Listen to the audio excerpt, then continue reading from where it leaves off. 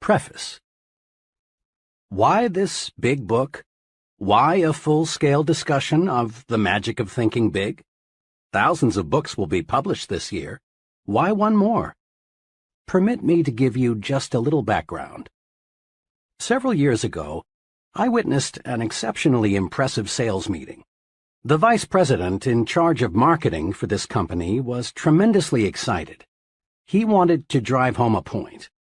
He had with him on the platform the leading representative in the organization, a very ordinary-looking fellow who earned in the year just ended just a little under $60,000.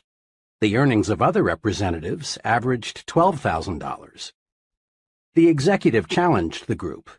Here is what he said. I want you to take a good look at Harry. Look at him. Now what's Harry got that the rest of you haven't? Harry earned 5 times the average, but is Harry 5 times smarter? No, not according to our personnel tests. I checked. They show he's about average in that department. And did Harry work 5 times harder than you fellows? No, not according to the reports. In fact, he took more time off than most of you. Did Harry have a better territory? Again, I've got to say no. The accounts averaged about the same. Did Harry have more education, better health? Again, no. Harry is about as average as an average guy could be, except for one thing. The difference between Harry and the rest of you, said the vice president, the difference is that Harry thought 5 times bigger. Then the executive proceeded to show that success is determined not so much by the size of one's brain as it is by the size of one's thinking. This was an intriguing thought, and it stayed with me. The more I observed, the more people I talked with, the deeper I dug into what's really behind success, the clearer was the answer. Case history after case history proved that the size of bank accounts, the size of happiness accounts, and the size of one's general satisfaction account is dependent on the size of one's thinking. There is magic in thinking big. If thinking big accomplishes so much, why doesn't everyone think that way? I've been asked that question many times. Here, I believe, is the answer. All of us, more than we recognize, are products of the thinking around us. And much of this thinking is little, not big. All around you is an environment that is trying to tug you, trying to pull you down second-class street. You are told almost daily that there are too many chiefs and not enough Indians. In other words, that opportunities to lead no longer exist, that there is a surplus of chiefs, so be content to be a little guy. But this too many chiefs idea simply doesn't square with the truth. Leading people in all occupations will tell you, as they've told me, that the trouble is, there are too many Indians and not nearly enough chiefs. This petty environment says other things, too. It tells you, whatever will be, that your destiny is outside your control, that fate is in complete control. So forget those dreams, forget that finer home, forget that special college for the children, forget the better life. Be resigned, lie down and wait to die. And who hasn't heard the statement that success isn't worth the price? As if you have to sell your soul, your family life, your conscience, your set of values to reach the top. But in truth, success doesn't demand a price. Every step forward pays a dividend. This environment also tells us there's too much competition for the top spots in life. But is there? A personnel selection executive told me that he receives 50 to 250 times as many applicants for jobs that pay $10,000 per year as for jobs that pay $50,000 a year. This is to say that there is at least 50 times as much competition for jobs on Second-Class Street as for jobs on First-Class Avenue. First-Class Avenue, USA, is a short, uncrowded street. There are countless vacancies waiting there for people like you who dare to think big. The basic principles and concepts supporting the magic of thinking big come from the highest pedigree sources, the very finest and biggest thinking minds yet to live on planet Earth. Minds like the prophet David, who wrote, "As one thinketh in his heart, so is he." Minds such as Emerson, who said, "Great men are those who see that thoughts rule the world." Minds like Milton, who in Paradise Lost wrote, "The mind is its own place, and in itself can make a heaven of hell or a hell of heaven." Amazingly perceptive minds like Shakespeare, who observed, "There is nothing either good or bad except that thinking makes it so." But where does the proof come from? How do we know the master thinkers were right? Fair questions. The proof comes from the lives of the select people around us who, through winning success, achievement, and happiness, prove that thinking big does work magic. The simple steps we have set down here are not untested theories. They are not one man's guesses and opinions. They are proven approaches to life's situations, and they are universally applicable steps that work, and work like magic. That you're listening to this proves you are interested in larger success. You want to fulfill your desires. You want to enjoy a fine standard of living. You want this life to deliver to you all the good things you deserve. Being interested in success is a wonderful quality. You have another admirable quality. The fact that you're listening to this program shows you have the intelligence to look for tools that will help take you where you want to go. In building anything, automobiles, bridges, missiles, we need tools. Many people, in their attempt to build a successful life, forget there are tools to help them. You have not forgotten. You have then the two basic qualities needed to realize real profit from this book: a desire for greater success and the intelligence to select a tool to help you realize that desire. Think big and you'll live big. You'll live big in happiness, you'll live big in accomplishment, big in income, big in friends, big in respect. Enough for the promise.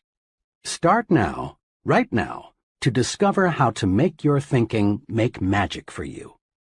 Start out with this thought of the great philosopher Disraeli: life is too short to be little. What this book will do for you. In every chapter of this book, you will find dozens of hard-headed, practical ideas, techniques, and principles that will enable you to harness the tremendous power of thinking big, so as to gain for yourself the success, happiness, and satisfaction you want so much. Every technique is dramatically illustrated by a real-life case history. You discover not only what to do, but what is even more important, you see exactly how to apply each principle to actual situations and problems. Here, then, is what this book will do for you. It will show you how you can launch yourself to success with the power of belief, win success by believing you can succeed, defeat disbelief and the negative power it creates, get big results by believing big, make your mind produce positive thoughts, develop the power of belief, plan a concrete success-building program, vaccinate yourself against excusitis, the failure disease, learn the secret that lies in your attitude toward health, take 4 positive steps to lick health excusitis, discover why your thinking power is more important than mere intelligence, use your mind for thinking, not simply as a warehouse for facts. Master 3 easy ways to cure intelligence excusitis. Overcome the problem of age, being too young or too old. Conquer luck excusitis and attract good luck to you. Use the action technique to cure fear and build confidence. Manage your memory so as to increase your store of confidence. Overcome your fear of other people. Increase self-confidence by satisfying your own conscience. Think confidently by acting confidently. Learn the 5 positive steps to build confidence and destroy fear. Discover that success is measured by the size of your thinking. Measure your true size and find out what assets you have. Think as big as you really are. Develop the big thinker's vocabulary with these 4 specific steps. Think big by visualizing what can be done in the future. Add value to things, to people, and to yourself. Get the thinking big view of your job. Think above trivialities and concentrate on what's important. Test yourself. Find out how big your thinking really is.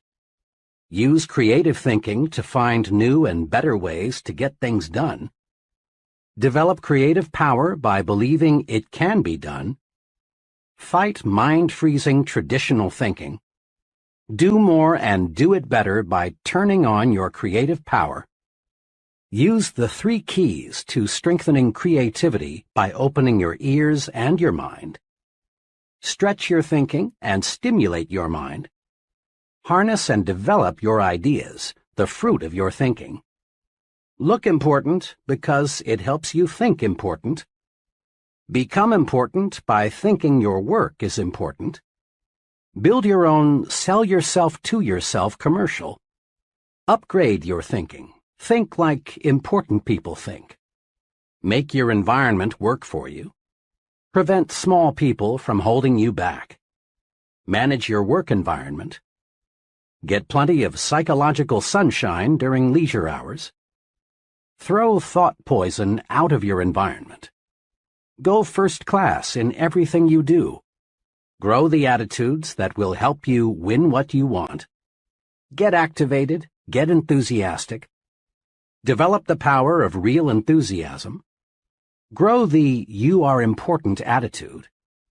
Make more money by getting the put service first attitude. Win the support of other people by thinking right toward them. Become more likable by making yourself lighter to lift. Take the initiative in building friendships. Master the technique of thinking only good thoughts about people. Win friends by practicing conversation generosity. Think big, even when you lose or receive a setback. Get the action habit. You don't need to wait until conditions are perfect. Make up your mind to do something about your ideas.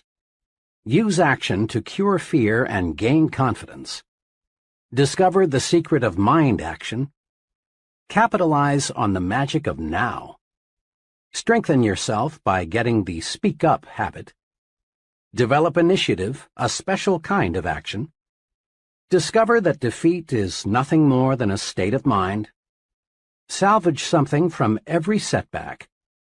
Use the force of constructive self-criticism. Achieve positive results through persistence and experimentation. Whip discouragement by finding the good side to every situation. Multiply your energy by setting definite goals. Set goals that will help you get things done and live longer. Accomplish your goals with this 30-day improvement guide. Invest in yourself for future profit. Learn the 4 rules of leadership. Develop your power to trade minds with the people you want to influence. Put the be human approach to work for you. Think progress, believe in progress, push for progress. Test yourself to learn whether you are a progressive thinker. Tap your supreme thinking power. Use the magic of thinking big in life's most crucial situations. Chapter 1. Believe you can succeed and you will. Success means many wonderful, positive things. Success means personal prosperity, a fine home, vacations, travel, new things, financial security, giving your children maximum advantages. Success means winning admiration, leadership, being looked up to by people in your business and social life. Success means freedom, freedom from worries, fears, frustrations, and failure.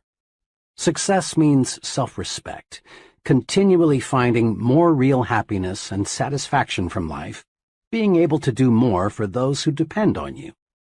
Success means winning. Success, achievement, is the goal of life. Every human being wants success. Everybody wants the best this life can deliver. Nobody enjoys crawling, living in mediocrity. No one likes feeling second class and feeling forced to go that way.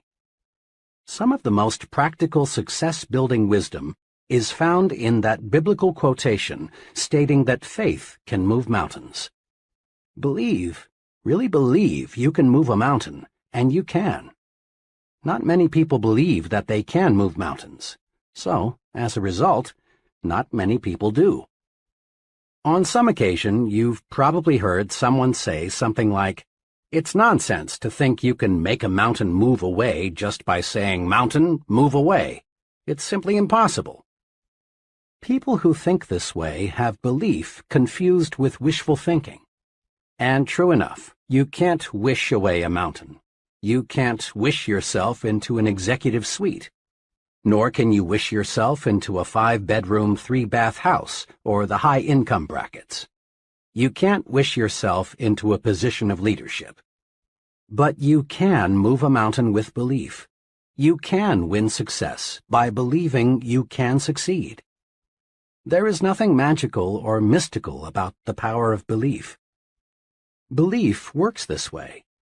Belief, the "I'm positive I can" attitude, generates the power, skill, and energy needed to do.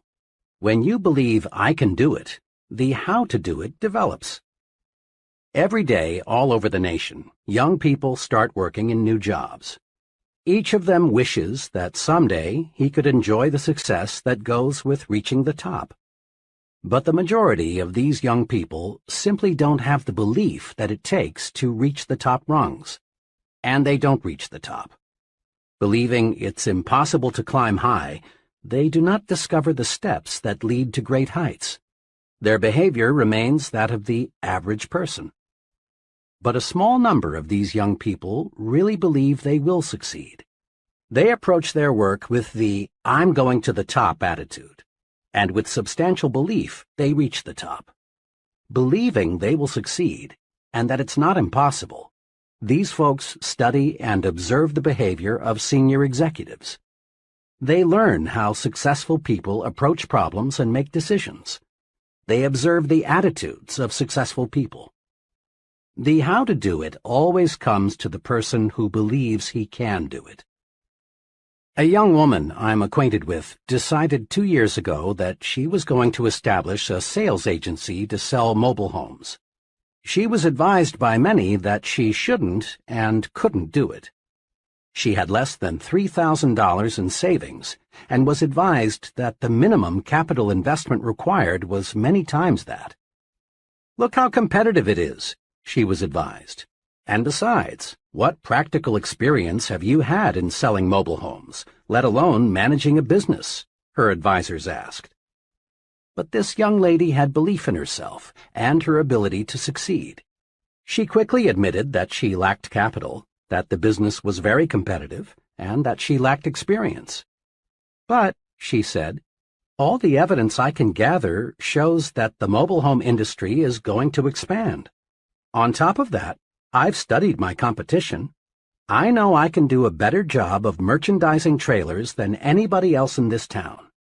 I expect to make some mistakes, but I'm going to be on top in a hurry." And she was. She had little trouble getting capital. Her absolutely unquestioned belief that she could succeed with this business won her the confidence of 2 investors. And armed with complete belief, she did the impossible. She got a trailer manufacturer to advance her a limited inventory with no money down. Last year, she sold over $1 million worth of trailers. Next year, she says, I expect to gross over $2 million. Belief, strong belief, triggers the mind to figure ways and means and how to. And believing you can succeed makes others place confidence in you. Most people do not put much stock in belief, but some, the residents of Successfulville, USA, do. Just a few weeks ago, A friend who is an official with a state highway department in a Midwestern state related a mountain-moving experience to me. "Last month," my friend began, "our department sent notices to a number of engineering companies that we were authorized to retain some firm to design 8 bridges as part of our highway building program. The bridges were to be built at a cost of $5 million. The engineering firm selected would get a 4% commission, or $200,000 for its design work. I talked with 21 engineering firms about this. The 4 largest decided right away to submit proposals. The other 17 companies were small, having only 3 to 7 engineers each. The size of the project scared off 16 of these 17. They went over the project, shook their heads, and said, in effect, 'It's too big for us. I wish I thought we could handle it, but it's no use even trying.' But one of these small firms, a company with only 3 engineers, studied the plans and said, 'We can do it. We'll submit a proposal.' They did, and they got the job. Those who believe they can move mountains do. Those who believe they can't, cannot. Belief triggers the power to do. Actually, in these modern times, belief is doing much bigger things than moving mountains. The most essential element, in fact, the essential element in our space explorations today, is belief that space can be mastered. Without firm, unwavering belief that man can travel in space, our scientists would not have the courage, interest, and enthusiasm to proceed. Belief that cancer can be cured will ultimately produce cures for cancer.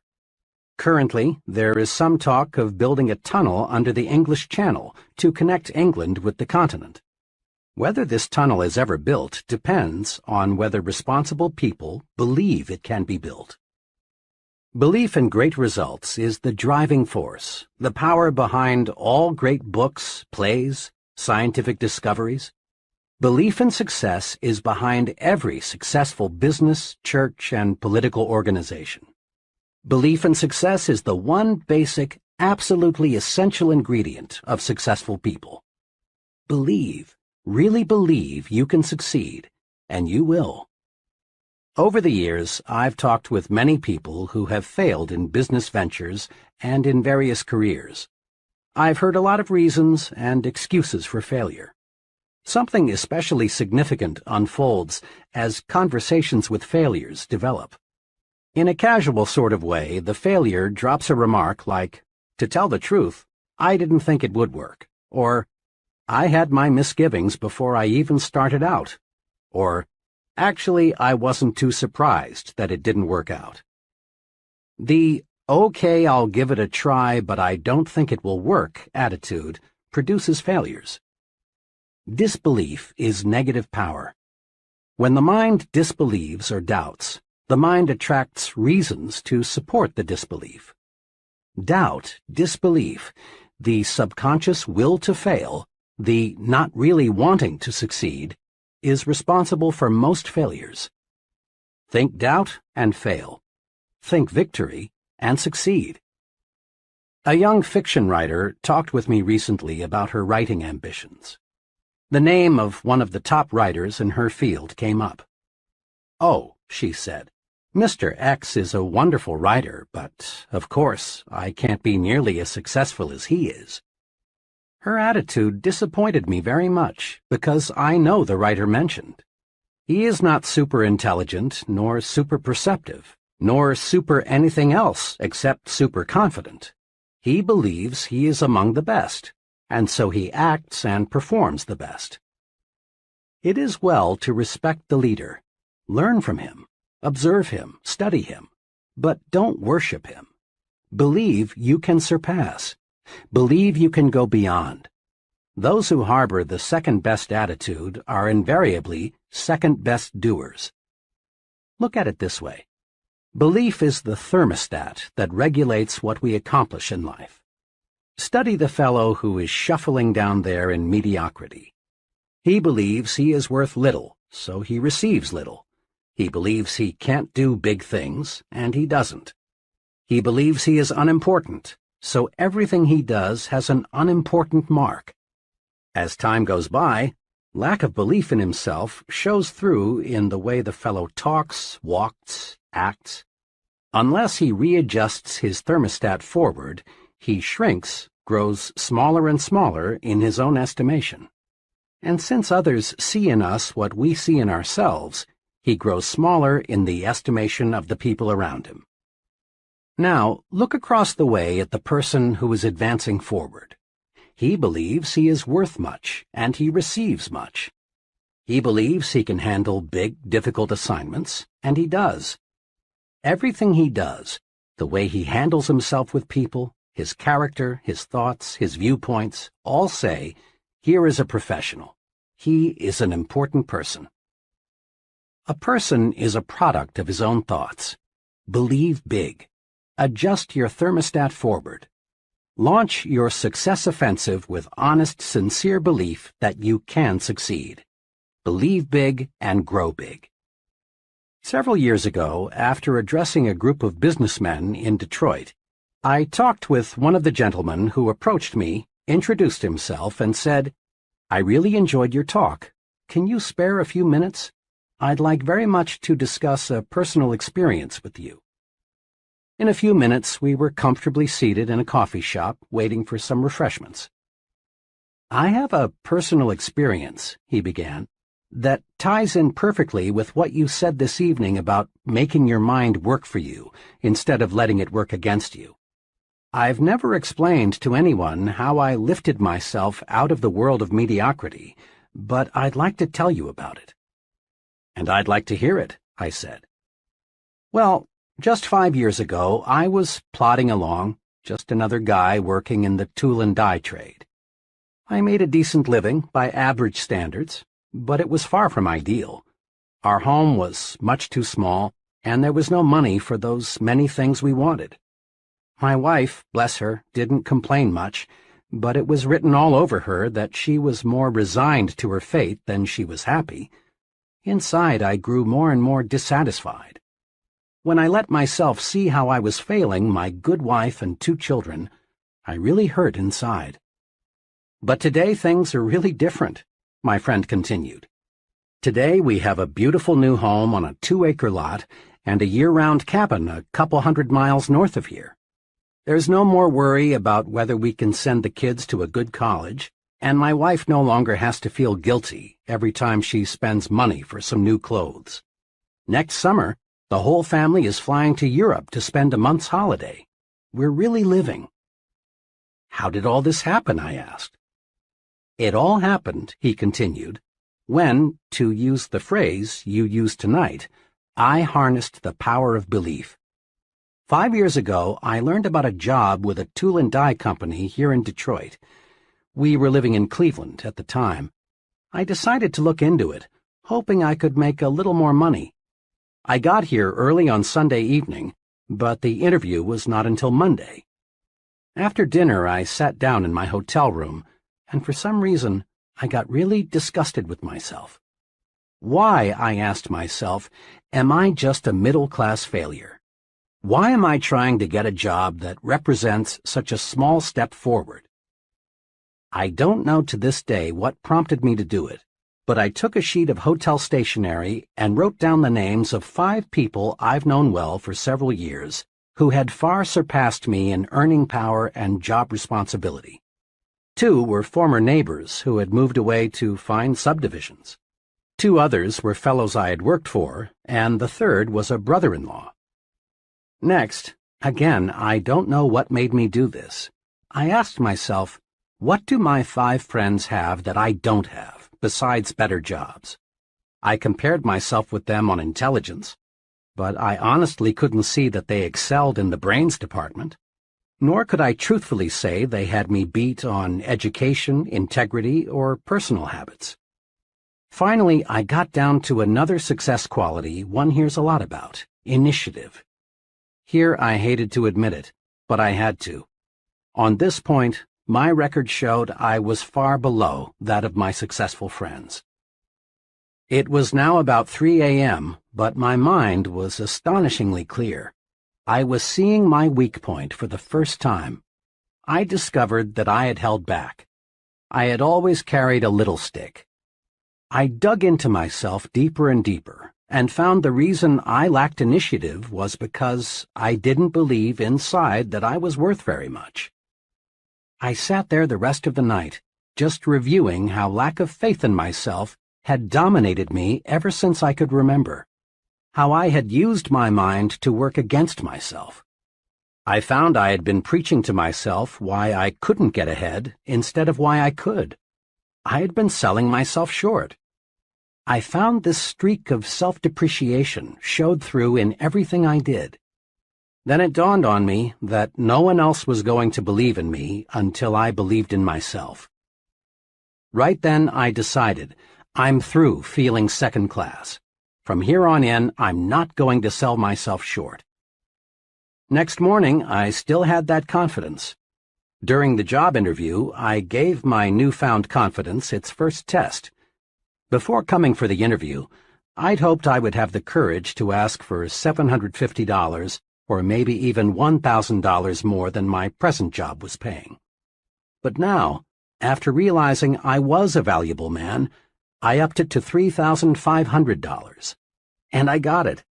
I sold myself because, after that one long night of self-analysis, I found things in myself that made me a lot more saleable.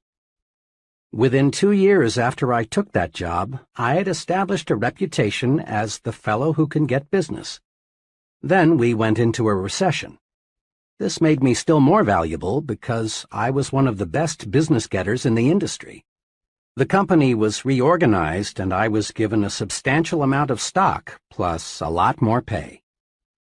Believe in yourself, and good things do start happening. Your mind is a thought factory.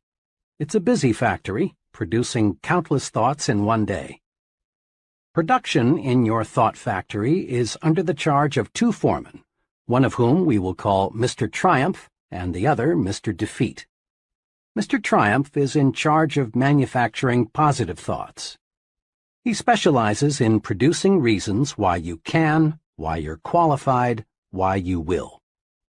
The other foreman, Mr. Defeat, produces negative, deprecating thoughts. He is your expert in developing reasons why you can't, why you're weak, why you're inadequate. His specialty is the why you will fail chain of thoughts. Both Mr. Triumph and Mr. Defeat are intensely obedient. They snap to attention immediately. All you need do to signal either foreman is to give the slightest mental beck and call. If the signal is positive, Mr. Triumph will step forward and go to work. Likewise, a negative signal brings Mr. Defeat forward. To see how these 2 foremen work for you, try this example. Tell yourself, today is a lousy day. This signals Mr. Defeat into action, and he manufactures some facts to prove you are right. He suggests to you that it's too hot or it's too cold. Business will be bad today. Sales will drop. Other people will be on edge. You may get sick. Your wife will be in a fussy mood. Mr. Defeat is tremendously efficient. In just a few moments, he's got you sold. It is a bad day.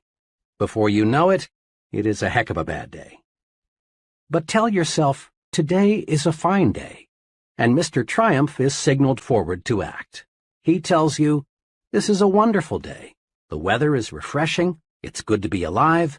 Today you can catch up on some of your work. And then it is a good day. In like fashion, Mr. Defeat can show you why you can't sell Mr. Smith. Mr. Triumph will show you that you can. Mr. Defeat will convince you that you will fail, while Mr. Triumph will demonstrate why you will succeed. Mr. Defeat will prepare a brilliant case against Tom, while Mr. Triumph will show you more reasons why you like Tom. Now, the more work you give either of these 2 foremen, the stronger he becomes. If Mr. Defeat is given more work to do, he adds personnel and takes up more space in your mind. Eventually, he will take over the entire thought manufacturing division, and virtually all thought will be of a negative nature. The only wise thing to do is fire Mr. Defeat. You don't need him. You don't want him around telling you that you can't, you're not up to it, you'll fail, and so on. Mr. Defeat won't help you get where you want to go, so boot him out. Use Mr. Triumph 100% of the time. When any thought enters your mind, ask Mr. Triumph to go to work for you. He'll show you how you can succeed. Between now and tomorrow at this time, another 11,500 new consumers will have made their grand entry into the USA. Population is growing at a record rate. In the next 10 years, the increase is conservatively estimated at 35 million. That's equal to the present combined metropolitan population of our 5 biggest cities: New York, Chicago, Los Angeles, Detroit, and Philadelphia. Imagine. New industries, new scientific breakthroughs, expanding markets, all spell opportunity. This is good news. This is a most wonderful time to be alive. All signs point to a record demand for top-level people in every field. People who have superior ability to influence others, to direct their work, to serve them in a leadership capacity. And the people who will fill these leadership positions are all adults or near adults right now. One of them is you. The guarantee of a boom is not, of course, a guarantee of personal success. Over the long pull, the United States has always been booming. But just a fast glance shows that millions and millions of people, in fact, a majority of them, struggle but don't really succeed. The majority of folks still plug along in mediocrity despite the record opportunity of the last 2 decades. And in the boom period ahead, most people will continue to worry, to be afraid, to crawl through life feeling unimportant, unappreciated, not able to do what they want to do. As a result, their performance will earn them petty rewards, petty happiness. Those who convert opportunity into reward, and let me say, I sincerely believe you are one of those, else you'd rely on luck and not bother with this book, will be those wise people who learn how to think themselves to success. Walk in. The door to success is open wider than ever before. Put yourself on record now that you are going to join that select group that is getting what it wants from life. Here is the first step toward success. It's a basic step. It can't be avoided. Step 1. Believe in yourself. Believe you can succeed.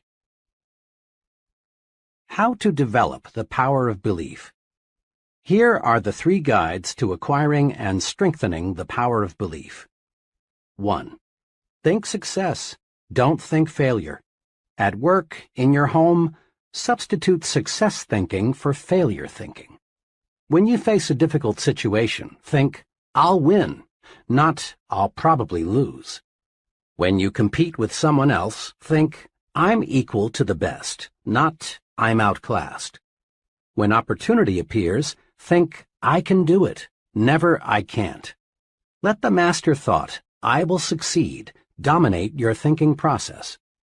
Thinking success conditions your mind to create plans that produce success. Thinking failure does the exact opposite. Failure thinking conditions the mind to think other thoughts that produce failure. 2. Remind yourself regularly that you are better than you think you are. Successful people are not supermen. Success does not require a super intellect, nor is there anything mystical about success. And success isn't based on luck. Successful people are just ordinary folks who have developed belief in themselves and what they do. Never, yes, never, sell yourself short. 3. Believe big. The size of your success is determined by the size of your belief. Think little goals and expect little achievements. Think big goals and win big success. Remember this, too. Big ideas and big plans are often easier, certainly no more difficult, than small ideas and small plans. Mr. Ralph J. Kortner, chairman of the board of the General Electric Company, said this to a leadership conference: "We need from every man who aspires to leadership, for himself and his company, a determination to undertake a personal program of self-development. Nobody is going to order a man to develop. Whether a man lags behind or moves ahead in his specialty is a matter of his own personal application. This is something which takes time, work, and sacrifice. Nobody can do it for you." Mr. Cordener's advice is sound and practical. Live it. Persons who reach the top rungs in business management, selling, engineering, religious work, writing, acting, and in every other pursuit get there by following conscientiously and continuously a plan for self-development and growth. Any training program, and that's exactly what this book is, must do three things. It must provide content, the what to do. Second, it must supply a method, the how to do it. And third, it must meet the acid test, that is, get results. The what of your personal training program for success is built on the attitudes and techniques of successful people. How do they manage themselves? How do they overcome obstacles? How do they earn the respect of others? What sets them apart from the ordinary? How do they think? The how of your plan for development and growth is a series of concrete guides for action. These are found in each chapter. These guides work. Apply them and see for yourself. What about the most important part of training? Results? Wrapped up briefly, conscientious application of the program presented here will bring you success, and on a scale that may now look impossible. Broken down into its components, your personal training program for success will bring you a series of rewards. The reward of deeper respect from your family, the reward of admiration from your friends and associates, the reward of feeling useful, of being someone, of having status, the reward of increased income and a higher standard of living. Your training is self-administered. There will be no one standing over your shoulder telling you what to do and how to do it. This book will be your guide, but only you can understand yourself. Only you can command yourself to apply this training. Only you can evaluate your progress. Only you can bring about corrective action should you slip a little. In short, you are going to train yourself to achieve bigger and bigger success.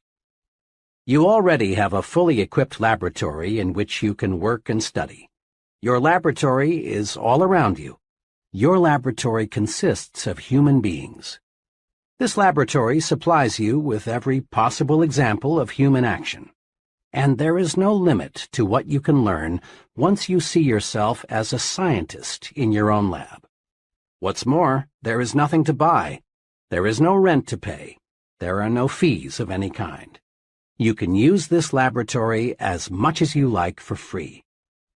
As director of your own laboratory, you will want to do what every scientist does: observe and experiment. Isn't it surprising to you that most people understand so little about why people act as they do, even though they are surrounded by people all their lives? Most people are not trained observers. One important purpose of this book is to help you train yourself to observe, to develop deep insight into human action. You'll want to ask yourself questions like, why is John so successful and Tom just getting by? Why do some people have many friends and other people have only few friends? Why will people gladly accept what one person tells them but ignore another person who tells them the same thing? Once trained, you will learn valuable lessons just through the very simple process of observing. Here are 2 special suggestions to help you make yourself a trained observer. Select for special study the most successful and the most unsuccessful person you know. Then, as the book unfolds, observe how closely your successful friend adheres to the success principles. Notice also how studying the 2 extremes will help you see the unmistakable wisdom of following the truths outlined in this book. Each contact you make with another person gives you a chance to see success development principles at work. Your objective is to make successful action habitual. The more we practice, the sooner it becomes second nature to act in the desired way. Most of us have friends who grow things for a hobby, and we've all heard them say something like, "It's exciting to watch those plants grow. Just look how they respond to plant food and water. See how much bigger they are today than they were last week." To be sure, it is thrilling to watch what can happen when men cooperate carefully with nature. But it is not 1/10 as fascinating as watching yourself respond to your own carefully administered thought management program. It's fun to feel yourself growing more confident, more effective, more successful, day by day, month by month.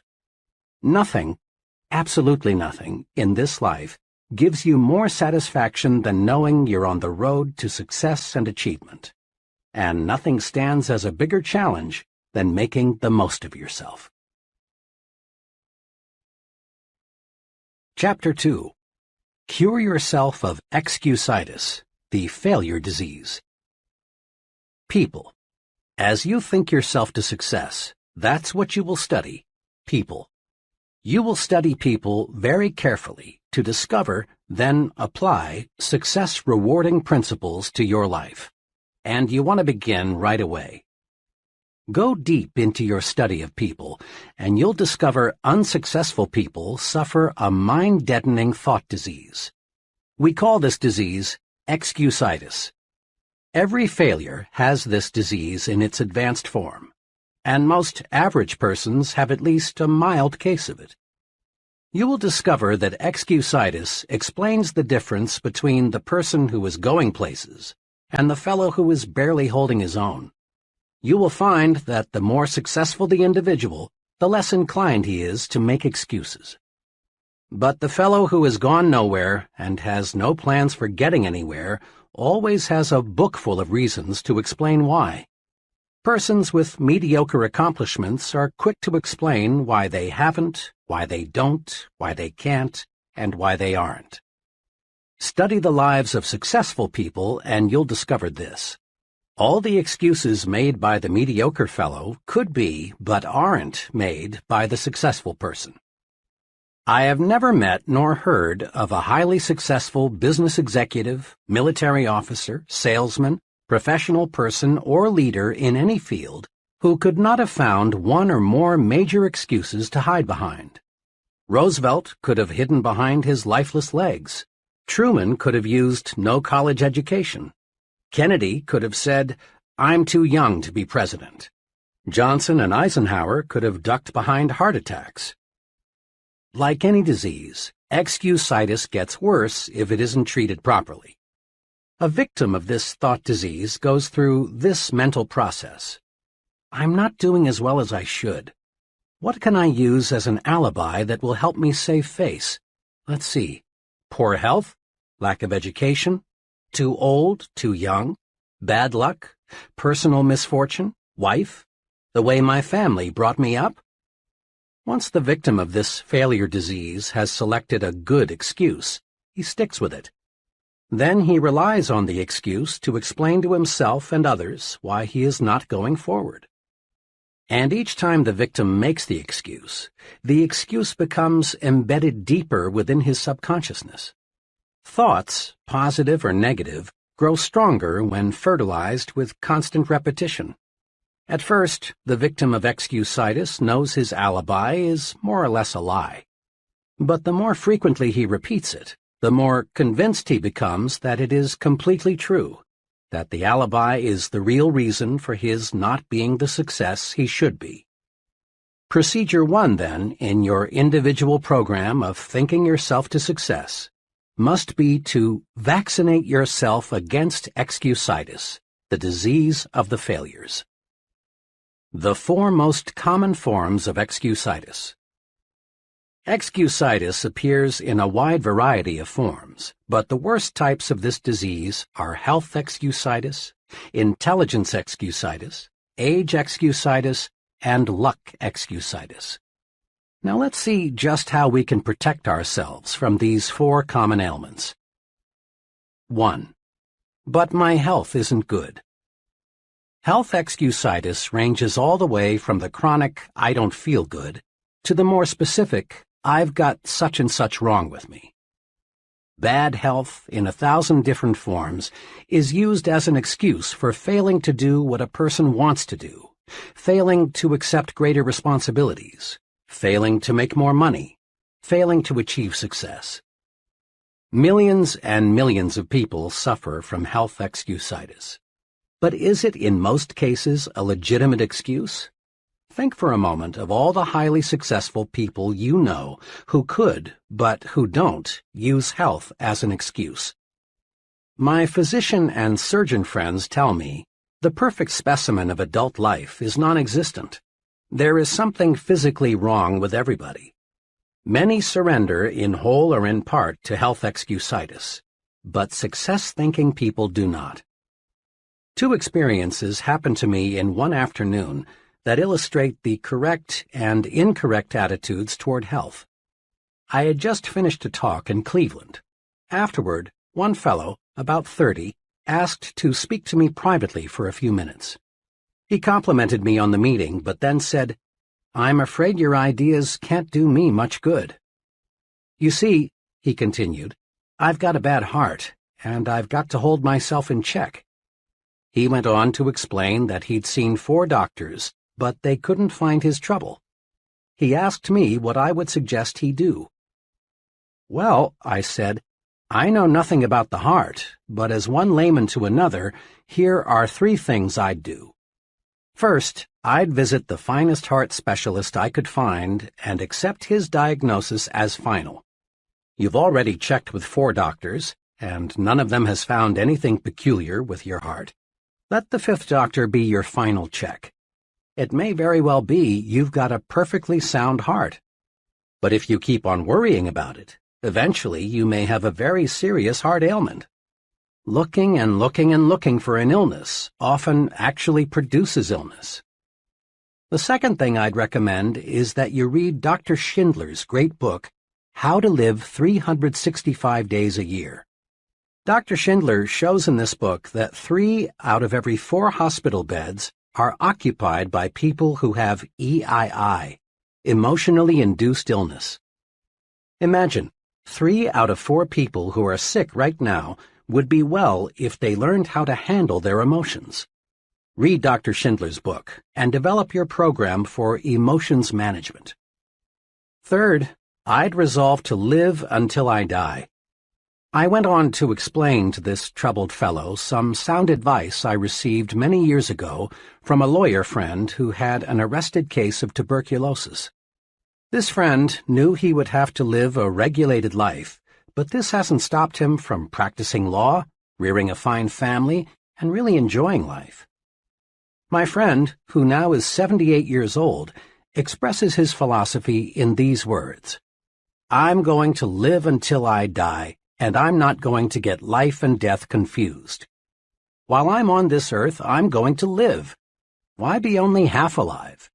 Every minute a person spends worrying about dying is just 1 minute that fellow might as well have been dead." I had to leave at that point because I had to be on a certain plane for Detroit. On the plane, the second but much more pleasant experience occurred. After the noise of the takeoff, I heard a ticking sound. Rather startled, I glanced at the fellow sitting beside me, for the sound seemed to be coming from him. He smiled a big smile and said, "Oh, it's not a bomb. It's just my heart."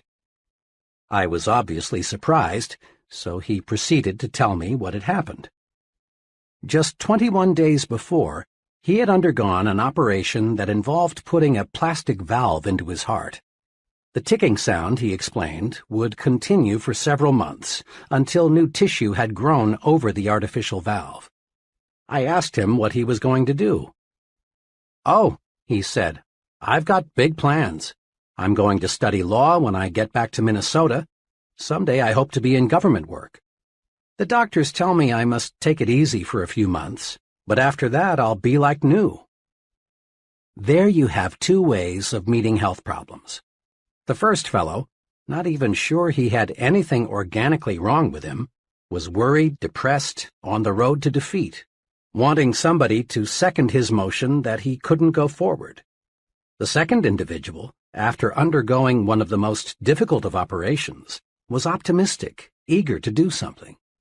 The difference lay in how they thought toward health. I've had some very direct experience with health excusitis. I'm a diabetic. Right after I discovered I had this ailment, about 5,000 hypodermics ago, I was warned, diabetes is a physical condition, but the biggest damage results from having a negative attitude about it. Worry about it, and you may have real trouble. Naturally, since the discovery of my own diabetes, I've gotten to know a great many other diabetics. Let me tell you about two extremes.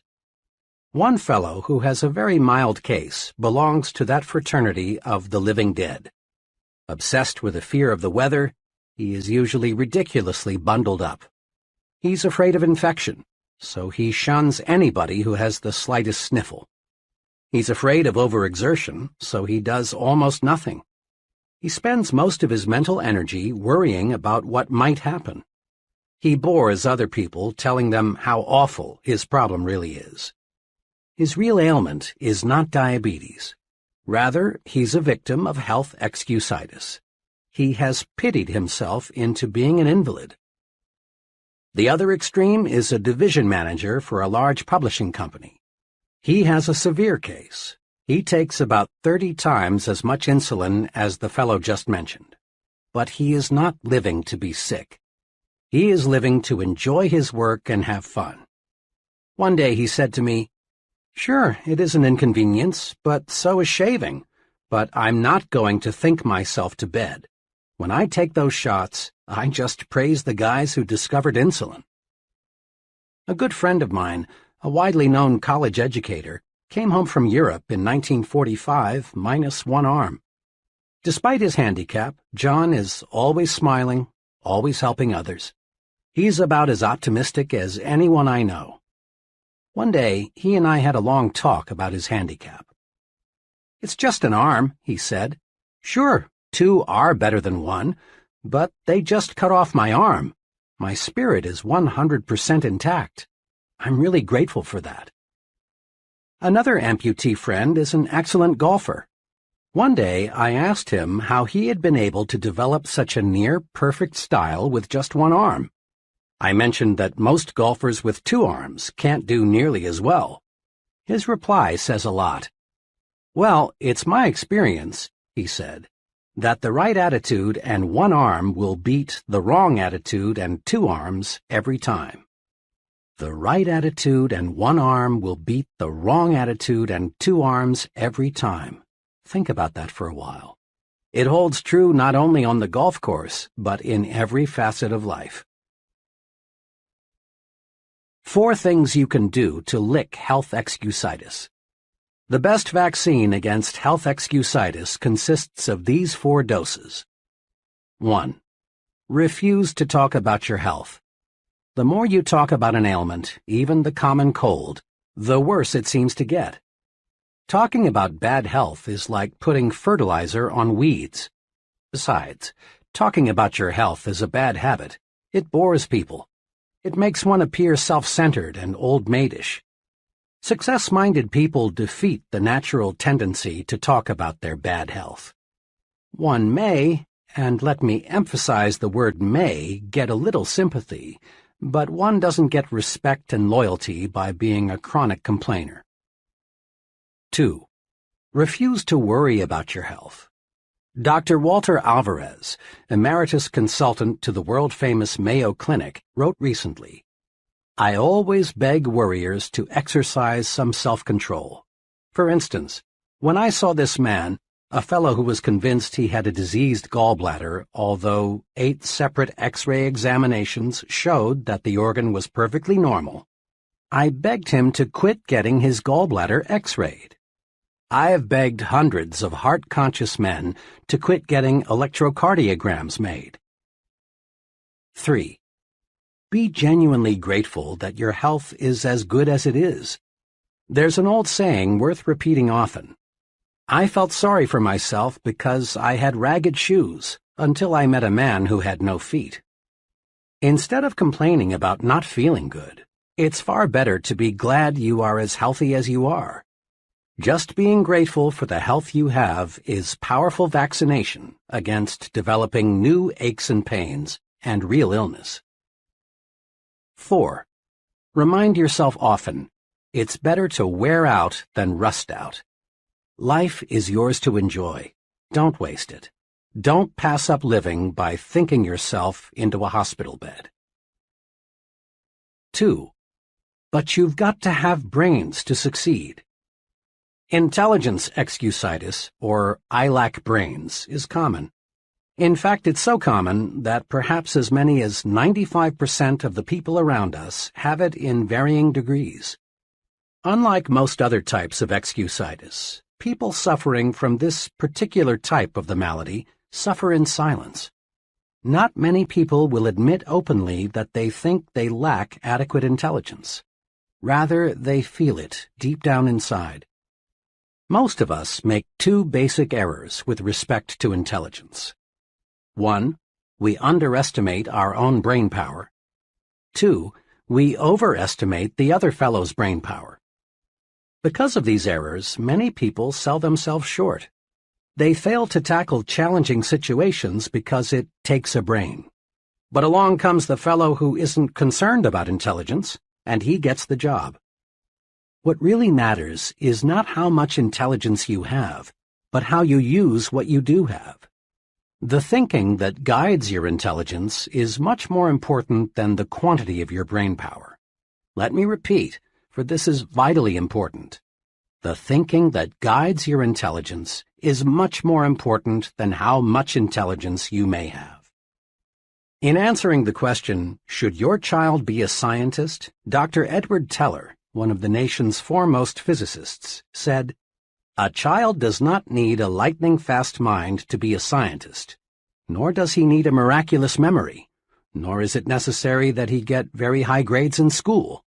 The only point that counts is that the child have a high degree of interest in science."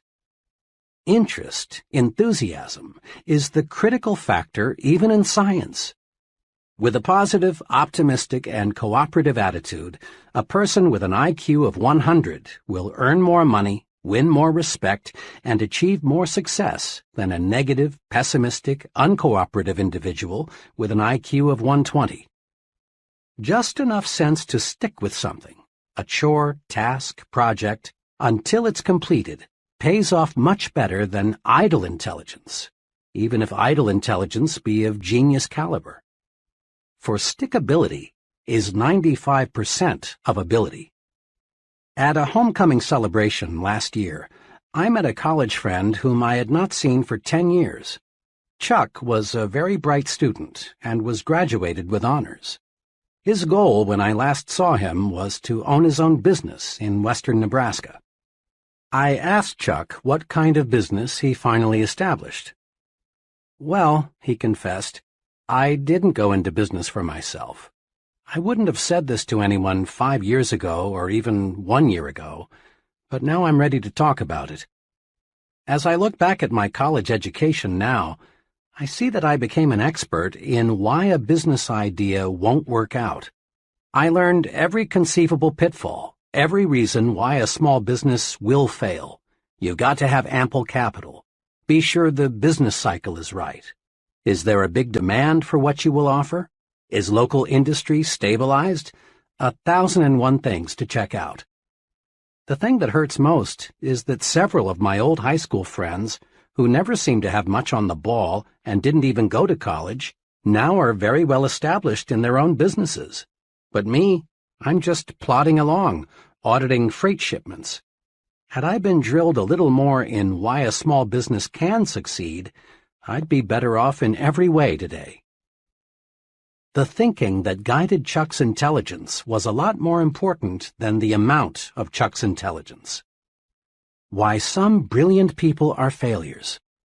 I've been close for many years to a person who qualifies as a genius, has high abstract intelligence, and is Phi Beta Kappa.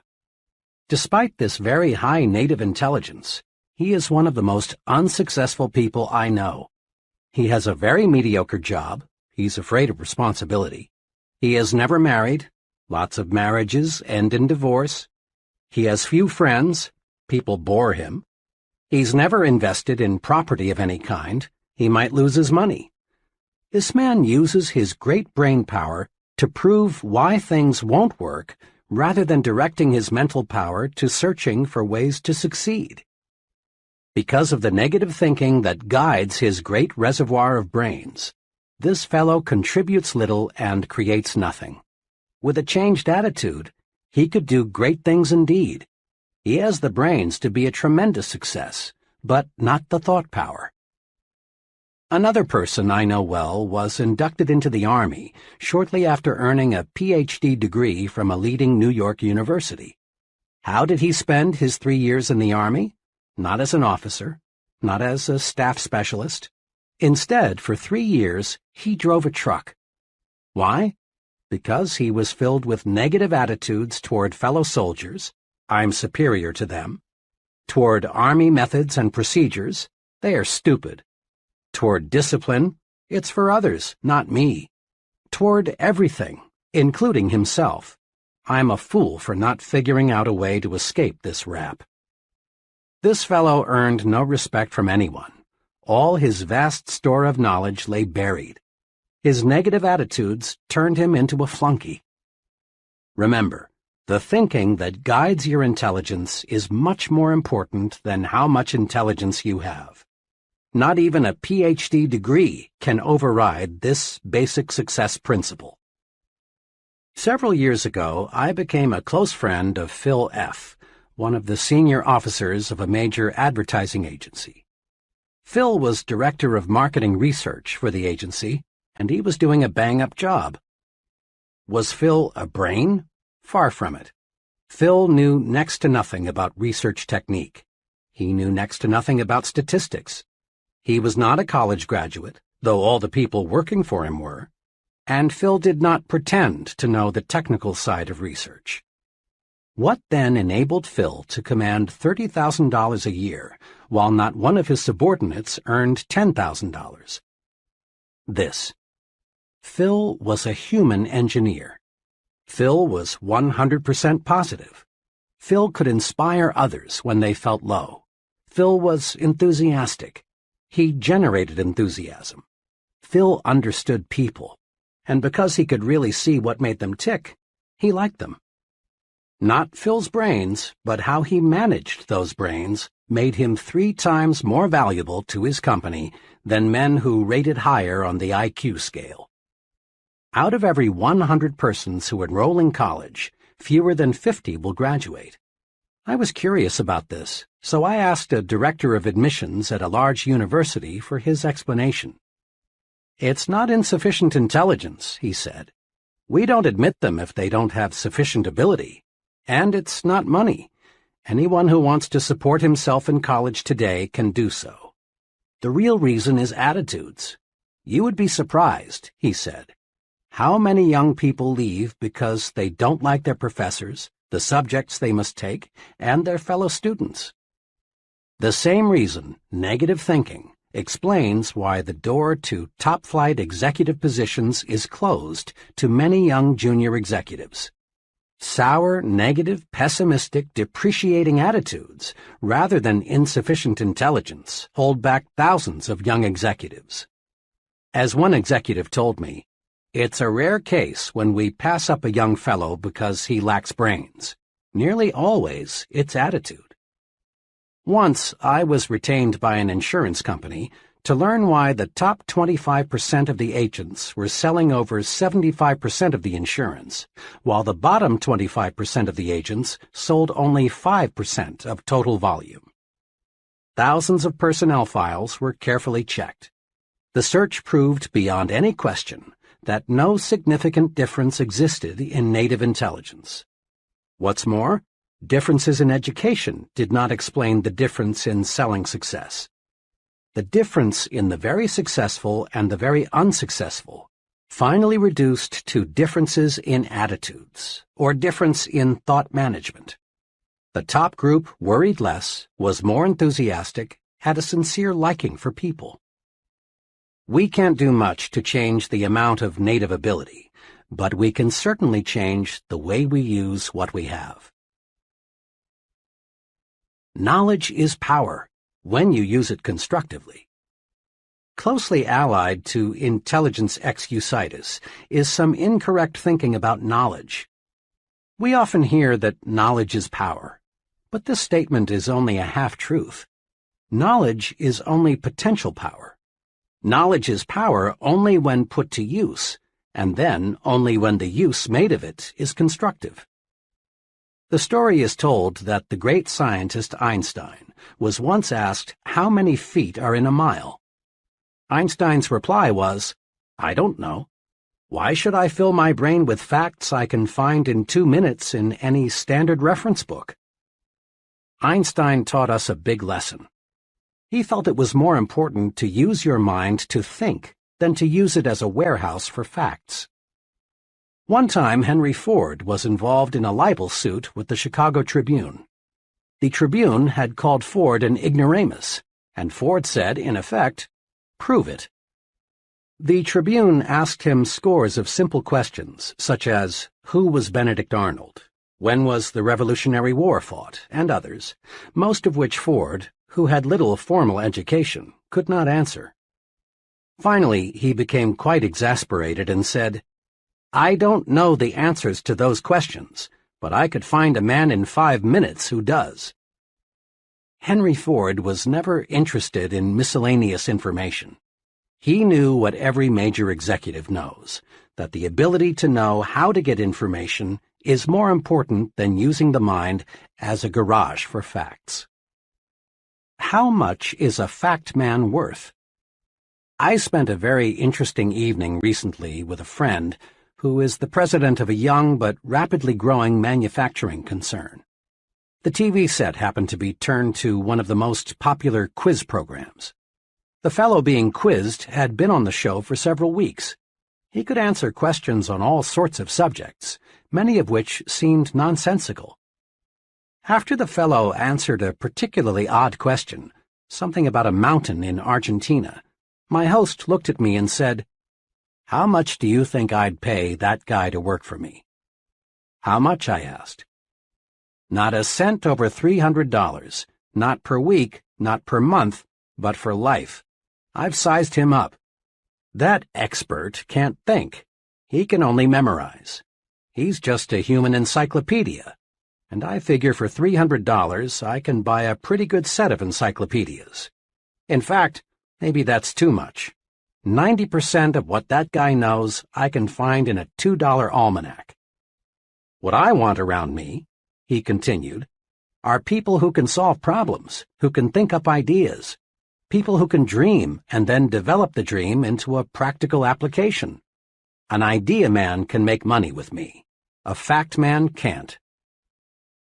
3 easy ways to cure intelligence excusitis are: Number 1, never underestimate your own intelligence, and never overestimate the intelligence of others. Don't sell yourself short. Concentrate on your assets. Discover your superior talents. Remember, it's not how many brains you've got that matters. Rather, it's how you use your brains that counts. Manage your brains instead of worrying about how much IQ you've got. Number 2, remind yourself several times daily, my attitudes are more important than my intelligence. At work and at home, practice positive attitudes. See the reasons why you can do it, not the reasons why you can't. Develop an I'm winning attitude. Put your intelligence to creative, positive use. Use it to find ways to win, not to prove you will lose. Number 3, remember that the ability to think is of much greater value than the ability to memorize facts. Use your mind to create and develop ideas, to find new and better ways to do things. Ask yourself, Am I using my mental ability to make history, or am I using it merely to record history made by others? 3. It's no use. I'm too old or too young. Age excusitis, the failure disease of never being the right age, comes in two easily identifiable forms, the I'm too old variety and the I'm too young brand. You've heard hundreds of people of all ages explain their mediocre performance in life something like this. I'm too old, or too young, to break in now. I can't do what I want to do or am capable of doing because of my age handicap. Really, it's surprising how few people feel they are just right, age-wise, and it's unfortunate. This excuse has closed the door of real opportunity to thousands of individuals. They think their age is wrong, so they don't even bother to try. The I'm too old variety is the most common form of age excusitis. This disease is spread in subtle ways. TV fiction is produced about the big executive who lost his job because of a merger and can't find another because he's too old. Mr. Executive looks for months to find another job, but he can't, and in the end, after contemplating suicide for a while, he decides to rationalize that it's nice to be on the shelf.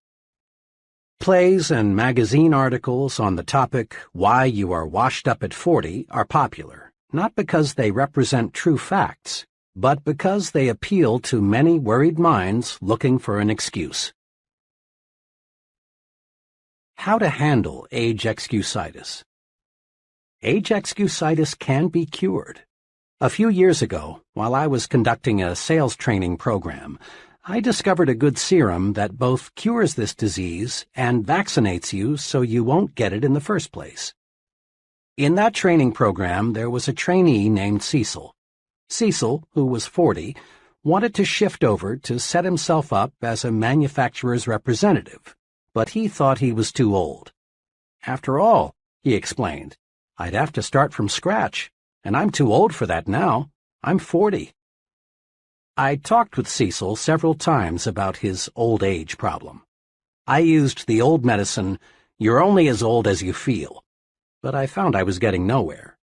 Too often, people retort with, but I do feel old. Finally, I discovered a method that worked. One day, after a training session, I tried it on Cecil. I said, Cecil, when does a man's productive life begin? He thought a couple of seconds and answered, Oh, when he's about 20, I guess. Okay, I said. Now, when does a man's productive life end? Cecil answered, Well, if he stays in good shape and likes his work, I guess a man is still pretty useful when he's 70 or so. All right, I said. A lot of folks are highly productive after they reach 70, but let's agree with what you've just said. A man's productive years stretch from 20 to 70. That's 50 years in between, or half a century. Cecil, I said, you're 40. How many years of productive life have you spent? 20, he answered. And how many have you left? 30, he replied. In other words, Cecil, you haven't even reached the halfway point. You've used up only 40% of your productive years. I looked at Cecil and realized he'd gotten the point. He was cured of age excusitis. Cecil saw he still had many opportunity-filled years left. He switched from thinking, I'm already old, to I'm still young. Cecil now realized that how old we are is not important. It's one's attitude toward age that makes it a blessing or a barricade.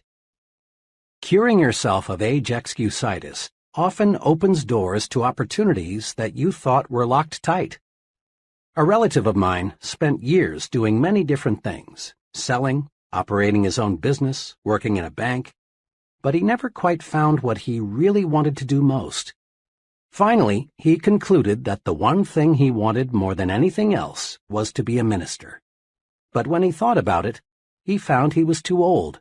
After all, he was 45, had 3 young children and little money.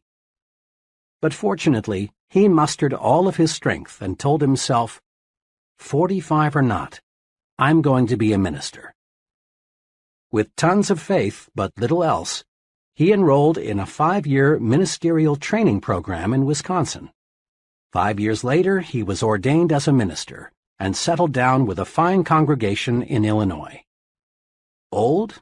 Of course not. He still has 20 years of productive life ahead of him. I talked with this man not long ago, and he said to me, "You know, if I had not made that great decision when I was 45, I would have spent the rest of my life growing old and bitter. Now I feel every bit as young as I did 25 years ago." And he almost looked it, too. When you lick age excusitis, the natural result is to gain the optimism of youth and feel of youth. When you beat down your fears of age limitations, you add years to your life as well as success. A former university colleague of mine provides an interesting angle on how age excusitis was defeated.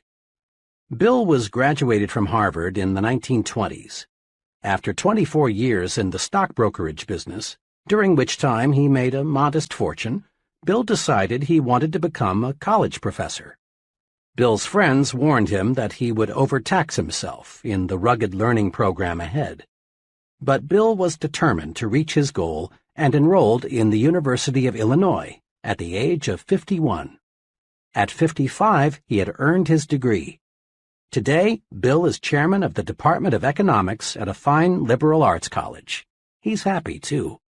He smiles when he says, "I've got almost a third of my good years left." Old age is a failure disease. Defeat it by refusing to let it hold you back. When is a person too young? The "I'm too young" variety of age excusitis does much damage, too. About a year ago, a 23-year-old fellow named Jerry came to me with a problem. Jerry was a fine young man. He had been a paratrooper in the service and then had gone to college. While going to college, Jerry supported his wife and son by selling for a large transfer and storage company. He had done a terrific job, both in college and for his company. But today Jerry was worried. "Dr. Schwartz," he said, "I've got a problem. My company has offered me the job of sales manager. This would make me supervisor over 8 salesmen." "Congratulations, that's wonderful news," I said. "But you seem worried." "Well," he continued, "all 8 men I'm to supervise are from 7 to 21 years older than I. What do you think I should do? Can I handle it?" "Jerry," I said, "the general manager of your company obviously thinks you're old enough or he wouldn't have offered you this job. Just remember these 3 points and everything will work out just fine. First, don't be age conscious. Back on the farm, a boy became a man when he proved he could do the work of a man. His number of birthdays had nothing to do with it, and this applies to you. When you prove you are able to handle the job of sales manager, you're automatically old enough. Second, don't take advantage of your new gold bars. Show respect for the salesman. Ask them for their suggestions. Make them feel they are working for a team captain, not a dictator. Do this, and the men will work with you, not against you. Third, get used to having older persons working for you. Leaders in all fields soon find they are younger than many of the people they supervise. So get used to having older men work for you. It will help you a lot in the coming years, when even bigger opportunities develop. And remember, Jerry, your age won't be a handicap unless you make it one. Today, Jerry's doing fine. He loves the transportation business, and now he's planning to organize his own company in a few years. Youth is a liability only when the youth thinks it is. You often hear that certain jobs require considerable physical maturity, jobs like selling securities and insurance. That you've got to have either gray hair or no hair at all in order to gain an investor's confidence is plain nonsense. What really matters is how well you know your job. If you know your job and understand people, you're sufficiently mature to handle it. Age has no real relation to ability, unless you convince yourself that years alone will give you the stuff you need to make your mark. Many young people feel that they are being held back because of their youth. Now, it is true that another person in an organization who is insecure and job-scared may try to block your way forward, using age or some other reason. But the people who really count in the company will not. They will give you as much responsibility as they feel you can handle well. Demonstrate that you have ability and positive attitudes, and your youthfulness will be considered an advantage. In quick recap, the cure for age excusitis is: Number 1. Look at your present age positively. Think, I'm still young, not I'm already old. Practice looking forward to new horizons and gain the enthusiasm and the feel of youth. Number 2. Compute how much productive time you have left. Remember, a person age 30 still has 80% of his productive life ahead of him. And the 50-year-old still has a big 40%, the best 40%, of his opportunity years left. Life is actually longer than most people think. 3. Invest future time in doing what you really want to do. It's too late only when you let your mind go negative and think it's too late. Stop thinking, I should have started years ago. That's failure thinking. Instead think, I'm going to start now. My best years are ahead of me. That's the way successful people think. 4. But my case is different. I attract bad luck. Recently, I heard a traffic engineer discuss highway safety. He pointed out that upward of 40,000 persons are killed each year in so-called traffic accidents. The main point of his talk was that there is no such thing as a true accident. What we call an accident is the result of human or mechanical failure, or a combination of both. What this traffic expert was saying substantiates what wise men throughout the ages have said. There is a cause for everything. Nothing happens without a cause. There is nothing accidental about the weather outside today. It is the result of specific causes. And there is no reason to believe that human affairs are an exception. Yet hardly a day passes that you do not hear someone blame his problems on bad luck. And it's a rare day that you do not hear someone attribute another person's success to good luck. Let me illustrate how people succumb to luck excusitis. I lunched recently with 3 young junior executives. The topic of conversation that day was George C., who just yesterday had been picked from among their group for a major promotion. Why did George get the position?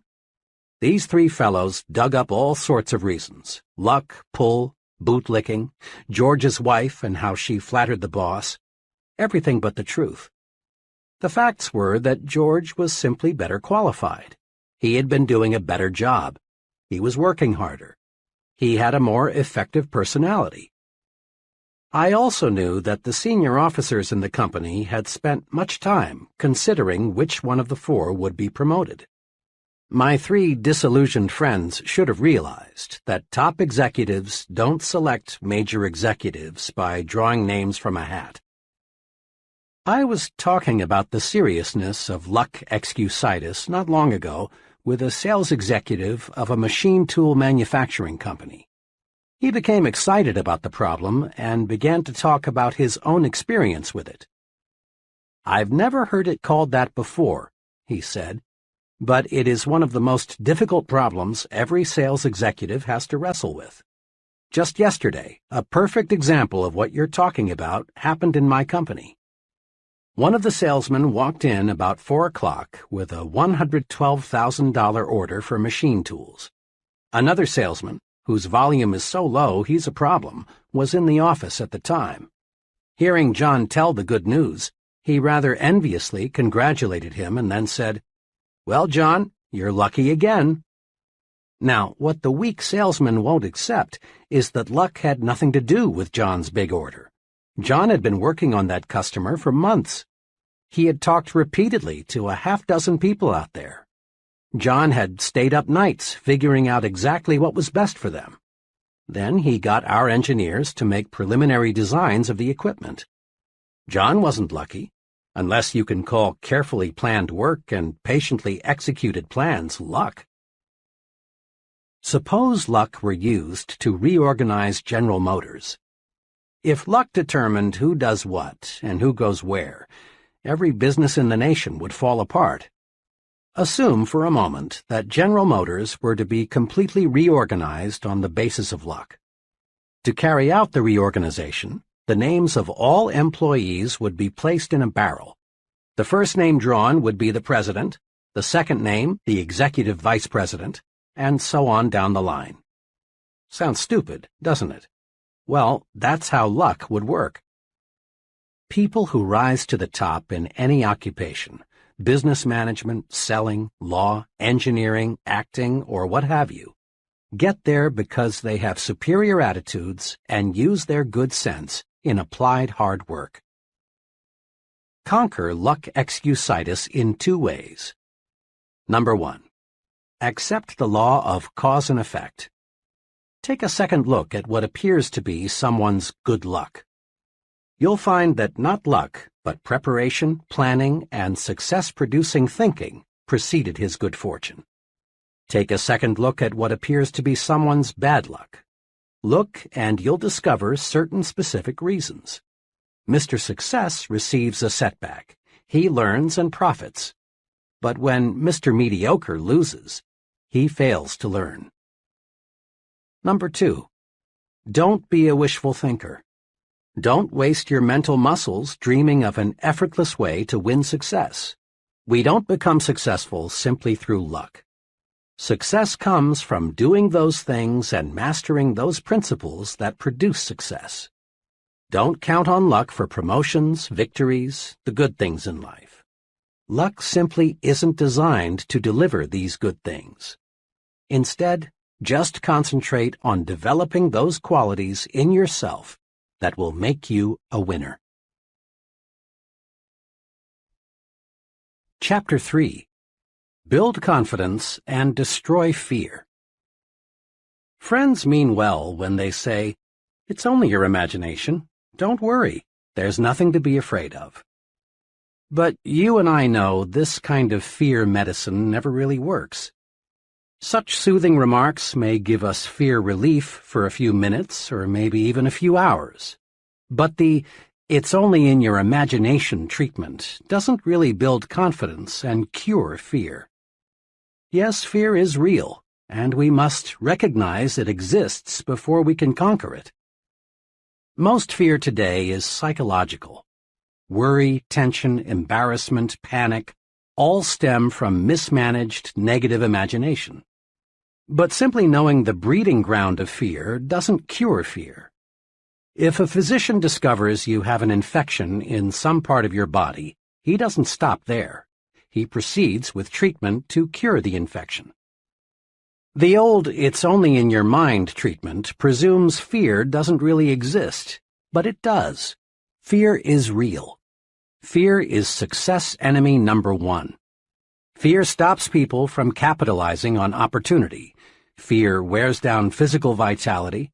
Fear actually makes people sick, causes organic difficulties, shortens life. Fear closes your mouth when you want to speak. Fear, uncertainty, lack of confidence, explains why we still have economic recessions. Fear explains why millions of people accomplish little and enjoy little. Truly, fear is a powerful force. In one way or another, fear prevents people from getting what they want from life. Fear of all kinds and sizes is a form of psychological infection. We can cure a mental infection the same way we cure a body infection, with specific proved treatments. First, though, as part of your pre-treatment preparation, condition yourself with this fact. All confidence is acquired, developed. No one is born with confidence.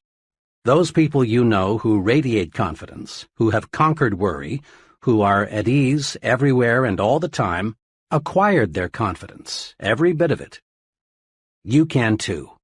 This chapter shows how. During World War II, the Navy made sure that all of its new recruits either knew how to swim or learned how, the idea being, of course, that the ability to swim might someday save the sailor's life at sea. Non-swimming recruits were put into swimming classes. I watched a number of these training experiences. In a superficial sort of way, it was amusing to see young, healthy men terrified by a few feet of water.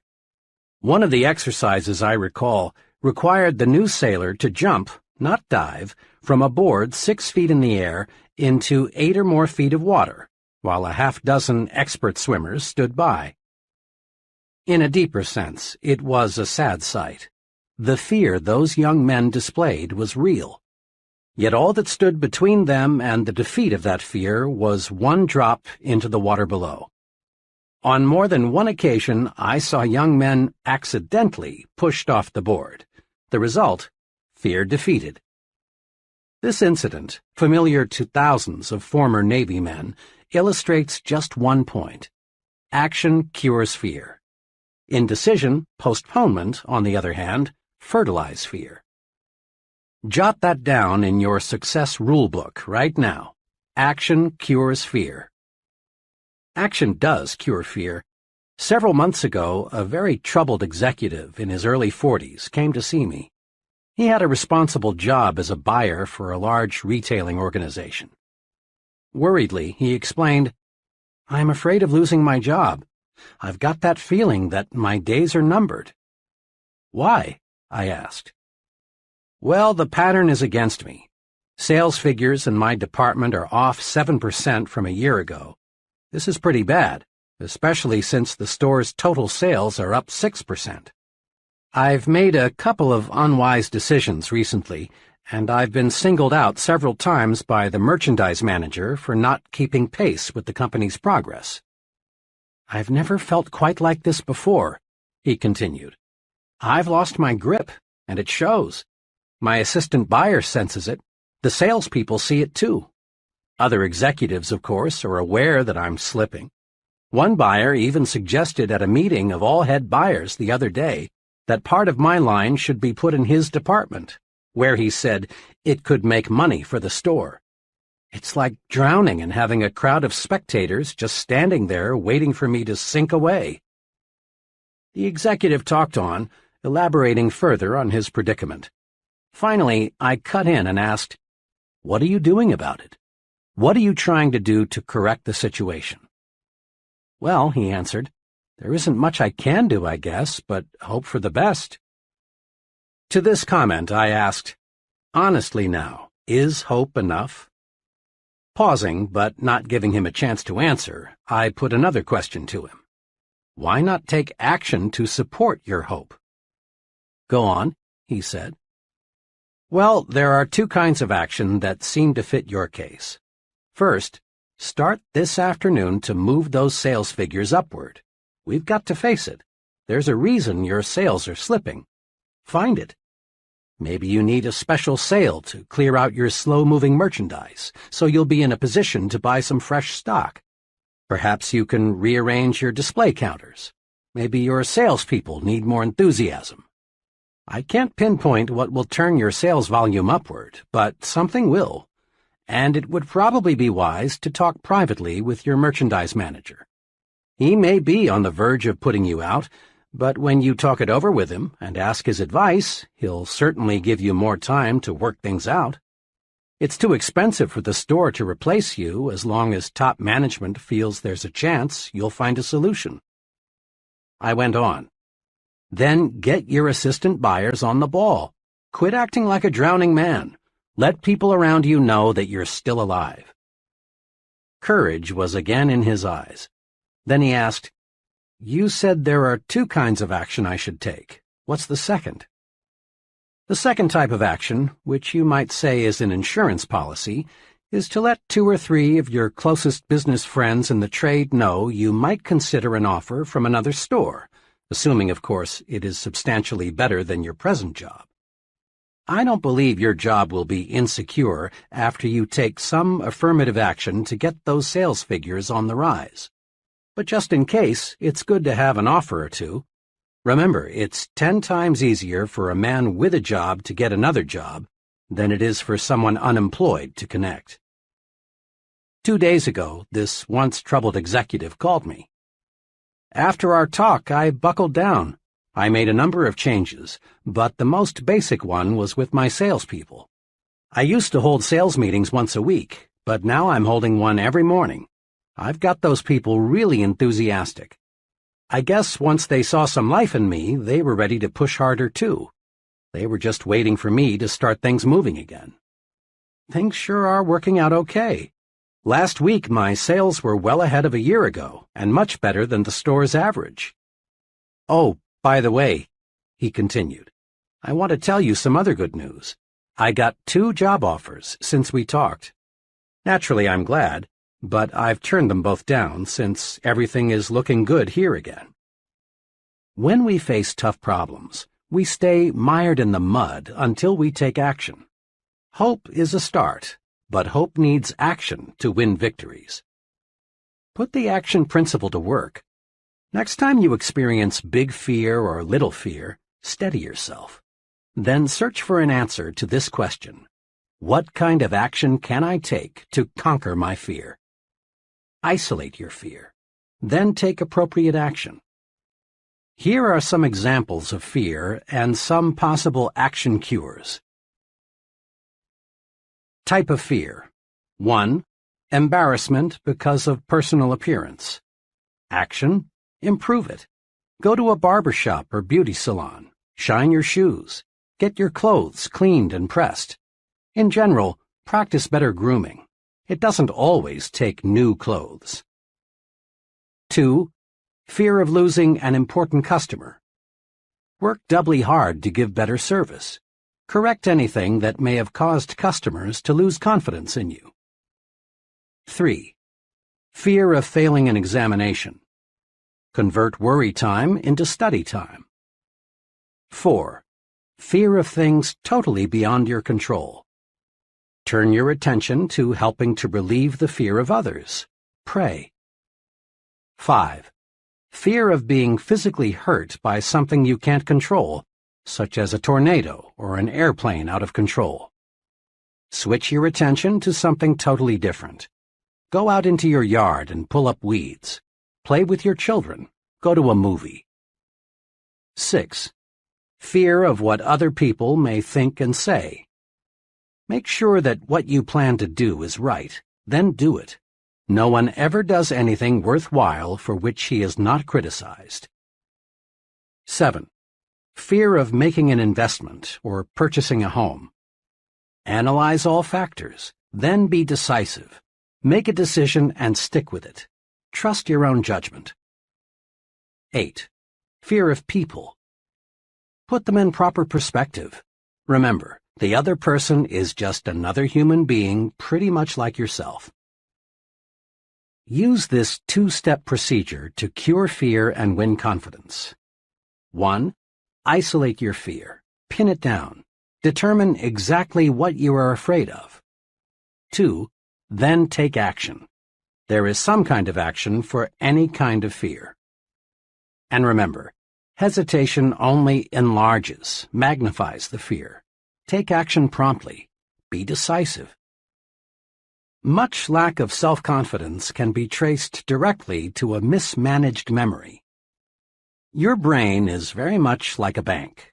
Every day you make thought deposits in your mind bank. These thought deposits grow and become your memory.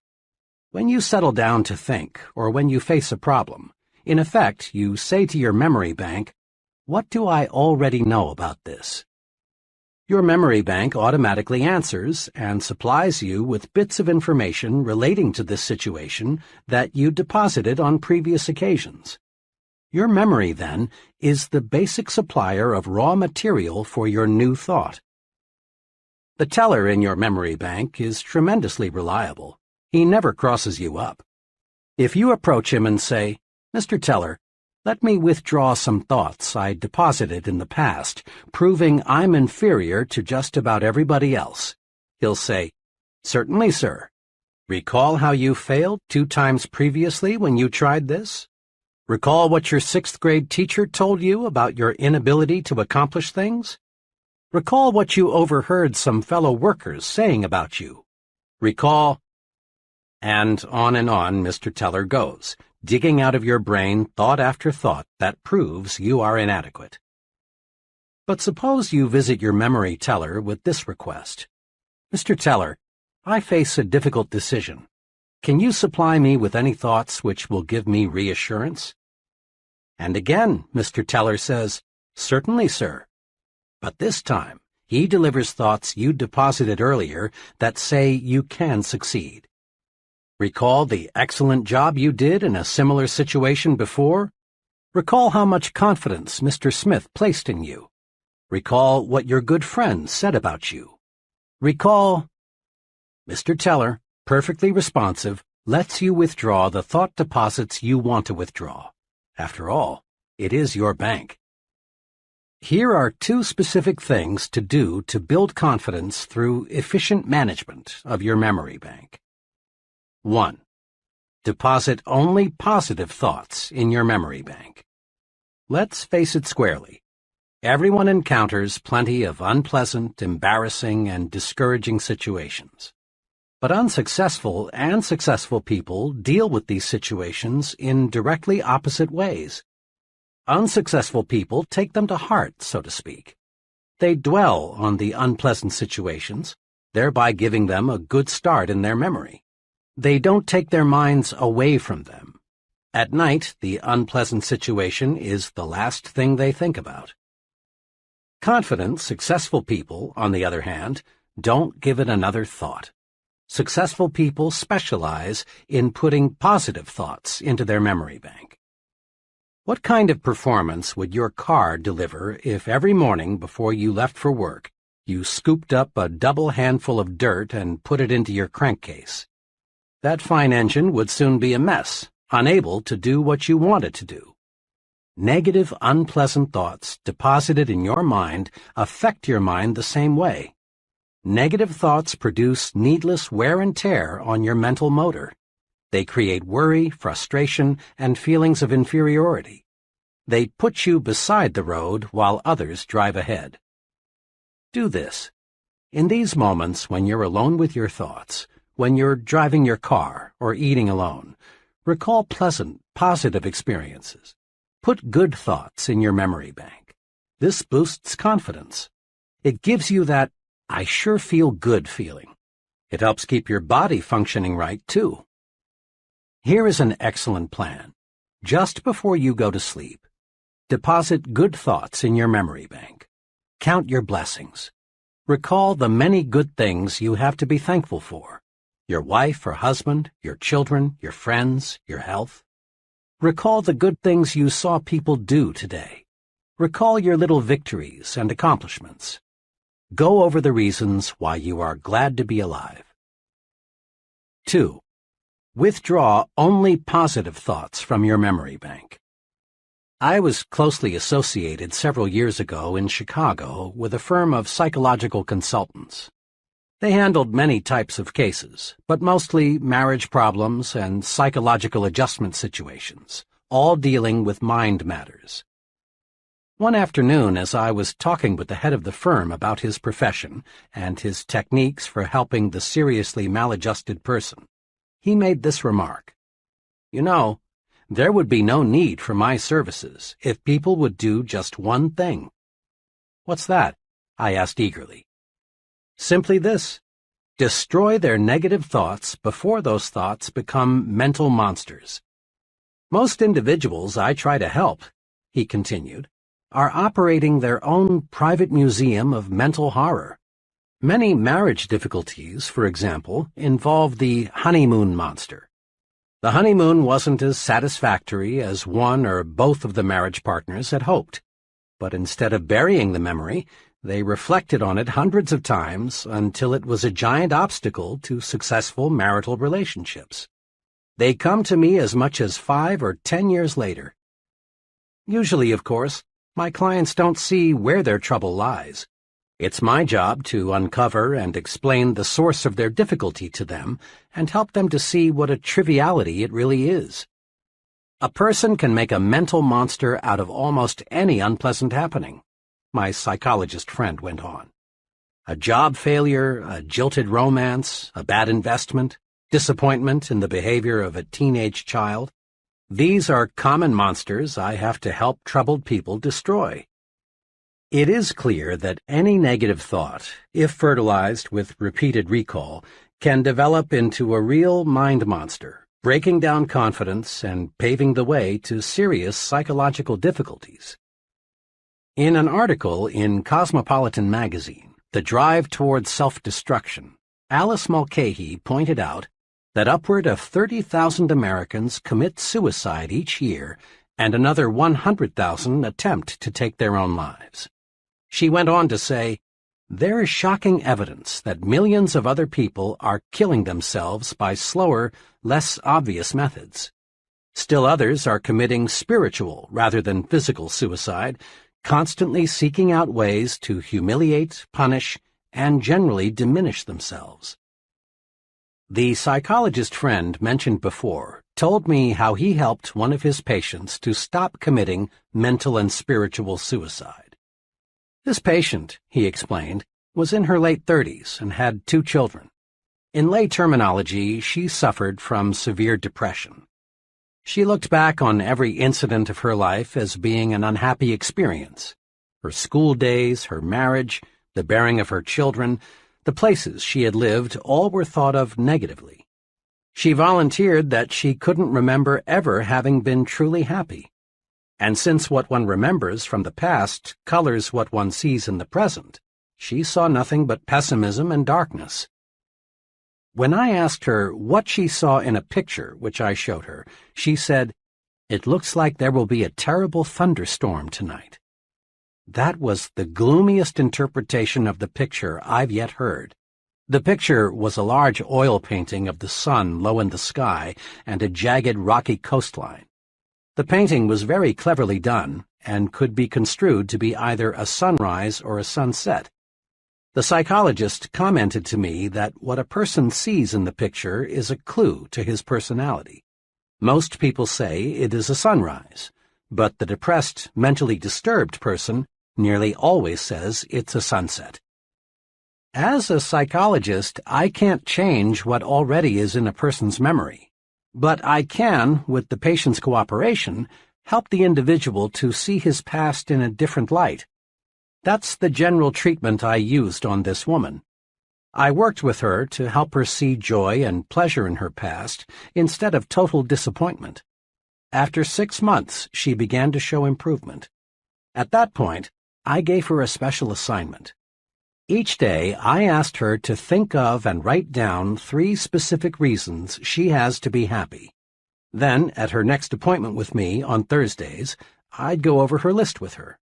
I continued this sort of treatment for 3 months. Her improvement was very satisfactory. Today, that woman is very well adjusted to her situation.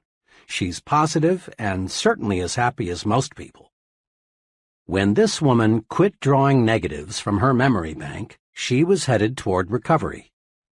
Whether the psychological problem is big or little, the cure comes when one learns to quit drawing negatives from one's memory bank and withdraws positives instead. Don't build mental monsters. Refuse to withdraw the unpleasant thoughts from your memory bank. When you remember situations of any kind, concentrate on the good part of the experience. Forget the bad. Bury it. If you find yourself thinking about the negative side, turn your mind off completely. And here is something very significant and very encouraging. Your mind wants you to forget the unpleasant. If you will just cooperate, unpleasant memories will gradually shrivel and the teller in your memory bank will cancel them out. Dr. Melvin S. Hatwick, noted advertising psychologist, in commenting on our ability to remember, says, "When the feeling aroused is pleasant, the advertisement has a better chance to be remembered. When the feeling aroused is unpleasant, The reader or listener tends to forget the advertisement message. The unpleasant runs counter to what we want. We don't want to remember it. In brief, it really is easy to forget the unpleasant if we simply refuse to recall it. Withdraw only positive thoughts from your memory bank.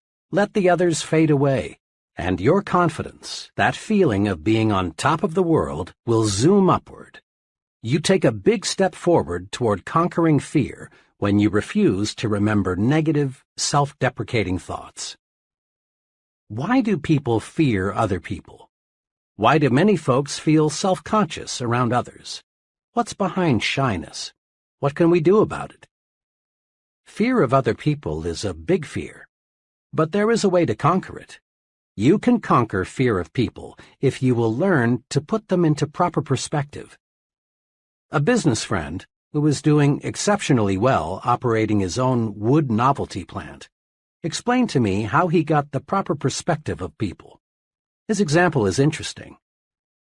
Before I went into the Army in World War II, I was scared of just about everybody. You just wouldn't believe how shy and timid I was. I felt everyone else was a lot smarter. I worried about my physical and mental inadequacies. I thought I was born to fail. Then, by some fortunate quirk of fate, I lost my fear of people in the Army. During part of 1942 and 1943, when the Army was inducting men at a terrific clip, I was stationed as a medic at one of the big induction centers. Day after day, I assisted in examining those men. The more I looked at these recruits, the less afraid of people I became. All those men lined up by the hundreds, naked as jaybirds, looked so much alike. Oh, sure, there were fat ones and skinny ones, tall ones and short ones, but they all were confused, all were lonesome. Just a few days before, some of these were rising young executives. Some were farmers, some were salesmen, drifters, blue-collar workers. A few days before, they had been many things, but at the induction center, they were all alike. I figured out something pretty basic back then. I discovered people are alike in many, many more ways than they are different. I discovered the other fellow is pretty much like me. He likes good food, he misses his family and friends, he wants to get ahead, he has problems, he likes to relax.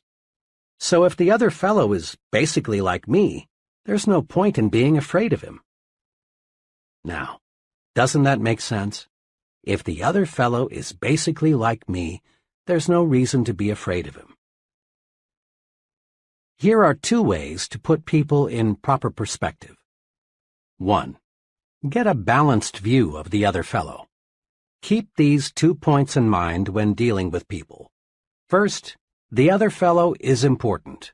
Emphatically, he is important. Every human being is. But remember this also. You are important too. So when you meet another person, make it a policy to think, we're just 2 important people sitting down to discuss something of mutual interest and benefit.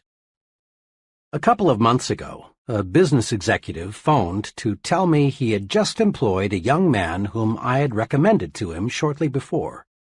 Do you know what really sold me on that fellow? Asked my friend. What? I asked. Well, it was the way he handled himself.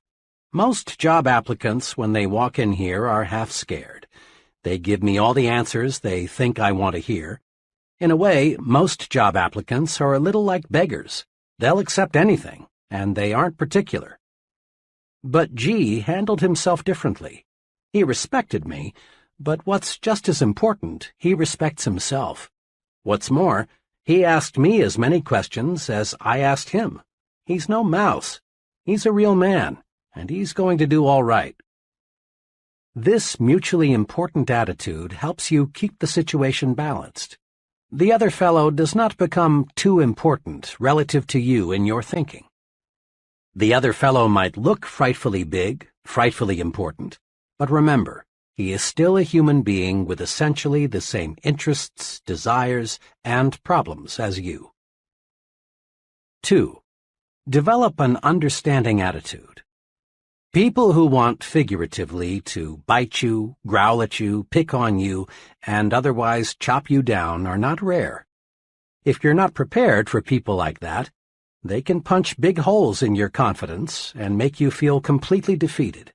You need a defense against the adult bully, the fellow who likes to throw his meager weight around. A few months ago, at the reservations desk of a Memphis hotel, I saw an excellent demonstration of the right way to handle folks like this. It was shortly after 5 p.m., and the hotel was busy registering new guests. The fellow ahead of me gave his name to the clerk in a commanding way. The clerk said, "Yes, sir, Mr. R., we have a fine single for you." "Single?" shouted the fellow. "I ordered a double." The clerk said, very politely, "Let me check, sir." He pulled the guest's reservation from the file and said, "I'm sorry, sir, your telegram specified a single. I'd be happy to put you in a double room, sir, if we had any available, but we simply do not." Then the irate customer said, "I don't care what the H that piece of paper says, I want a double." Then he started in with that "do you know who I am" bit, followed with, "I'll have you fired. You'll see. I'll have you fired." As best he could, under the verbal tornado, the young clerk injected, "Sir, we're terribly sorry, but we acted on your instructions."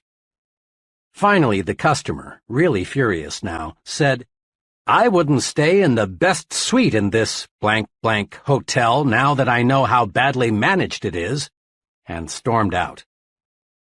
I stepped up to the desk, thinking the clerk, who had taken one of the worst public tongue-lashings I'd seen in some time, would be upset. Instead, he greeted me with one of the finest "good evening, sirs" I'd ever heard. As he went through the routine of processing my room, I said to him, "I certainly admire the way you handled yourself just a moment ago. You have tremendous temper control." "Well, sir," he said, "I really can't get mad at a fellow like that. You see, he really isn't mad at me. I was just the scapegoat. The poor fellow may be in bad trouble with his wife, or his business may be off, or maybe he feels inferior and this was his golden chance to feel like a wheel. I'm just the guy who gave him a chance to get something out of his system." The clerk added, "Underneath, he's probably a very nice guy. Most folks are." Walking toward the elevators, I caught myself repeating aloud, "Underneath, he's probably a very nice guy. Most folks are." Remember those 2 short sentences next time someone declares war on you. Hold your fire. The way to win in situations like this is to let the other fellow blow his stack and then forget it. Several years ago, while checking student examination papers, I came across one that especially disturbed me. The student who wrote the examination had demonstrated in class discussions and previous tests that he was far better qualified than his paper indicated. He was, in fact, the fellow who I thought would finish at the top of the class. Instead, his paper put him at the bottom. As was my custom in such cases, I had my secretary call the student and ask him to come by my office on an urgent matter. Paul W. appeared shortly. He looked as though he had been through a terrible experience. After he was comfortably seated, I said to him, "What happened, Paul? This just isn't the quality paper I expected you to write." Paul struggled with himself, looked in the direction of his feet, and replied, "Sir, after I saw that you had spotted me cheating, I just went to pieces. I couldn't concentrate on anything. Honest, this is the first time I've ever cheated at the university. I desperately wanted an A, so I worked up a little pony to use." He was terribly upset, but now that he was talking, he wouldn't stop. "I suppose you'll have to recommend me for dismissal. The university rule says any student found cheating in any manner is subject to permanent dismissal." Here Paul started bringing up the shame this incident would bring to his family, how it would wreck his life, and all sorts of repercussions. Finally, I said, "Hold it now. Slow down. Let me explain something. I didn't see you cheat. Until you walked in and told me, I hadn't the faintest idea that was the trouble. I am sorry, Paul, that you did." Then I continued, "Paul, tell me, just what do you want to gain from your university experience?" He was a little calmer now, and after a short pause he said, "Well, Doctor, I think my overall aim is to learn how to live, but I guess I'm failing pretty badly." "We learn in different ways," I said. "I think you can learn a real success lesson from this experience. When you used your pony in there, your conscience bothered you terribly. This gave you a guilt complex that in turn broke your confidence. As you expressed it, you went to pieces. Most of the time, Paul, this matter of right and wrong is approached from a moral or religious standpoint. Now understand, I'm not here to preach to you, give you a sermon about right and wrong. But let's look at the practical side. When you do anything that goes contrary to your conscience, you feel guilty, and this guilty feeling jams your thought processes. You can't think straight because your mind is asking, "Will I get caught? Will I get caught?" "Paul," I continued, "you wanted an A so badly you did something you knew was wrong. There are many times in life when you'll want to make an A so badly you'll be tempted to do something that is contrary to your conscience. For example, someday you may want to make a sale so badly you'll think of deliberately misleading the customer to buy, and you may succeed. But here's what will happen. Your guilty feeling will grab hold of you, and the next time you see your customer, you'll be self-conscious, ill at ease. You'll be wondering, has he discovered that I put something over? Your presentation will be ineffective because you can't concentrate. Chances are you'll never make the second, third, fourth, and the many repeat sales. In the long run, making that sale using tactics that hurt your conscience will cost you a lot of income." I went on and pointed out to Paul how an occasional business or professional man loses his grip because of an intense fear that his wife will learn about a secret love affair he is having with another woman. Will she find out? Will she find out? Eats away the man's confidence until he can't do a good job at work or in the home. I reminded Paul that many criminals are captured not because any clues point to them, but because they act guilty and self-conscious. Their guilt feeling puts them on the suspect list. There is within each of us a desire to be right, think right, and act right. When we go against that desire, we put a cancer in our conscience. This cancer grows and grows by eating away at our confidence. Avoid doing anything that will cause you to ask yourself, "Will I get caught? Will they find out? Will I get away with it?" Don't try to make an A if it means violating your confidence. Paul, I'm pleased to say, got the point. He learned the practical value of doing what's right. I then proposed he sit down and retake the examination. In answer to his question, "But what about my dismissal?" I said, "I know what the regulations say about cheating, but you know, if we dismissed all students who have cheated in any way, half the professors would have to leave. And if we dismissed all students who thought about cheating, the university would have to shut down. So I'm forgetting this whole incident if you'll do me a favor." "Gladly," he said. I walked over to my bookshelf, took down my personal copy of 50 Years with the Golden Rule, and said, "Paul, read this book and return it. See how, in J.C. Penney's own words, just doing what's right made him one of America's richest men." Doing what's right keeps your conscience satisfied, and this builds self-confidence. When we do what is known to be wrong, two negative things happen. First, we feel guilt, and this guilt eats away confidence. Second, other people sooner or later find out and lose confidence in us. Do what's right and keep your confidence. That's thinking yourself to success. Here is a psychological principle that is worth listening to repeatedly until it absolutely saturates you. To think confidently, act confidently. The great psychologist, Dr. George W. Crane, said in his famous book, Applied Psychology, "Remember, motions are the precursors of emotions. You can't control the latter directly, but only through your choice of motions or actions. To avoid this all-too-common tragedy, marital difficulties and misunderstandings, become aware of the true psychological facts. Go through the proper motions each day, and you'll soon begin to feel the corresponding emotions.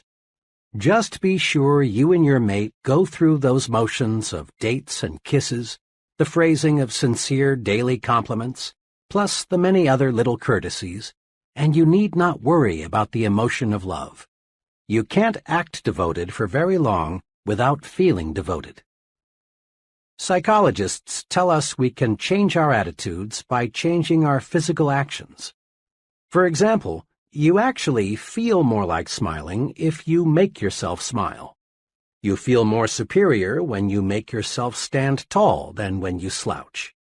On the negative side, frown a really bitter frown and see if you don't feel more like frowning. It is easy to prove that managed motions can change emotions. People who are shy in introducing themselves can replace this timidity with confidence just by taking 3 simple actions simultaneously. First, reach for the other person's hand and clasp it warmly. Second, look directly at the other person. And third, say, "I'm very glad to know you." These 3 simple actions automatically and instantaneously banish shyness. Confident action produces confident thinking. So, to think confidently, act confidently. Act the way you want to feel. Here are 5 confidence-building exercises. Listen to these guides carefully, then make a conscious effort to practice them and build your confidence. 1. Be a front-seater. Ever notice in meetings, in church, classrooms, and other kinds of assemblies, how the back seats fill up first? Most folks scramble to sit in the back rows so they won't be too conspicuous. And the reason they are afraid to be conspicuous is that they lack confidence. Sitting up front builds confidence. Practice it. From now on, make it a rule to sit as close to the front as you can.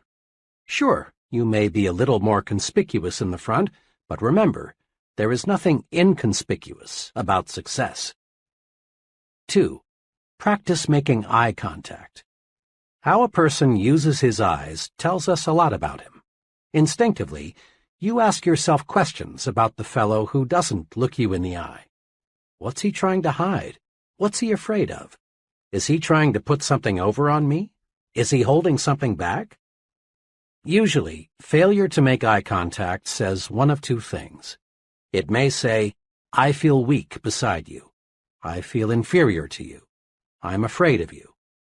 Or avoiding another person's eyes may say, "I feel guilty. I've done something or I've thought something that I don't want you to know. I'm afraid if I let my eyes connect with yours, you'll see through me." You say nothing good about yourself when you avoid making eye contact. You say, "I'm afraid. I lack confidence." Conquer this fear by making yourself look the other person in the eyes. Looking the other person in the eye tells him, "I'm honest and above board. I believe in what I'm telling you. I'm not afraid. I'm confident." Make your eyes work for you. Aim them right at the other person's eyes. It not only gives you confidence, it wins you confidence too. 3. Walk 25% faster.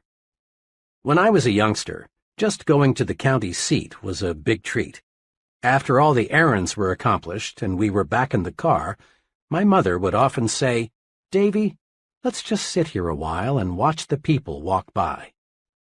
Mother was an excellent game player. She'd say, "See that fellow? What do you suppose is troubling him?" Or, "What do you think that lady there is going to do?" Or, "Look at that person. He just seems to be in a fog." Watching people walk and move about became real fun. It was a lot cheaper than the movies, which was one of the reasons I learned later that Mother developed the game, and it was a lot more instructive. I still am a walk watcher. In corridors, lobbies, on sidewalks, I still occasionally find myself studying human behavior simply by watching people move about. Psychologists link slovenly posture and sluggish walking to unpleasant attitudes toward oneself, work, and the people around us. But psychologists also tell us you can actually change your attitudes by changing your posture and speed of movement. Watch, and you discover that body action is the result of mind action. The extremely beaten people, the real down-and-outers, just shuffle and stumble along. They have zero self-confidence. Average people have the average walk. Their pace is average. They have the look of, I really don't have very much pride in myself. Then there's a third group. Persons in this group show superconfidence. They walk faster than the average. There seems to be a slight sprint in the way they walk. Their walk tells the world, I've got someplace important to go, something important to do. What's more, I will succeed at what I will do 15 minutes from now. Use the walk 25% faster technique to help build self-confidence. Throw your shoulders back, lift up your head, move ahead just a little faster, and feel self-confidence grow. Just try and see. 4. Practice speaking up. In working with many kinds of groups of all sizes, I've watched many persons with keen perception and much native ability freeze and fail to participate in discussions. It isn't that these folks don't want to get in and wade with the rest. Rather, it's a simple lack of confidence. The conference clam thinks to himself, my opinion is probably worthless. If I say something, I'll probably look foolish. I'll just say nothing. Besides, the others in the group probably know more than I don't want the others to know how ignorant I am. Each time the conference clam fails to speak, he feels even more inadequate, more inferior. Often he makes a faint promise to himself that deep down he knows he won't keep, to speak next time. This is very important. Each time our clam fails to speak, he takes one more dose of confidence poison. He becomes less and less confident of himself. But on the positive side, the more you speak up, the more you add to your confidence, and the easier it is to speak up the next time. Speak up. It's a confidence-building vitamin. Put this confidence builder to use. Make it a rule to speak up at every open meeting you attend. Speak up. Say something voluntarily at every business conference, committee meeting, community forum you attend. Make no exception. Comment, make a suggestion, ask a question, and don't be the last to speak. Try to be the icebreaker, the first one in with a comment. And never worry about looking foolish. You won't. For each person who doesn't agree with you, odds are another person will. Quit asking yourself, I wonder if I dare speak. Instead, concentrate on getting the discussion leader's attention so you can speak. For special training and experience in speaking, consider joining your local Toastmasters Club. Thousands of conscientious people have developed confidence through a planned program to feel at ease talking with people and to people. 5. Smile big. Most folks have heard at one time or another that a smile will give them a real boost.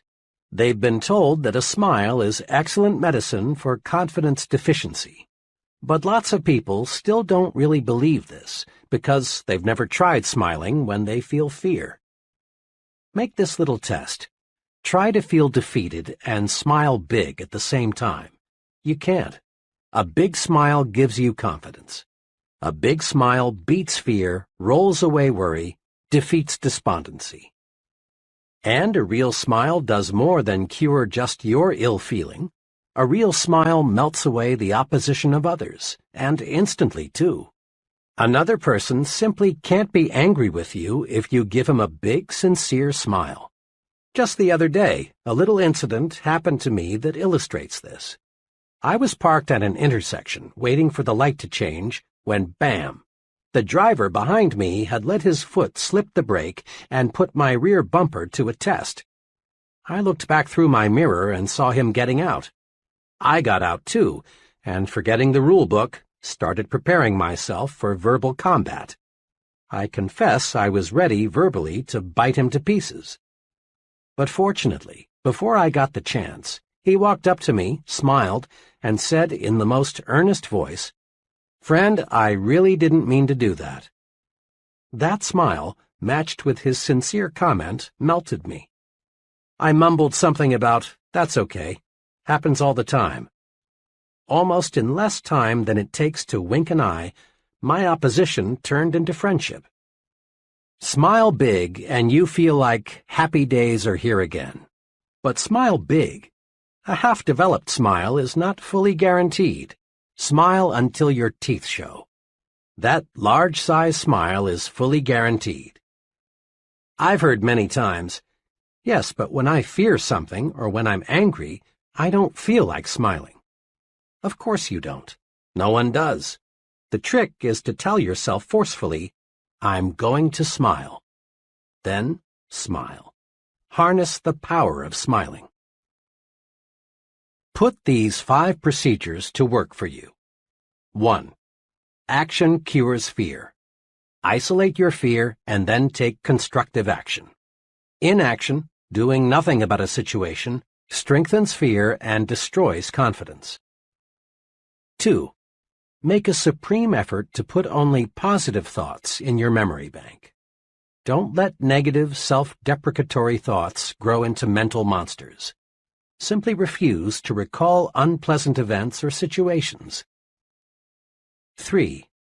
Put people in proper perspective. Remember, people are more alike, much more alike, than they are different. Get a balanced view of the other fellow. He is just another human being.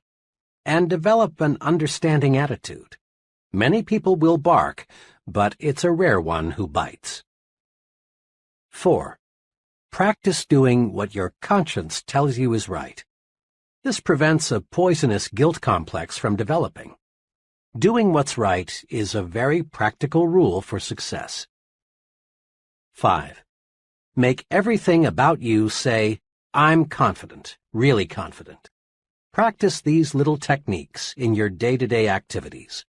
Be a front-seater, make eye contact, walk 25% faster, speak up, smile big.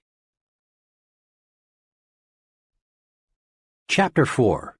How to Think Big.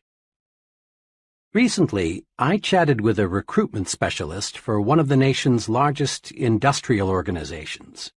4 months each year, she visits college campuses to recruit graduating seniors for her company's junior executive training program. The tenor of her remarks indicated that she was discouraged about the attitudes of many people she talked with. Most days, I interview between 8 and 12 college seniors, all in the upper third of their class, all at least mildly interested in coming with us. One of the main things we want to determine in the screening interview is the individual's motivation.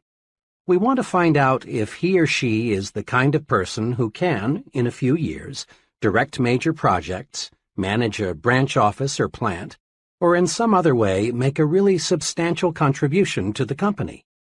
I must say I'm not too pleased with the personal objectives of most of those I talk with. "You'd be surprised," she went on, "how many 22-year-olds are more interested in our retirement plan than in anything else we have to offer. A second favorite question is, will I move around a lot? Most of them seem to define the word success as synonymous with security. Can we risk turning our company over to people like that? The thing I can't understand is why should young people these days be so ultra-conservative, so narrow in their view of the future? Every day there are more signs of expanding opportunity.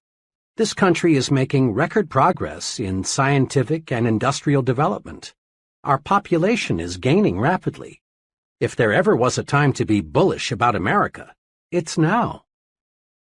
The tendency for so many people to think small means there is less competition than you think for a very rewarding career. Where success is concerned, people are not measured in inches or pounds or college degrees or family background. They are measured by the size of their thinking. How big we think determines the size of our accomplishments. Now, let's see how we can enlarge our thinking. Ever ask yourself, what is my greatest weakness?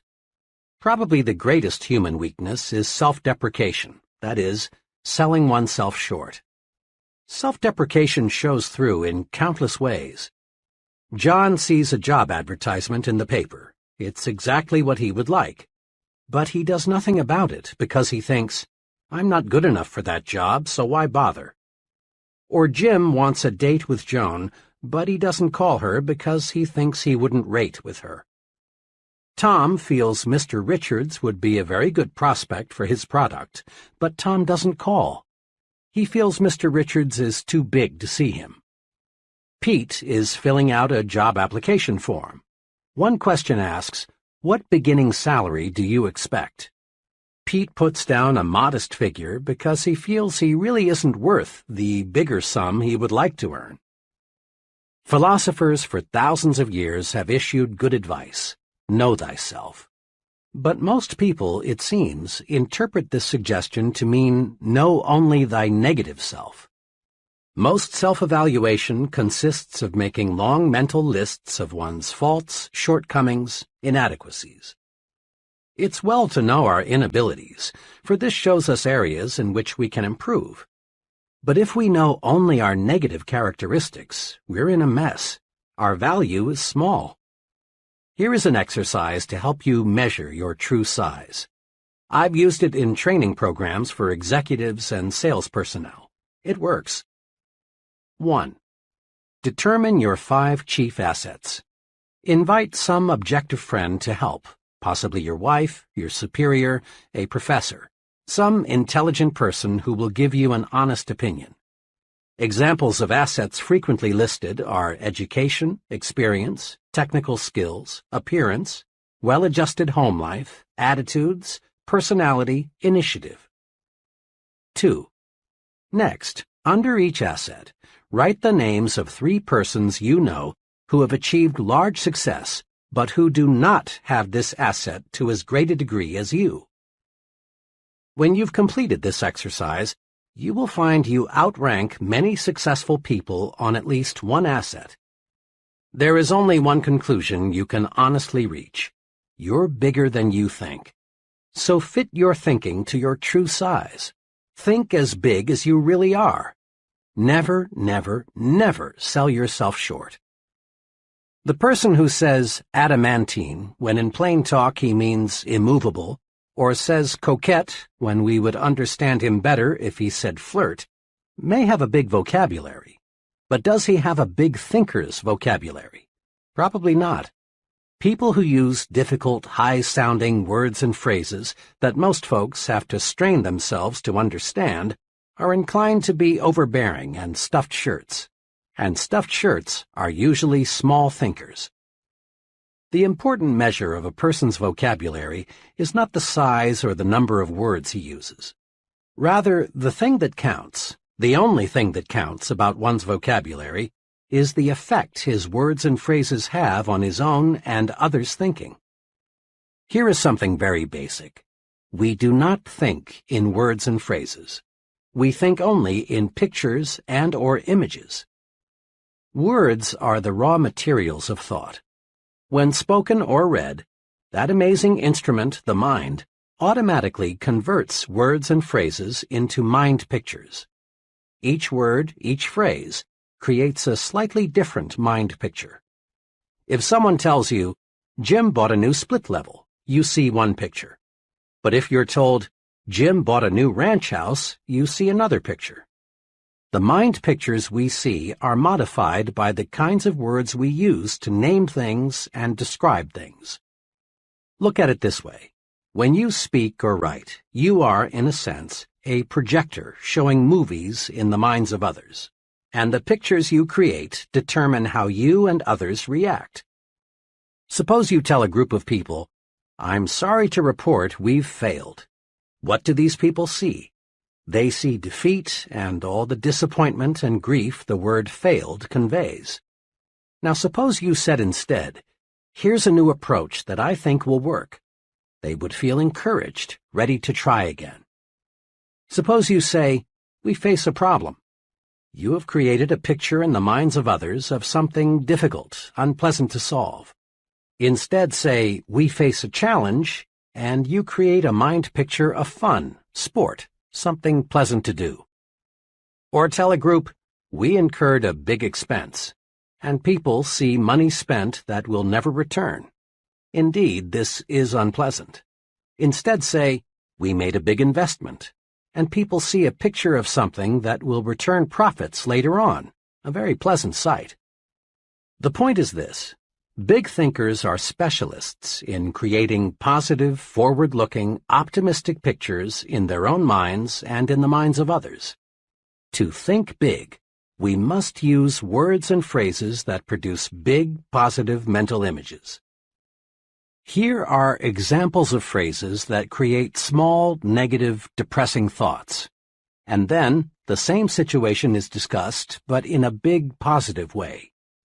As you listen to these, ask yourself, what mind pictures do I see? Phrases that create small, negative mind images. 1.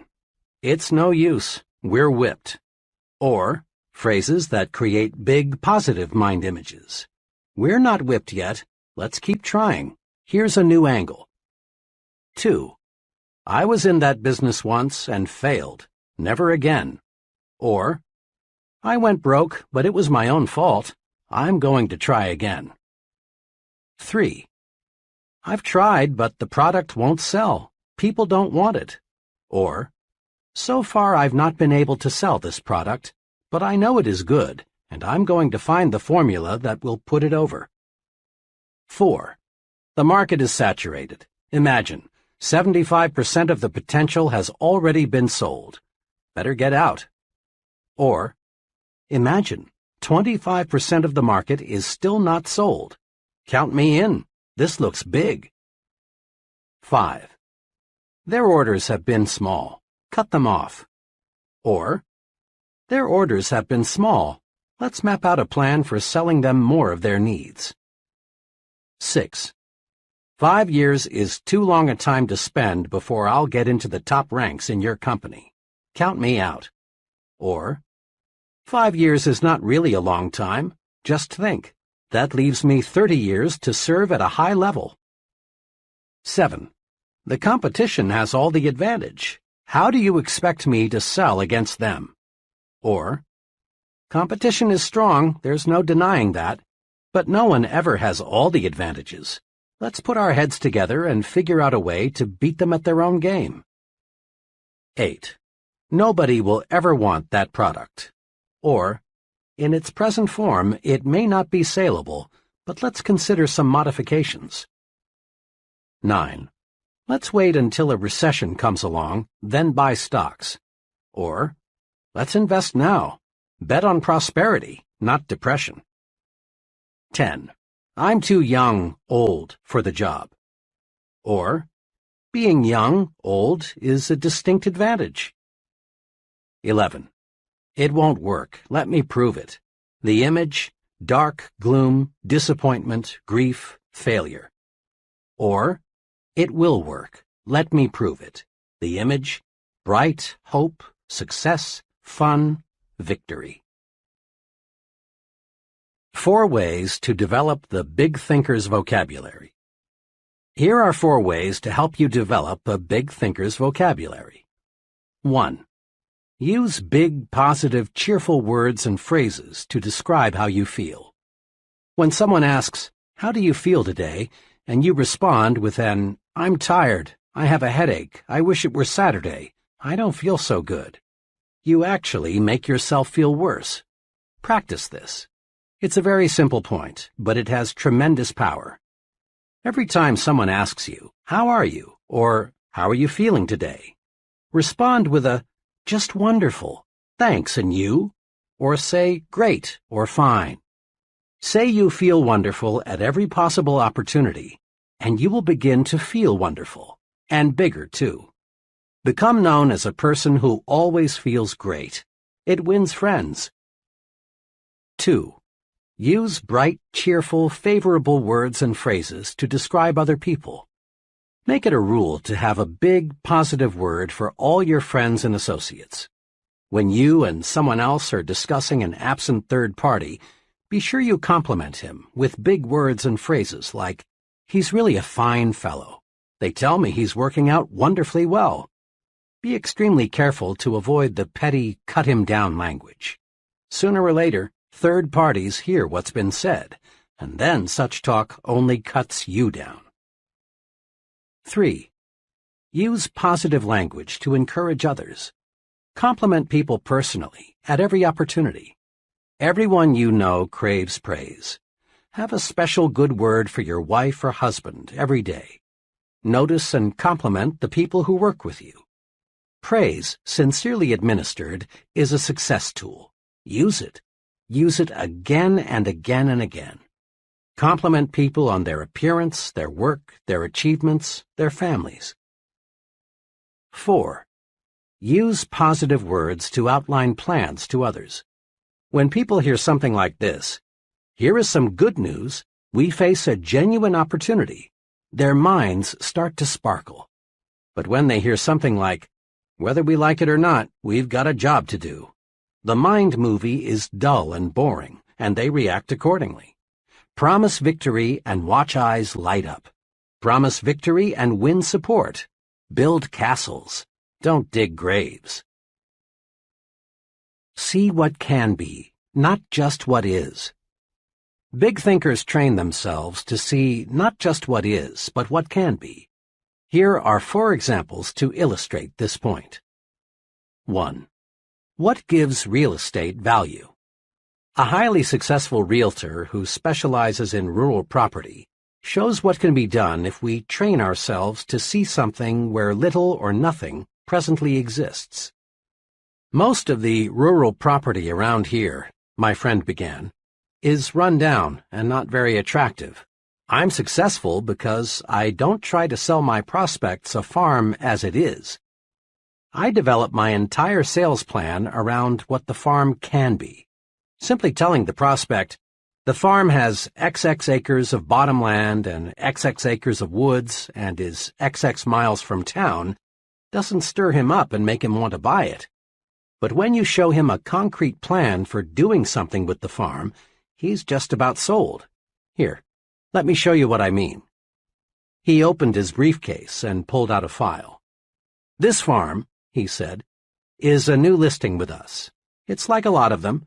It's 43 miles from the center of the metropolitan area. The house is run down, and the place hasn't been farmed in 5 years. Now here's what I've done. I spent 2 full days on the place last week, just studying it.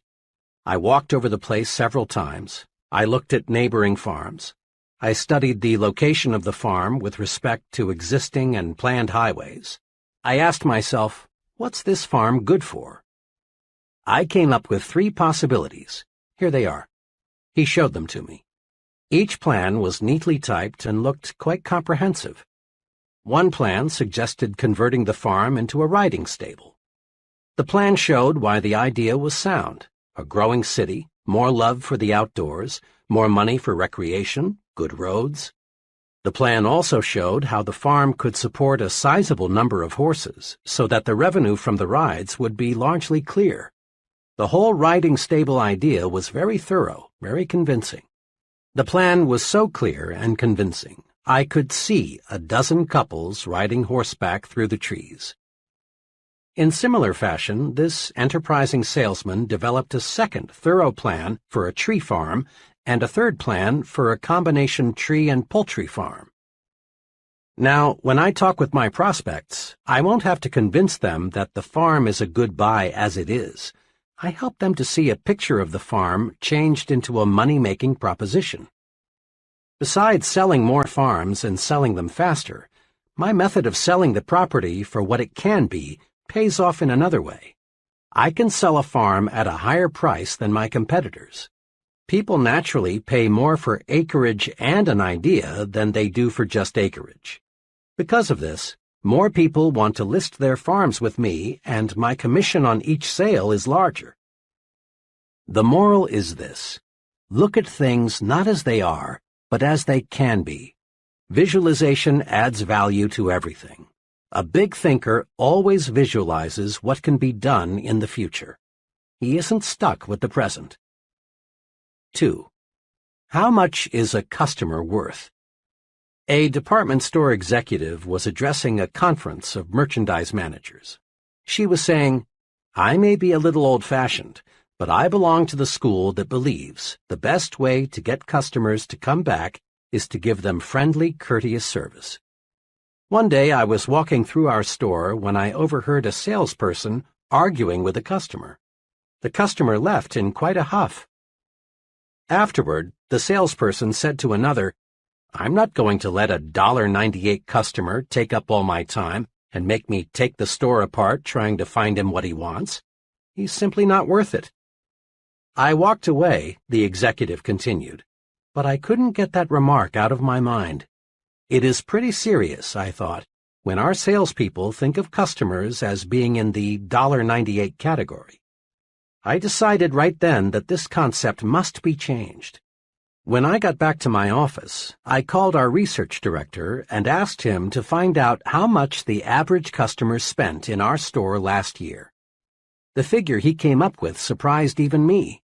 According to our research director's careful calculation, the typical customer spent $362 in our establishment. The next thing I did was call a meeting of all supervisory personnel and explain the incident to them. Then I showed them what a customer is really worth.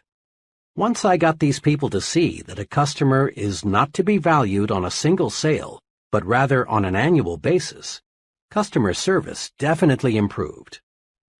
The point made by the retailing executive applies to any kind of business. It's repeat business that makes the profit. Often there's no profit at all on the first several sales. Look at the potential expenditures of the customers, not just what they buy today. Putting a big value on customers is what converts them into big, regular patrons. Attaching little value to customers sends them elsewhere. A student related this pertinent incident to me, explaining why he'll never again eat in a certain cafeteria. For lunch one day, the student began, I decided to try a new cafeteria that had just opened a couple of weeks before. Nickels and dimes are pretty important to me right now, so I watch what I buy pretty closely.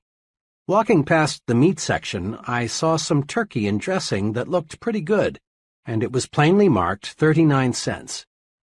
When I got to the cash register, the checker looked at my tray and said, $1.09. I politely asked her to check it again because my tally was 99 cents. After giving me a mean glare, she recounted. The difference turned out to be the turkey. She had charged me 49 cents instead of 39 cents.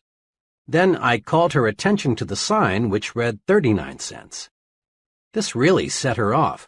I don't care what that sign says. It's supposed to be 49 cents. See? Here's my price list for today. Somebody back there made a mistake.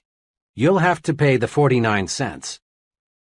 Then I tried to explain to her the only reason I selected the turkey was because it was 39 cents. If it had been marked 49 cents, I'd have taken something else. To this, her answer was, "You'll just have to pay the 49 cents. I did because I didn't want to stand there and create a scene. But I decided on the spot that I'd never eat there again. I spend about $250 a year for lunches, and you can be sure they'll not get 1 penny of it. There's an example of the little view. The checker saw 1 thin dime, not the potential $250. 3. The case of the blind milkman. It's surprising how people sometimes are blind to potential. A few years ago, a young milkman came to our door to solicit our dairy business. I explained to him that we already had milk delivery service, and we were quite satisfied. Then I suggested that he stop next door and talk to the lady there. To this he replied, "I've already talked to the lady next door, but they use only 1 quart of milk every 2 days, and that's not enough to make it worthwhile for me to stop." "That may be," I said, "but when you talked to our neighbor, did you not observe that the demand for milk in that household will increase considerably in a month or so? There will be a new addition over there that will consume lots of milk." The young man looked for a moment like he had been struck, and then he said, "How blind can a guy be?" Today, that same 1 quart every 2 days family buys 7 quarts every 2 days from a milkman who had some foresight. That first youngster, a boy, now has 2 brothers and 1 sister, and I'm told there'll be another young one soon. How blind can we be? See what can be, not just what is. The schoolteacher who thinks of Jimmy only as he is, an ill-mannered, backward, uncouth brat, certainly will not aid Jimmy's development. But the teacher who sees Jimmy not as he is now, but as he can be, she'll get results. Most folks driving through Skid Row see only broken-down stumble-bums hopelessly lost to the bottle. A few devoted people see something else in the Skid Rowite. They see a reconstructed citizen, and because they see this, they succeed in many cases in doing an excellent rehabilitation job. 4. What determines how much you're worth? After a training session a few weeks ago, a young man came to see me and asked if he could talk with me for a few minutes. I knew that this young fellow, now about 26, had been a very underprivileged child. On top of this, he had experienced a mountain of misfortune in his early adult years. I also knew that he was making a real effort to prepare himself for a solid future. Over coffee, we quickly worked out his technical problem, and our discussion turned to how people who have few physical possessions should look toward the future. His comments provide a straightforward, sound answer. "I've got less than $200 in the bank. My job as a rate clerk doesn't pay much, and it doesn't carry much responsibility. My car is 4 years old, and my wife and I live in a cramped second-floor apartment.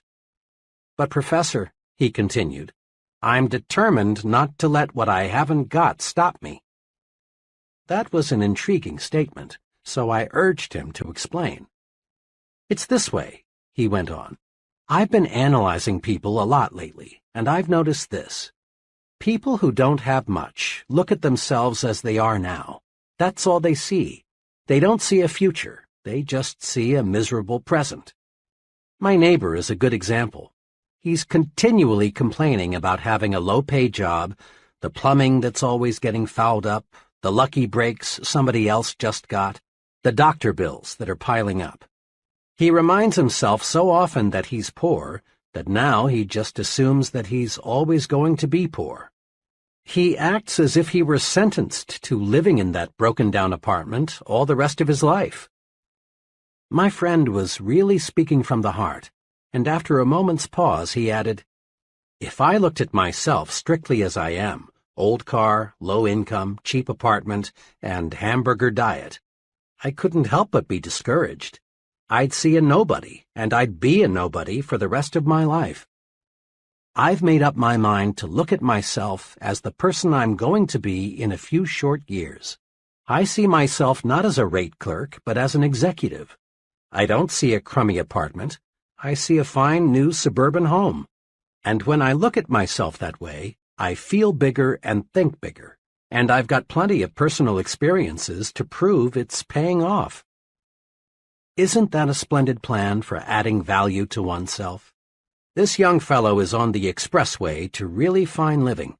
He's mastered this basic success principle. It isn't what one has that's important. Rather, it's how much one is planning to get that counts. The price tag the world puts on us is just about identical to the one we put on ourselves. Here is how you can develop your power to see what can be, not just what is. I call these the practice adding value exercises. 1. Practice adding value to things. Remember the real estate example. Ask yourself, what can I do to add value to this room or this house or this business? Look for ideas to make things worth more. A thing, whether it be a vacant lot, a house, or a business, has value in proportion to the ideas for using it. 2. Practice adding value to people. As you move higher and higher in the world of success, more and more of your job becomes people development. Ask, what can I do to add value to my subordinates? What can I do to help them to become more effective? Remember, to bring out the best in a person, you must first visualize his best. 3. Practice adding value to yourself. Conduct a daily interview with yourself. Ask, what can I do to make myself more valuable today? Visualize yourself not as you are, but as you can be. Then specific ways for attaining your potential value will suggest themselves. Just try and see. A retired owner-manager of a medium-sized printing company, 60 employees, explained to me how his successor was picked. 5 years ago, my friend began, I needed an accountant to head up our accounting and office routine. The fellow I hired was named Harry and was only 26. He knew nothing about the printing business, but his record showed he was a good accountant. Yet, a year and a half ago, when I retired, we made him president and general manager of the company. Looking back on it, Harry had one trait that put him out in front of everyone else. Harry was sincerely and actively interested in the whole company, not just writing checks and keeping records. Whenever he saw how he could help other employees, he jumped right in. The first year Harry was with me, we lost a few men. Harry came to me with a fringe benefit program which he promised would cut down turnover at low cost, and it worked. Harry did many other things, too, which helped the whole company, not just this department. He made a detailed cost study of our production department and showed me how a $30,000 investment in new machinery would pay off. Once we experienced a pretty bad sales slump. Harry went to our sales manager and said, in effect, I don't know much about the sales end of the business, but let me try to help. And he did. Harry came up with several good ideas, which helped us sell more jobs. When a new employee joined us, Harry was right there to help the fellow get comfortable. Harry took a real interest in the entire operation. When I retired, Harry was the only logical person to take over. But don't misunderstand, my friend continued. Harry didn't try to put himself over on me. He wasn't a mere meddler. He wasn't aggressive in a negative way. He didn't stab people in the back, and he didn't go around giving orders. He just went around helping. Harry simply acted as if everything in the company affected him. He made company business his business. We can all learn a lesson from Harry. The I'm doing my job and that's enough attitude is small, negative thinking. Big thinkers see themselves as members of a team effort, as winning or losing with the team, not by themselves. They help in every way they can, even when there is no direct and immediate compensation or other reward. The fellow who shrugs off a problem outside his own department with the comment, well, that's no concern of mine, let them worry about it, hasn't got the attitude it takes for top leadership. Practice this. Practice being a big thinker. See the company's interest as identical with your own. Probably only a very few persons working in large companies have a sincere, unselfish interest in their company. But after all, only a relatively few persons qualify as big thinkers, and these few are the ones eventually rewarded with the most responsible, best-paying jobs. Many potentially powerful people let petty, small, insignificant things block their way to achievement. Let's look at 4 examples. 1. What does it take to make a good speech? Just about everyone wishes he had the ability to do a first-class job of speaking in public. But most people don't get their wish. Most folks are lousy public speakers. Why? The reason is simple. Most people concentrate on the small, trivial things of speaking at the expense of the big, important things. In preparing to give a talk, most people give themselves a host of mental instructions, like, I've got to remember to stand straight. Don't move around and don't use your hands. Don't let the audience see you use your notes. Remember, don't make mistakes in grammar. Especially don't say, for he and I. Say, for him and me. Be sure your tie is straight. Speak loud, but not too loud, and so on and so on. Now, what happens when the speaker gets up to speak? He's scared because he's given himself a terrific list of things not to do. He gets confused in his talk and finds himself silently asking, have I made a mistake? He is, in brief, a flop. He's a flop because he concentrated on the petty, trivial, relatively unimportant qualities of a good speaker and failed to concentrate on the big things that make a good speaker. Knowledge of what he's going to talk about and an intense desire to tell it to other people. The real test of a speaker is not did he stand straight or did he make any mistakes in grammar, but rather did the audience get the points he wanted to put across. Most of our top speakers have petty defects. Some of them even have unpleasant voices.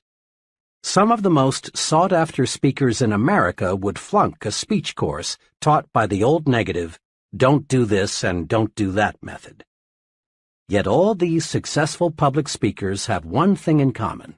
They have something to say, and they feel a burning desire for other people to hear it.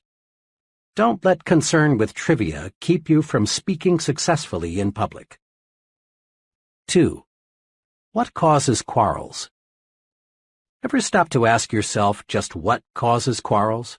At least 99% of the time, quarrels start over petty, unimportant matters like this. John comes home a little tired, a little on edge. Dinner doesn't exactly please him, so he turns up his nose and complains.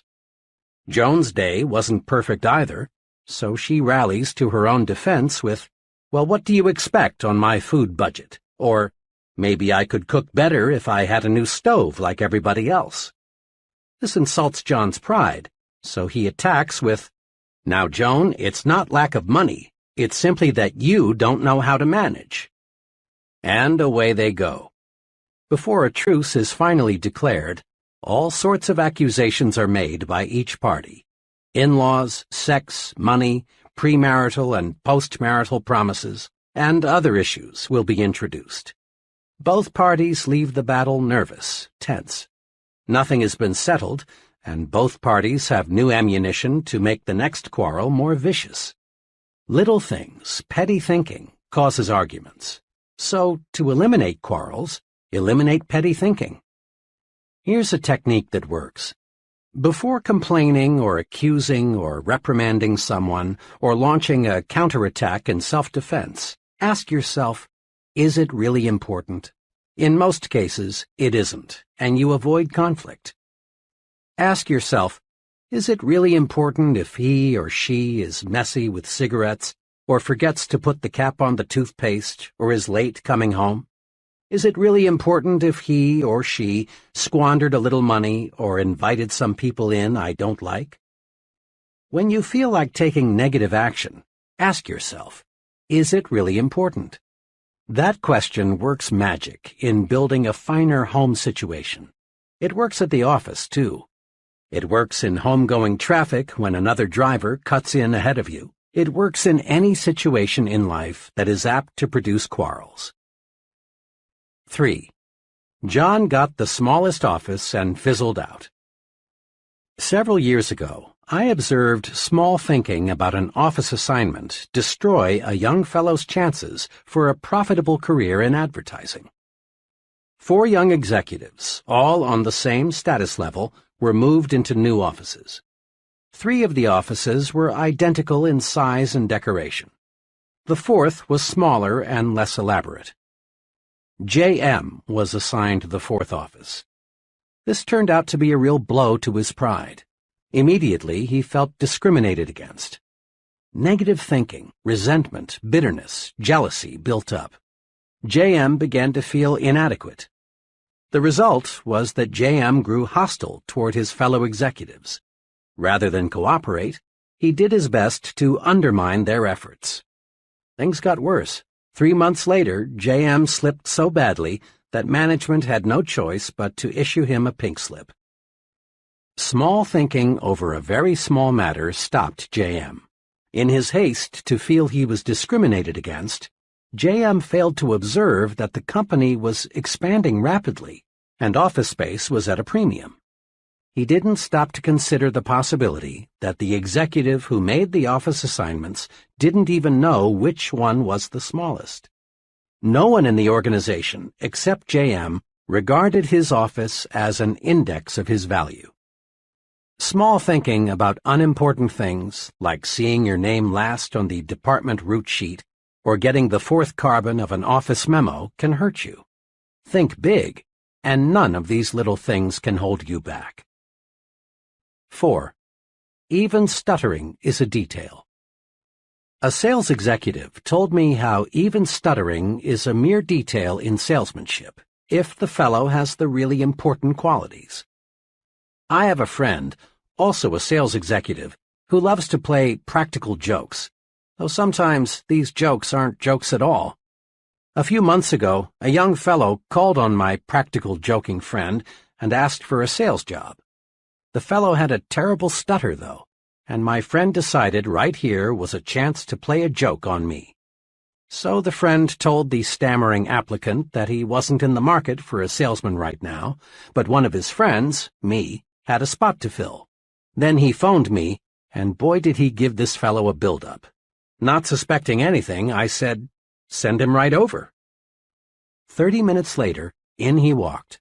The young fellow hadn't said 3 words before I knew why my friend was so eager to send him over. I'm Jack R., he said.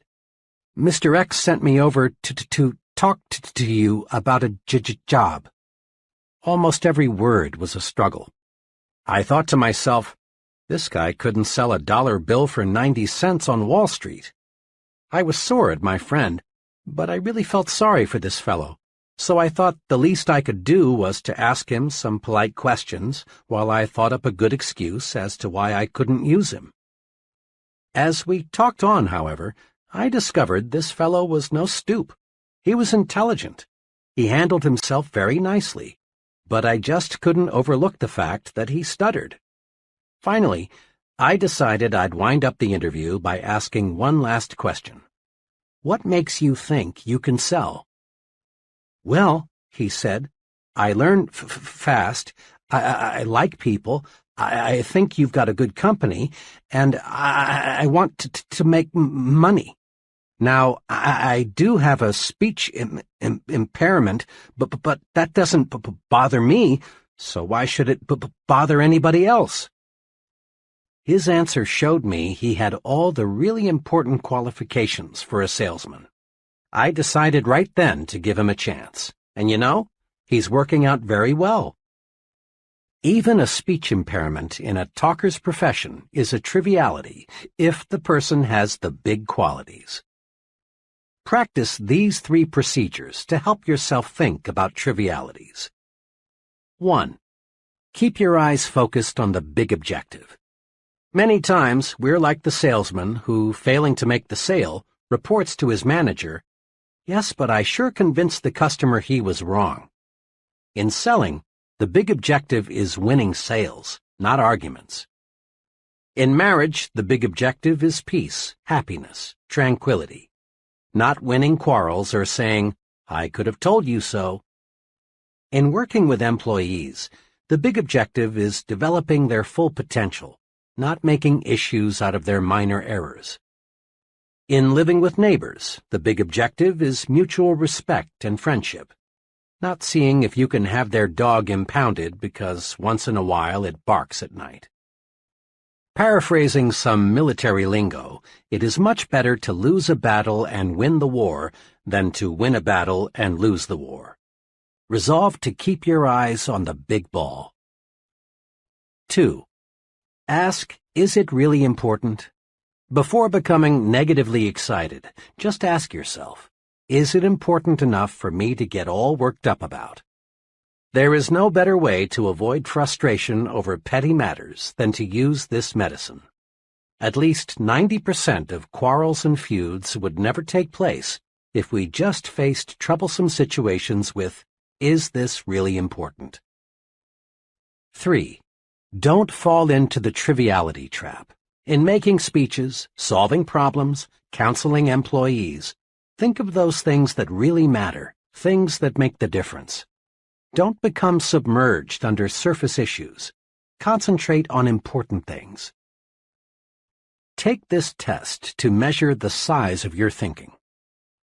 Here listed are several common situations of how petty thinkers and big thinkers see the same situation. Check yourself, then decide which will get me where I want to go, petty thinking or big thinking. The same situation handled in two entirely different ways. The choice is yours. Situation: expense accounts. The petty thinker's approach figures out ways to increase income through chiseling on expense accounts. The big thinker's approach figures out ways to increase income by selling more merchandise. Situation: conversation. The petty thinker's approach talks about the negative qualities of his friends, the economy, his company, the competition. The big thinker's approach talks about the positive qualities of his friends, his company, the competition. Progress. Believes in retrenchment or, at best, the status quo, or believes in expansion. Future. Views the future as limited, or sees the future as very promising. Work. Looks for ways to avoid work, or looks for more ways and things to do, especially helping others. Competition. Competes with the average, or competes with the best. Budget problems. Figures out ways to save money by cutting down on necessary items, or figures out ways to increase income and buy more of the necessary items. Goals. Sets goals low, or sets goals high. Goals vision.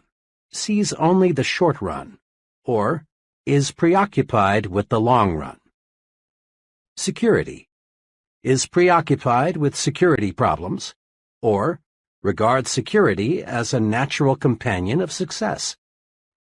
Companionship. Surrounds himself with petty thinkers, or surrounds himself with persons with large progressive ideas. Mistakes. Magnifies minor errors, turns them into big issues, or ignores errors of little consequence. Remember, it pays in every way to think big. 1. Don't sell yourself short. Conquer the crime of self-deprecation. Concentrate on your assets. You're better than you think you are. 2. Use the big thinker's vocabulary. Use big, bright, cheerful words. Use words that promise victory, hope, happiness, pleasure. Avoid words that create unpleasant images of failure, defeat, grief. 3. Stretch your vision. See what can be, not just what is. Practice adding value to things, to people, and to yourself. 4. Get the big view of your job. Really think your present job is important. That next promotion depends mostly on how you think toward your present job. 5. Think above trivial things. Focus your attention on big objectives. Before getting involved in a petty matter, ask yourself, is it really important? Grow big by thinking big. Chapter 5. How to Think and Dream Creatively. First, let's clear up a common fallacy about the meaning of creative thinking. For some illogical reason, Science, engineering, art, and writing got tabbed as about the only truly creative pursuits. Most people associate creative thinking with things like the discovery of electricity or a polio vaccine, or the writing of a novel, or the development of color television. Certainly, accomplishments like these are evidence of creative thinking. Each forward step made in the conquest of space is the result of creative thinking, lots of it. But creative thinking is not reserved for certain occupations, nor is it restricted to superintelligent people. Well then, what is creative thinking? A low-income family devises a plan to send their son to a leading university. That's creative thinking. A family turns the street's most undesirable lot into the neighborhood beauty spot. That's creative thinking. A minister develops a plan that doubles his Sunday evening attendance. That's creative thinking. Figuring out ways to simplify record-keeping, selling the impossible customer, keeping the children occupied constructively, making employees really like their work, or preventing a certain quarrel. All of these are examples of practical, everyday creative thinking. Creative thinking is simply finding new, improved ways to do anything. The rewards of all types of success in the home, at work, in the community, hinge on finding ways to do things better. Now, let's see what we can do to develop and strengthen our creative thinking ability. Step 1. Believe it can be done. Here is a basic truth. To do anything, we must first believe it can be done. Believing something can be done sets the mind in motion to find a way to do it. To illustrate this point of creative thinking in training sessions, I often use this example. I ask the group, how many of you feel it is possible to eliminate jails within the next 30 years? Invariably, the group looks bewildered, not quite sure they heard right, and thinking they are listening to a real fuzzbrain. So, after a pause, I repeat, how many of you feel it is possible to eliminate jails within the next 30 years? Once they're sure I'm not joking, someone always blasts me with something like, you mean to say you want to turn all those murderers, thieves, and rapists loose? Don't you realize what this would mean? Why, none of us would be safe. We have to have jails. Then the others cut loose. All order would break down if we didn't have jails. Some people are born criminals. If anything, we need more jails. Did you read in this morning's paper about that murder? And the group goes on, telling me all sorts of good reasons why we must have jails. One fellow even suggested we've got to have jails so the police and prison guards can have jobs. After about 10 minutes of letting the group prove why we can't eliminate the need for jails, I say to them, now, let me mention here that this question of eliminating jails is used to make a point. Each of you has come up with reasons why we can't eliminate the need for jails. Will you do me a favor? Will you try extra hard for a few minutes to believe we can eliminate jails? Joining in the spirit of the experiment, the group says, in effect, oh well, but just for kicks. Then I ask, now, assuming we can eliminate jails, how could we begin? Suggestions come slowly at first. Someone hesitantly says something like, well, you might cut down crime if you established more youth centers. Before long, the group, which 10 minutes ago was solidly against the idea, now begins to work up real enthusiasm.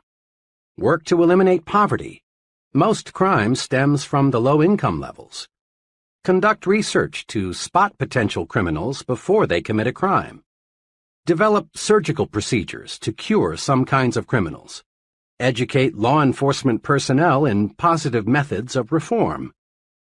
These are just samples of the 78 specific ideas I've tabulated that could help accomplish the goal of eliminating jails. When you believe, your mind finds ways to do. This experiment has just one point. When you believe something is impossible, your mind goes to work for you to prove why. But when you believe, really believe, something can be done, your mind goes to work for you and helps you find the ways to do it. Believing something can be done paves the way for creative solutions. Believing something can't be done is destructive thinking. This point applies to all situations, little and big. The political leaders who do not genuinely believe permanent world peace can be established will fail because their minds are closed to creative ways to bring about peace.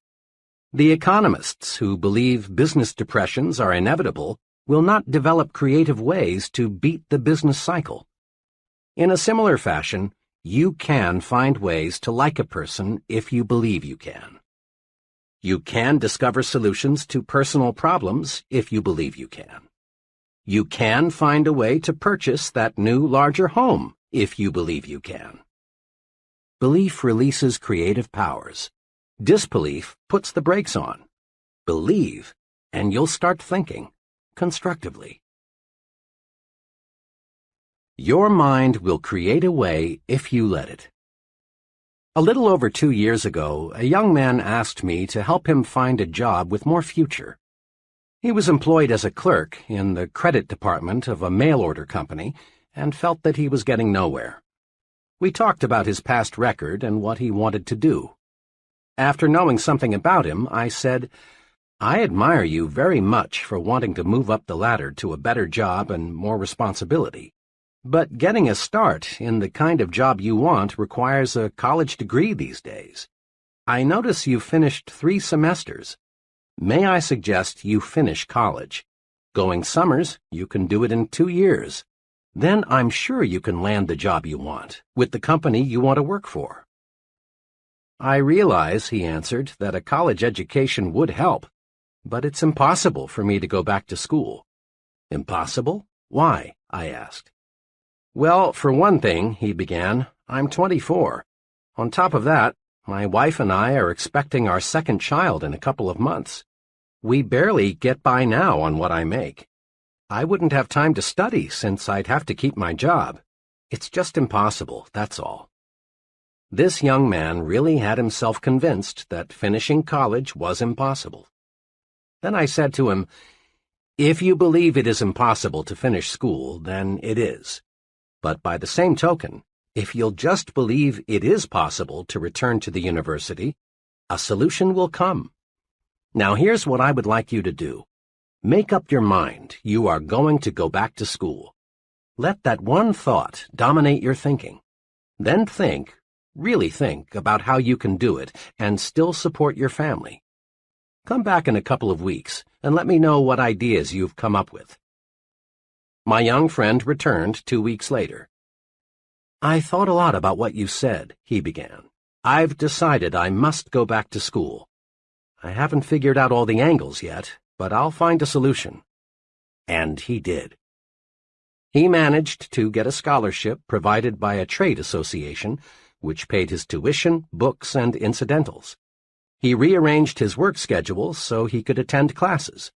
His enthusiasm and the promise of a better life won him his wife's full support. Together, they creatively found ways to budget money and time more effectively. Last month, he received his degree one day and went to work the next as a management trainee for a large corporation. Where there's a will, there is a way. Believe it can be done. That's basic to creative thinking. Here are suggestions to help you develop creative power through belief. 1. Eliminate the word impossible from your thinking and speaking vocabularies. Impossible is a failure word. The thought, "it's impossible," sets off a chain reaction of other thoughts to prove you're right. 2. Think of something you've been wanting to do but felt you couldn't. Now, make a list of reasons why you can do it. Many of us whip and defeat our desires simply because we concentrate on why we can't, when the only thing worthy of our mental concentration is why we can. Recently, I read a newspaper item that said there are too many counties in most states. The article pointed out that most county boundaries were established decades before the first automobile was built, and while the horse and buggy was the chief mode of travel. But today, with fast automobiles and good roads, there is no reason why 3 or 4 counties could not be combined. This would cut down greatly on duplicated services so that taxpayers would actually get better service for less money. The writer of this article said he thought he had stumbled across a really live idea, so he interviewed 30 people at random to get their reactions. The result? Not one person thought the idea had merit, even though it would provide them with better local government at less cost. That's an example of traditional thinking. The traditional thinker's mind is paralyzed. He reasons, it's been this way for 100 years. Therefore, it must be good and must stay this way. Why risk a change? Average people have always resented progress. Many voiced a protest toward the automobile on the grounds that nature meant for us to walk or use horses. The airplane seemed drastic to many. Man had no right to enter the province reserved for birds. A lot of status quoers still insist that man has no business in space. One top missile expert recently gave an answer to this kind of thinking. Man belongs, says Dr. von Braun, where man wants to go. Around 1900, a sales executive discovered a scientific principle of sales management. It received a lot of publicity and even found its way into textbooks. The principle was this: there is one best way to sell a product. Find the best way, then never deviate from it. Fortunately for this man's company, new leadership came in time to save the organization from financial ruin. Contrast that experience with the philosophy of Crawford H. Greenwalt, president of one of the nation's largest business organizations, E.I. DuPont de Nemours.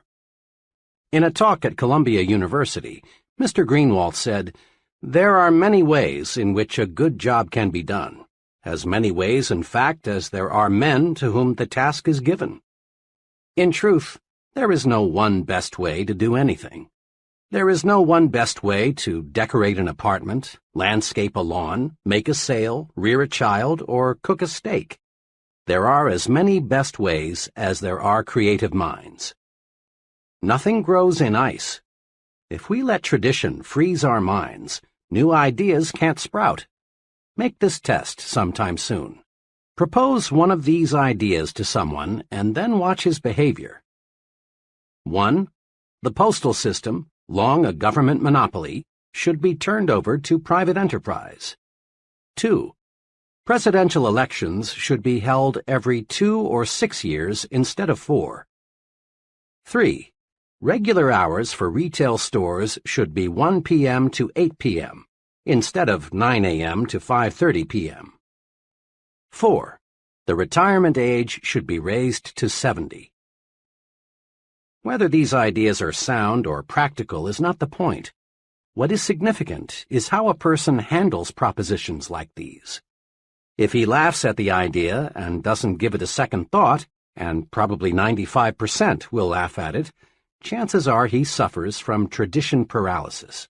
But the 1 in 20 who says, "That's an interesting idea, tell me more about it," has a mind that's turned to creativity.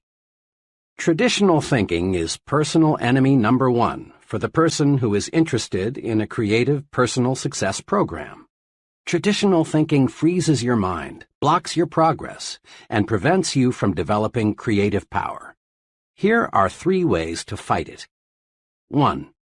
Become receptive to ideas. Welcome new ideas. Destroy these thought repellents. Won't work. Can't be done. It's useless. And it's stupid.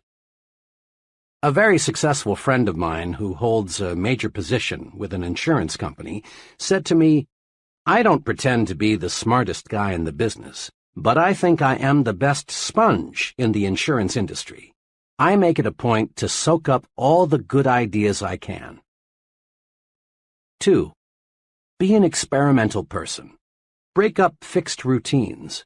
Expose yourself to new restaurants, new books, new theaters, new friends. Take a different route to work someday. Take a different vacation this year. Do something new and different this weekend. If your work is in distribution, develop an interest in production, accounting, finance, and the other elements of business. This gives you breadth and prepares you for larger responsibilities. 3. Be progressive, not regressive.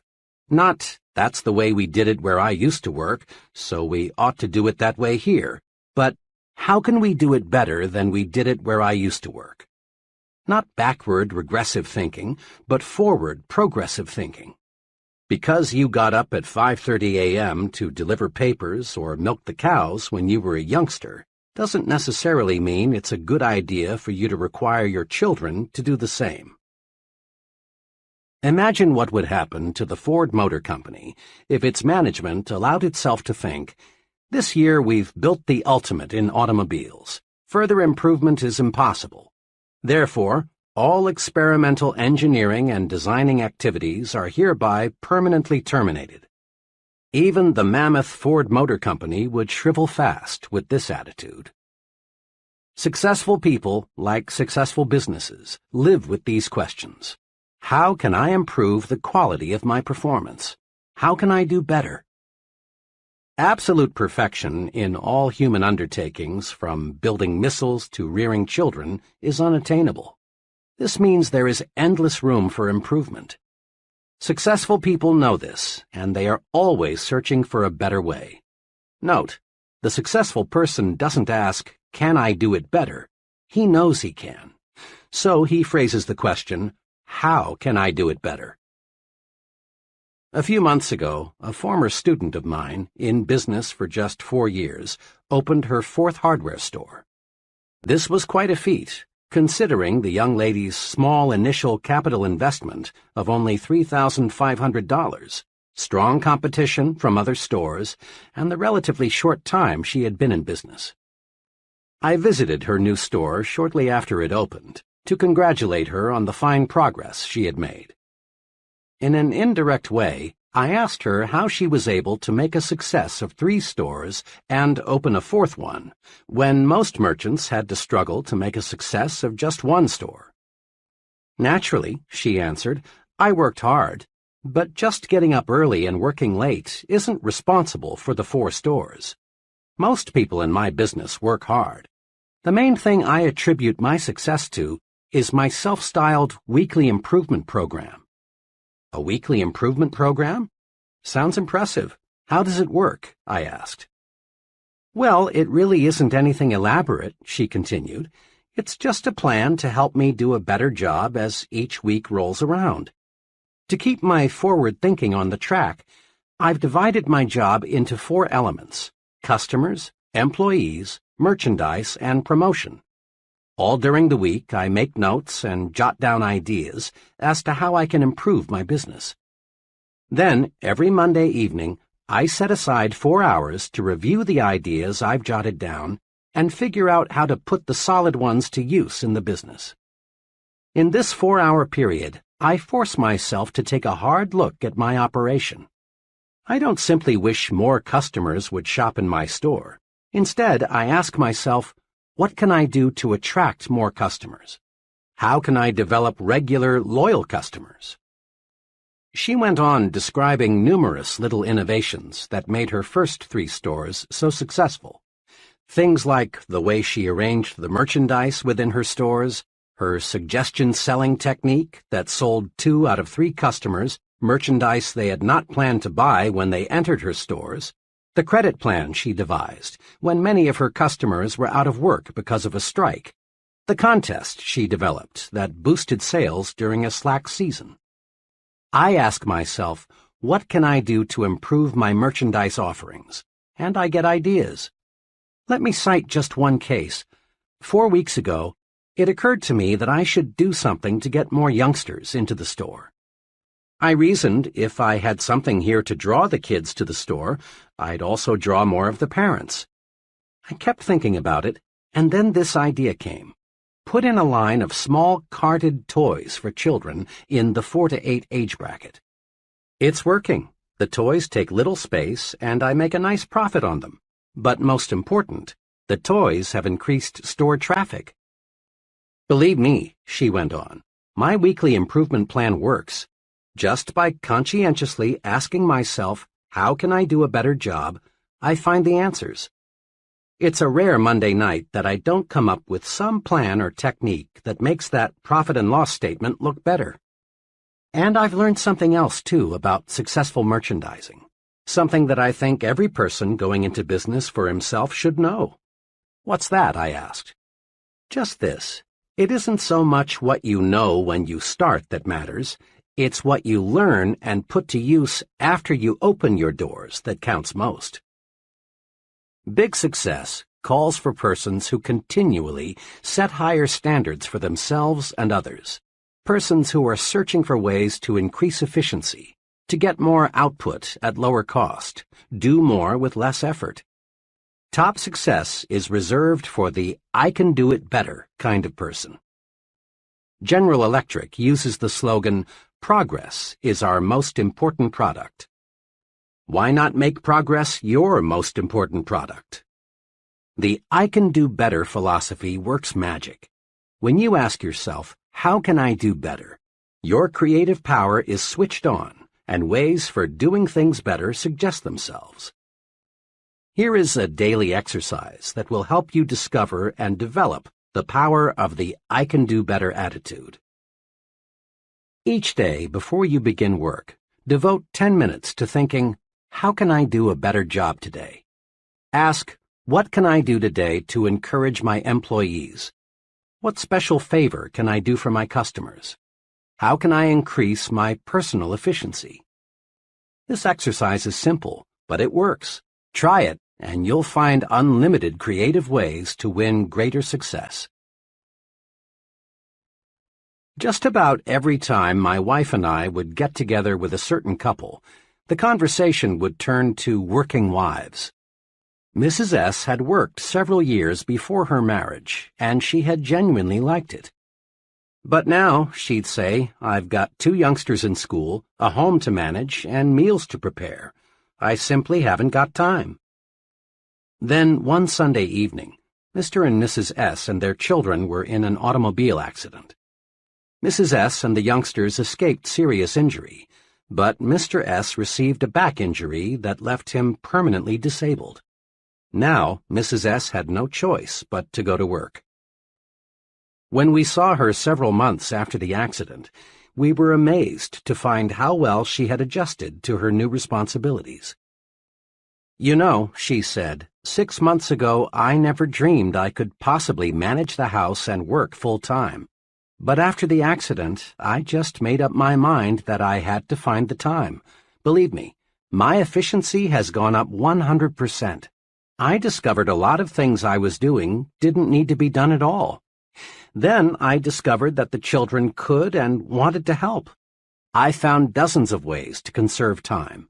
Fewer trips to the store, less TV, less telephoning, less of those time killers. This experience teaches us a lesson. Capacity is a state of mind. How much we can do depends on how much we think we can do. When you really believe you can do more, your mind thinks creatively and shows you the way. A young bank executive related this personal experience about work capacity. One of the other executives in our bank left us with very short notice. This put our department on the spot. The fellow leaving had filled an important job, and his work couldn't be postponed or left undone. The day after he left, the vice president in charge of my department called me in.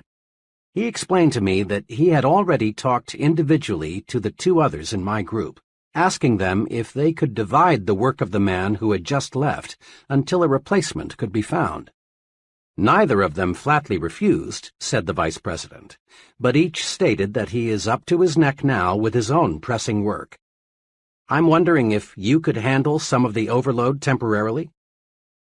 Throughout my working career, I've learned that it never pays to turn down what looks like an opportunity. So I agreed and promised to do my very best to handle all the vacated job as well as keep up with my own work. The vice president was pleased at this. I walked out of his office knowing I had taken on a big job. I was just as busy as the two others in my department who had wiggled out of this extra duty. But I was determined to find a way to handle both jobs. I finished up my work that afternoon, and when the offices were closed, I sat down to figure out how I could increase my personal efficiency. I got a pencil and started writing down every idea I could think of.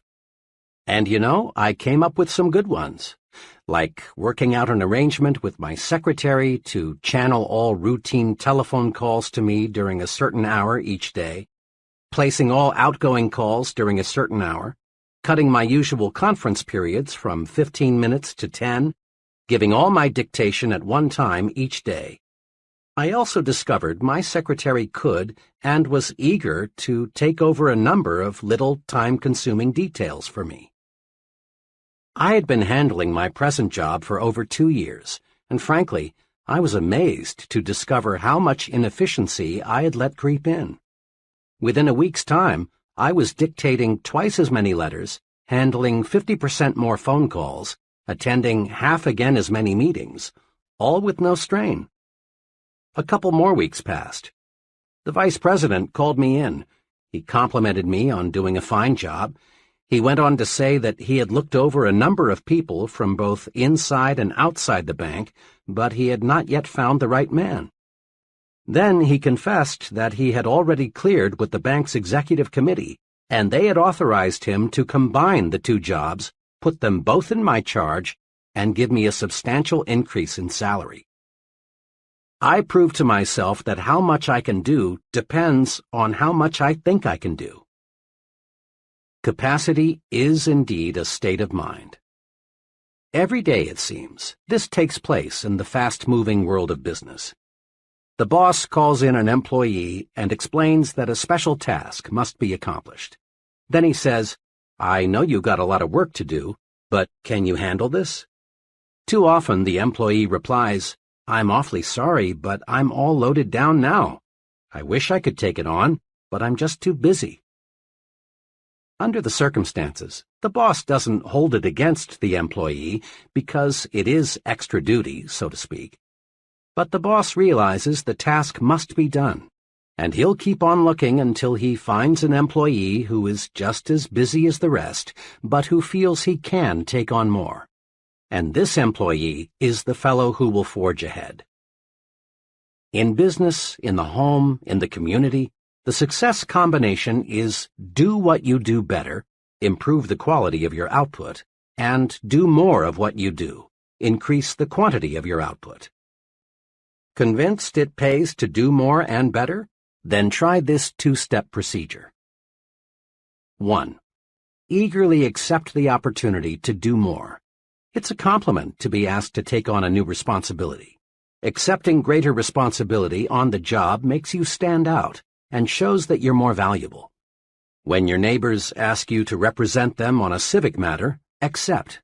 It helps you to become a community leader. 2. Next, concentrate on how can I do more. Creative answers will come. Some of these answers may be better planning and organization of your present work, or taking intelligent shortcuts in your routine activities, or possibly dropping non-essential activities altogether. But let me repeat, the solution for doing more will appear. As a personal policy, I have accepted fully the concept, if you want it done, give it to a busy man. I refuse to work on important projects with persons who have lots of free time. I have learned from painful, expensive experience that the fellow who has plenty of time makes an ineffective work partner. All the successful, competent people I know are busy. When I start something, some project with them, I know it will be satisfactorily completed.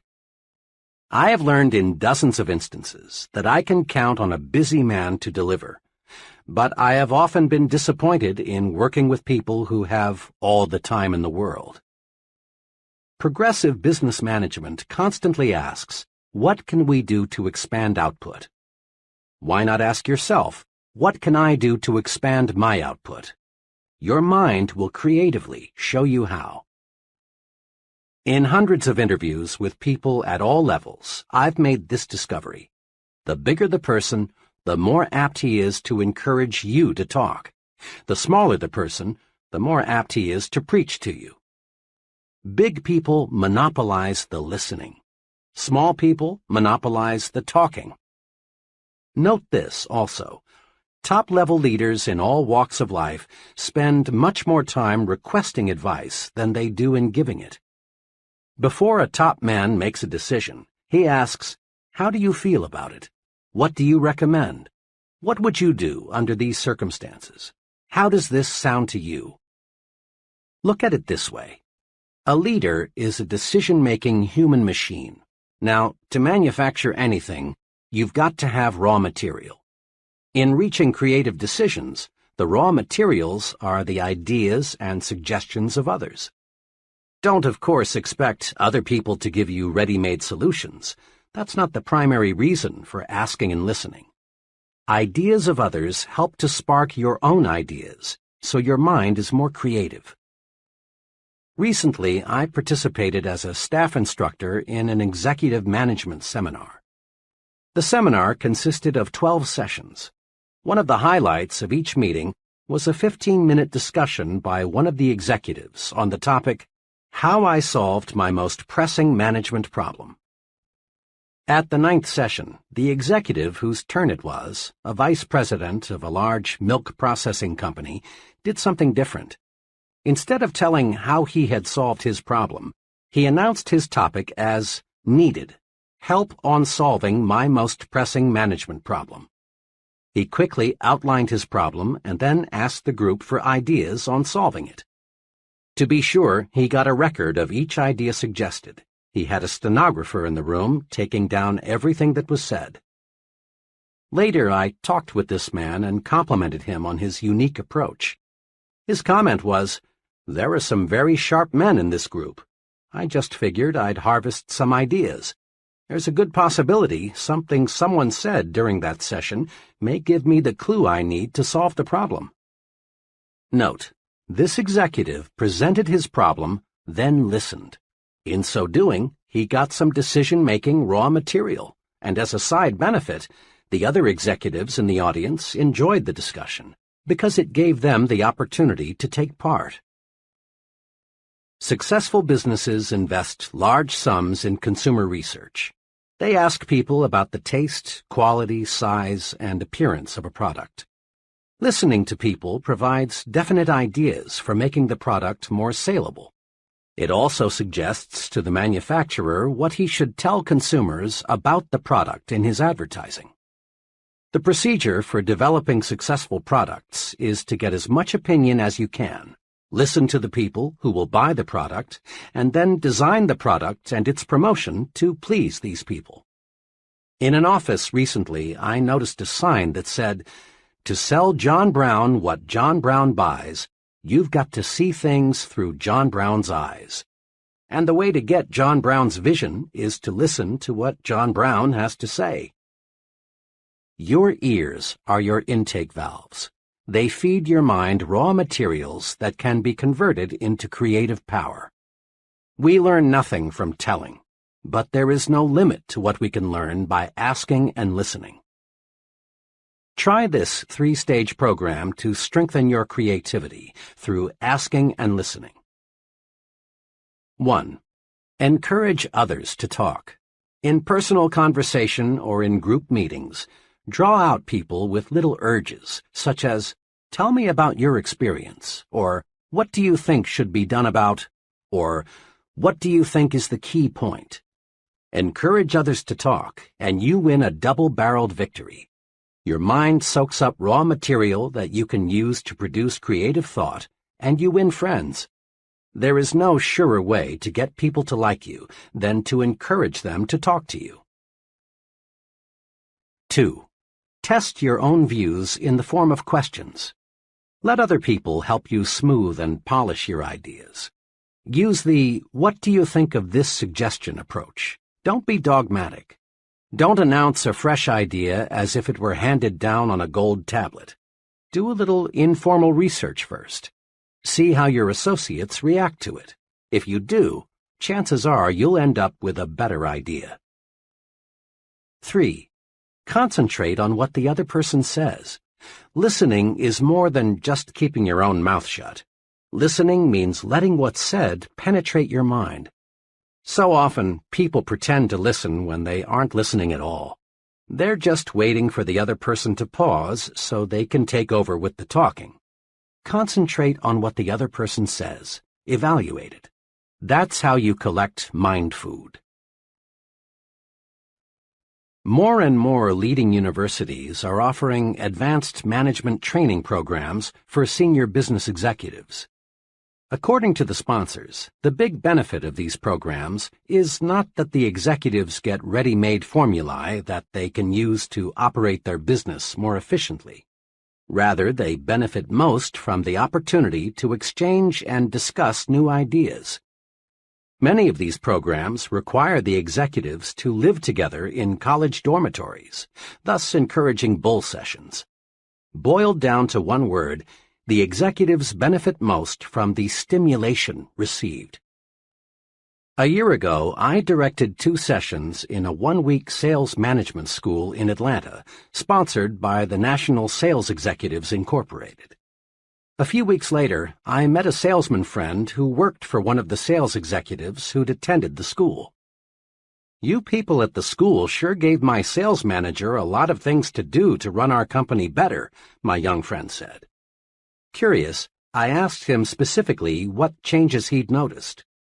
He reeled off a number of things: a revision in the compensation plan, sales meetings twice a month instead of once a month, new business cards and stationery, a revision in sales territories, not one of which was specifically recommended in the training program. The sales manager didn't get a bunch of canned techniques. Instead, he got something much more valuable: the stimulation to think of ideas directly beneficial to his own particular organization. A young accountant for a paint manufacturer told me about a very successful venture of his that was sparked by the ideas of others. "I never had more than a casual interest in real estate," he told me. "I've been a professional accountant for several years now, and I've stuck pretty close to my profession. One day, a realtor friend invited me to be his guest at a luncheon of one of the city's real estate groups. The speaker that day was an older man who had seen the city grow. His talk was about the next 20 years. He predicted that the metropolitan area would continue to grow far out into the surrounding farmland. He also predicted that there would be a record demand for what he called gentleman-size farms, 2 to 5 acres. Big enough so the businessman or professional person could have a pool, horses, a garden, and other hobbies that require space. This man's talk really stimulated me. What he described was exactly what I wanted. The next few days, I asked several friends what they thought about the idea of someday owning a 5-acre estate. Everyone I talked to said, in effect, "I'd love that." I continued to think about it and to figure how I could turn the idea into profit. Then one day, as I was driving to work, the answer came out of nowhere. Why not buy a farm and divide it into estates?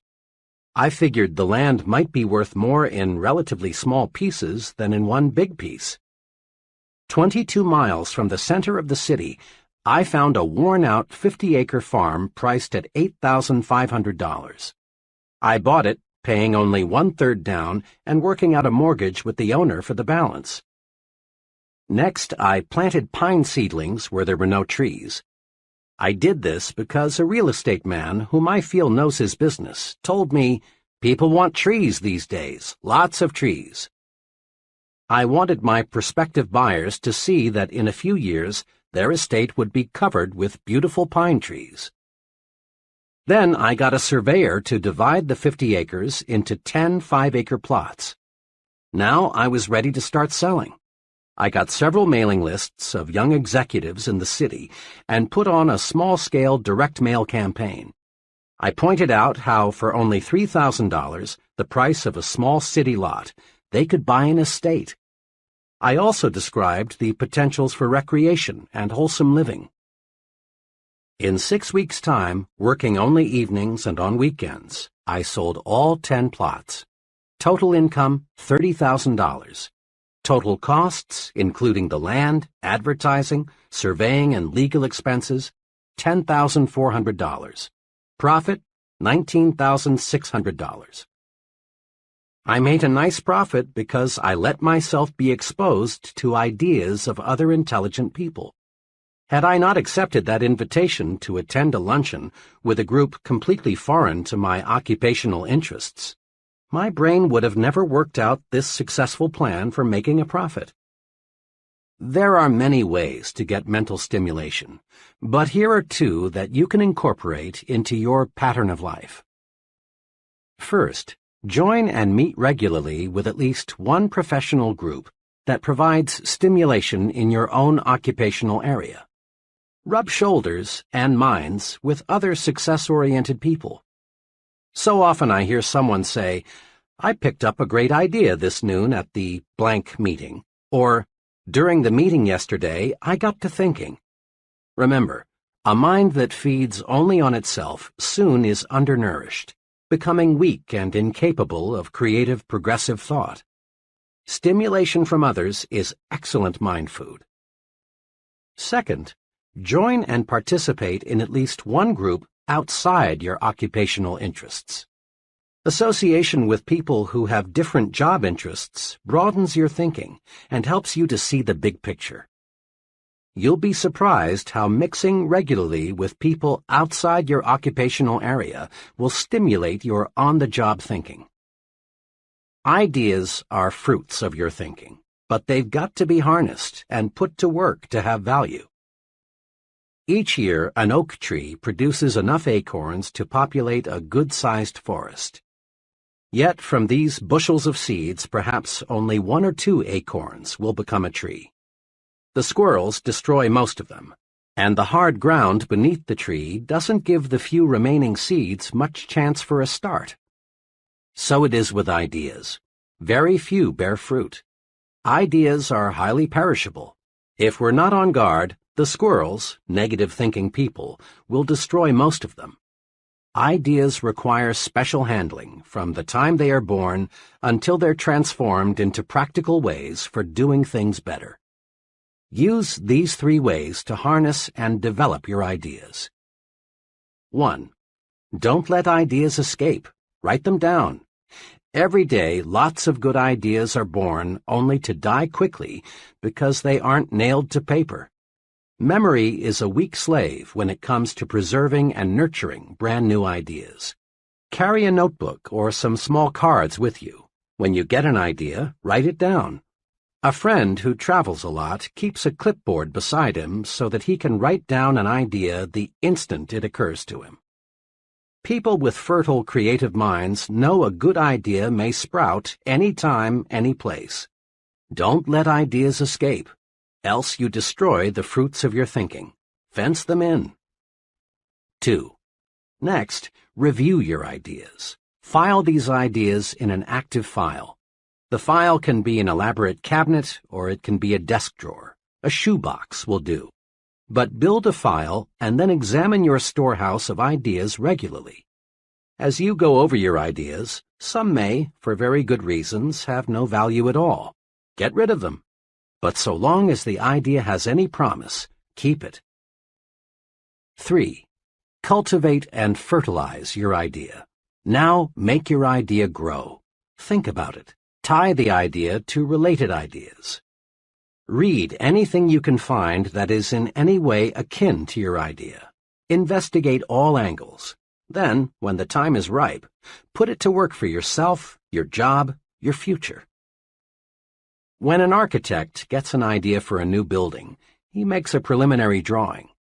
When a creative advertising person gets an idea for a new TV commercial, he puts it into storyboard form, a series of drawings that suggest what the idea will look like in finished form. Writers with idea prepare a first draft. Note: shape up the idea on paper. There are 2 excellent reasons for this. When the idea takes tangible form, you can literally look at it, see the loopholes, see what it needs in the way of polish. Then, too, ideas have to be sold to someone. Customers, employees, the boss, friends, fellow club members, investors. Somebody must buy the idea, else it has no value. One summer, I was contacted by 2 life insurance salesmen. Both wanted to work on my insurance program. Both promised to return with a plan for making the needed changes. The first salesman gave me strictly an oral presentation. He told me in words what I needed, but I soon was confused. He brought in taxes, options, Social Security, all the technical details of insurance programming. Frankly, he lost me, and I had to say no. The second salesman used a different approach. He had charted his recommendations. All the details were shown in diagram form. I could grasp his proposal easily and quickly because I could literally see it. He sold me. Resolve to put your ideas in saleable form. An idea written or in some sort of picture or diagram form has many times more selling power than the idea presented only in oral form. Use these tools and think creatively. 1. Believe it can be done. When you believe something can be done, your mind will find the ways to do it. Believing a solution paves the way to solution. Eliminate impossible, won't work, can't do, no use trying from your thinking and speaking vocabularies. 2. Don't let tradition paralyze your mind. Be receptive to new ideas. Be experimental. Try new approaches. Be progressive in everything you do. 3. Ask yourself daily, how can I do better? There is no limit to self-improvement. When you ask yourself, how can I do better, sound answers will appear. Try it and see. 4. Ask yourself, how can I do more? Capacity is a state of mind. Asking yourself this question puts your mind to work to find intelligent shortcuts. The success combination in business is do what you do better, improve the quality of your output, and do more of what you do, increase the quantity of your output. 5. Practice asking and listening. Ask and listen, and you'll obtain raw material for reaching sound decisions. Remember, big people monopolize the listening. Small people monopolize the talking. 6. Stretch your mind. Get stimulated.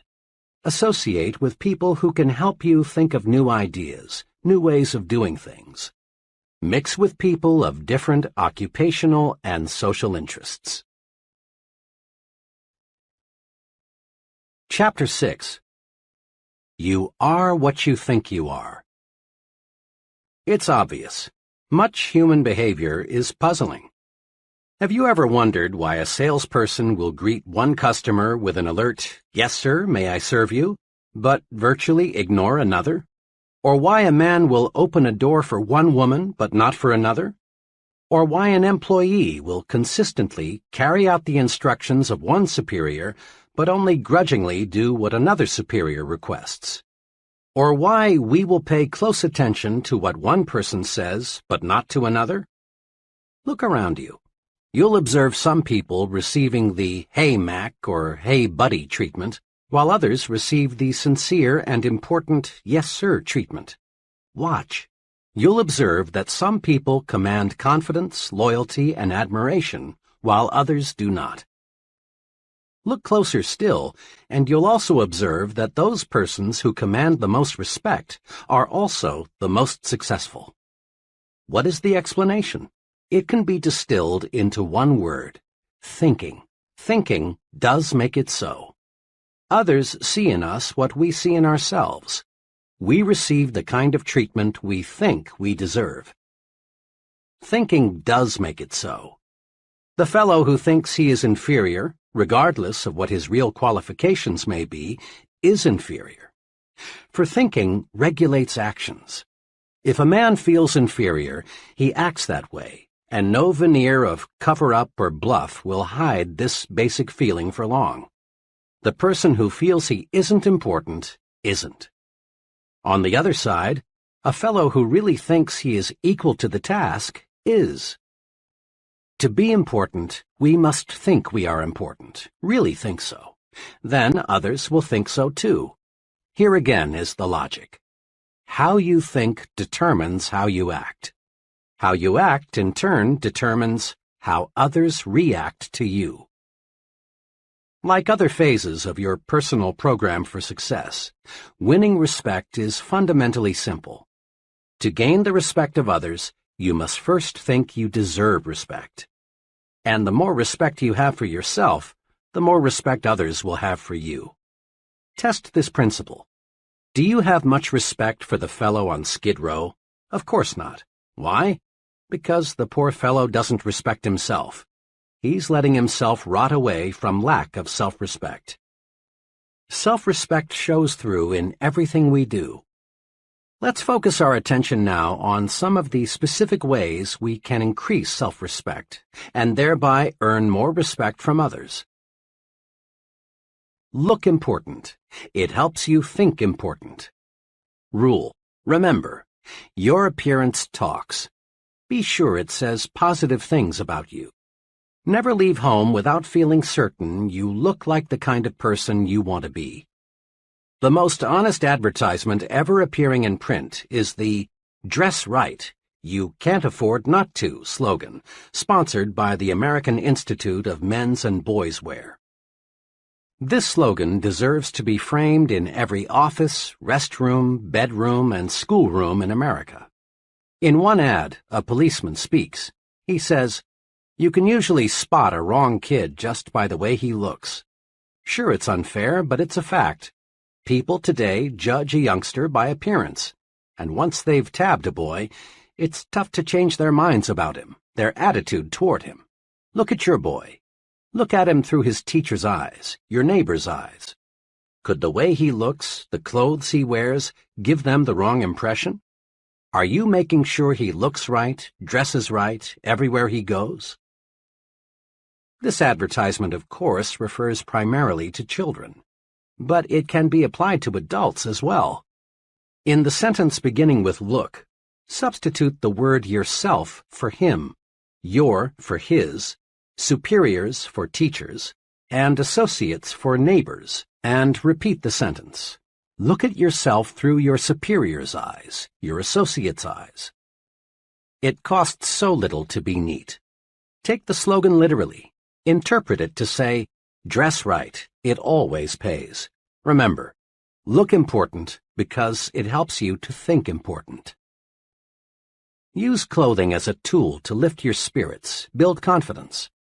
An old psychology professor of mine used to give this advice to students on last-minute preparations for final examinations. Dress up for this important exam. Get a new tie, have your suit pressed, shine your shoes. Look sharp because it will help you think sharp. The professor knew his psychology. Make no mistake about it. Your physical exterior affects your mental interior. How you look on the outside affects how you think and feel on the inside. All boys, I'm told, go through the hat stage. That is, they use hats to identify themselves with the person or character they want to be. I will always remember a hat incident with my own son, Davy. One day, he was dead set on being the Lone Ranger, but he had no Lone Ranger hat. I tried to persuade him to substitute another. His protest was, "But Dad, I can't think like the Lone Ranger without a Lone Ranger hat." I gave in finally and bought him the hat he needed. Sure enough, donning the hat, he was the Lone Ranger. I often recall that incident because it says so much about the effect of appearance on thinking. Anyone who has ever served in the Army knows a soldier feels and thinks like a soldier when he is in uniform. A woman feels more like going to a party when she is dressed for a party.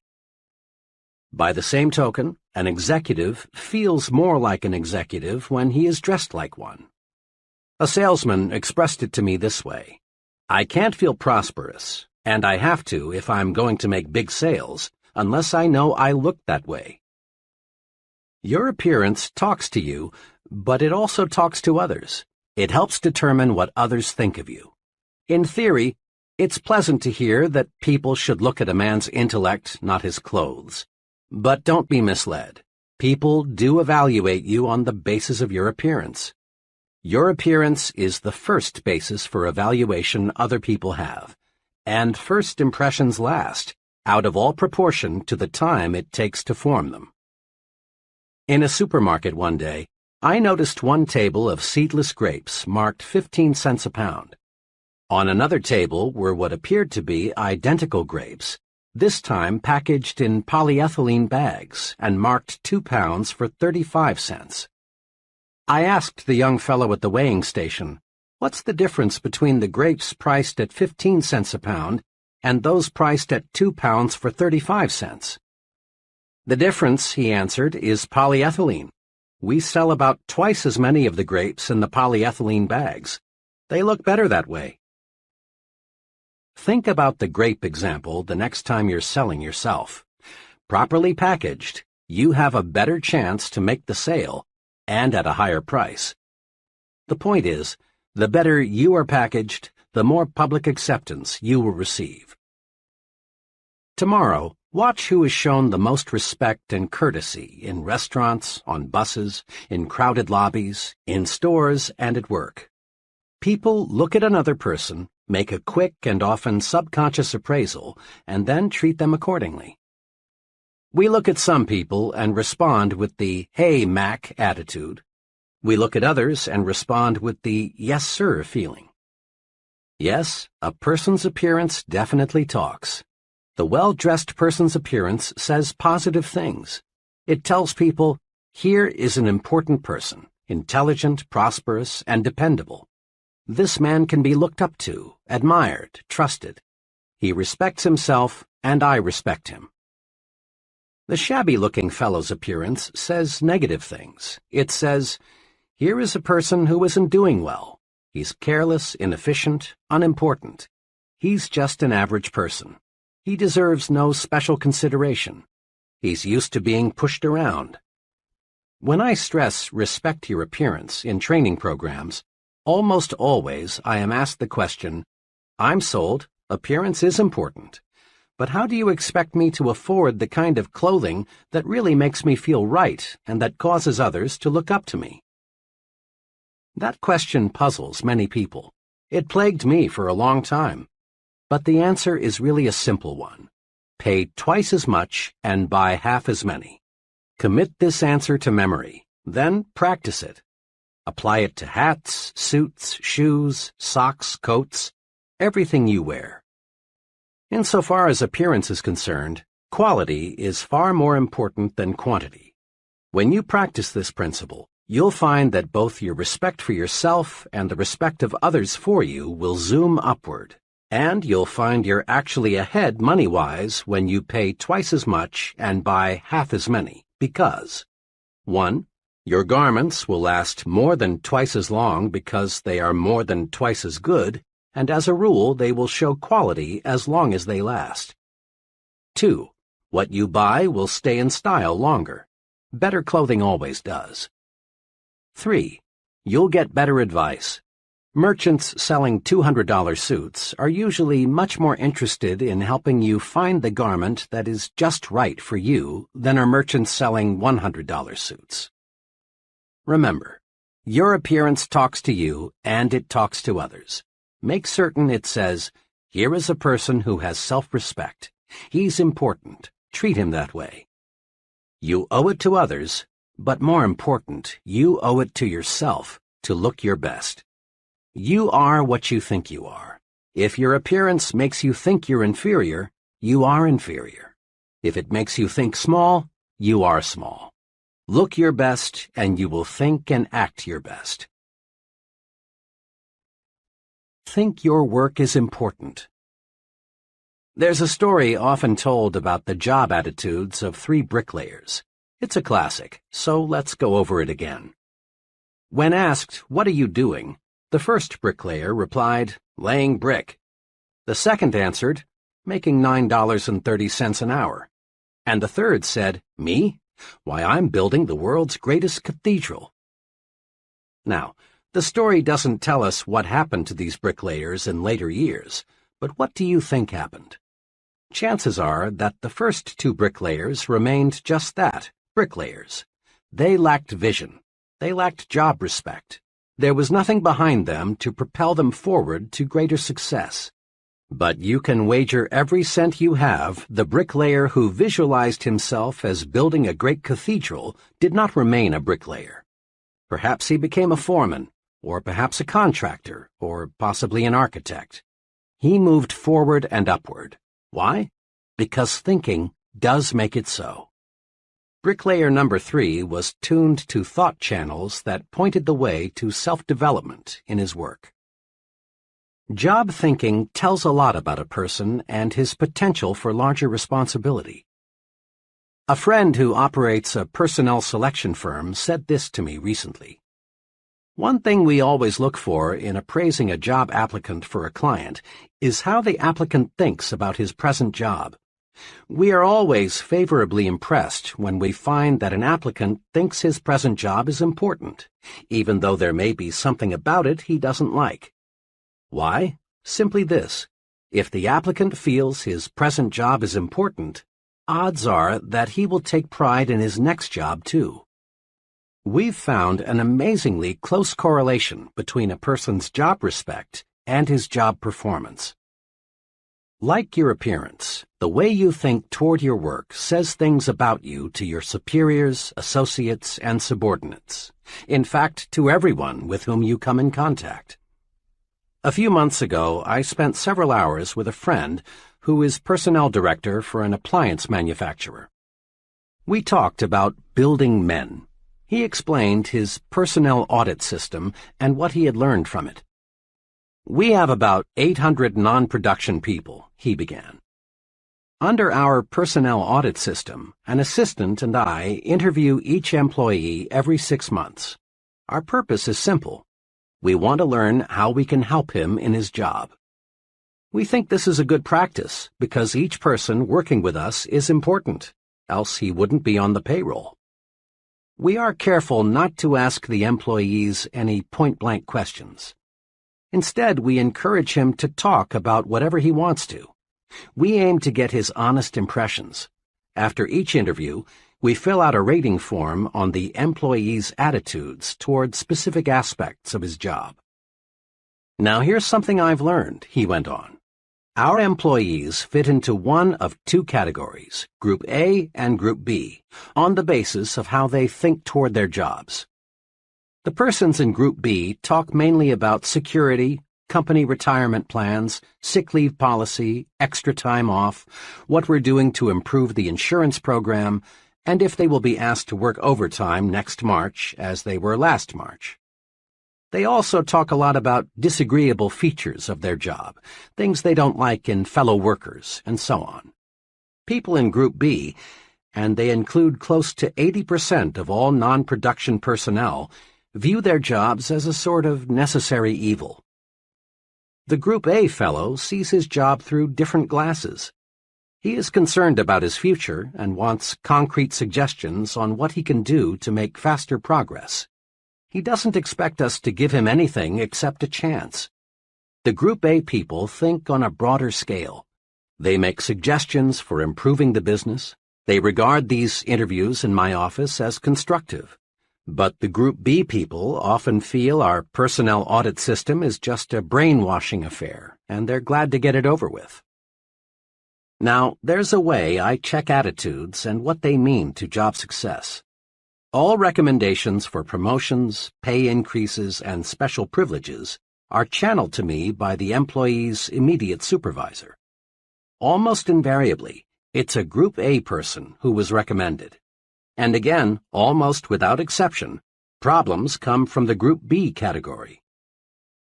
The biggest challenge in my job, he said, is to try and help people move from Group B to Group A. It's not easy, though, because until a person thinks his job is important and thinks positively about it, he can't be helped. This is concrete evidence that you are what you think you are, what your thought power directs you to become.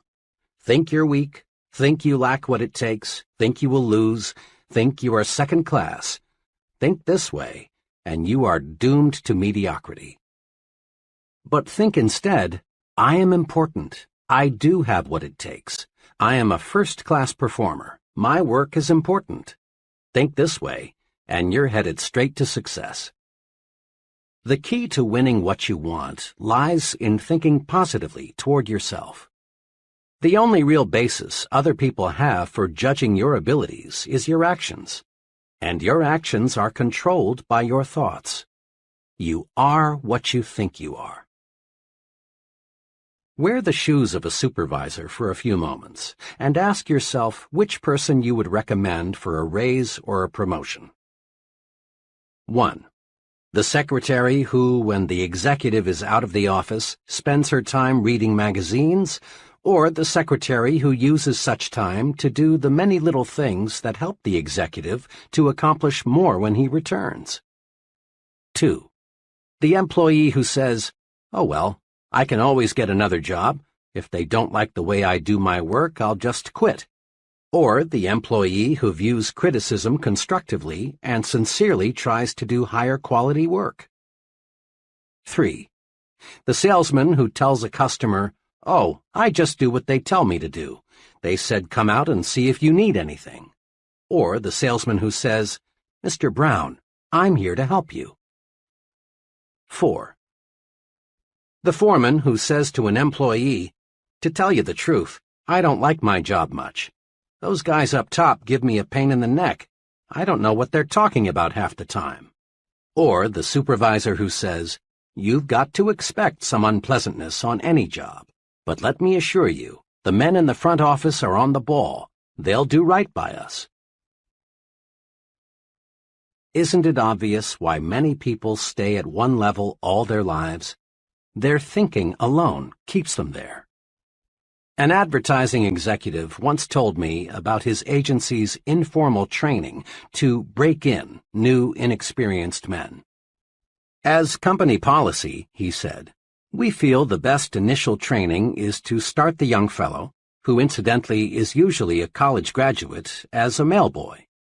We don't do this, of course, because we feel a fellow needs 4 years of college to take mail from one office to another. Our purpose is to give the new fellow maximum exposure to the many varied things which must be done in agency work. After he knows his way around, we give him an assignment. Now occasionally, even after we've carefully explained why we're starting him out in the mailroom, a young fellow feels that carrying the mail is belittling and unimportant. When this is the case, we know we've picked the wrong man. If he doesn't have the vision to see that being a mailboy is a necessary, practical step to important assignments, then he has no future in the agency business." Remember, executives answer the question, "What would he do on that specific level?" by first answering the question, "What kind of job is he doing where he is now?" Here is some logic, sound, straight, and easy. Listen to it a few times before you continue. A person who thinks his job is important receives mental signals on how to do his job better. And a better job means more promotions, more money, more prestige, more happiness. We've all noticed how children quickly pick up the attitudes, habits, fears, and preferences of their parents. Whether it be food preferences, mannerisms, religious and political views, or any other type of behavior, the child is a living reflection of how his parents or guardians think, for he learns through imitation. And so do adults. People continue to imitate others throughout life, and they imitate their leaders and supervisors. Their thoughts and actions are influenced by these people. You can check this easily. Study one of your friends and the person he works for, and note the similarities in thinking and action. Here are some of the ways your friend may imitate his boss or other associate: slang and word choice, the way he smokes cigarettes, some facial expressions and mannerisms, choice of clothing, and automobile preferences. There are many, many more, of course. Another way to note the power of imitation is to observe the attitudes of employees and compare them with those of the chief. When the chief is nervous, tense, worried, his close associates reflect similar attitudes. But when Mr. Chief is on top, feeling good, so are his employees. The point is this: the way we think toward our jobs determines how our subordinates think toward their jobs. The job attitudes of our subordinates are direct reflections of our own job attitudes. It's well to remember that our points of superiority and weakness show up in the behavior of those who report to us, just as a child reflects the attitudes of his parents. Consider just one characteristic of successful people: enthusiasm. Ever notice how an enthusiastic salesperson in a department store gets you, the customer, more excited about the merchandise? Or have you observed how an enthusiastic minister or other speaker has a wide-awake, alert, enthusiastic audience? If you have enthusiasm, those around you will have it too. But how does one develop enthusiasm? The basic step is simple. Think enthusiastically. Build in yourself an optimistic, progressive glow, a feeling that this is great and I'm 100% for it. You are what you think. Think enthusiasm and you'll be enthusiastic. To get high-quality work, be enthusiastic about the job you want done. Others will catch the enthusiasm you generate, and you'll get first-class performance. But if in negative fashion you cheat that company on expense money, supplies, and time, and in other little ways, then what can you expect your subordinates to do? Habitually arrive late and leave early, and what do you think the troops will do? And there is a major incentive for us to think right about our jobs so that our subordinates will think right about their jobs. Our superiors evaluate us by measuring the quality and quantity of output we get from those reporting to us. Look at it this way. Whom would you elevate to division sales manager? The branch sales manager whose salesmen are doing superior work, or the branch sales manager whose salesmen deliver only average performance? Or whom would you recommend for promotion to production manager? The supervisor whose department meets its quota, or the supervisor whose department lags behind? Here are 2 suggestions for getting others to do more for you. 1. Always show positive attitudes toward your job so that your subordinates will pick up right thinking. 2. As you approach your job each day, ask yourself, am I worthy in every respect of being imitated? Are all my habits such that I would be glad to see them in my subordinates? Give yourself a pep talk several times daily. Several months ago, an automobile salesman told me about the success-producing technique he's developed. It makes sense. Listen to it. A big part of my job, for 2 hours a day, the salesman explained, is telephoning prospects to arrange demonstration appointments.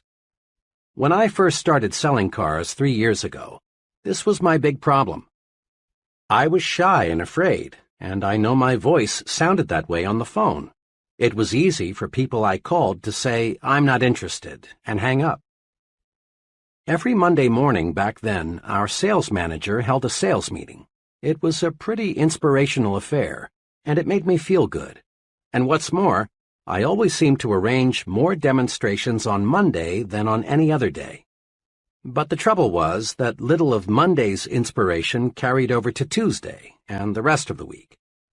Then I got an idea. If the sales manager can pep me up, why can't I pep myself up?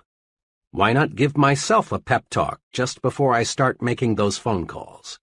That day, I decided to try it. Without telling anyone, I walked out on the lot and found a vacant car. Then, for several minutes, I talked to myself. I told myself, I'm a good car salesman, and I'm going to be the best. I sell good cars, and I give good deals. The people I'm phoning need those cars, and I'm going to sell them. Well, from the very beginning, this self-supercharging paid off. I felt so good, I didn't dread making those calls. I wanted to make them. I no longer go out on the lot and sit in a car to give myself a pep talk, but I still use the technique.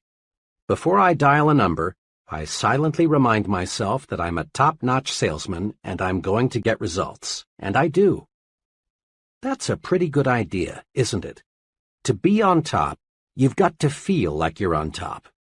Give yourself a pep talk and discover how much bigger and stronger you feel. Recently, in a training program I conducted, each person was asked to give a 10-minute talk on being a leader. One of the trainees gave a miserable presentation. His knees literally shook and his hands trembled. He forgot what he was going to say. After fumbling for 5 or 6 minutes, he sat down, thoroughly defeated. After the session, I spoke to him just long enough to ask him to be there 15 minutes early at the next session. As promised, he was there 15 minutes ahead of time for the next session. The two of us sat down to discuss his talk of the night before. I asked him to remember as clearly as he could exactly what he had thought about the 5 minutes just before he gave his talk. Well, I guess all I thought about was how scared I was. I knew I was going to make a fool of myself. I knew I was going to be a flop. I kept thinking, who am I to be talking about being a leader? I tried to remember what I was going to say, but all I could think about was failing. Right there, I injected, is the answer to your problem. Before you got up to talk, you gave yourself a terrible mental beating. You convinced yourself that you would fail. Is it any wonder your talk didn't come off well? Instead of developing courage, you developed fear. Now this evening's session, I continued, starts in just 4 minutes. Here's what I'd like you to do. Give yourself a pep talk for the next few minutes. Go in that vacant room across the hall and tell yourself, I'm going to give a great talk. I've got something those people need to hear and I want to say. Keep repeating those sentences forcefully, with complete conviction. Then come into the conference room and give your talk again. I wish you could have been there to hear the difference. That brief, self-administered, hard-hitting pep talk helped him to make a splendid speech. The moral? Practice uplifting self-praise. Don't practice belittling self-punishment. You are what you think you are. Think more of yourself, and there is more of you. Build your own sell yourself to yourself commercial. Think for a moment about one of America's most popular products, Coca-Cola. Every day, your eyes or ears come in contact many times with the good news about Coke. The people who make Coca-Cola are continually reselling you on Coke, and for a good reason. If they stopped reselling you, chances are you'd grow lukewarm and eventually cold to Coke. Then sales would drop. But the Coca-Cola Company isn't going to let this happen. They resell you and resell you and resell you on Coke. Every day, you and I see half-alive people who are no longer sold on themselves. They lack self-respect for their most important product, themselves. These folks are indifferent. They feel small. They feel like nobodies, and because they feel that way, that's what they are. The half-alive person needs to be resold on himself. He needs to realize that he's a first-class person. He needs honest, sincere belief in himself. Tom Staley is a young fellow who is going places, and fast. Tom regularly resells himself on himself 3 times every day, with what he calls Tom Staley's 60-second commercial. He carries his personalized commercial in his billfold at all times. Here is exactly what it says. Tom Staley, meet Tom Staley, a really important person. Tom, you're a big thinker, so think big. Think big about everything. You've got plenty of ability to do a first-class job, so do a first-class job. Tom, you believe in happiness, progress, and prosperity. So, talk only happiness. Talk only progress. Talk only prosperity. You have lots of drive, Tom. Lots of drive. So put that drive to work. Nothing can stop you, Tom. Nothing. Tom, you're enthusiastic. Let your enthusiasm show through. You look good, Tom, and you feel good. Stay that way. Tom Staley, you were a great fellow yesterday, and you're going to be an even greater fellow today. Now go to it, Tom. Go forward. Tom credits his commercial with helping him become a more successful, dynamic person. Before I started selling myself to myself, says Tom, I thought I was inferior to just about anybody and everybody. Now I realize that I've got what it takes to win, and I'm winning, and I'm always going to win. Here's how to build your sell yourself to yourself commercial. First, select your assets, your points of superiority. Ask yourself, what are my best qualities? Don't be shy in describing yourself. Next, put these points down on paper in your own words. Write your commercial to you. Reread Tom Staley's commercial. Notice how he talks to Tom. Talk to yourself. Be very direct. Don't think of anyone but you as you say your commercial. Third, practice your commercial out loud in private at least once a day. It helps a lot to do this before a mirror. Put your body into it. Repeat your commercial forcefully with determination. Make your blood travel faster through your body. Get yourself warmed up. Fourth, read your commercial silently several times every day. Read it before you tackle anything that demands courage. Read it every time you feel let down. Keep your commercial handy at all times, then use it. Just one thing more. A lot of people, maybe even a majority, may laugh at this success-rewarding technique.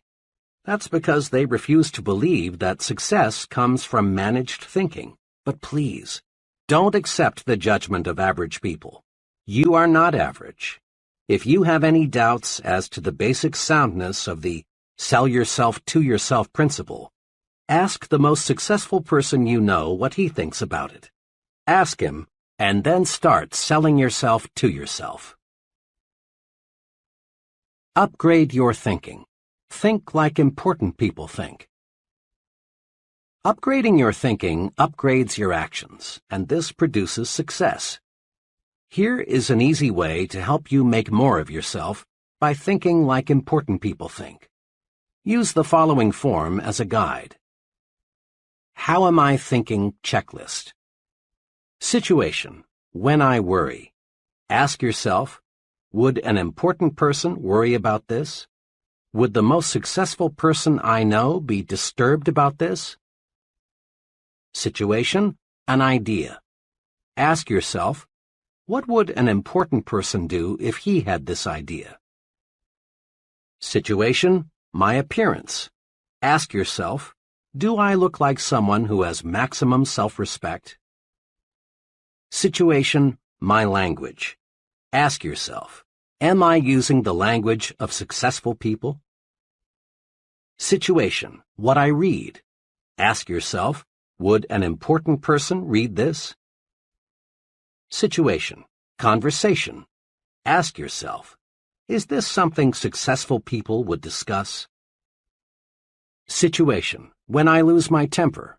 Ask yourself, would an important person get mad at what I'm mad at? Situation, my jokes. Ask yourself, is this the kind of joke an important person would tell? Situation, my job. Ask yourself, how does an important person describe his job to others? Cement in your mind the question, is this the way an important person does it? Use this question to make you a bigger, more successful person. In a nutshell, remember. 1. Look important. It helps you think important. Your appearance talks to you. Be sure it lifts your spirits and builds your confidence. Your appearance talks to others. Make certain it says, here is an important person, intelligent, prosperous, and dependable. 2. Think your work is important. Think this way, and you will receive mental signals on how to do your job better. Think your work is important, and your subordinates will think their work is important too. 3. Give yourself a pep talk several times daily. Build a sell yourself to yourself commercial. Remind yourself at every opportunity that you're a first-class person. 4. In all of life's situations, ask yourself, is this the way an important person thinks? Then, obey the answer. Chapter 7. Manage your environment. Go first class. Your mind is an amazing mechanism. When your mind works one way, it can carry you forward to outstanding success. But the same mind operating in a different manner can produce a total failure. The mind is the most delicate, most sensitive instrument in all creation. Let's look now and see what makes the mind think the way it does. Millions of people are diet conscious. We're a calorie-counting nation. We spend millions of dollars on vitamins, minerals, and other dietary supplements. And we all know why. Through nutritional research, we've learned that the body reflects the diet fed the body. Physical stamina, resistance to disease, body size, even how long we live are all closely related to what we eat. The body is what the body is fed. By the same token, the mind is what the mind is fed. Mind food, of course, doesn't come in packages, and you can't buy it at the store. Mind food is your environment, all the countless things that influence your conscious and subconscious thought. The kind of mind food we consume determines our habits, attitudes, personality.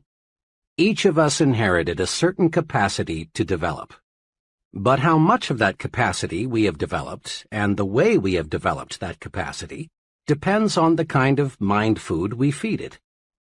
The mind reflects what its environment feeds it, just as surely as the body reflects the food you feed it. Have you ever thought what kind of person you would be had you been reared in some foreign country instead of the United States? What kinds of foods would you prefer? Would your preferences for clothing be the same? What sort of entertainment would you like the most? What kind of work would you be doing? What would your religion be? You can't, of course, be sure of the answers to these questions, but chances are you would be a materially different person had you grown up in a different country. Why? Because you would have been influenced by a different environment. As the saying goes, you are a product of your environment. Mark it well. Environment shapes us, makes us think the way we do. Try to name just one habit or one mannerism you have that you did not pick up from other people. Relatively minor things, like the way we walk, cough, hold a cup. Our preferences for music, literature, entertainment, clothing, all stem in very large part from environment. More important, the size of your thinking, your goals, your attitudes, your very personality is formed by your environment. Prolonged association with negative people makes us think negatively. Close contact with petty individuals develops petty habits in us. On the bright side, companionship with people with big ideas raises the level of our thinking. Close contact with ambitious people gives us ambition. Experts agree that the person you are today, your personality, ambitions, present status in life, are largely the result of your psychological environment. And experts agree also that the person you will be 1, 5, 10, 20 years from now depends almost entirely on your future environment. You will change over the months and years, this we know. But how you will change depends on your future environment, the mind food you feed yourself. Let's look now at what we can do to make our future environment pay off in satisfaction and prosperity. Recondition yourself for success. The number one obstacle on the road to high-level success is the feeling that major accomplishment is beyond reach. This attitude stems from many suppressive forces, that direct our thinking toward mediocre levels. To understand these suppressive forces, let's go back to the time we were children. As children, all of us set high goals. At a surprisingly young age, we made plans to conquer the unknown, to be leaders, to attain positions of high importance, to do exciting and stimulating things, to become wealthy and famous. In short, to be first, biggest, and best. And in our blessed ignorance, we saw our way clear to accomplish these goals. But what happened? Long before we reached the age when we could begin to work toward our great objectives, a multitude of suppressive influences went to work. From all sides we heard, it's foolish to be a dreamer, and that our ideas were impractical, stupid, naive, or foolish, that you have got to have money to go places, that luck determines who gets ahead, or you've got to have important friends, or you're too old or too young. As a result of being bombarded with the "you can't get ahead, so don't bother to try" propaganda, most people you know can be classified into three groups. First group, those who surrendered completely. The majority of people are convinced deep down inside that they haven't got what it takes, that real success, real accomplishment, is for others who are lucky or fortunate in some special respect. You can easily spot these people because they go to great lengths to rationalize their status and explain how happy they really are. A very intelligent man, age 32, who has dead-ended himself in a safe but mediocre position, recently spent hours telling me why he was so satisfied with his job. He did a good job of rationalizing, but he was only kidding himself, and he knew it. What he really wanted was to work in a challenging situation where he could grow and develop. But that multitude of suppressive influences had convinced him that he was inadequate for big things. This group is, in reality, just the other extreme of the discontented job switcher searching for opportunity. Rationalizing yourself into a rut, which, incidentally, has been described as a grave with both ends open, can be as bad as wandering aimlessly, hoping opportunity will somehow, someday, hit you in the face. Second group, those who surrendered partially. A second but much smaller group enters adult life with considerable hope for success. These people prepare themselves, they work, they plan. But after a decade or so, resistance begins to build up. Competition for top-level jobs looks rugged. This group then decides that greater success is not worth the effort. They rationalize, we're earning more than the average, and we live better than the average. Why should we knock ourselves out? Actually, this group has developed a set of fears: fear of failure, fear of social disapproval, fear of insecurity, fear of losing what they already have. These people aren't satisfied because deep down they know they have surrendered. This group includes many talented, intelligent people who elect to crawl through life because they are afraid to stand up and run. Third group, those who never surrender. This group, maybe 2 or 3% of the total, doesn't let pessimism dictate, doesn't believe in surrendering to suppressive forces, doesn't believe in crawling. Instead, these people live and breathe success. This group is the happiest because it accomplishes the most. These people become top salesmen, top executives, top leaders in their respective fields. These people find life stimulating, rewarding, worthwhile. These people look forward to each new day, each new encounter with other people, as adventures to be lived fully. Let's be honest. All of us would like to be in the third group, the one that finds greater success each year, the one that does things and gets results. To get and stay in this group, however, we must fight off the suppressive influences of our environment. To understand how persons in the first and second groups will unwittingly try to hold you back, study this example. Suppose you tell several of your average friends with the greatest sincerity, Someday, I'm going to be vice president of this company. What will happen? Your friends will probably think you are joking. And if they should believe you mean it, chances are they will say, "You poor guy, you sure have a lot to learn." Behind your back, they may even question whether you have all your marbles. Now, assume you repeat the same statement with equal sincerity to the president of your company. How will he react? One thing is certain. He will not laugh. He will look at you intently and ask himself, "Does this fellow really mean this?" But he will not, we repeat, laugh. Because big men do not laugh at big ideas. Or suppose you tell some average people you plan to own an expensive home, and they may laugh at you because they think it's impossible. But tell your plan to a person already living in an expensive home, and he won't be surprised. He knows it isn't impossible because he's already done it. Remember, people who tell you it cannot be done almost always are unsuccessful people, are strictly average or mediocre at best in terms of accomplishment. The opinions of these people can be poison. Develop a defense against people who want to convince you that you can't do it. Accept negative advice only as a challenge to prove that you can do it. Be extra cautious about this. Don't let negative thinking people, negators, destroy your plan to think yourself to success. Negators are everywhere, and they seem to delight in sabotaging the positive progress of others.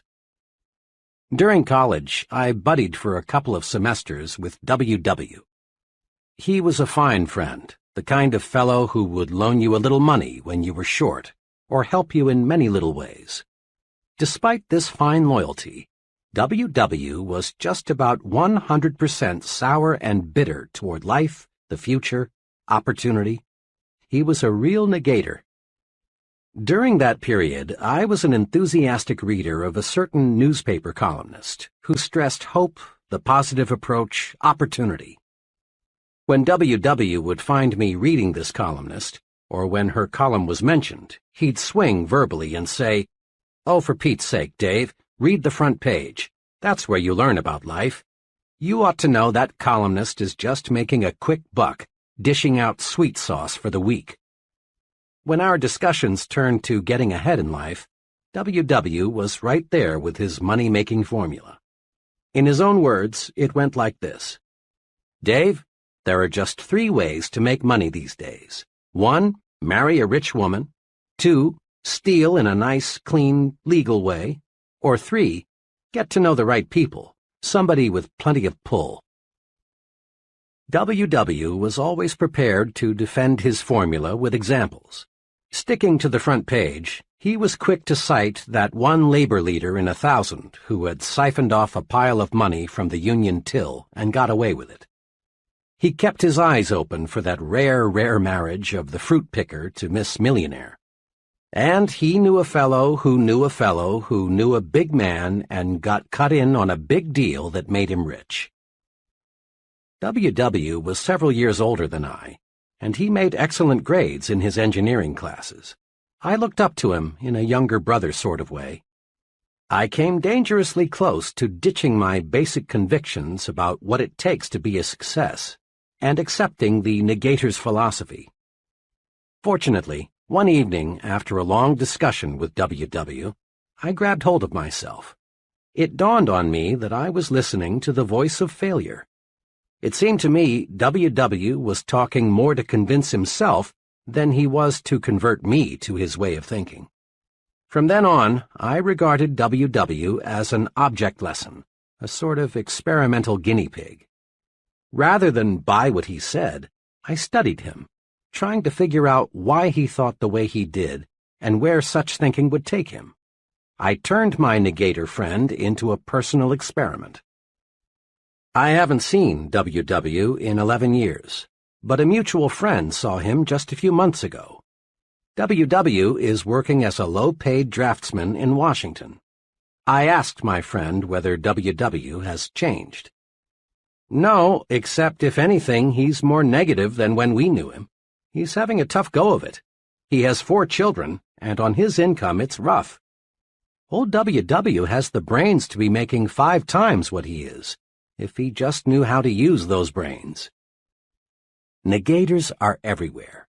Some negators, like the one who almost tripped me, are well-meaning folks, but others are jealous people who, not moving ahead themselves, want you to stumble too. They feel inadequate themselves, so they want to make a mediocre person out of you. Be extra careful. Study negators. Don't let them destroy your plans for success. A young office worker recently explained to me why he had changed carpools. One fellow, he said, talked about nothing, trip in and trip out, except what an awful company we worked for. Regardless of what management did, he found fault. He was negative about everyone from his supervisor on up. The products we sold were no good. Every policy had something wrong with it. As he saw it, absolutely everything had something wrong with it. Each morning I arrived at work tense and wound up tight. And each night, after hearing him preach and rant for 45 minutes about all the things that went wrong that day, I got home discouraged and depressed. Finally, I got sense enough to get in another carpool. It's made a world of difference, for now I'm with a group of fellows who can see 2 sides to a question. That young fellow changed his environment. Smart, wasn't he? Make no mistake about it. You are judged by the company you keep. Birds of a feather do flock together. Fellow workers are not all alike. Some are negative, others positive. Some work because they have to, others are ambitious and work for advancement. Some associates belittle everything the boss says or does, others are much more objective and realize they must be good followers before they can be good leaders.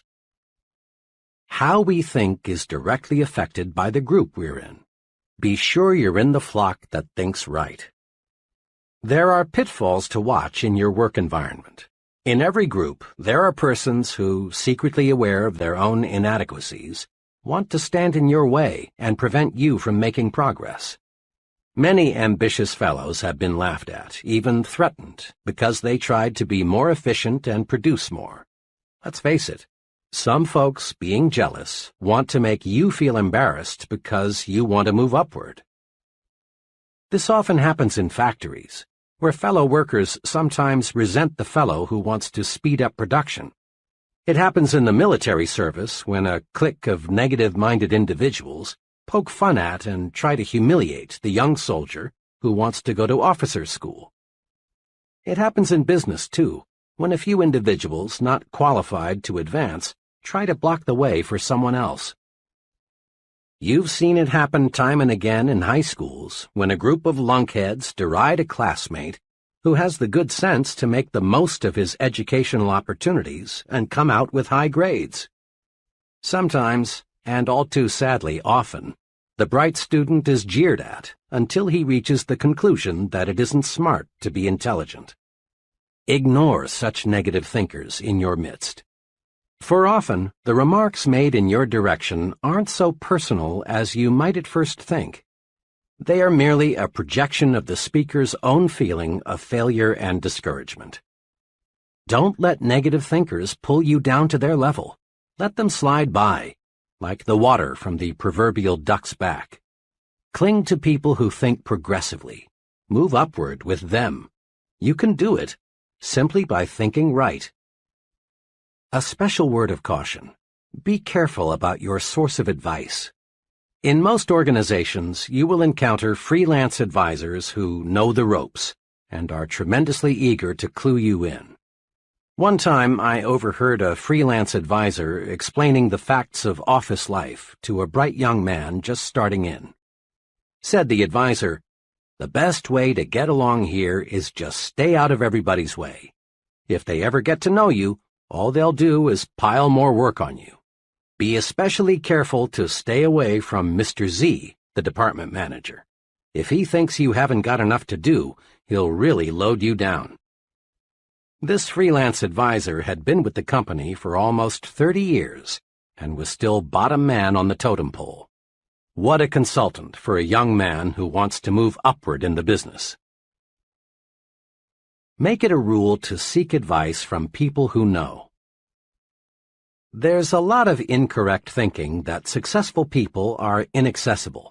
The plain truth is that they are not. As a rule, it's the more successful people who are the most humble and ready to help. Since they are sincerely interested in their work and success, they are eager to see that the work lives on and that somebody capable succeeds them when they retire. It's the would-be big people who are most often the most abrupt and hard to get to know. An executive made this clear. I'm a busy woman, but there's no do not disturb sign on my office door. Counseling people is one of my key functions. We give standardized training of one kind or another to everybody in the company. But personal counseling or tutoring, as I like to call it, is available for the asking. I stand ready to help the fellow who comes in here with either a company or a personal problem. The fellow who displays curiosity and exhibits a real desire to know more about his job and how it relates to other jobs is the individual I like most to help. But, she said, for obvious reasons, I can't spend time offering advice to anybody who isn't sincere in seeking it. Go first class when you have questions. Seeking advice from a failure is like consulting a quack on how to cure cancer. Many executives today never employ persons for key jobs without first interviewing the fellow's wife. One sales executive explained to me, I want to be sure the prospective salesman has his family behind him, a cooperative family that won't object to travel, irregular hours, and other inconveniences which are part of selling. A family that will help the salesman over those inevitable rough spots. Executives today realize that what happens on weekends and between 6 p.m. and 9 a.m. directly affects a person's performance from 9 a.m. to 6 p.m. The person with a constructive off-the-job life nearly always is more successful than the person who lives in a dull, dreary home situation. Let's look in on the traditional way two co-workers, John and Milton, spend their weekends. Let's look, too, at the ultimate results. John's psychological diet on weekends is something like this. Usually, one evening is spent with some carefully selected, interesting friends. Another evening is generally spent out, perhaps at a movie, a civic or community project, or some friend's house. John devotes Saturday morning to Boy Scout work. Saturday afternoon he does errands and chores around the house. Often he works on some special project. Currently it's building a patio in the backyard. On Sundays, John and his family do something special. One Sunday recently they climbed a mountain. Another Sunday they visited a museum. Occasionally they drive into the nearby countryside, for John wants to buy some country property in the not-too-distant future. Sunday evening is spent quietly. John usually reads a book and catches up on the news. Wrapped up, John's weekends are planned. His many refreshing activities keep boredom locked out. John gets plenty of psychological sunshine. Milton's psychological diet is much less well-balanced than John's. His weekends are unplanned. Milton is usually pretty tired on Friday night, but he goes through the motions of asking his wife, "Want to do anything tonight?" But the plan dies there. Rarely do Milton and his wife entertain, and rarely are they invited out. Milton sleeps late on Saturday morning, and the rest of the day is taken up with chores of one kind or another. Saturday night, Milton and his family usually go to a movie or watch TV. What else is there to do? Milton spends most of Sunday morning in bed. Sunday afternoon, they drive over to Bill and Mary's, or Bill and Mary drive over to see them. Bill and Mary are the only couple Milton and his wife visit regularly. Milton's entire weekend is marked by boredom. By the time Sunday evening rolls around, the whole family is on each other's nerves as a result of cabin fever.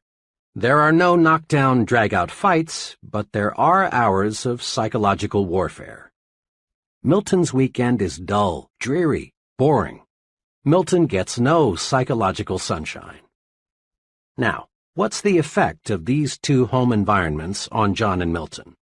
Over a period of a week or two, there probably is no perceptible effect. But over a period of months and years, the effect is tremendous. John's environmental pattern leaves him refreshed, gives him ideas, tunes up his thinking. He's like an athlete being fed steak. Milton's environmental pattern leaves him psychologically starved. His thinking mechanism is impaired. He's like an athlete being fed candy and beer. John and Milton may be on the same level today, but there will gradually be a wide gap between them in the months ahead, with John in the lead position. Casual observers will say, well, I guess John has more on the ball than Milton. But those of us who know will explain that much of the difference in job performance is the result of the difference in the mind food consumed by the two fellows. Every farmer in the Corn Belt knows that if he puts plenty of fertilizer with his corn, he's going to get a bigger yield. Thinking, too, must be given additional nourishment if we want to get better results. My wife and I, along with 5 other couples, spent a wonderful evening last month as guests of a department store executive and his wife. My wife and I lingered just a little longer than the others, so I had a chance to ask our host, whom I know well, a question that had been in my mind all evening. This was really a wonderful evening, I said, but I'm puzzled about one thing. I'd expected to meet mainly other retailing executives here tonight, but your guests all represented different fields. There was a writer, a doctor, an engineer, an accountant, and a teacher. He smiled and said, well, we often do entertain retailing people, but Helen and I find it's very refreshing to mix with people who do something else for a living. I'm afraid if we confined our entertaining to people who have only interests similar to our own, we'd find ourselves in the old well-known rut. Besides, he went on, people are my business. Every day, thousands of people of every occupational group imaginable visit our store. The more I can learn about other people, their ideas, interests, viewpoints, the better job I can do in giving them the merchandise and service they want and will buy. Here are a few simple do's to help make your social environment first class. 1. Do circulate in new groups. Restricting your social environment to the same small group produces boredom, dullness, dissatisfaction. Equally important, remember that your success-building program requires that you become an expert in understanding people. Trying to learn all there is to know about people by studying one small group is like trying to master mathematics by reading one short book. Make new friends, join new organizations, enlarge your social orbit. Then, too, variety in people, like variety in anything else, adds spice to life and gives it a broader dimension. It's good mind food. 2. Do select friends who have views different from your own. In this modern age, the narrow individual hasn't much future. Responsibility and positions of importance gravitate to the person who is able to see both sides. If you're a Republican, make sure you have some friends who are Democrats, and vice versa. Get to know people of different religious faiths. Associate with opposites, but just be sure they are persons with real potential. 3. Do select friends who stand above petty, unimportant things. Folks who are more concerned with the square footage of your home or the appliances you have or don't have than with your ideas and your conversation are inclined to be petty. Guard your psychological environment. Select friends who are interested in positive things, friends who really do want to see you succeed. Find friends who breathe encouragement into your plans and ideals.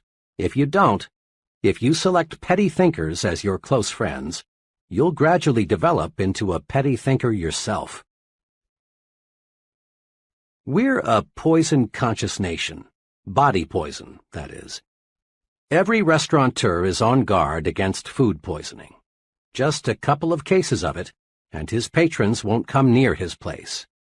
We've got tons of laws to protect the public against hundreds of body poisons. We put, or should put, poisons on the top shelves so the kids can't reach them. We go to any extreme to avoid body poison, and it's good that we do. But there's another type of poison, perhaps a little more insidious, thought poison, commonly called gossip. Thought poison differs from body poison in two ways. It affects the mind, not the body, and is more subtle.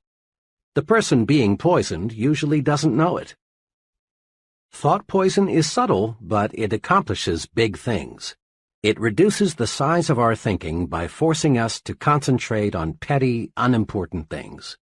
It warps and twists our thinking about people because it is based on a distortion of facts, and it creates a guilt feeling in us that shows through when we meet the person we've gossiped about. Thought poison is 0% right thinking. It is 100% wrong thinking. And contrary to lots of opinion, women have no exclusive franchise on gossip. Every day, many men, too, live in a partially poisoned environment. Every day, thousands of gossip fests staged by men take place on such topics as the boss's marital or financial problems, Bill's politicking to get ahead in business, the probability of John being transferred, the reasons for special favors being awarded Tom, and why they brought in that new man. Gossiping goes something like this. Say, I just heard. No, why? Well, it doesn't surprise me. He had it coming to him. Of course, this is confidential. Conversation is a big part of our psychological environment. Some conversation is healthy. It encourages you. It makes you feel like you're taking a walk in the warm sunshine of a spring day. Some conversation makes you feel like a winner. But other conversation is more like walking through a poisonous, radioactive cloud. It chokes you. It makes you feel ill. It turns you into a loser. Gossip is just negative conversation about people, and the victim of thought poison begins to think he enjoys it. He seems to get a form of poisoned joy from talking negatively about others, not knowing that to successful people, he is becoming increasingly unlikable and unreliable. One of these thought poison addicts walked into a conversation some friends and I were having about Benjamin Franklin. As soon as Mr. Killjoy learned the topic of our chat, he came through with choice bits about Franklin's personal life in a negative way. Perhaps it's true that Franklin was a character in some ways, and he might have made the scandal magazines had they been around in the 18th century. But the point is, Benjamin Franklin's personal life had no bearing on the discussion at hand, and I couldn't help being glad that we weren't discussing somebody whom we knew intimately. Talk about people? Yes, but stay on the positive side. Let's make one point clear. Not all conversation is gossip. Bull sessions, shop talk, and just batting the breeze are necessary at times. They serve a good purpose when they are constructive. You can test your proneness to be a gossiper by taking this test. 1. Do I spread rumors about other people? 2. Do I always have good things to say about others? 3.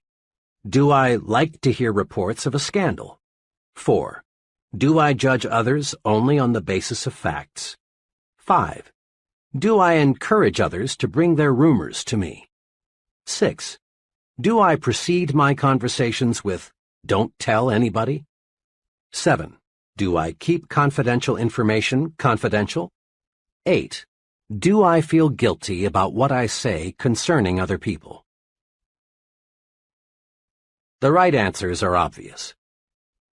Meditate on this thought for just a moment. Taking an axe and chopping your neighbor's furniture to pieces won't make your furniture look one bit better. And using verbal axes and grenades on another person doesn't do one thing to make you a better you or me a better me. Go first class. That is an excellent rule to follow in everything you do, including the goods and services you buy. Once, To prove the unconditional truth of the go first class thinking, I asked a group of trainees to give one example of how they had been penny-wise and pound-foolish. Here are some sample replies. I bought a low-priced suit from an offbeat retailer. Thought I got a bargain, but the suit was simply no good. My car needed a new automatic transmission. Took it to an alley garage that agreed to do the job for $25 less than an authorized dealer. The new transmission lasted 1,800 miles, and the garage wouldn't make it right. For months, I ate at a real greasy spoon trying to save money. The place wasn't clean, the food wasn't good, the service, well, you couldn't call it that, and the clientele was a bunch of down-at-heelers. One day, a friend persuaded me to join him for lunch at one of the best restaurants in town. He ordered the businessman's lunch, so I did too. I was amazed at what I got. Good food, good service, good atmosphere, and for just a little more than I had been paying at the Greasy Spoon. I learned a big lesson. There were many other replies. One fellow reported that he got in trouble with the Bureau of Internal Revenue because he used a bargain accountant. Another went to a cut-rate doctor and later learned he had received a completely wrong diagnosis. Others related the costs of going second class in home repairs, hotels, and other goods and services. Of course, I've heard the argument many times, but I can't afford to go first class. The simplest answer is, you cannot afford to go any other way. Certainly in the long run, going first class actually costs you less than going second class. Then, too, it's better to have fewer things and have quality than to have many things and have junk.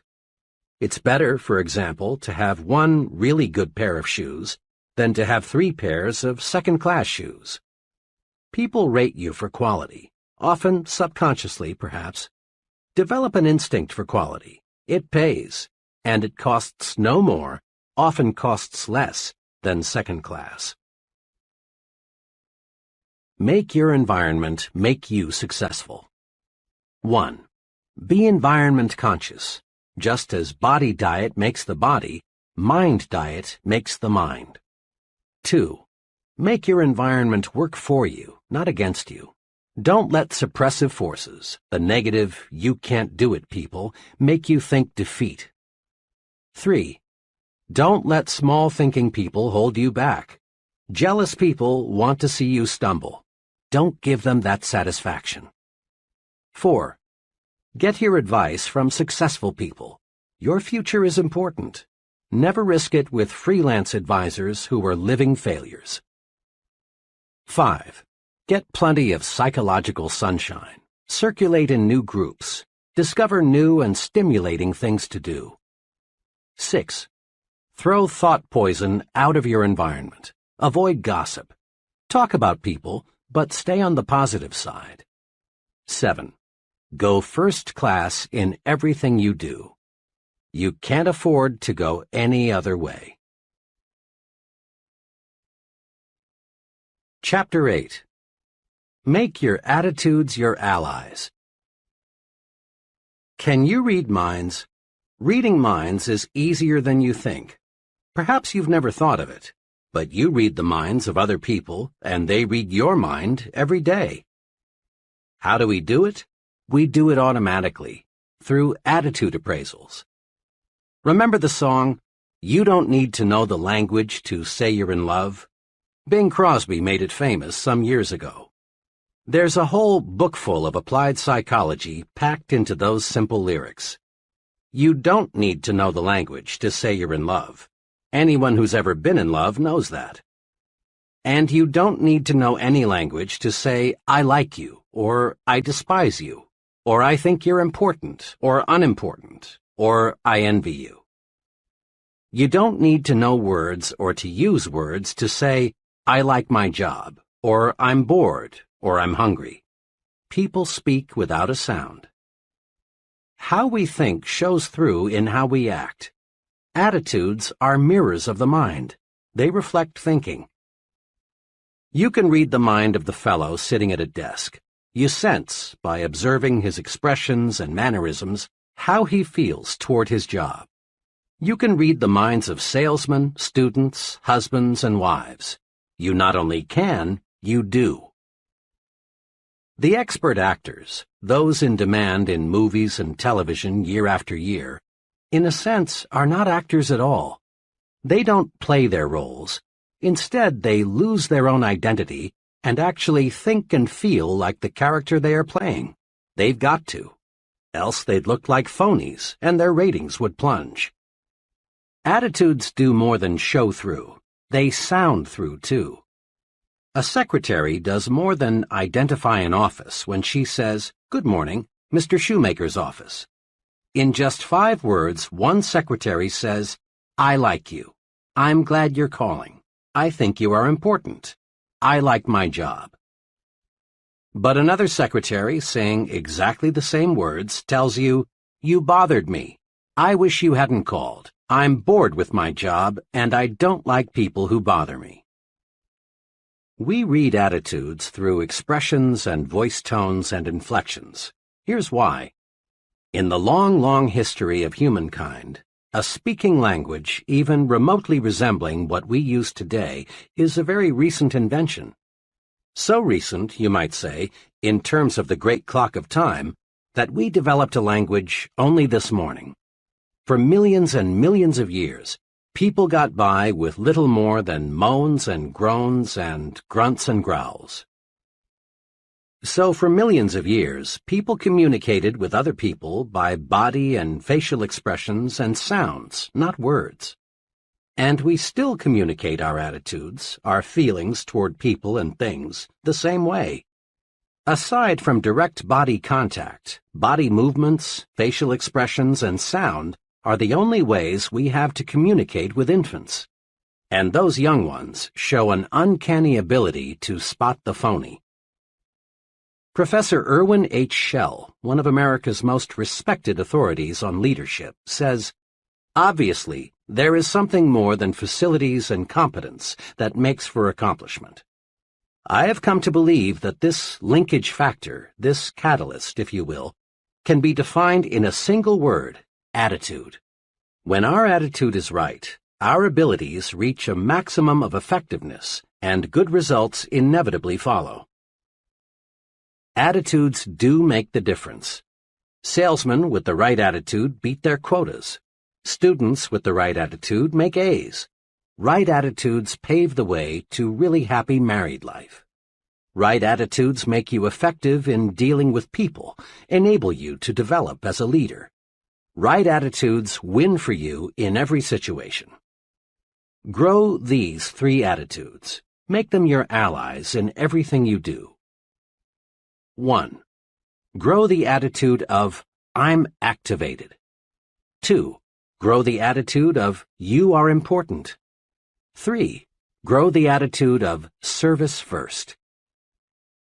Now, let's see how. Years ago, when I was a college sophomore, I enrolled in an American history class. I remember the class vividly, not because I learned much about American history, but because, in an unusual way, I learned this basic principle of successful living. To activate others, you must first activate yourself. The history class was very large, and it was held in a fan-shaped auditorium. The professor, who was a middle-aged fellow and apparently well-educated, was nevertheless pathetically dull. Rather than interpret history as an alive, fascinating subject, the professor merely cited one dead fact after another. It was a frightful wonder how he could possibly make such an interesting subject so terribly dull, but he did. You can imagine the effect the professor's boredom had on the students. Talking and sleeping got so out of hand that the professor had 2 assistants patrol the aisles to break up student conversations and wake up those who had dozed off. Occasionally, the professor would stop and, shaking his finger at the class, would say, "I'm warning you, you've got to pay attention to what I say. You've got to stop this talking, and that's all there is to it." This, of course, made little impression on his students, many of whom, as veterans, had gambled their lives only months before, had made history on islands and in bombers. As I sat there watching this potentially great, wonderful experience turn into a disgusting farce, I found myself wrestling with the question, why are the students ignoring what the professor has to say? The answer came. The students had no interest in what the professor was saying because the professor himself had no interest. He was bored with history, and it showed through. To activate others, to get them to be enthusiastic, you must first be enthusiastic yourself. Over the years, I've tested this principle in hundreds of different situations. It always holds true. A man who lacks enthusiasm never develops it in another. But a person who is enthusiastic soon has enthusiastic followers. The enthusiastic salesman need never worry about unenthusiastic buyers. The enthusiastic teacher need never worry about disinterested students. The activated minister need never be distressed by a sleepy congregation. Enthusiasm can make things 1,100% better. 2 years ago, employees in a business I'm acquainted with donated $94.35 to the Red Cross. This year, the same employees, with just about the same payroll, donated almost $1,100, an increase of 1,100%. The drive captain, who collected only $94.35, was totally lacking in enthusiasm. He made remarks like, "I suppose it's a worthwhile organization. I've never had any direct contact with it. It's a big organization and they collect a lot from the wealthy, so I suppose it's not too important if you contribute. If you can make a donation, see me." This fellow did nothing to inspire anyone to want to join the Red Cross and do it in a big way. This year's drive captain was a different sort. He had enthusiasm. He gave examples of case histories that showed how the Red Cross pitches in when disaster strikes. He showed how the Red Cross depends on donations from everyone. He asked the employees to be guided in giving by how much they would be willing to give their neighbor if disaster should strike him. He said, "Look what the Red Cross has done." Notice, he did not beg. He did not say, "Each of you is expected to donate XX dollars." All he did was to show enthusiasm about the importance of the Red Cross. Success just naturally followed. Think for a moment about a club or a civic organization you know that is fading away. Chances are, all it needs is enthusiasm to bring it back to life. Results come in proportion to enthusiasm applied. Enthusiasm is simply, "This is great. Here's why." Here is a 3-step procedure that will help you to develop the power of enthusiasm. 1. Dig into it deeper. Make this little test. Think of 2 things in which you have little or no interest, maybe cards, certain kinds of music, a sport. Now ask yourself, how much do I really know about these things? Odds are 100 to 1 that your answer is not much. I confess that for years I had absolutely no interest in modern art. It was just so many botched-up lines, until I let a friend who knows and loves modern art explain it to me. Really, now that I've dug into it, I find it fascinating. That exercise supplies one important key for building enthusiasm. To get enthusiastic, learn more about the thing you are not enthusiastic about. Chances are you are quite unenthusiastic about bumblebees. But if you study bumblebees, find out what good they do, how they relate to other bees, how they reproduce, where they live in winter. If you find out all you can about bumblebees, you will soon find yourself really interested in bumblebees. To show trainees how enthusiasm can be developed through the dig into it deeper technique, I sometimes use a greenhouse example. In a deliberately casual way, I ask the group, "Are any of you interested in manufacturing and selling greenhouses?" Not once have I gotten an affirmative answer. Then I make a few points about greenhouses. I remind the group how, as our standard of living rises, people become more and more interested in non-necessities. I suggest how much Mrs. America would enjoy growing her own orchids and orange blossoms. I point out that if tens of thousands of families can afford private swimming pools, millions could afford greenhouses, because greenhouses are relatively inexpensive. I show them that if you could sell a $600 greenhouse to only one family in 50, you'd develop a $600 million business in producing greenhouses, and perhaps a $250 million industry supplying plants and seeds.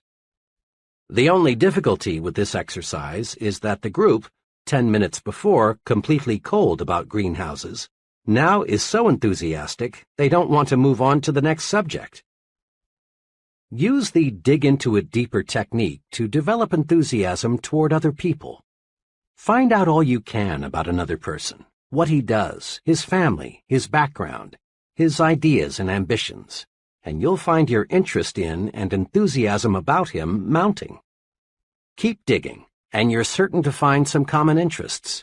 Keep digging, and you'll eventually discover a fascinating person. The dig into it deeper technique works also in developing enthusiasm toward new places. Several years ago, some young friends of mine decided to move from Detroit to a small town in mid-Florida. They sold their home, closed out their business connections, said goodbye to their friends, and were gone. 6 weeks later, they were back in Detroit. The reason had nothing to do with employment. Rather, as they put it, we just couldn't stand living in a small town. Besides, all our friends are in Detroit. We just had to come back. In later conversations with these people, I learned the real reason why they didn't like the small Florida city. During their short stay there, they had taken only a surface view of the community, its history, its plans for the future, its people. They moved their bodies to Florida, but left their minds in Detroit. I've talked with dozens of executives, engineers, and salesmen who have developed career trouble because their companies want to move them to another location, but they don't want to go. I just can't see moving to Chicago, or San Francisco, or Atlanta, or New York, or Miami, is a remark spoken many times a day. There's one way to build enthusiasm toward a new location. Simply resolve to dig into the new community. Learn all you can about it. Mix with the people. Make yourself feel and think like a community citizen from the very first day. Do this, and you'll be enthusiastic about your new environment. Today, millions of Americans invest in corporate securities. But there are many millions more who have no interest at all in the stock market. That's because they are people who have not familiarized themselves with what the securities market is, how it operates, the day-to-day romance of American business. To get enthusiasm about anything, people, places, things, dig into it deeper. Dig into it deeper, and you'll develop enthusiasm. Put this principle to work next time you must do something you don't want to do. Put this principle to work next time you find yourself becoming bored. Just dig in deeper, and you dig up interest. 2. In everything you do, life it up. Enthusiasm, or lack of it, shows through in everything you do and say. Life up your handshaking. When you shake hands, shake. Make your hand clasp say, "I'm glad to know you. I am glad to see you again." A conservative mouse-like handshake is worse than no handshake at all. It makes people think, this guy is more dead than alive. Try to find a highly successful person with a conservative handshake. You'll have to look a long, long time. Life up your smiles. Smile with your eyes. Nobody likes an artificial, pasted-on, rubbery smile. When you smile, smile. Show a few teeth. Maybe your teeth aren't attractive, but that's really unimportant. For when you smile, people don't see your teeth. They see a warm, enthusiastic personality, someone they like. Life up your thank yous. A routine, automatic thank you is almost like saying gleep gleep. It's just an expression. It says nothing. It doesn't accomplish results. Make your thank you mean thank you very much. Life up your talk. Dr. James F. Bender, the noted speech authority, in his excellent book, How to Talk Well, says, "Is your good morning really good? Are your congratulations enthusiastic? Does your how are you sound interested? When you make a habit of coloring your words with sincere feelings, you'll notice a great uptake in your ability to hold attention." People go along with the fellow who believes what he says. Say it with life. Put vitality into your speaking. Whether you are talking to a garden club, a prospect, or your children, put enthusiasm behind what you say. A sermon delivered enthusiastically may be remembered for months, even years. But a sermon delivered without enthusiasm will be mostly forgotten 167 hours before next Sunday rolls around. And when you put life in your talk, you automatically put more life in you. Just try this right now. Say out loud with force and vigor, "I feel great today."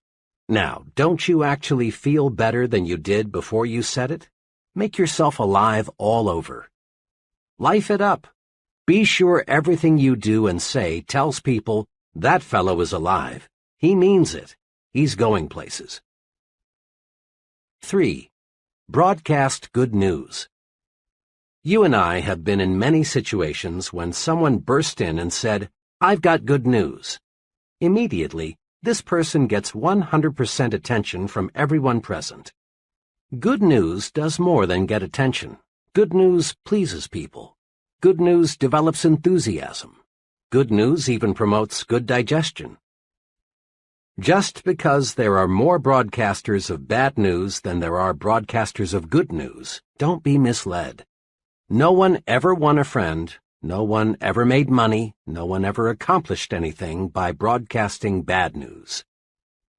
Transmit good news to your family. Tell them the good that happened today. Recall the amusing, pleasant things you experienced, and let the unpleasant things stay buried. Spread good news. It's pointless to pass on the bad. It only makes your family worry, makes them nervous. Bring home some sunlight every day. Ever notice how seldom children complain about the weather? They take hot weather in stride until the negative news corps educate them to be conscious of unpleasant temperatures.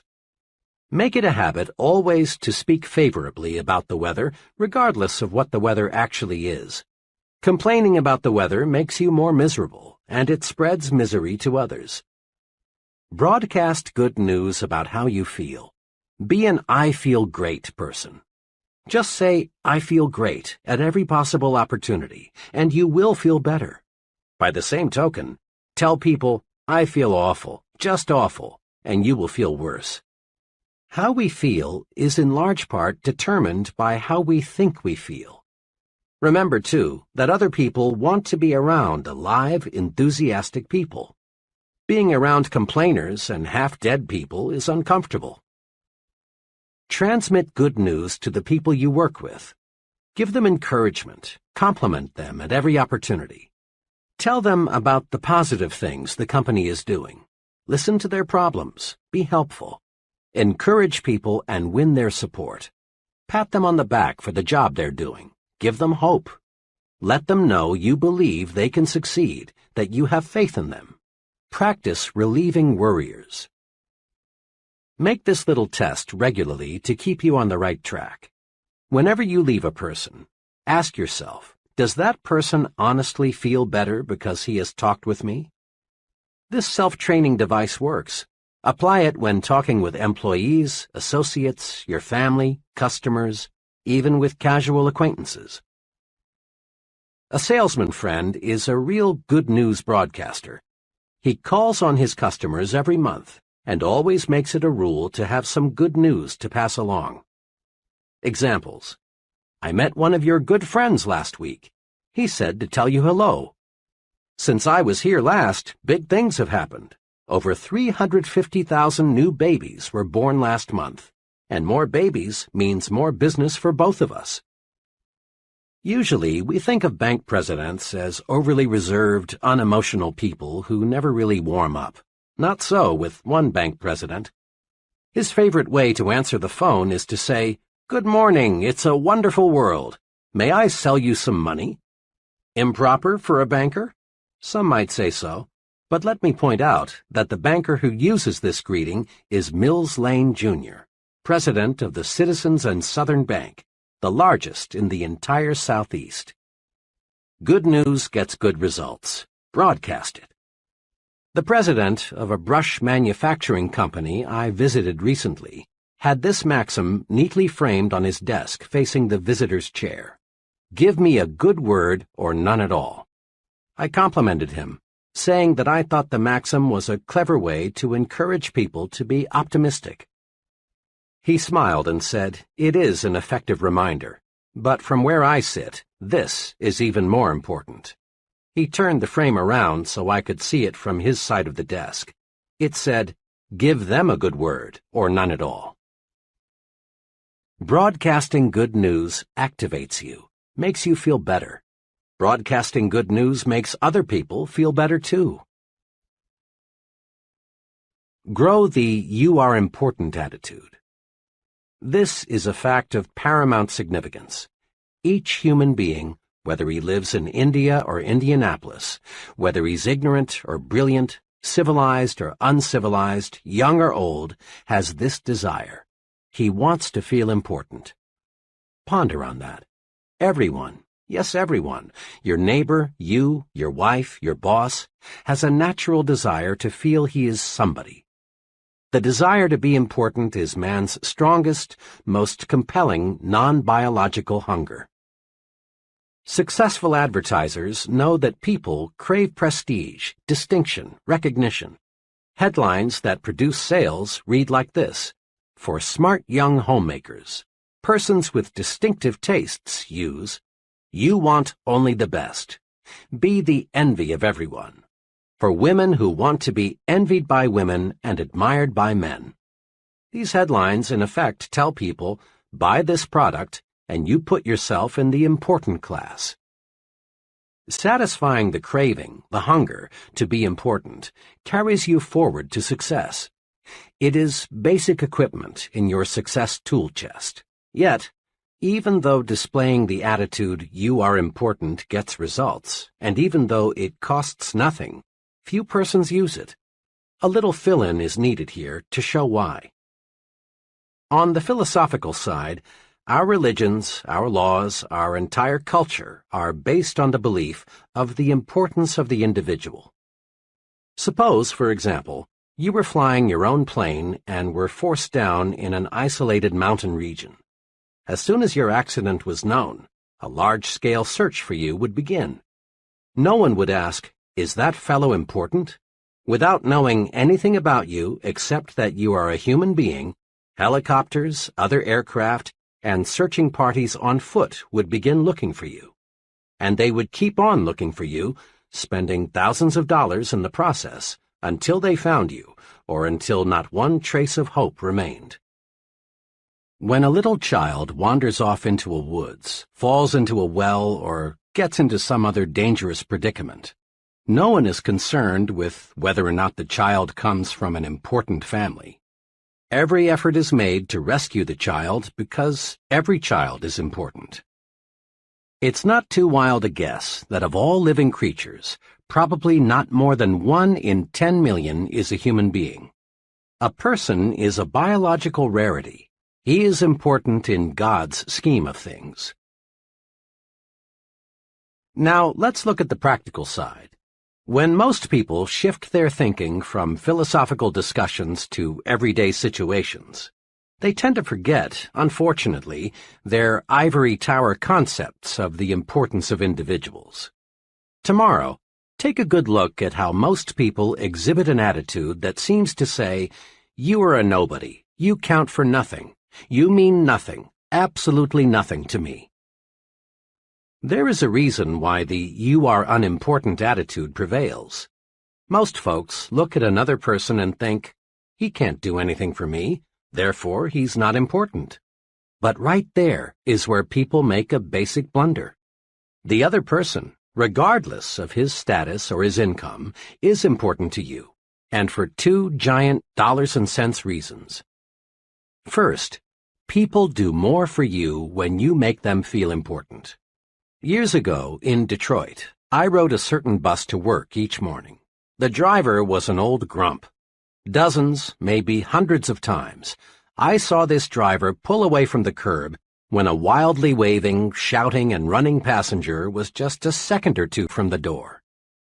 Over a period of several months, I saw this driver show special courtesy to only one passenger, and this passenger was shown special courtesy many times. The driver would wait for this passenger. And why? Because this passenger went out of his way to make the driver feel important. Every morning he greeted the driver with a personalized, sincere, "Good morning, sir." Sometimes this passenger would sit near the driver and make little comments like, "You sure have a lot of responsibility. It must take nerves of steel to drive through traffic like this every day. You sure keep this thing on schedule." That passenger made the driver feel as important as if he were piloting a 180-passenger jet airliner, and the driver, in return, showed special courtesy to the passenger. It pays to make little people feel like big people. Today, in thousands of offices all over America, secretaries are helping salesmen make sales or lose sales, depending on how the salesman has treated them. Make someone feel important and he cares about you. And when he cares about you, he does more for you. Customers will buy more from you, employees will work harder for you, associates will go out of their way to cooperate with you, your boss will do more to help you if you will only make these people feel important. It pays to make big people feel even bigger. The big thinker always adds value to people by visualizing them at their best. Because he thinks big about people, he gets their best out of them.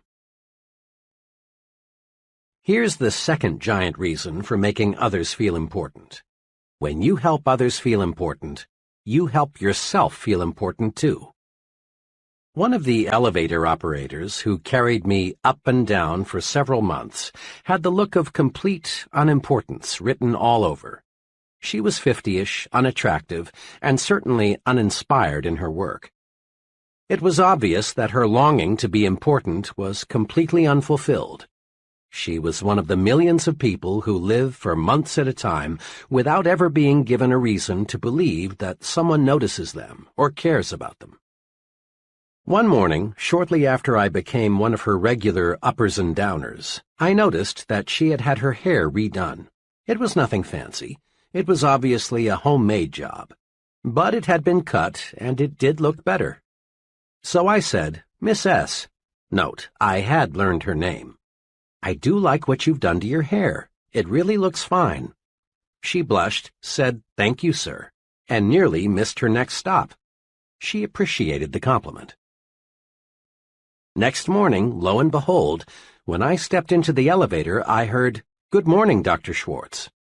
Not one time before had I heard this operator address anyone by name. And in the remaining months that I had an office in the building, I never heard anyone called by name except me. I had made the operator feel important. I had sincerely complimented her and called her by name. I had made her feel important. Now she was repaying me by making me feel important. Let's not kid ourselves. People who do not have a deep-down feeling of self-importance are slated for mediocrity. Again and again, this point must be driven home. You must feel important to succeed. Helping others to feel important rewards you because it makes you feel more important.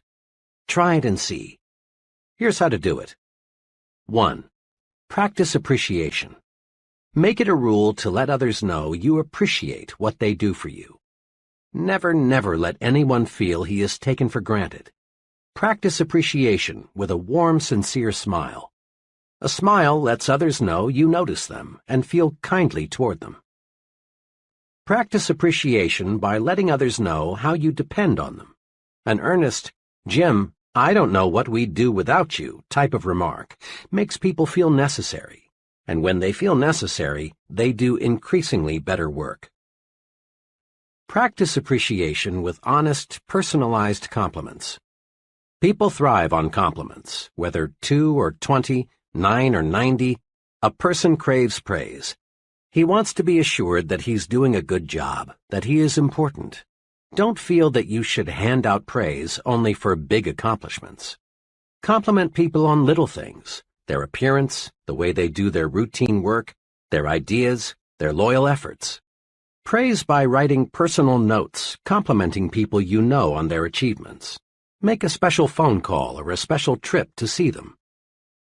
Don't waste time or mental energy trying to classify people as very important persons, or unimportant persons. Make no exceptions. A person, whether he is garbage collector or company vice president, is important to you. Treating someone as second class never gets you first-class results. 2. Practice calling people by their names.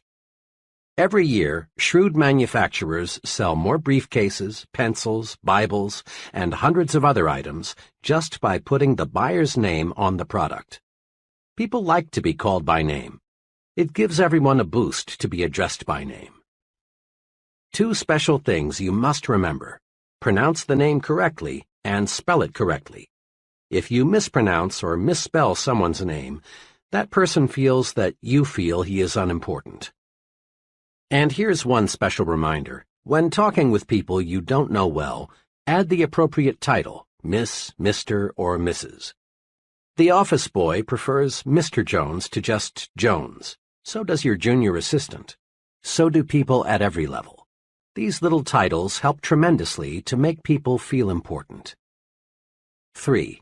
Don't hog glory. Invest it instead. Just recently, I was a guest at an all-day sales convention. After dinner that evening, the vice president in charge of sales for the company passed out awards to the 2 district managers, a man and a woman, whose sales organizations had attained the best records for the year just ended. Then the vice president asked those district managers to take 15 minutes to tell the entire group how their organizations did so exceptionally well.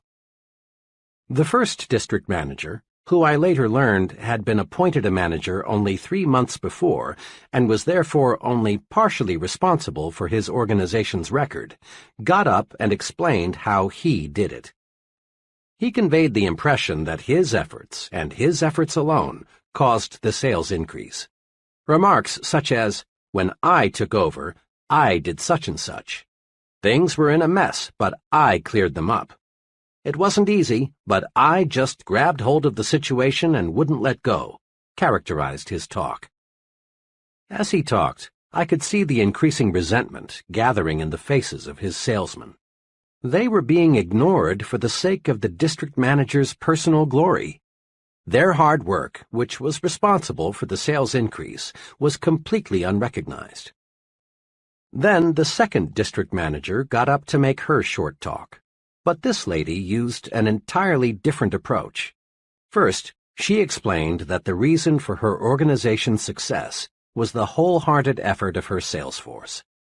Then she asked each one to stand and paid a sincere personal compliment to each for his or her efforts. Note this difference. The first manager squandered the vice president's praise entirely on himself. In doing so, he offended his own people. His sales force was demoralized. The second passed the praise on to her sales force, where it could do more good. This manager knew that praise, like money, can be invested to pay dividends. She knew that passing the credit on to her salespeople would make them work even harder next year. Remember, praise is power. Invest the praise you receive from your superior. Pass praise on down to your subordinates, where it will encourage still greater performance.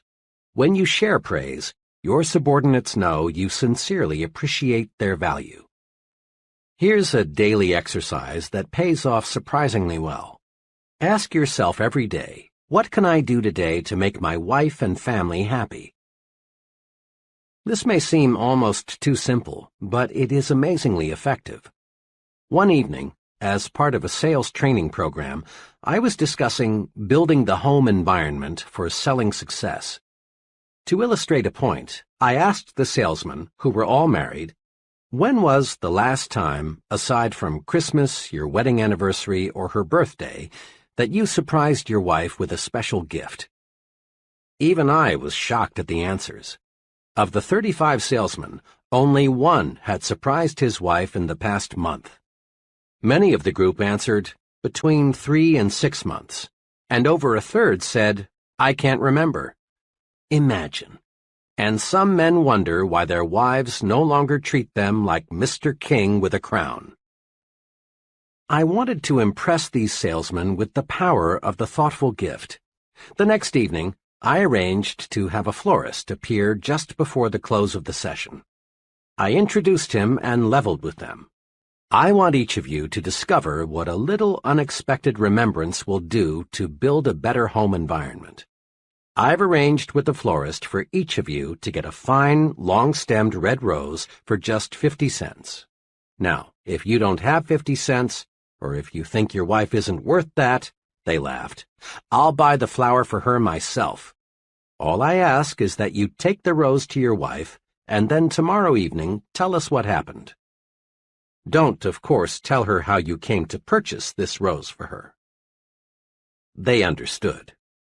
Without exception, every fellow testified the next evening that the mere investment of 50 cents had made his wife happy. Do something special for your family often. It doesn't have to be something expensive. It's thoughtfulness that counts. Anything that shows that you put your family's interests first will do the trick. Get the family on your team. Give them planned attention. In this busy age, a lot of people never seem able to find time for their families. But if we plan, we can find it. One company vice president told me of this method, which he says works well for him. My job carries a lot of responsibility, and I have no choice but to bring quite a lot of work home every night. But I will not neglect my family, because it's the most important thing in my life. It's the main reason I work as hard as I do. I've worked out a schedule that enables me to give attention to my family as well as to my work. From 7:30 to 8:30 every evening, I devote my time to my 2 young children. I play games with them, read them stories, draw, answer questions, anything they want me to do. After an hour with those kids of mine, they're not only satisfied, but I'm 100% fresher. At 8:30 they trot off to bed, and I settle down to work for 2 hours. At 10:30 I quit working and spend the next hour with my wife. We talk about the kids, her various activities, our plans for the future. This hour, undisturbed by anything, is a wonderful way to cap off the day. I also reserve Sundays for my family. The whole day is theirs. I find my organized program for giving my family the attention it deserves is good not only for them, but also good for me. It gives me new energy. Want to make money? Then get the put service first attitude. It's perfectly natural, in fact, it's highly desirable, to want to make money and accumulate wealth. Money is power to give your family and yourself the standard of living they deserve. Money is power to help the unfortunate. Money is one of the means to living life fully. Once criticized for urging people to make money, the great minister Russell H. Conwell, author of Acres of Diamonds, said, "Money printed your Bible, money builds your churches, money sends your missionaries, and money pays your preachers, and you would not have many of them either if you did not pay them." The person who says he wants to be poor usually suffers from a guilt complex or a feeling of inadequacy. He's like the youngster who feels he can't make A's in school or make the football team, so he pretends he doesn't want to make A's or play football. Money, then, is a desirable objective. What's puzzling about money is the backward approach so many people use in trying to make it. Everywhere you see people with a money-first attitude. Yet these same people always have little money. Why? Simply this.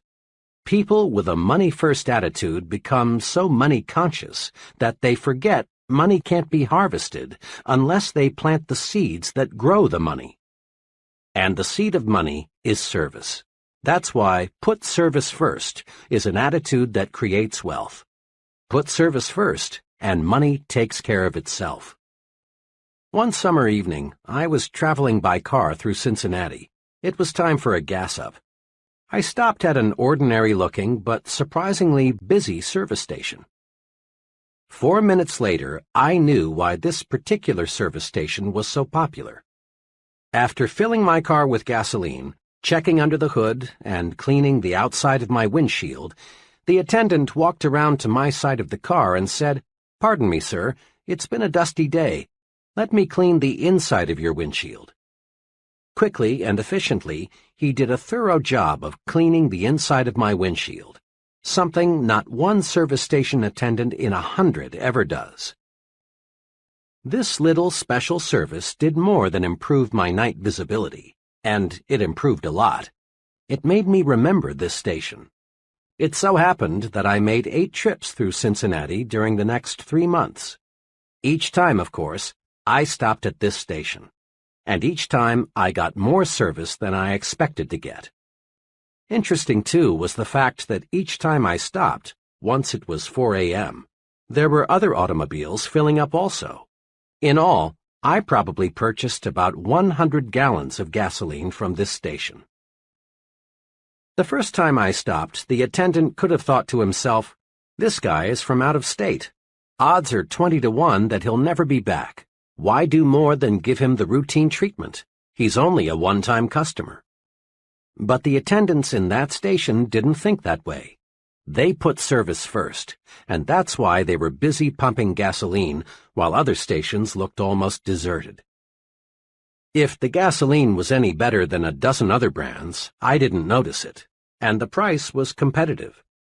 The difference was service, and it was obvious that service was paying off in profits. When the attendant on my first visit cleaned the inside of my windshield, he planted a money seed. Put service first, and money takes care of itself, always. The put service first attitude pays off in all situations. In one of my first jobs, I worked closely with another young fellow, whom I'll call F.H. F.H. was like many persons you know. He was preoccupied with why he needed more money instead of being preoccupied with ways to make money. Each week, F.H. spent hours of company time working on his personal budget problems. His favorite topic of conversation was, "I'm the most underpaid man here. Let me tell you why." F.H. had the not uncommon attitude of, "This is a big company, it's netting millions, it's paying a lot of people big salaries, so it ought to pay me more too." F.H. had been passed over several times for pay increases. Finally, one day he decided that it was high time he went in there and demanded more money. About 30 minutes later, F.H. was back, all heated up. His expression made it obvious that next month's check would look exactly like this month's check. Immediately, F.H. began to let go. Boy, am I mad. What do you suppose the old man said when I told him I wanted more money? He had the gall to ask me, "Why do you believe you are justified in asking for an increase?" I gave him plenty of reasons, F.H. went on. I told him I'd been passed over when others around here were getting pay raises. I told him my bills are getting larger and my paycheck isn't. And I told him that I do everything around here they ask me to do. Can you beat that? I need a raise, but instead of paying me more, they give out raises to other guys around here who don't need it half as much as I do. Why, the way he acted, F.H. continued, you'd think I was asking for charity. All he would say is, "When your record shows that you deserve more money, you'll get more money." Sure, I could do a better job if they paid me for it, but only a fool does something he isn't paid for. F.H. is an example of the breed that is blind to the how of making money. His last remark sums up his mistake. In effect, FH wanted the company to pay him more and then he would produce more. But this is not how the system works. You don't get a raise on the promise of better performance. You get a raise only by demonstrating better performance. You can't harvest money unless you plant the seeds that grow money. And the seed of money is service. Put service first, and money takes care of itself. Consider which producers make the money from movies. The get-rich-quick producer proceeds to make a picture. Putting money ahead of entertainment, service, he cuts corners everywhere. He buys a poorly written script and employs second-rate writers to adapt it. In employing actors, arranging sets, even recording sound, he puts money first. This producer thinks the moviegoer is a sucker, someone who can't tell good from bad. But the get-rich-quick producer seldom does get rich quick.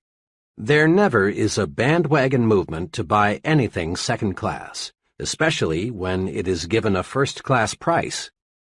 The producer who enjoys the largest profits from pictures puts entertainment ahead of money.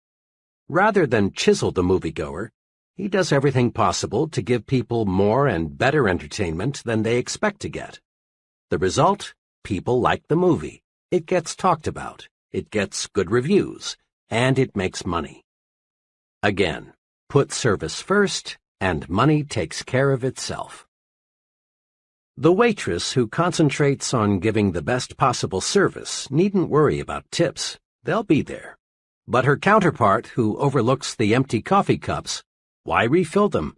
They don't look like tippers. Won't find any gratuities. The secretary who resolves to make those letters look better than the boss expects will do all right on future paychecks.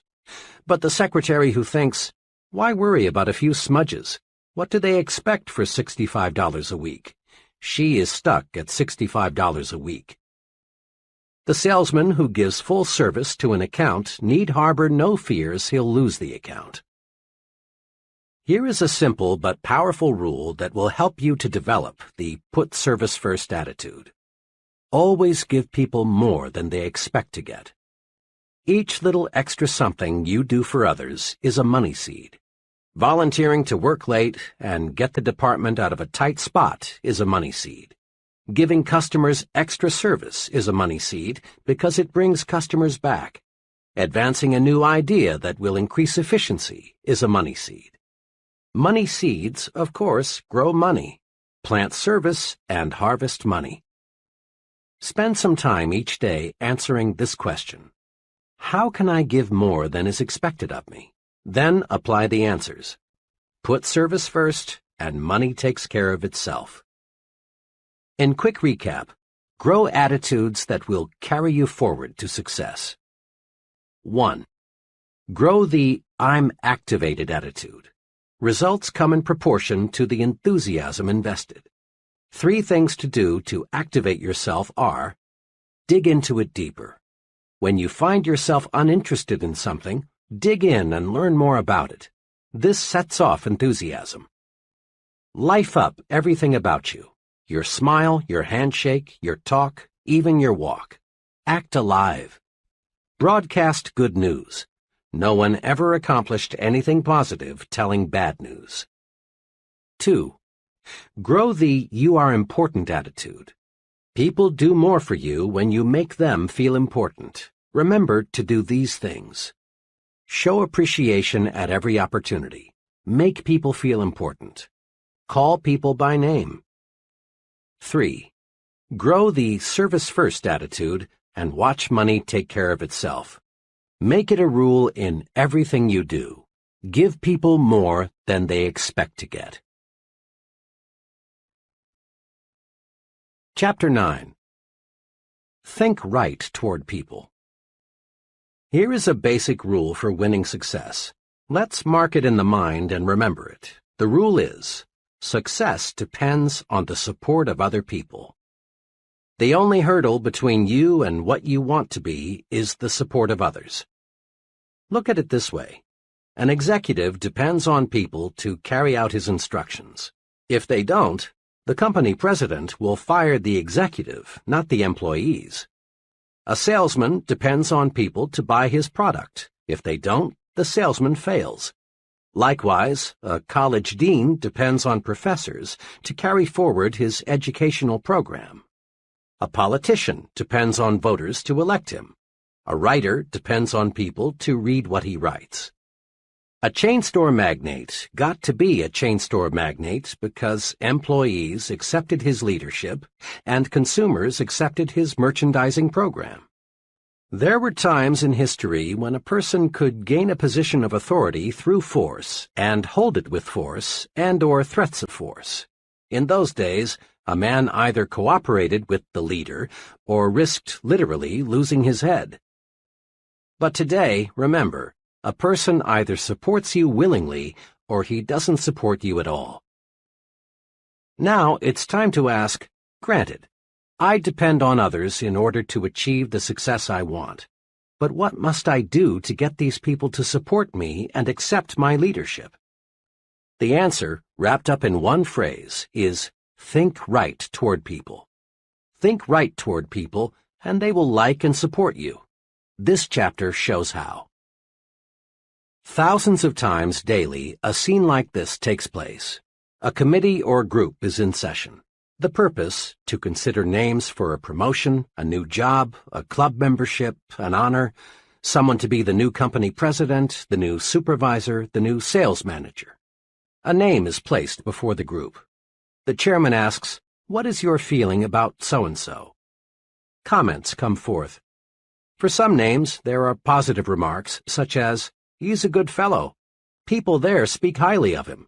He has a good technical background, too." Mr. F. "Oh, he's a personable sort of man, very human. I believe he would fit in well with our group." Some names draw negative, lukewarm statements. "I think we should investigate that fellow carefully. He doesn't seem to get along too well with people. I know he has a good academic and technical background. I don't question his competence, but I am concerned about the acceptance he would receive. He doesn't command much respect from people." Now, here is an exceptionally important observation. In at least 9 cases out of 10, the likability factor is the first thing mentioned. And in an overwhelmingly large number of cases, the likability factor is given far more weight than the technical factor. This holds true even in selecting scholars for university professorships. In my own academic experience, I've sat in on a considerable number of occasions when names for new faculty personnel were under question. When a name came up, the group would weigh most carefully thoughts such as, will he fit in? Will students like him? Will he cooperate with others on the staff? Unfair? Unacademic? No. If the fellow isn't likable, he can't be expected to get through to his students with maximum effectiveness. Mark this point well. A person is not pulled up to a higher-level job, rather he is lifted up. In this day and age, nobody has time or patience to pull another up the job ladder, degree by painful degree. The individual is chosen whose record makes him stand higher than the rest. We are lifted to higher levels by those who know us as likable, personable individuals. Every friend you make lifts you just one notch higher, and being likable makes you lighter to lift. Successful people follow a plan for liking people. Do you? People who reach the top don't discuss much their techniques for thinking right toward people. But you would be surprised how many really big people have a clear, definite, even written plan for liking people. Consider the case of President Lyndon Johnson. Long before he became president, Johnson, in the process of developing his amazing power of personal persuasion, developed his own 10-point formula for success. His rules, which even a casual observer of the president can see are practiced in everything he does, are quoted directly. 1. Learn to remember names. Inefficiency at this point may indicate that your interest is not sufficiently outgoing.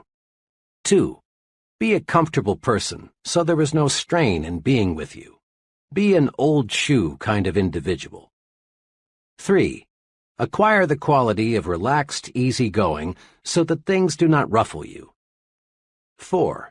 Don't be egotistical. Guard against the impression that you know it all. 5. Cultivate the quality of being interesting so people will get something of value from their association with you. 6. Study to get the scratchy elements out of your personality, even those of which you may be unconscious. 7. Sincerely attempt to heal on an honest basis every misunderstanding you have had or now have. Drain off your grievances. 8.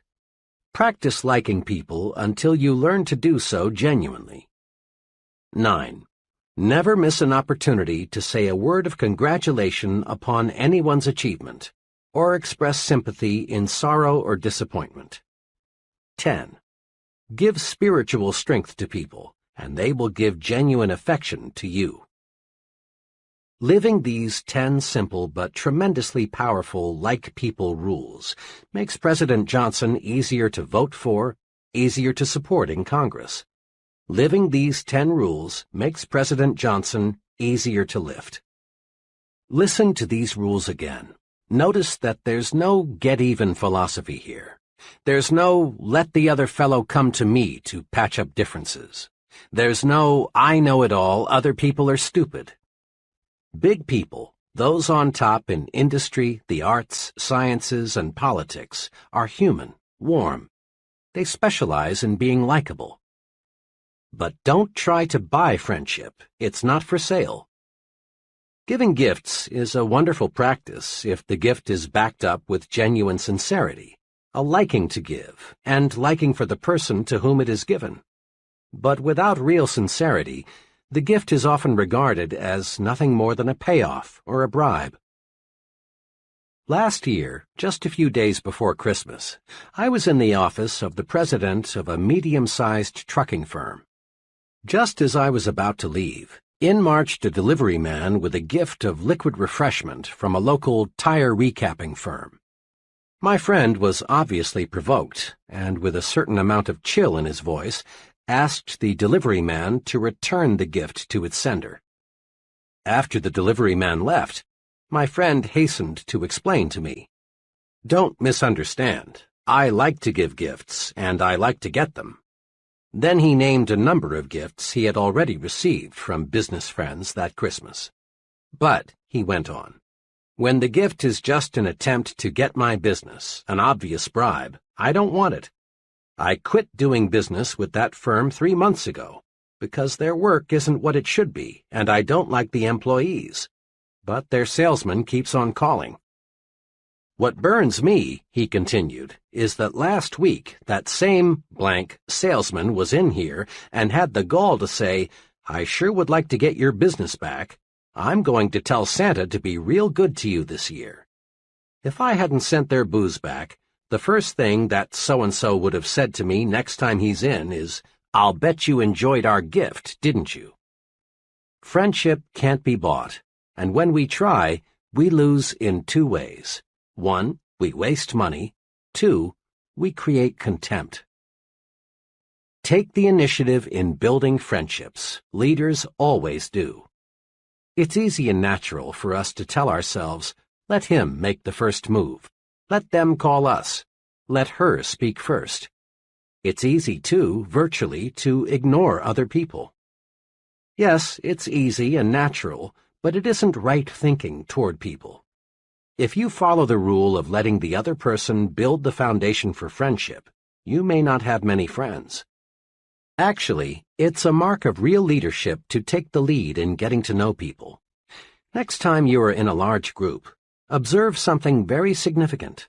The most important person present is the one person most active in introducing himself. It's always a big person who walks up to you, offers his hand, and says, "Hello, I'm Jack R."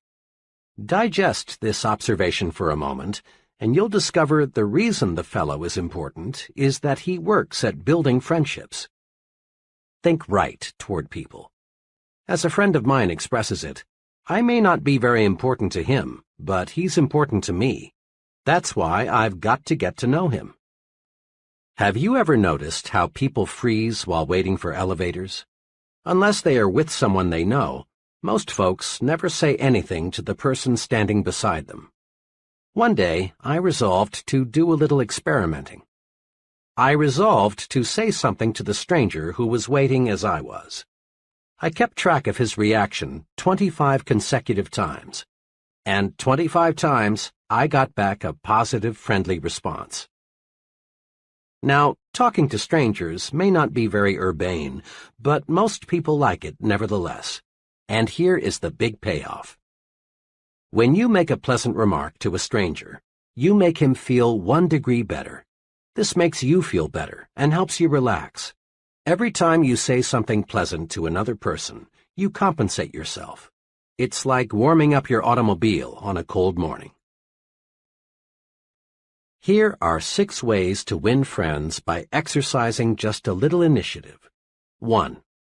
Introduce yourself to others at every possible opportunity, at parties, meetings, on airplanes, at work, everywhere.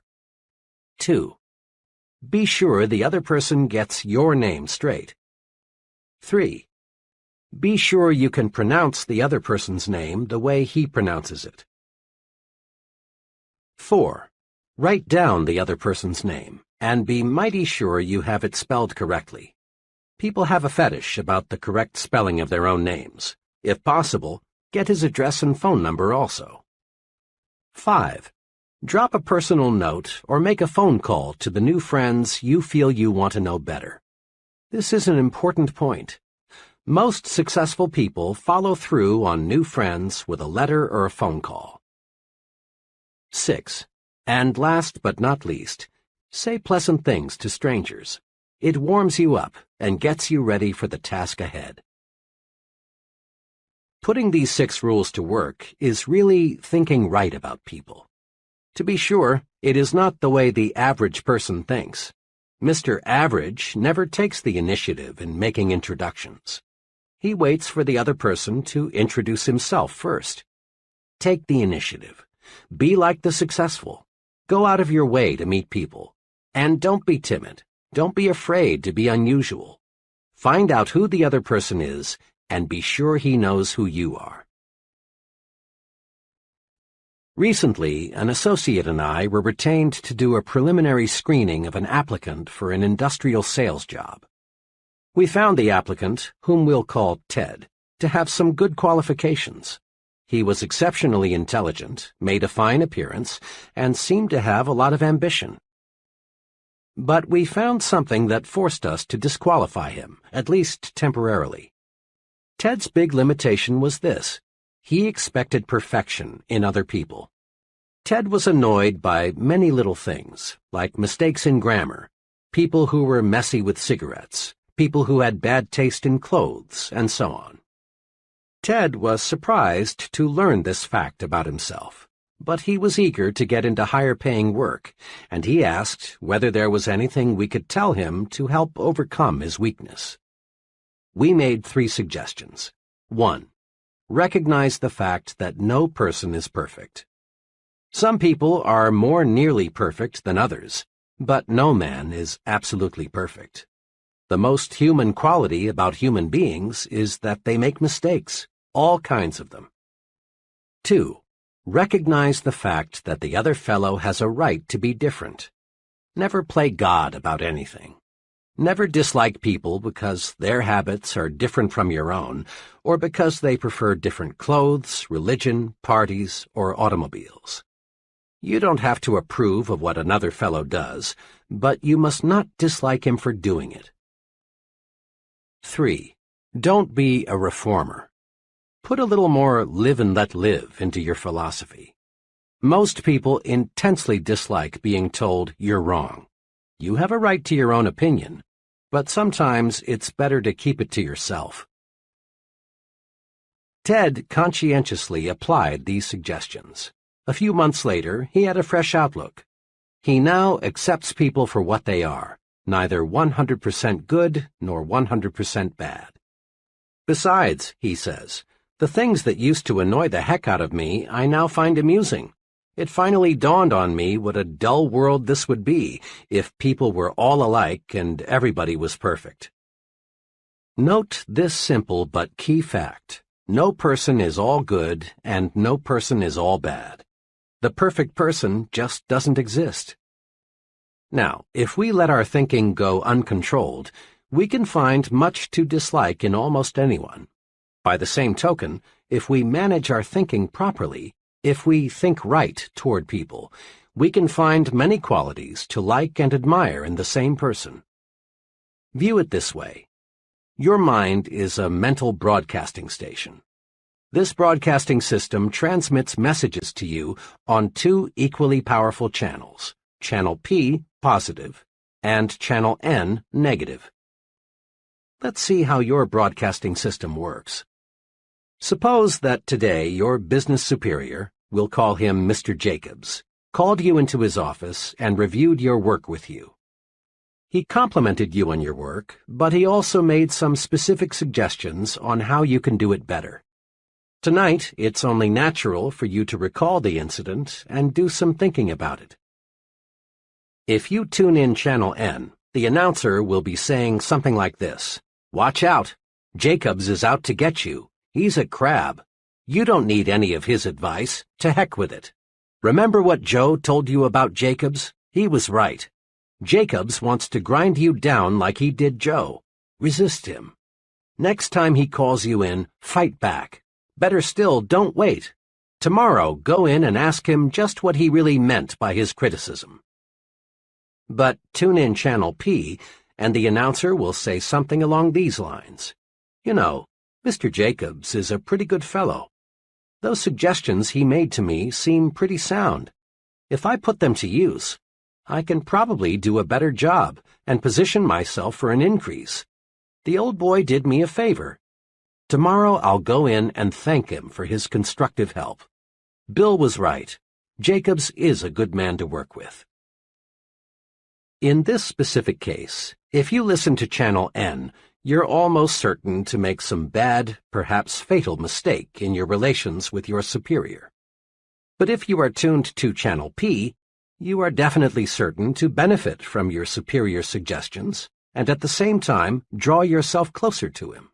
He will appreciate that visit. Try it and see. Bear in mind that the longer you stay tuned to either Channel P or Channel N, the more interested you become and the harder it is to switch channels. This is true because one thought, positive or negative, sets off a whole chain reaction of similar thought. You may, for example, start off with such a simple minor negative thought as a person's accent, and find yourself soon thinking negatively about such unrelated topics as his political and religious beliefs, the car he drives, his personal habits, his relationship with his wife, even the way he combs his hair. And thinking this way surely won't get you where you want to go. You own it, so manage your thought broadcasting station. When your thoughts turn to people, make Channel P your listening habit. If Channel N cuts in, say stop, then switch channels. To make the switch, all you must do is think of one positive quality about the individual. In true chain reaction style, this one thought will lead to another and another, and you will be glad. When you are alone, you and only you can decide whether you will listen to Channel P or Channel N. But when you are talking with someone else, that person has a measure of control over how you think. We must remember that most people do not understand the concepts of thinking right toward people. So it's a very common experience for people to come rushing to you, just aching to say something negative about a person you both know. A coworker wants to tell you about the objectionable qualities of another employee. A neighbor wants to let you know the domestic problems of another neighbor. Or a customer wants to itemize the faults of his competitor, whom you will call on next. Thoughts breed like thoughts. There is real danger that if you listen to negative comments about another person, you too will go negative toward that person. In fact, if you are not on guard, you may actually find yourself adding fuel to the fire with, "Yes, and that's not all. Did you hear?" type of comment. These things backfire, boomerang. There are two ways to prevent others from switching us from Channel P to Channel N. One way is to switch topics as quickly and quietly as possible with some remark like, "Pardon me, John, but while I think of it, I've been meaning to ask you." A second way is to excuse yourself with a, "Sorry, John, I'm late now," or, "I've a deadline to meet. Will you excuse me?" Make a forceful promise to yourself. Refuse to let others prejudice your thinking. Stay tuned to Channel P. Once you've mastered the technique of thinking only good thoughts about people, greater success is guaranteed. Let me tell you what an unusually successful insurance salesman told me about how thinking good thoughts about people pays off for him. "When I first got in the insurance business," he began, "the going was tough, believe me. At first, it seemed there were about as many competing agents as there were prospects. And I soon learned what all insurance men know, that 9 prospects out of 10 firmly believe they don't need any more insurance. I'm doing well, but let me tell you, it's not because I know a lot about the technical side of insurance. That's important, don't misunderstand me. But there are men trying to sell insurance who know policies and contracts better than I. In fact, I know one man who wrote a book about insurance, but he couldn't sell a policy to a man who knew he had only 5 days to live. My success," he continued, "is based on one thing. I really like the guy I'm selling. Let me say again, I really like him. Some of my fellow salesmen try to pretend they like the other fellow, but this won't work. You can't even fool a dog. Your mannerisms, eyes, facial expressions, all spell PHONY when you pretend. Now, when I'm gathering information about a prospect, I do what every other agent does. I get his age, where he works, how much he makes, how many kids he's got, and so on. But I also get something else, which most salesmen never search for. That is, some sound reasons why I can like the prospect. Maybe the job he's doing will supply the reason, or perhaps I can find it someplace in his past record. But I find some good reasons to like him. Then, whenever my attention is focused on the prospect, I review the reasons why I like him.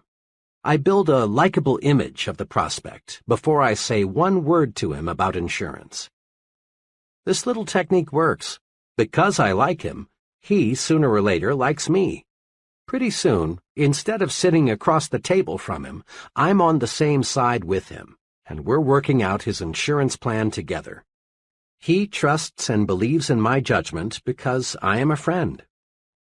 Now, people don't always accept me right off the bat, but I've found that so long as I continue to like a fellow, he'll come around and we can get down to business. Just last week, my friend went on, I was making the 3rd call on a difficult prospect. He met me at the door, and before I could even say good evening, he proceeded to give me hell. He went on, not even stopping for a breath until he had run down and finished with, "And don't ever come back here again."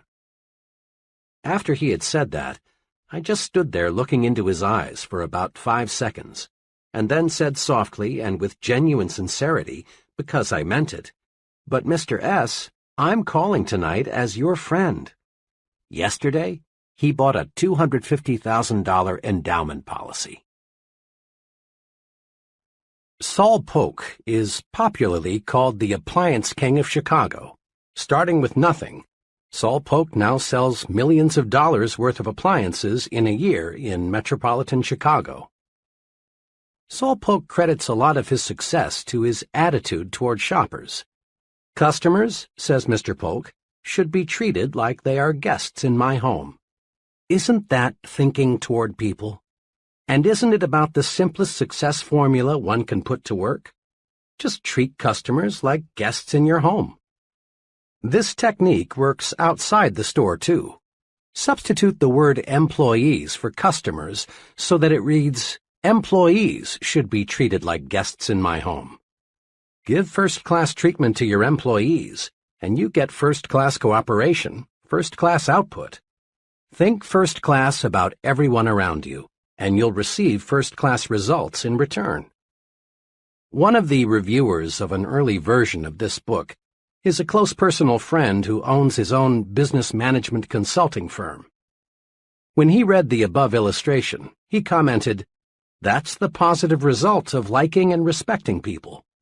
Let me give you a personal experience of a friend of mine which shows what happens if you don't like and admire people. His experience has a big point. Here it is. My firm obtained a contract to provide consulting services to a relatively small soft drink bottling concern. The contract was substantial. The client had little formal education. His business was in bad shape, and in recent years he had made some very costly mistakes. 3 days after we had got the contract, an associate and I were driving out to his plant, which was about 45 minutes from our offices. To this day, I don't know how it started, but somehow we began talking about the negative qualities of our client. Before we realized it, we were talking about how his own stupidity had brought about the mess he was in, instead of discussing how we could best approach solving his problems. I remember one remark I made which I thought particularly clever. "The only thing holding up Mr. F is fat." My associate laughed and came up with an equally choice observation. "And that son of his, Junior, must be all of 35, but the only qualification he has for the job he's holding is he speaks English." The whole drive out, we talked about nothing else but what a weak-minded numbskull we had as a client. Well, the conference that afternoon was cold. Looking back, I think our client sensed somehow the way we felt toward him. He must have thought, "These fellows think I'm stupid or something, and all they're going to do for my money is give me some smooth-sounding talk." 2 days later, I got a 2-sentence letter from this client. It said, "I've decided to cancel our contract for your consulting services. If there is a charge for your services to date, please bill me." Printing ourselves with negative thoughts for only 40 minutes cost us a contract. What made it even more painful was learning about a month later that this former client had contracted with an out-of-town firm for the professional assistance he needed. We would never have lost him had we concentrated on his many fine qualities, and he has them. Most people do. Here's how you can have some fun and discover a basic success principle at the same time. For the next 2 days, listen in on as many conversations as you can. Note 2 things. Which person in the conversation does the most talking, and which person is the more successful. Hundreds of my own little experiments have revealed this. The person who does the most talking and the person who is the most successful are rarely the same person.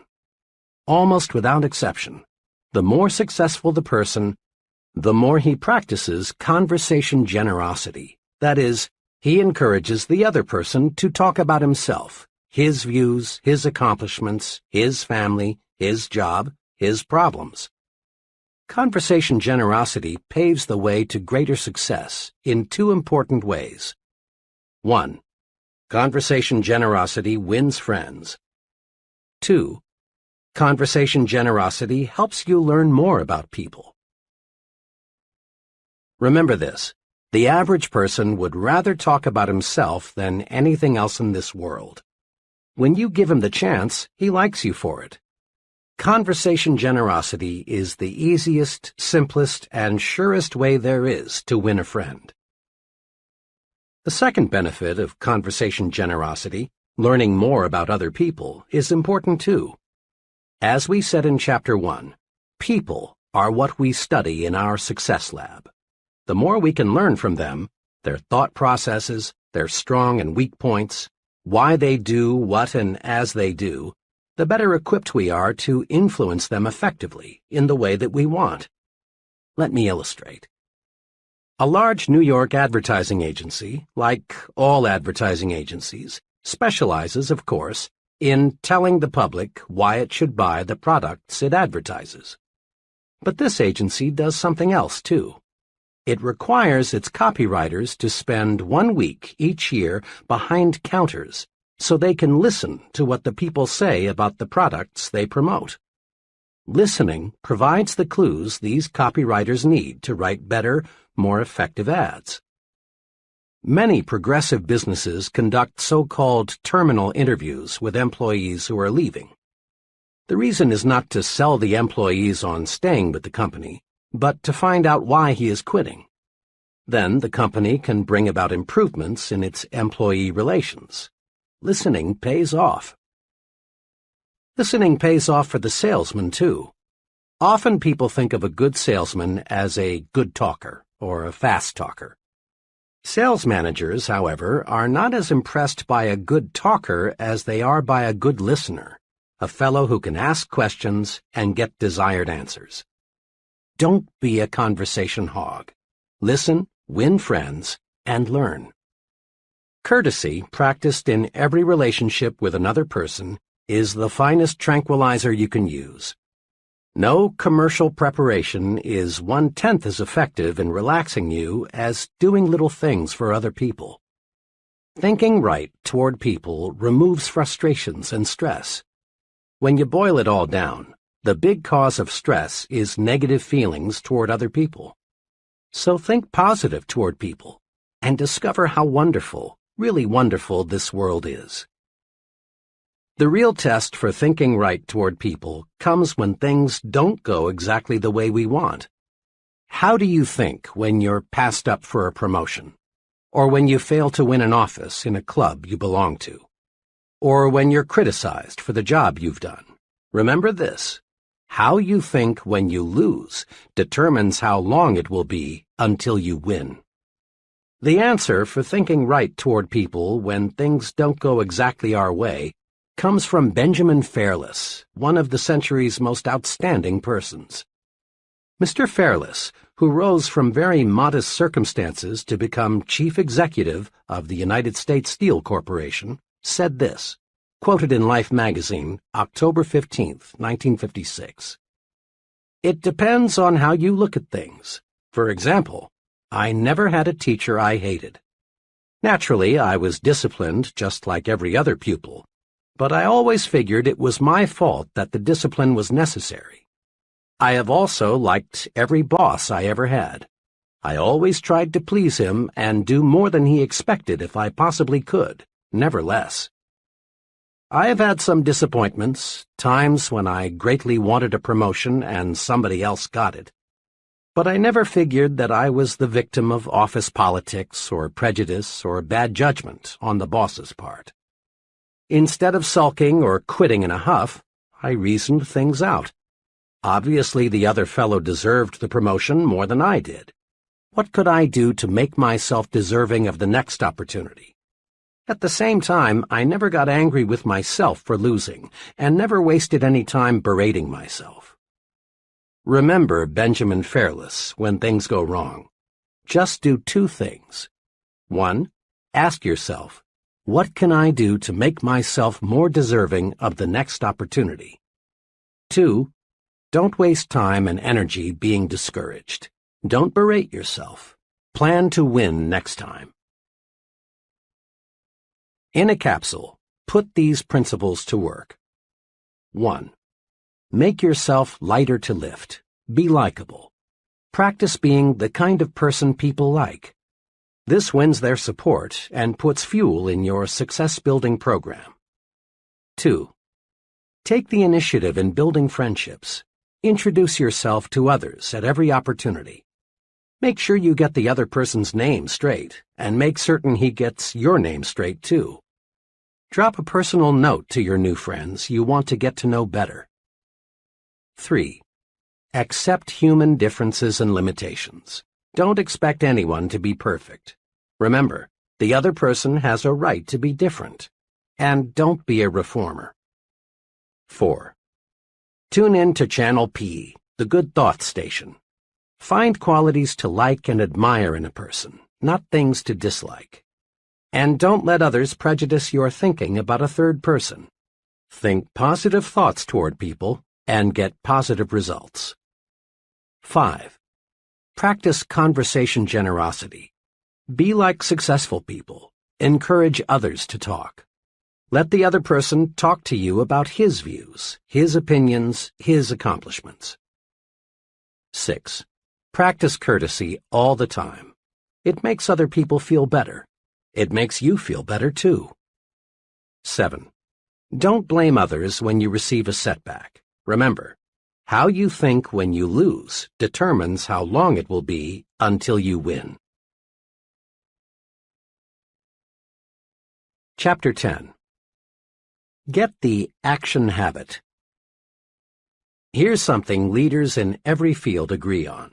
There is a shortage of top-flight, expertly qualified persons to fill key positions. There really is, as the saying goes, plenty of room at the top. As one executive explained, there are many almost qualified people, but there is one success ingredient often missing. That is, the ability to get things done, to get results. Every big job, whether it be operating a business, high-level selling, in science, the military, or the government, requires a man who thinks action. Principal executives, looking for a key person, demand answers to questions like, will he do the job? Will he follow through? Is he a self-starter? Can he get results, or is he just a talker? All these questions have one aim, to find out if the fellow is a man of action. Excellent ideas are not enough. An only fair idea acted upon and developed is 100% better than a terrific idea that dies because it isn't followed up.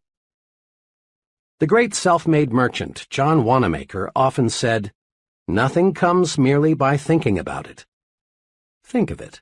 Everything we have in this world, from satellites to skyscrapers to baby food, is just an idea acted upon. As you study people, both the successful and the just average, you find they fall into two classes. The successful are active. We'll call them activationists. The just average, the mediocre, the unsuccessful, are passive. We'll call them passivationists. We can discover a success principle by studying both groups. Mr. Activationist is a doer. He takes action, gets things done, follows through on ideas and plans. Mr. Passivationist is a don'ter. He postpones doing things until he has proved he shouldn't or can't do them, or until it's too late.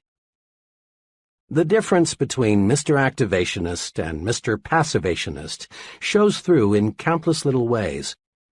Mr. Activationist plans a vacation. He takes it. Mr. Passivationist plans a vacation, but he postpones it until next year. Mr. A decides he should attend church regularly. He does. Mr. P thinks it's a good idea to go to church regularly too, but he finds ways to postpone acquiring this new habit. Mr. A feels that he should drop a note to someone he knows to congratulate him on some achievement. He writes the note. Under the same circumstances, Mr. P finds a good reason to put off writing the note, and it never gets written. The difference shows up in big things, too. Mr. A wants to go into business for himself. He does. Mr. P also wants to go into business for himself, but he discovers just in the nick of time a good reason why he had better not. Mr. A, age 40, decides he wants to take up a new line of work. He does. The same idea occurs to Mr. P, but he debates himself out of doing anything about it. The difference between Messrs. Activationist and Passivationist shows through in all forms of behavior. Mr. A gets the things done he wants done, and as byproducts he gains confidence, a feeling of inner security, self-reliance, and more income. Mr. P doesn't get the things done he wants done because he won't act. As byproducts, he loses confidence in himself, destroys his self-reliance, lives in mediocrity.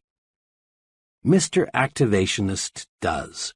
Mr. Passivationist is going to do but doesn't. Everyone wants to be an activationist, so let's get the action habit.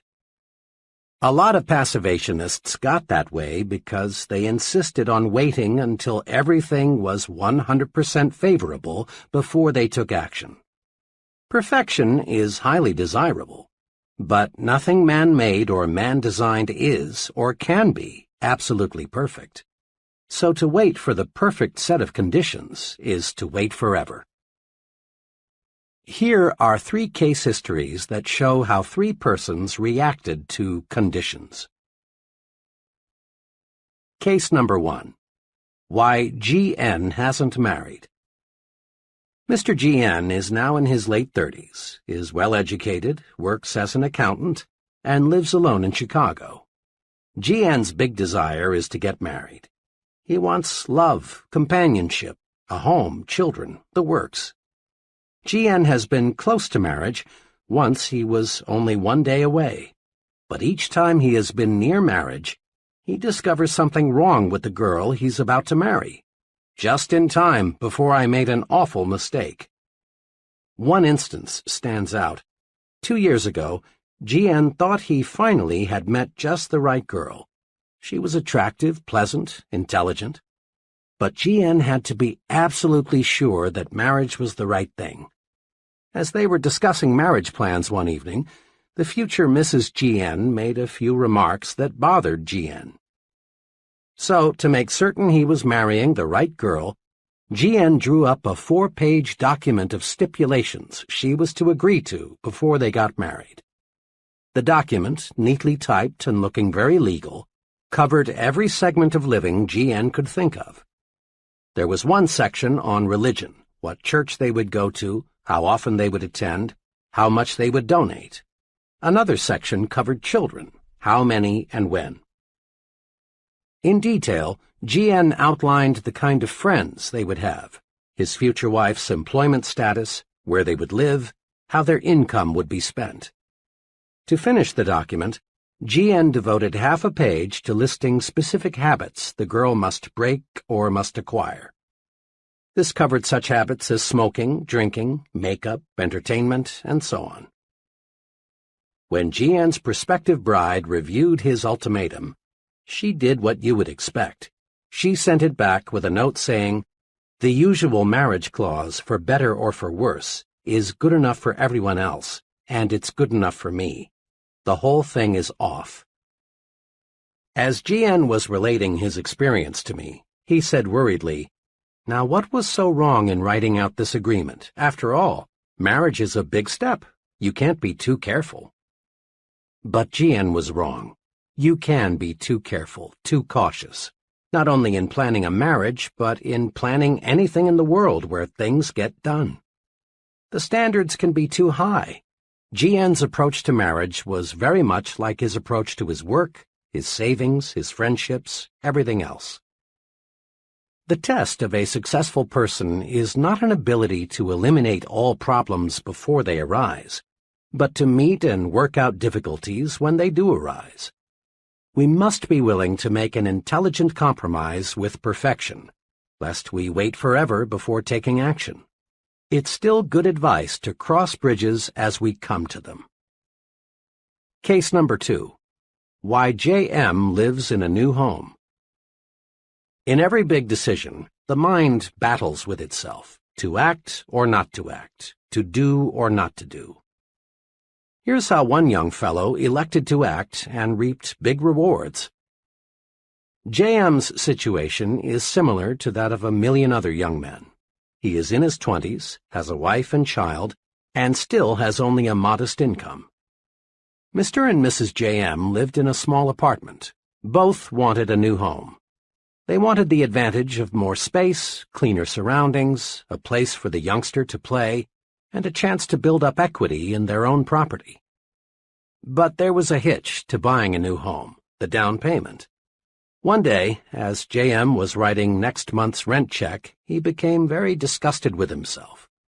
He observed that the rent payment was as much as monthly payments on a new home. J.M. called his wife and said, "How would you like to buy a new home next week?" "What's got into you?" she asked. "Why make jokes? You know we can't. We haven't even got the money for the down payment."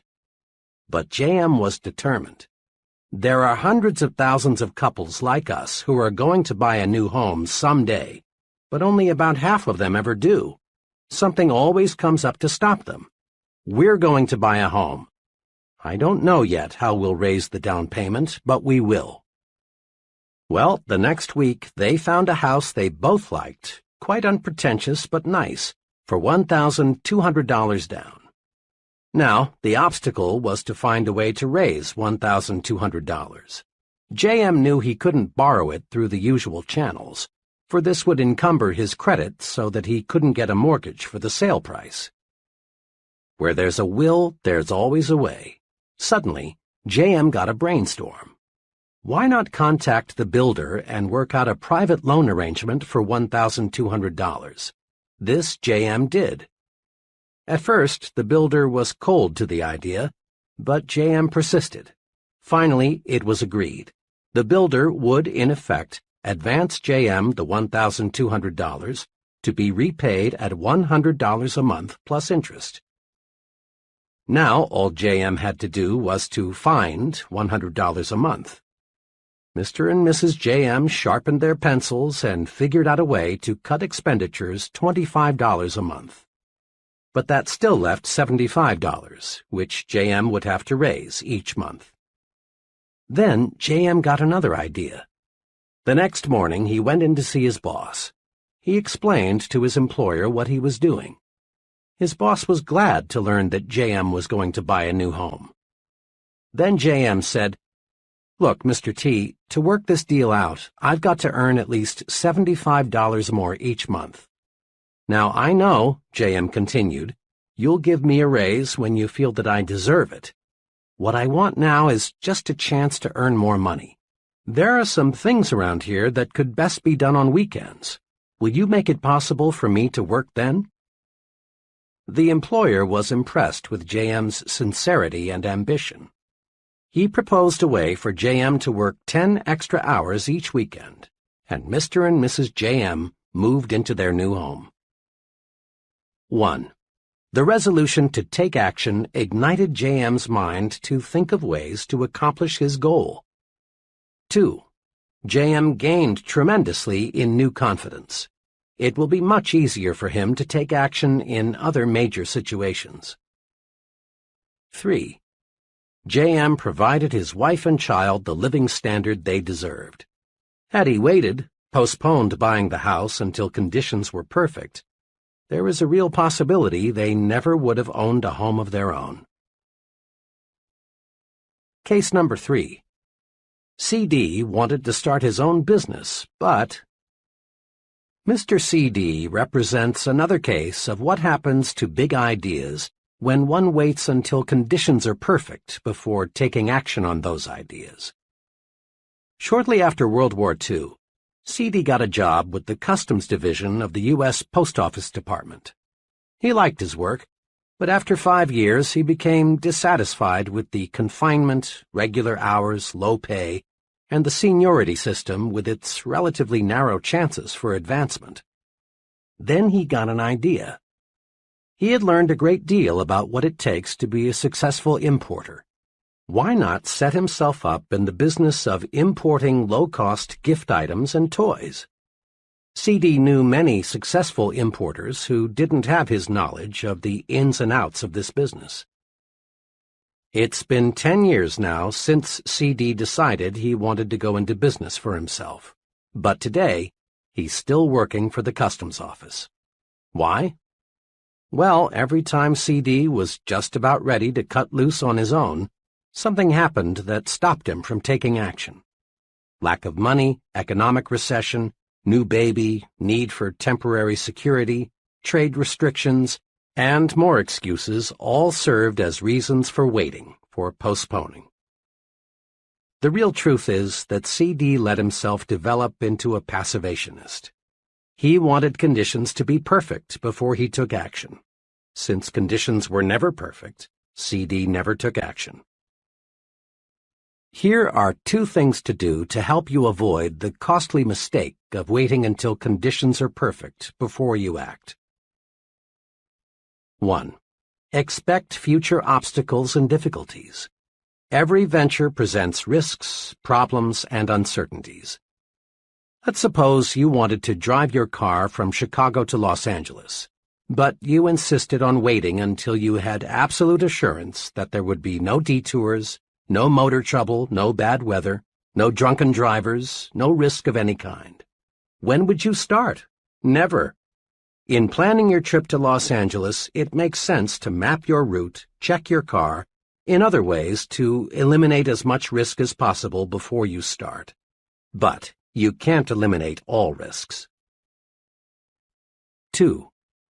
Meet problems and obstacles as they arise. The test of a successful person is not the ability to eliminate all problems before he takes action, but rather the ability to find solutions to difficulties when he encounters them. In business, marriage, or in any activity, cross bridges when you come to them. We can't buy an insurance policy against all problems. Make up your mind to do something about your ideas. 5 or 6 years ago, a very capable professor told me of his plans for writing a book, a biography of a controversial personality of a few decades ago. His ideas were more than interesting. They were alive, fascinating. The professor knew what he wanted to say, and he had the skill and energy to say it. The project was destined to reward him with much inner satisfaction, prestige, and money. Last spring I saw my friend again, and I innocently asked him whether the book was about finished. This was a blunder. It opened up an old wound. No, he hadn't written the book. He struggled with himself for a moment, as if he were debating with himself whether to explain why. Finally, he explained that he had been too busy. He had more responsibilities and just couldn't get to it. In reality, what the professor had done was to bury the idea deep in his mental graveyard. He let his mind grow negative thoughts. He visualized the tremendous work and sacrifices that would be involved. He saw all sorts of reasons why the project would fail. Ideas are important. Let's make no mistake about that. We must have ideas to create and improve anything. Success shuns the man who lacks ideas. But let's make no mistakes about this point either. Ideas in themselves are not enough. That idea for getting more business, for simplifying work procedures, is of value only when it is acted upon. Every day, thousands of people bury good ideas because they are afraid to act on them. And afterward, the ghosts of those ideas come back to haunt them. Put these 2 thoughts deep in your mind. First, give your ideas value by acting on them. Regardless of how good the idea, unless you do something with it, you gain nothing. Second, act on your ideas and gain mind tranquility. Someone once said that the saddest words of tongue or pen are these: "It might have been." Every day you hear someone saying something like, "Had I gone into business 7 years ago, I'd sure be sitting pretty now." Or, "I had a hunch it would work out like that. I wish I had done something about it." A good idea, if not acted upon, produces terrible psychological pain. But a good idea acted upon brings enormous mental satisfaction. Got a good idea? Then do something about it. Use action to cure fear and gain confidence. Here's something to remember. Action feeds and strengthens confidence. Inaction, in all forms, feeds fear. To fight fear, act. To increase fear, wait, put off, postpone. Once I heard a young paratrooper instructor explain, "The jump really isn't so bad. It's the waiting to jump that gets a fellow." On the trip to the jump site, I always try to make the time pass quickly for the men. It's happened more than once that a trainee thought too much about what may happen and panicked. If we can't get him to jump the next trip, he's through as a paratrooper. Instead of gaining confidence, the longer he postpones the jump, the more scared he gets. Waiting even makes the experts nervous. Time magazine reported that Edward R. Murrow, the nation's top newscaster, perspires and is on edge just before he telecasts. But once he's in action, fear disappears. Many veteran actors experience the same sensation. They agree that the only cure for stage fright is action. Getting right out there before the audience is the cure for dread, worry, fear. Action cures fear. One evening, we were visiting in a friend's home when their 5-year-old boy, who had been put to bed 30 minutes before, cried out. The youngster had been overstimulated by a science fiction film and was afraid the little green monsters were going to enter his room and kidnap him. I was intrigued by the way the boy's father relieved the lad's worry. He didn't say, "Don't worry, son, nothing is going to get you, go back to sleep." Instead, he took positive action. He made quite a show for the boy by inspecting the windows to be sure they were tight. Then he picked up one of the boy's plastic guns and put it on a table beside his bed and said, "Billy, here's a gun for you just in case." The little fellow had a look of complete relief. 4 minutes later, he was fast asleep. Many physicians give neutral, harmless medication to people who insist they've got to have something to make them sleep. To lots of folks, the act of swallowing a pill, even though, unknown to them, the pill has no medication, makes them feel better. It's perfectly natural to experience fear in one of many forms, but the usual methods of combating it simply don't work. I've been with many salesmen who tried to cure fear, which creeps up on even the most experienced of them at times, by going around the block a few times or drinking extra coffee. But these things don't get results. The way to combat that kind of fear, yes, any kind of fear, yes, any kind of fear, is action. Dread making a certain phone call? Make it and dread disappears. Put it off, and it will get harder and harder to make. Dread going to a doctor for a checkup? Go and your worry vanishes. Chances are nothing serious is wrong with you, and if there is, you know where you stand. Put off that checkup, and you feed your fear until it may grow so strong that you actually are sick. Dread discussing a problem with your superior? Discuss it and discover how those worries are conquered. Build confidence. Destroy fear through action. Start your mental engine mechanically. An aspiring young writer who wasn't experiencing success made this confession. My trouble is, whole days and weeks pass that I can't get a thing written. You see, he remarked, writing is creative. You've got to be inspired. Your spirit must move you. True, writing is creative, but here's how another creative man, also a writer, explained his secret for producing quantities of successful material.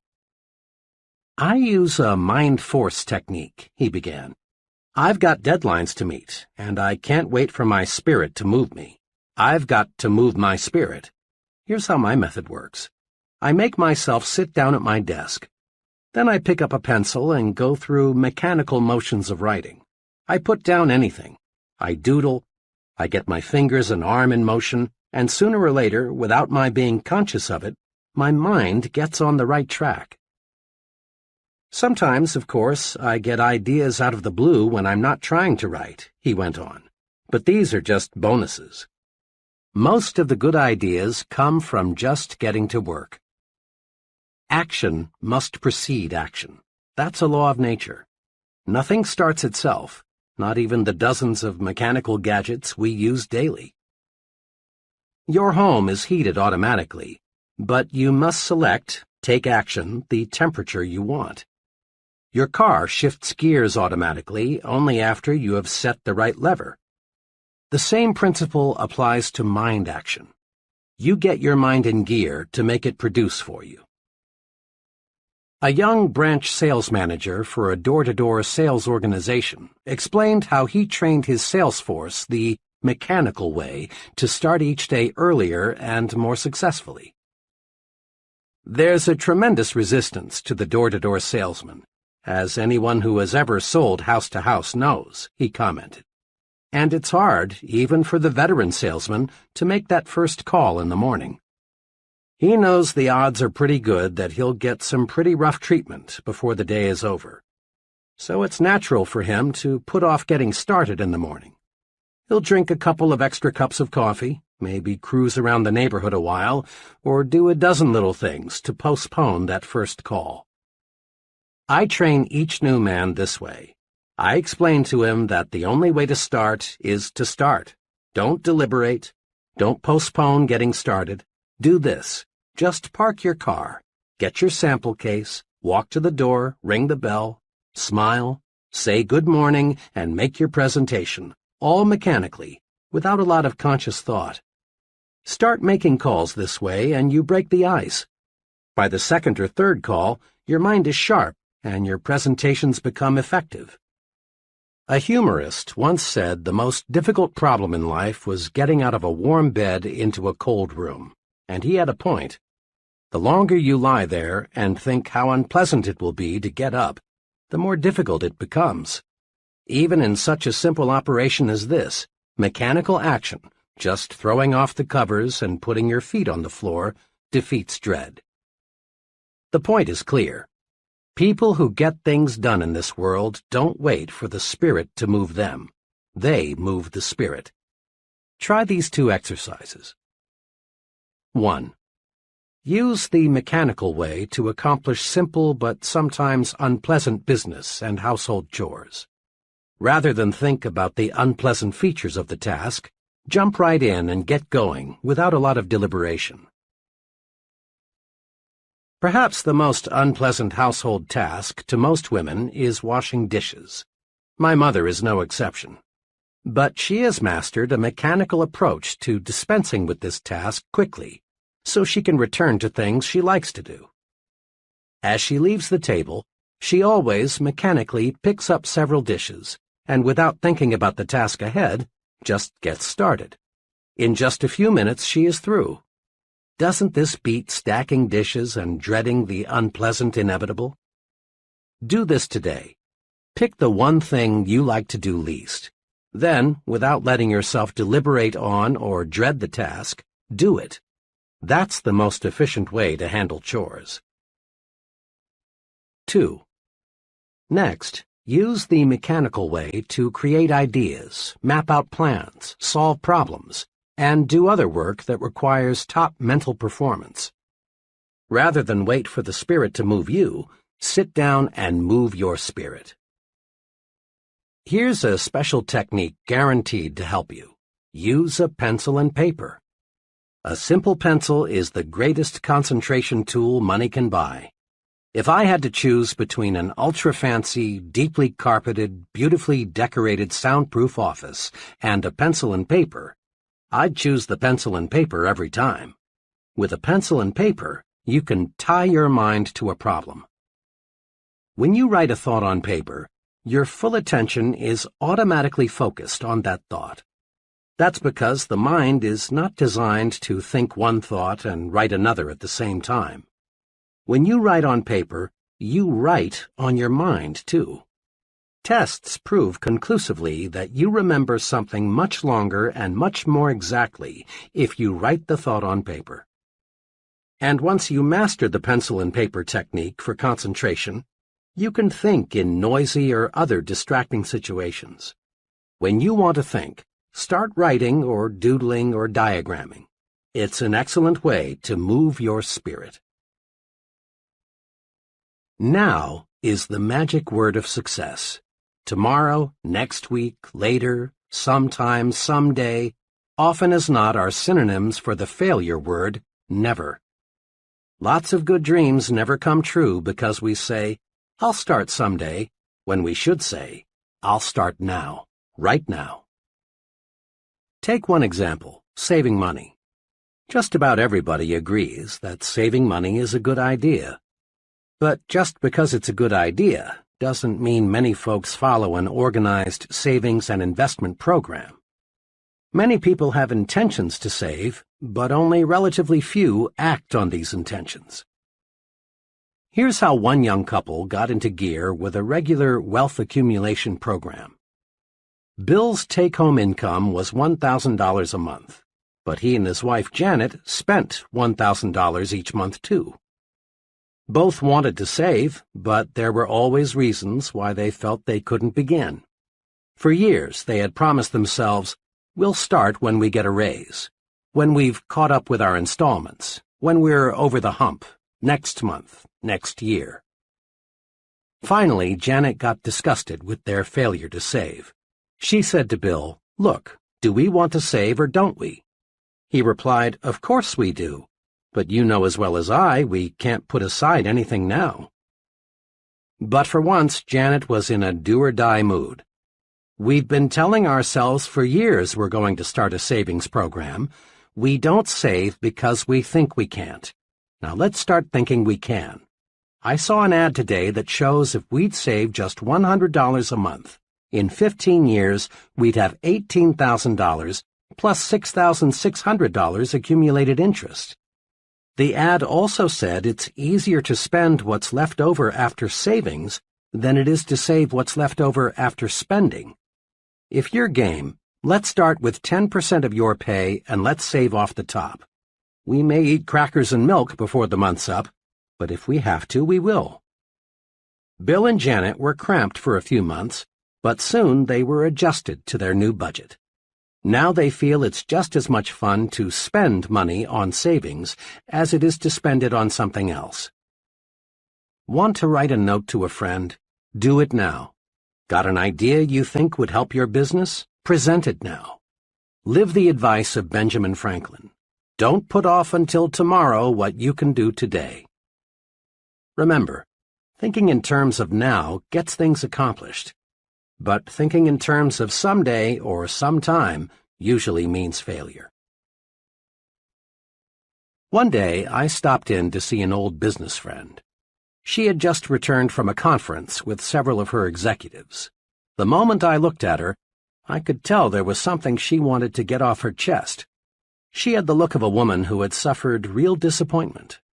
"You know," she said, "I called that conference this morning because I wanted some help on a proposed policy change. But what kind of help did I get? I had 6 men in there, and only one of them had anything to contribute. 2 others talked, but what they said was just an echo of what I had said. It was like talking with a bunch of vegetables. I confess it's hard for me to find out what those fellows think." "Really," she went on, "you'd think those fellows would speak up and let me know what they think. After all, it directly affects each of them." My friend didn't get help in the conference.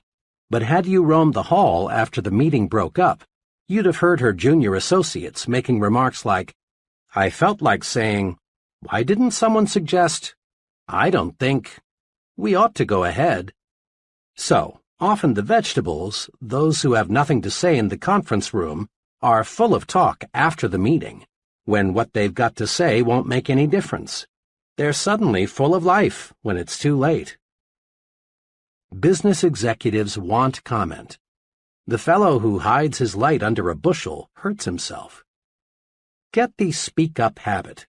Each time you speak up, you strengthen yourself. Come forward with your constructive ideas. We all know how many college students prepare their assignments. With fine intentions, Joe College sets aside a whole evening for some concentrated study. Here is a general pattern of how, too often, the evening is spent. Joe's ready to begin studying at 7 p.m., but his dinner seems just a bit heavy, so he decides to get in a little TV. A little turns out to be an hour's worth, since the program was pretty good. At 8 p.m., he sits down at his desk, but gets right back up because he just remembered he promised to call his girl. This shoots another 40 minutes. He hadn't talked to her all day. An incoming call takes another 20 minutes. On his way back to his desk, Joe is drawn into a ping-pong game. Another hour gone.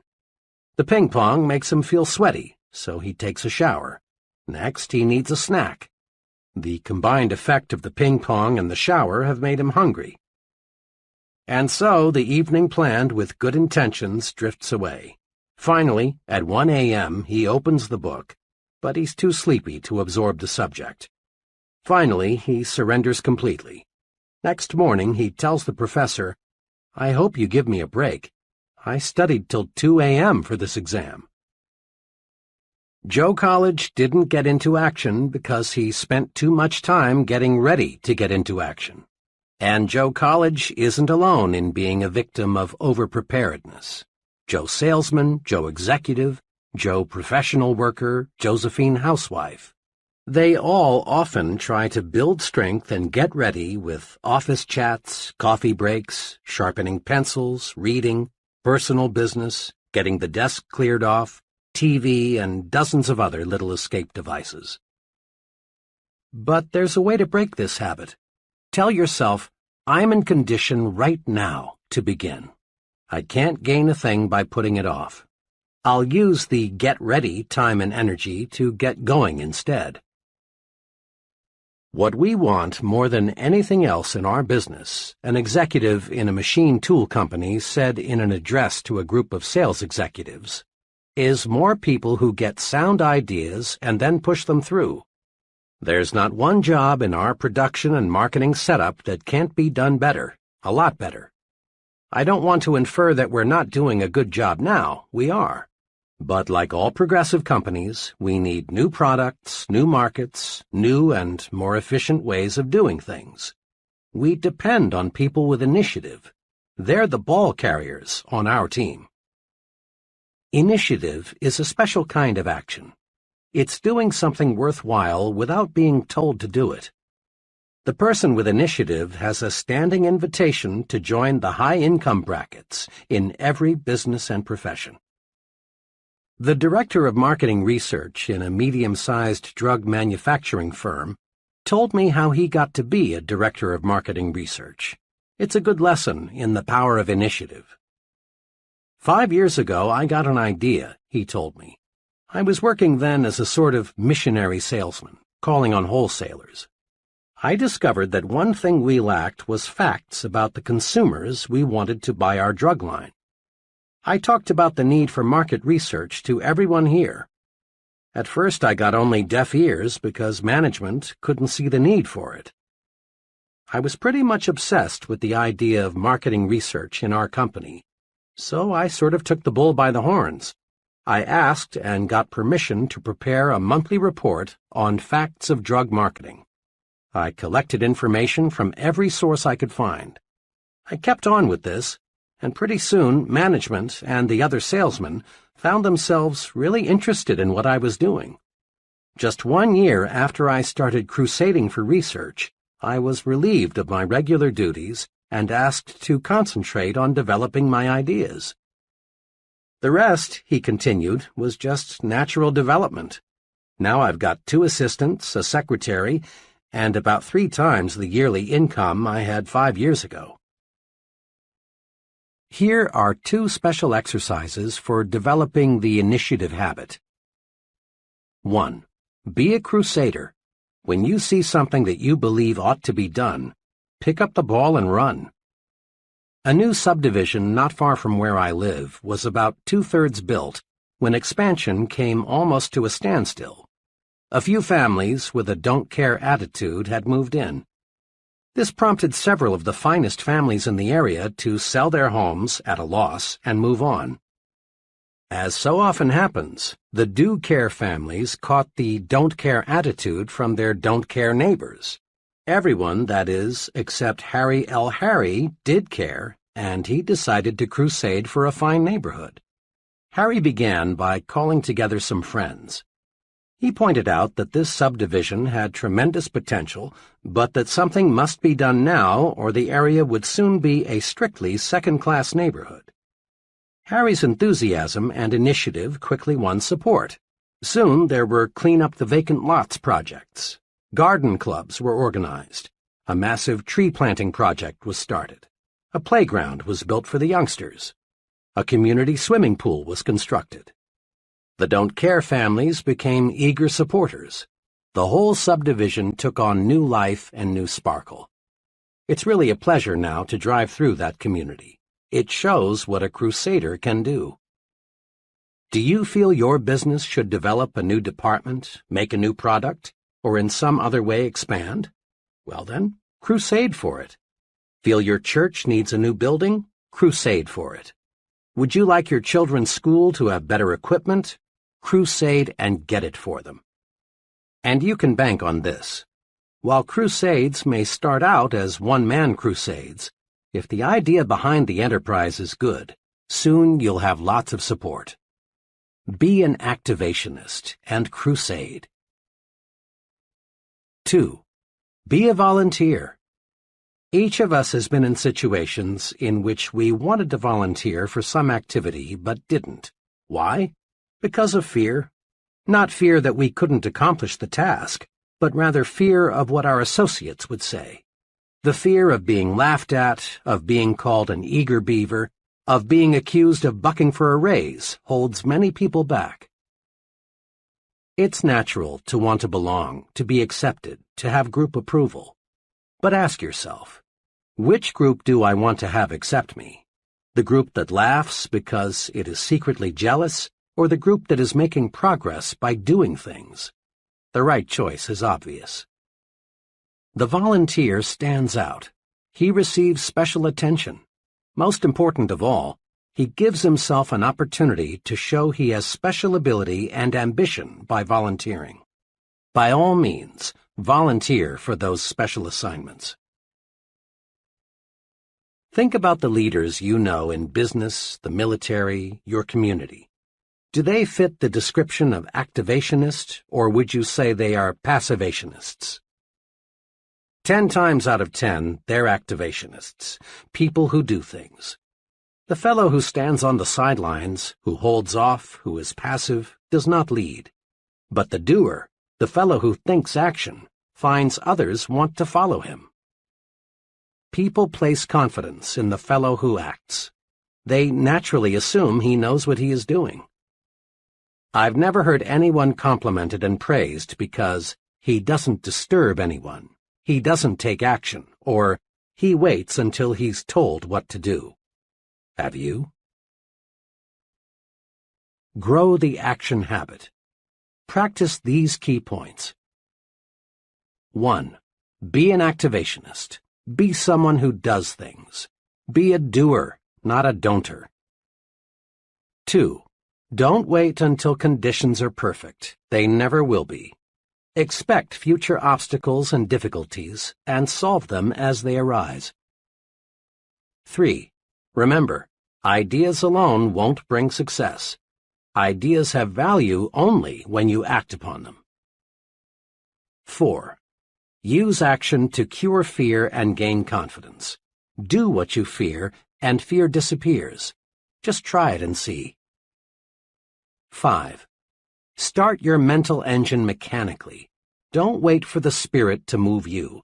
Take action, dig in, and you move the spirit. 6. Think in terms of now. Tomorrow, next week, later, and similar words often are synonymous with the failure word never. Be an I'm starting right now kind of person. 7. Get down to business, pronto.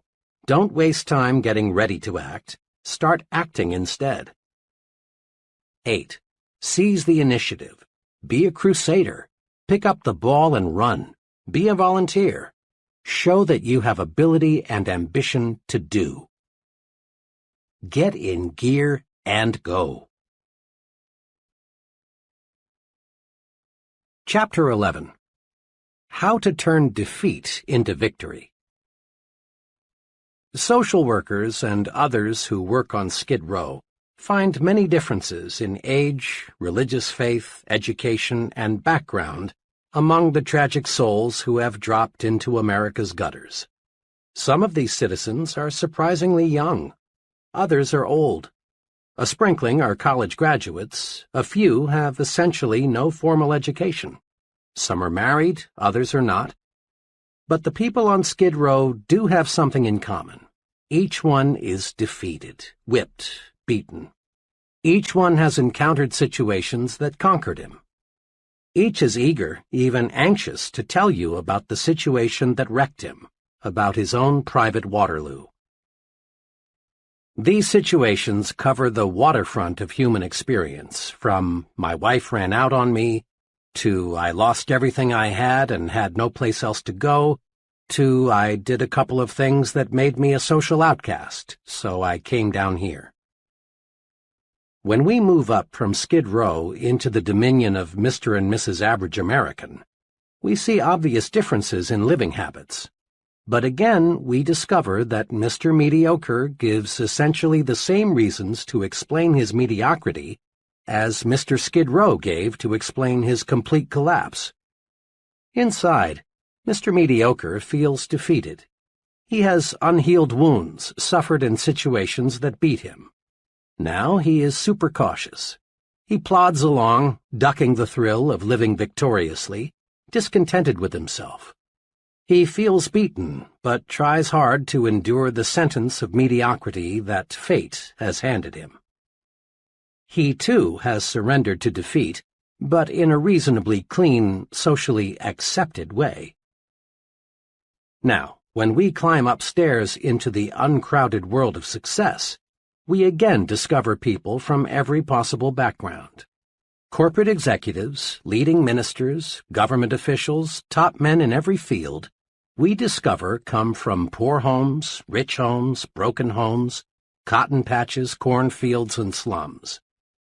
These people, who lead every branch of our society, have experienced every tough situation you can describe. It is possible to match every Mr. Skid Row with a Mr. Mediocre and a Mr. Success on every score: age, intelligence, background, nationality, you name it, with one exception. The one thing you can't match them on is their response to defeat. When the fellow we call Mr. Skid Row got knocked down, he failed to get up again. He just lay there, splattered out.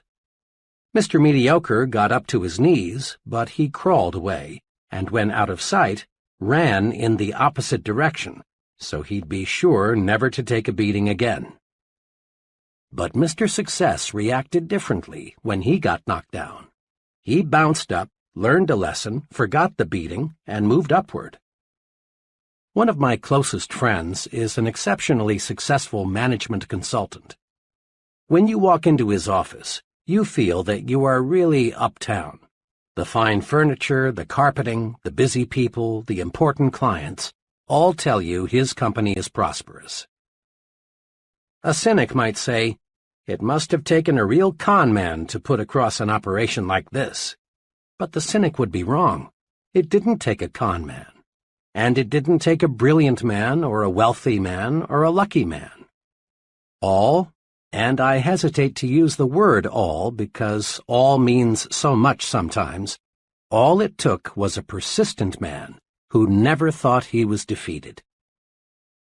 Behind this prosperous and respected company is the story of a man fighting, battling his way upward, losing 10 years' savings in his first 6 months in business, living in his office several months because he lacked money to pay rent on an apartment, turning down numerous good jobs because he wanted more to stay with his idea and make it work, hearing prospects for his service say no 100 times as often as they said yes.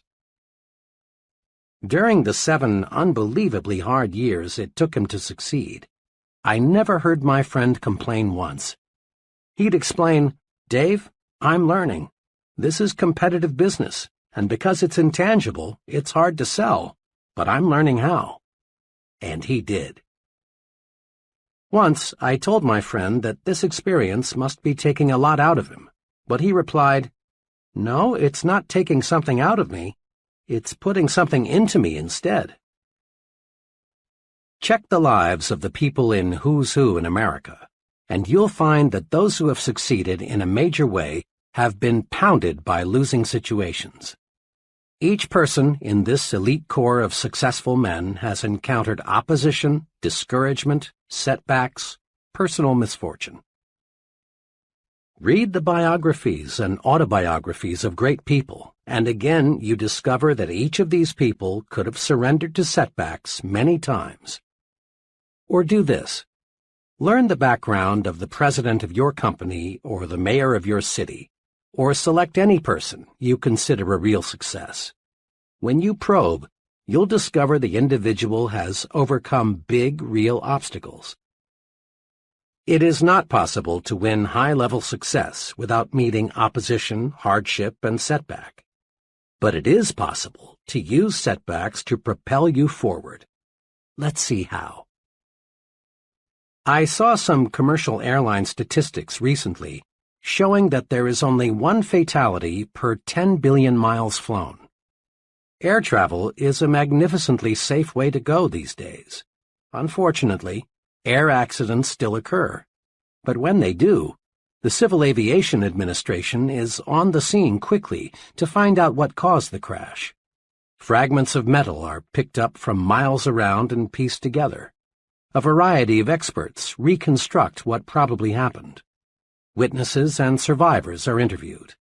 The investigation goes on for weeks, months, until the question, what caused this crash, is answered.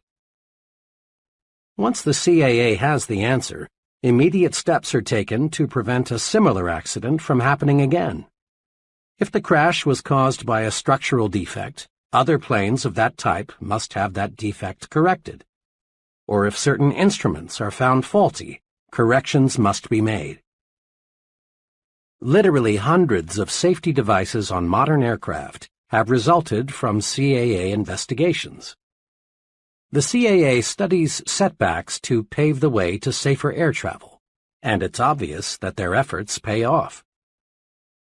Doctors use setbacks to pave the way to better health and longer life. Often, when a patient dies for an uncertain reason, doctors perform a post-mortem to find out why. In this way, they learn more about the functioning of the human body, and lives of other people are saved. A sales executive friend of mine devotes one entire sales meeting a month to helping his salesmen discover why they lost important sales. The lost sale is reconstructed and carefully examined. In this way, the salesman learns how to avoid losing similar sales in the future.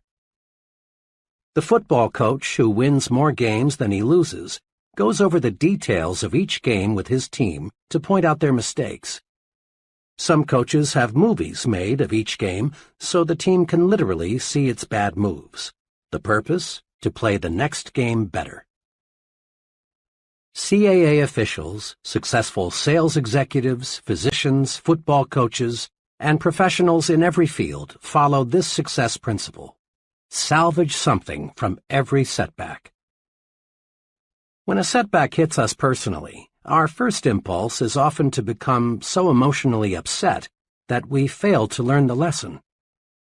Professors know that a student's reaction to a failing grade provides a clue to his success potential. When I was a professor at Wayne State University in Detroit some years ago, I had no choice but to turn in a failing grade for a graduating senior. This was a real blow to the student. He had already made graduation plans, and canceling was embarrassing. He was left with two alternatives: retake and pass the course and receive his degree at a later graduation, or quit school without earning a degree. I expected that the student would be disappointed, perhaps even somewhat belligerent, when he learned of his setback.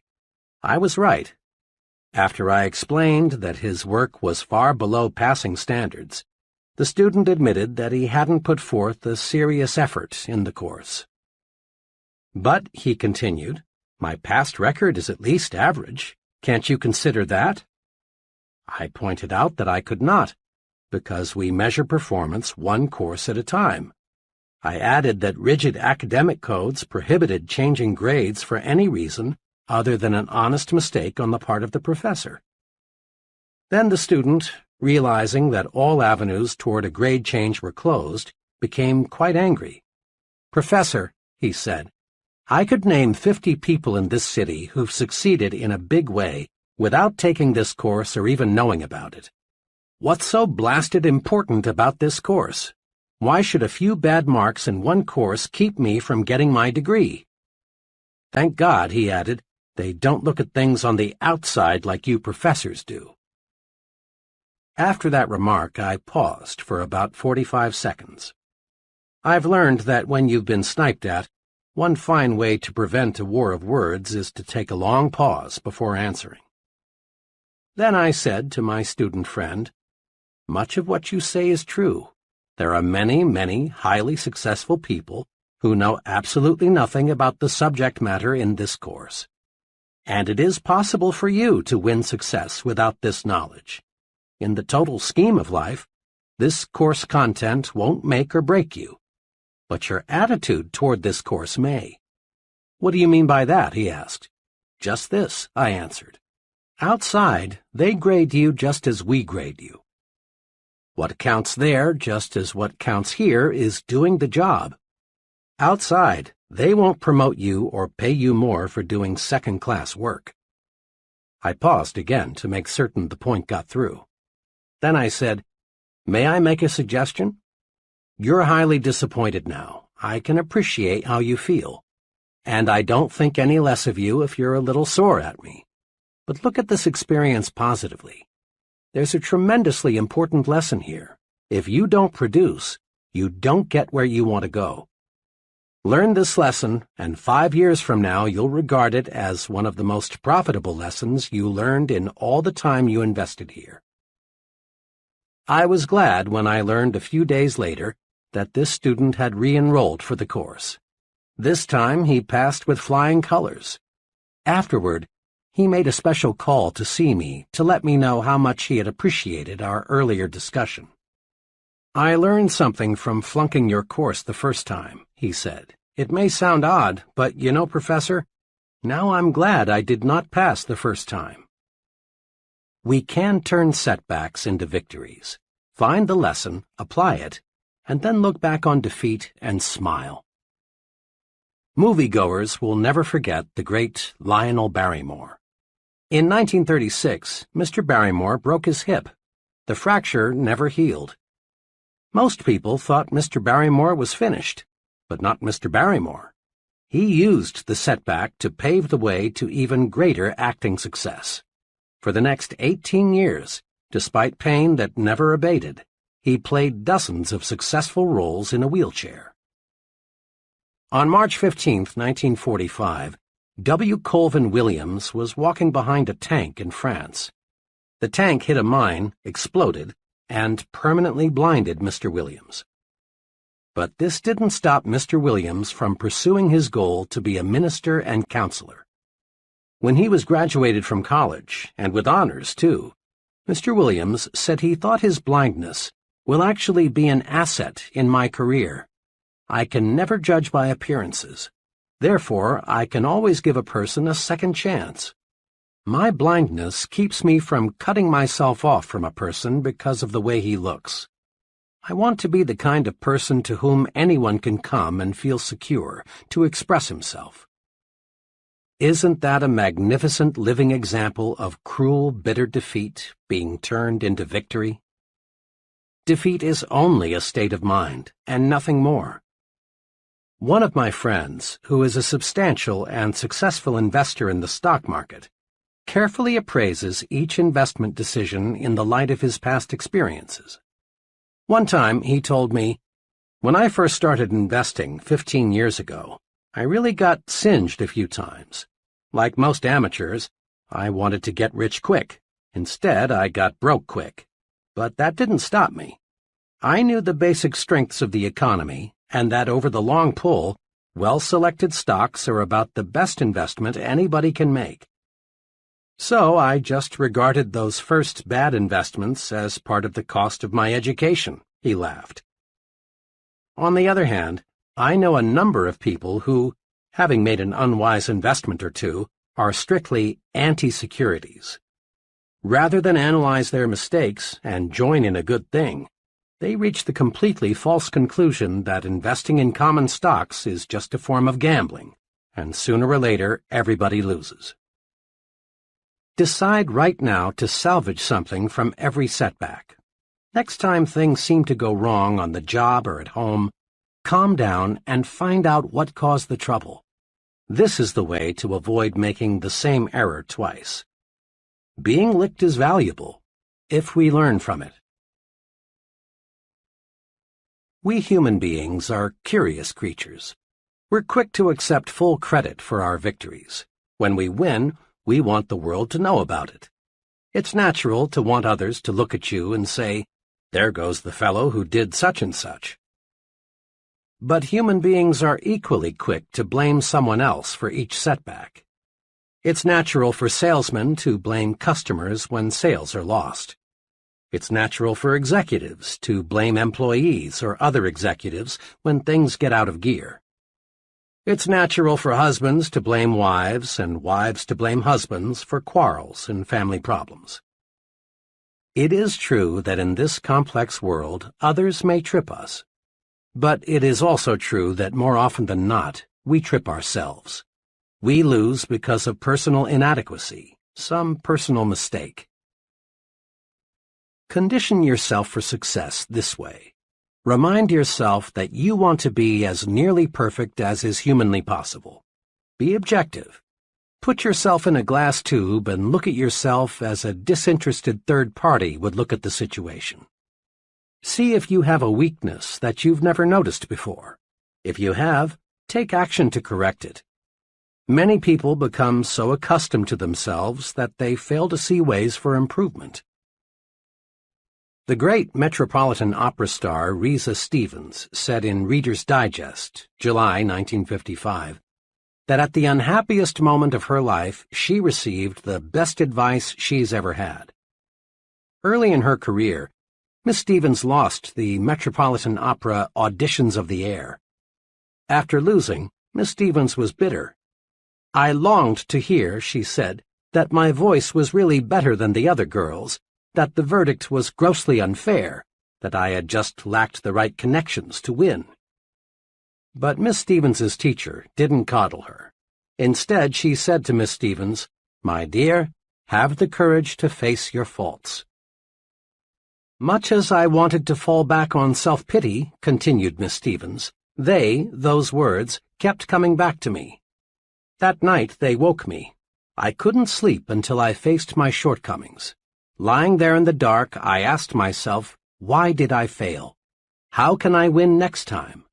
And I admitted to myself that my voice range was not as good as it had to be, that I had to perfect my languages, that I must learn more roles.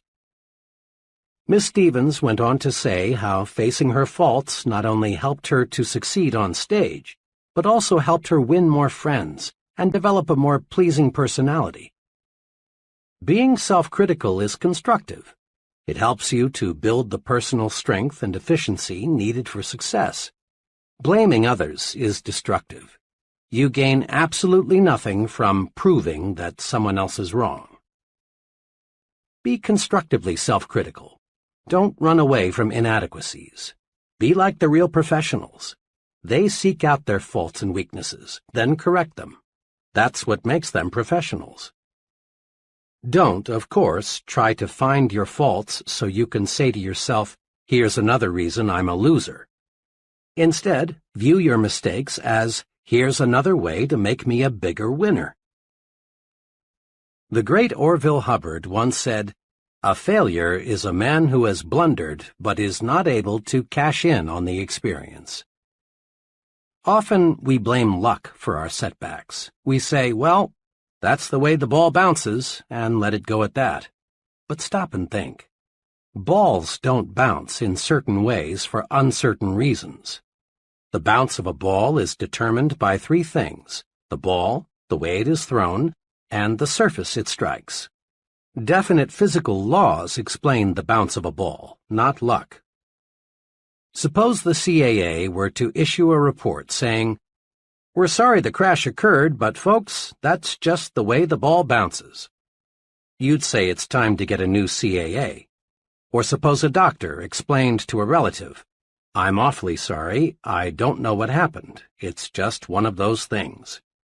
You'd switch doctors when you or another relative became ill. The "that's the way the ball bounces" approach teaches us nothing.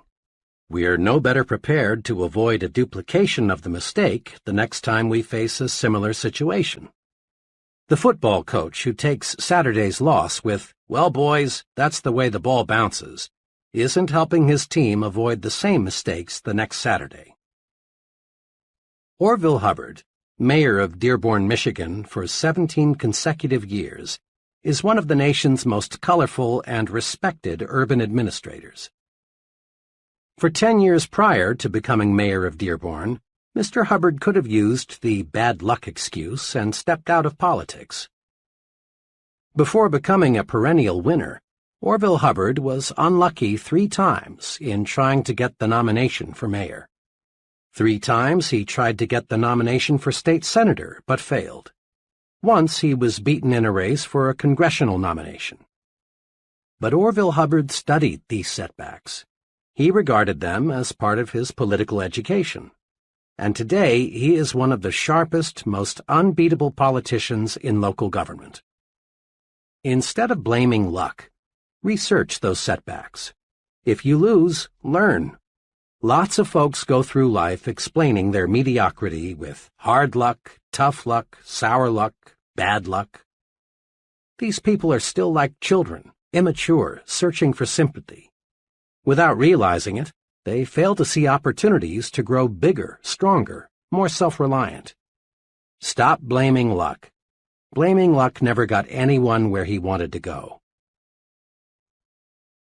A friend, who is a literary consultant, writer, and critic, chatted with me recently about what it takes to be a successful writer. A lot of would-be writers, he explained, simply aren't serious about wanting to write. They try for a little while, but give it up when they discover there is real work involved. I haven't much patience with these people because they're looking for a shortcut, and there just isn't one. But, he went on, I don't want to imply that pure persistence is enough. The plain truth is, often it isn't. Just now, I'm working with a fellow who's written 62 short fiction pieces but hasn't sold one. Obviously, he is persistent in his goal to become a writer. But this fellow's problem is that he uses the same basic approach in everything he writes. He's developed a hard format for his stories. He has never experimented with his material, his plots and characters, and perhaps even style. What I'm trying to do now is to get this client to try some new approaches and some new techniques. He has ability, and if he'll do some experimenting, I'm sure he'll sell much of what he writes. But until he does, he'll just go on receiving one rejection slip after another. The advice of the literary consultant is good. We must have persistence. But persistence is only one of the ingredients of victory. We can try and try and try and try and try again and still fail, unless we combine persistence with experimentation. Edison is credited with being one of America's most persistent scientists. It's reported that he conducted thousands of experiments before he invented the electric light bulb. But note, Edison conducted experiments. He persisted in his goal to develop a light bulb. But he made that persistence pay off by blending it with experimentation. Persisting in one way is not a guarantee of victory. But persistence blended with experimentation does guarantee success. Recently, I noticed an article about the continuous search for oil. It said that oil companies study the rock formations carefully before they drill a well. Yet, despite their scientific analysis, 7 out of 8 wells drilled turn out to be dry holes. Oil companies are persistent in their search for oil, not by digging one hole to ridiculous depths, but rather by experimenting with a new well when good judgment says the first well won't produce. Many ambitious people go through life with admirable persistence and show of ambition, but they fail to succeed because they don't experiment with new approaches. Stay with your goal. Don't waver an inch from it. But don't beat your head against a wall. If you aren't getting results, try a new approach. People who have bulldog persistence, who can grab something and not let go, have an essential success quality. Here are 2 suggestions for developing greater power to experiment, the ingredient that, when blended with persistence, gets results. 1. Tell yourself there is a way. All thoughts are magnetic. As soon as you tell yourself, I'm beaten, there's no way to conquer this problem, negative thoughts are attracted, and each of these helps convince you that you are right, that you are whipped. Believe instead, there is a way to solve this problem, and positive thoughts rush into your mind to help you find a solution. It's believing there is a way that is important. Marriage counselors report no success in saving marriages until one, and preferably both partners, see that it is possible to win back happiness. Psychologists and social workers say an alcoholic is doomed to alcoholism until he believes he can beat his thirst. This year, thousands of new businesses are being formed. 5 years from now, only a small portion will be still in operation. Most of those who fail will say, "Competition was just too much. We had no choice but to quit." The real problem is that when most people hit the tar, things are rough barrier, they think only defeat, and so they are defeated. When you believe there is a way, you automatically convert negative energy, let's quit, let's go back, into positive energy, let's keep going, let's move ahead. A problem, a difficulty, becomes unsolvable only when you think it is unsolvable. Attract solutions by believing solutions are possible. Simply refuse to even let yourself say or think that it's impossible. 2. Back off and start afresh. Often we stay so close to a problem for so long that we can't see new solutions or new approaches. An engineer friend was retained a few weeks ago to design a distinctly new aluminum structure. In fact, nothing even resembling it had even been developed or designed before. I saw him just a few days ago, and I asked him how his new building was coming along. "Not too well," he replied. "I guess I haven't spent enough time with my garden this summer. When I live with tough design problems for a long stretch, I've got to get away and let some new ideas soak in." "You'd be surprised," he continued, "to know how many engineering ideas come to me when I'm just sitting beside a tree holding a water hose on the grass." President Eisenhower once was asked at a news conference why he took so many weekend vacations. His answer is good advice for everybody who wants to maximize his creative ability. Mr. Eisenhower said, "I do not believe that any individual, whether he is running General Motors or the United States of America, can do the best job just by sitting at a desk and putting his face in a bunch of papers. Actually, the president ought to be trying to keep his mind free of inconsequential details and doing his own thinking on the basic principles and factors, so that he can make clear and better judgments." A former business associate of mine takes a 72-hour out-of-town vacation with his wife once each month. He found this backing off and starting afresh increased his mental efficiency, thereby making him more valuable to his clients. When you hit a snag, don't throw up the whole project. Instead, back off, get mentally refreshed. Try something as simple as playing some music or taking a walk or a short nap. Then, when you tackle it again, the solution often comes almost before you know it. Seeing the good side pays off in big situations, too. A young man told me how he concentrated on seeing the good side when he lost his job. He explained it this way. "I was working for a large credit reporting company. One day I was given short notice to leave. There was an economy wave on, and they dismissed the employees who were least valuable to the company. The job didn't pay too well, but by the standards I grew up with, it was pretty good. I really felt terrible for a few hours, but then I decided to look at being bounced as a blessing in disguise. I really didn't like the job much, and had I stayed there, I'd never have gone far. Now I had a chance to find something I really liked to do. It wasn't long until I found a job that I liked a lot better that paid more money, too. Being fired from that credit company was the best thing that ever happened to me. Remember, you see in any situation what you expect to see. See the good side and conquer defeat. All things do work together for good if you'll just develop clear vision. In quick review, the difference between success and failure is found in one's attitudes towards setbacks, handicaps, discouragements, and other disappointing situations. 5 guideposts to help you turn defeat into victory are: 1. Study setbacks to pave your way to success.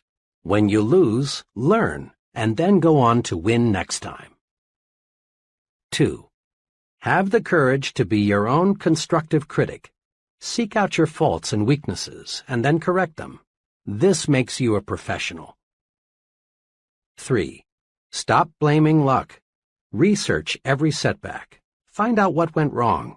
Remember, blaming luck never got anyone where he wanted to go. 4. Blend persistence with experimentation. Stay with your goal, but don't beat your head against a stone wall. Try new approaches. Experiment. 5. Remember, there is a good side in every situation. Find it. See the good side and whip discouragement. Chapter 12. Use goals to help you grow. Every bit of human progress, our inventions, big and little, our medical discoveries, our engineering triumphs, our business successes, were first visualized before they became realities. Baby moons circle the Earth not because of accidental discoveries, but because scientists set conquer space as a goal. A goal is an objective, a purpose. A goal is more than a dream. It's a dream being acted upon. A goal is more than a hazy, "Oh, I wish I could." A goal is a clear, "This is what I'm working toward." Nothing happens, no forward steps are taken, until a goal is established. Without goals, individuals just wander through life. They stumble along, never knowing where they are going, so they never get anywhere. Goals are as essential to success as air is to life. No one ever stumbles into success without a goal. No one ever lives without air. Get a clear fix on where you want to go. Dave Mahoney rose from a low-paying job in the mailroom of an advertising agency to an agency vice president at 27 and president of the Good Humor Company at 33. This is what he says about goals. The important thing is not where you were or where you are, but where you want to get. The Progressive Corporation plans company goals 10 to 15 years ahead. Executives who manage leading businesses must ask, where do we want our company to be 10 years from now? Then they gauge their efforts accordingly. New plant capacity is built not for today's needs, but rather for needs 5 to 10 years in the future. Research is undertaken to develop products that won't appear for a decade or longer. The modern corporation does not leave its future to chance, should you? Each of us can learn a precious lesson from the forward-looking business. We can and should plan at least 10 years ahead. You must form an image now of the person you want to be 10 years from now, if you are to become that image. This is a critical thought. Just as the business that neglects to plan ahead will be just another business, if it even survives, the individual who fails to set long-range goals will most certainly be just another person lost in life's shuffle. Without goals, we cannot grow. Let me share with you an example of why we must have long-run goals to achieve real success. Just last week, a young man, let me call him FB, came to me with a career problem. FB looked well-mannered and intelligent. He was single and had finished college 4 years ago. We talked for a while about what he was doing now, his education, his aptitudes, and general background. Then I said to him, "You came to see me for help on making a job change. What kind of job are you looking for?" "Well," he said, "that's what I came to see you about. I don't know what I want to do." His problem, of course, was a very common one, but I realized that just to arrange for the young man to have interviews with several possible employers would not help him. Trial and error is a pretty poor way to select a career. With dozens of career possibilities, the odds of stumbling into the right choice are several dozen to 1. I knew I had to help FB see that before he starts going someplace career-wise, he's got to know where that someplace is. So I said, "Let's look at your career plan from this angle. Will you describe for me your image of yourself 10 years from now?" FB, obviously studying the question, finally said, "Well, I guess I want what just about everyone else wants, a good job that pays well and a nice home. Really, though," he continued, "I haven't given it too much thought."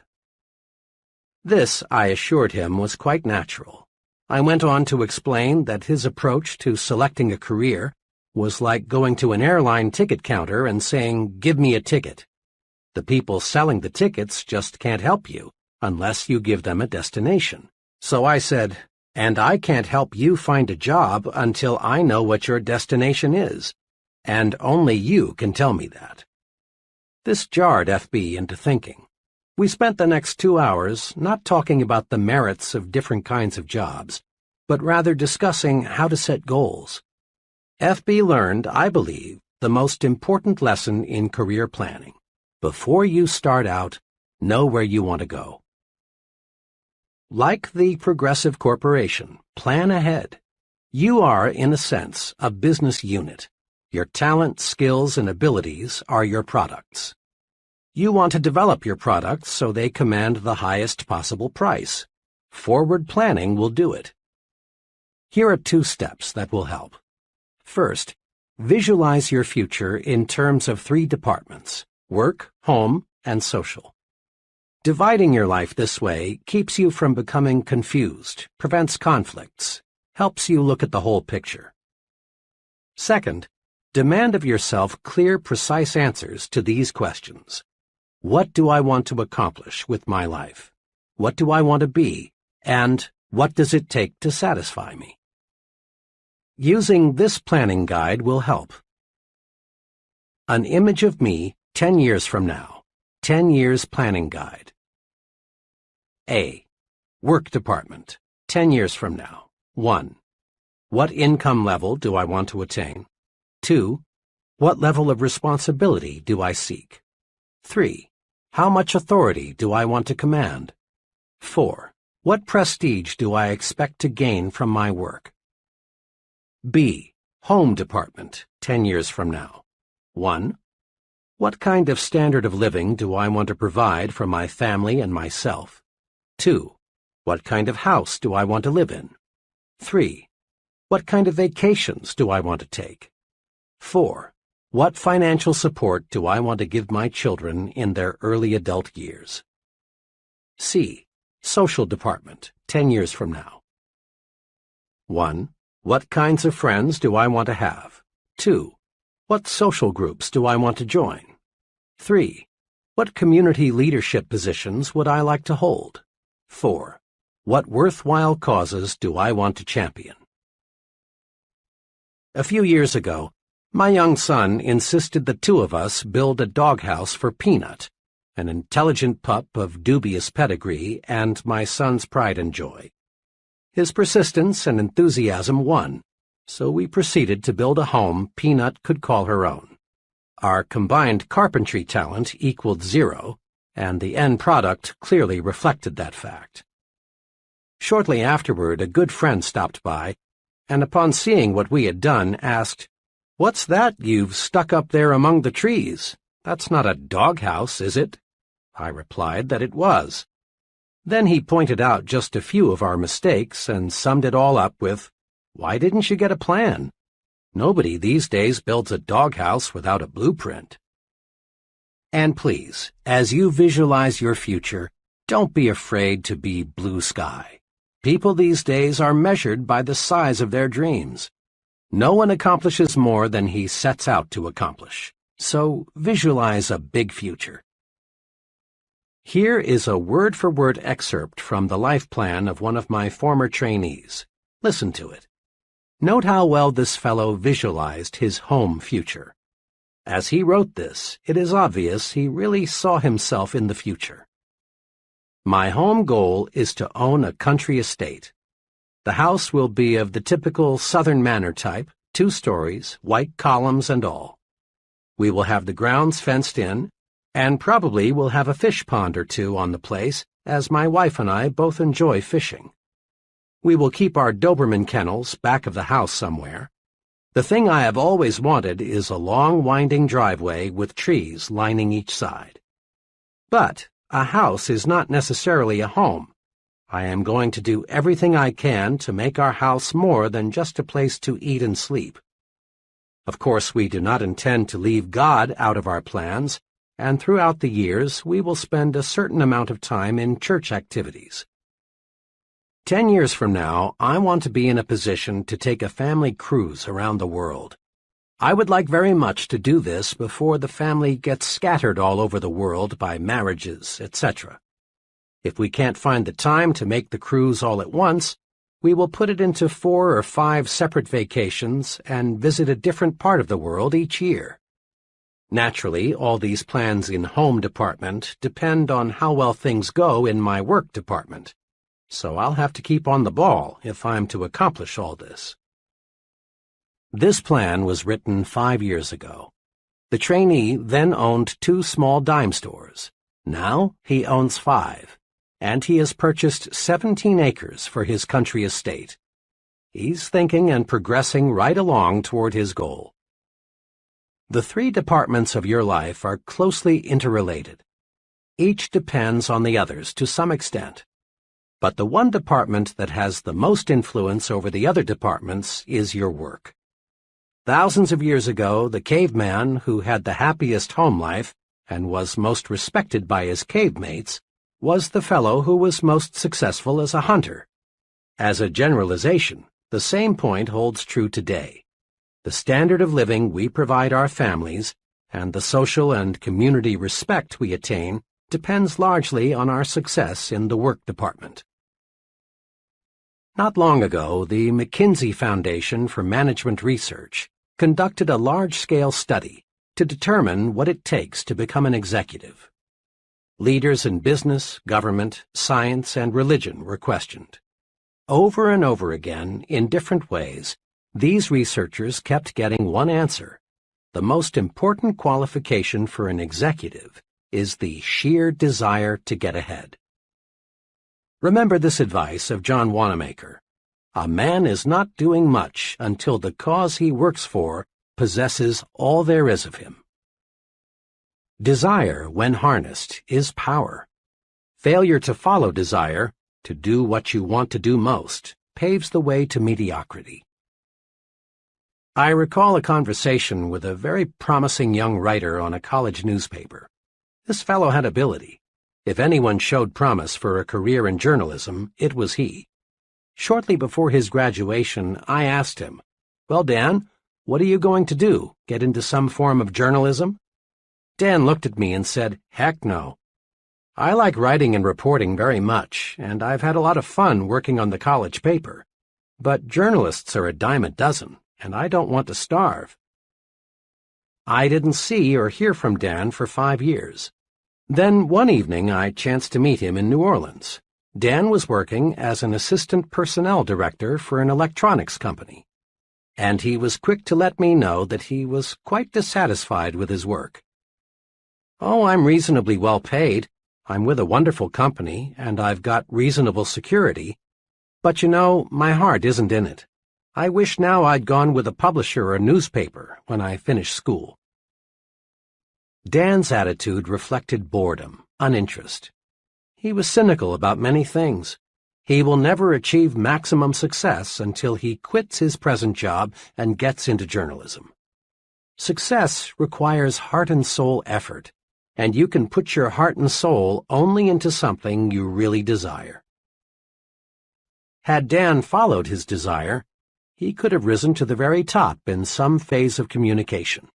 And over the long pull, he would have made much more money and achieved far more personal satisfaction than he will find in his present kind of work. Switching from what you don't like to do to what you do like to do is like putting a 500-horsepower motor in a 10-year-old car. All of us have desires. All of us dream of what we really want to do. But few of us actually surrender to desire. Instead of surrendering to desire, we murder it. 5 weapons are used to commit success suicide. Destroy them. They're dangerous. 1. Self-depreciation. You have heard dozens of people say, "I would like to be a doctor, or an executive, or a commercial artist, or in business for myself, but I can't do it. I lack brains. I'd fail if I tried. I lack the education and/or experience." Many young folks destroy desire with the old negative self-depreciation. 2. Security-itis.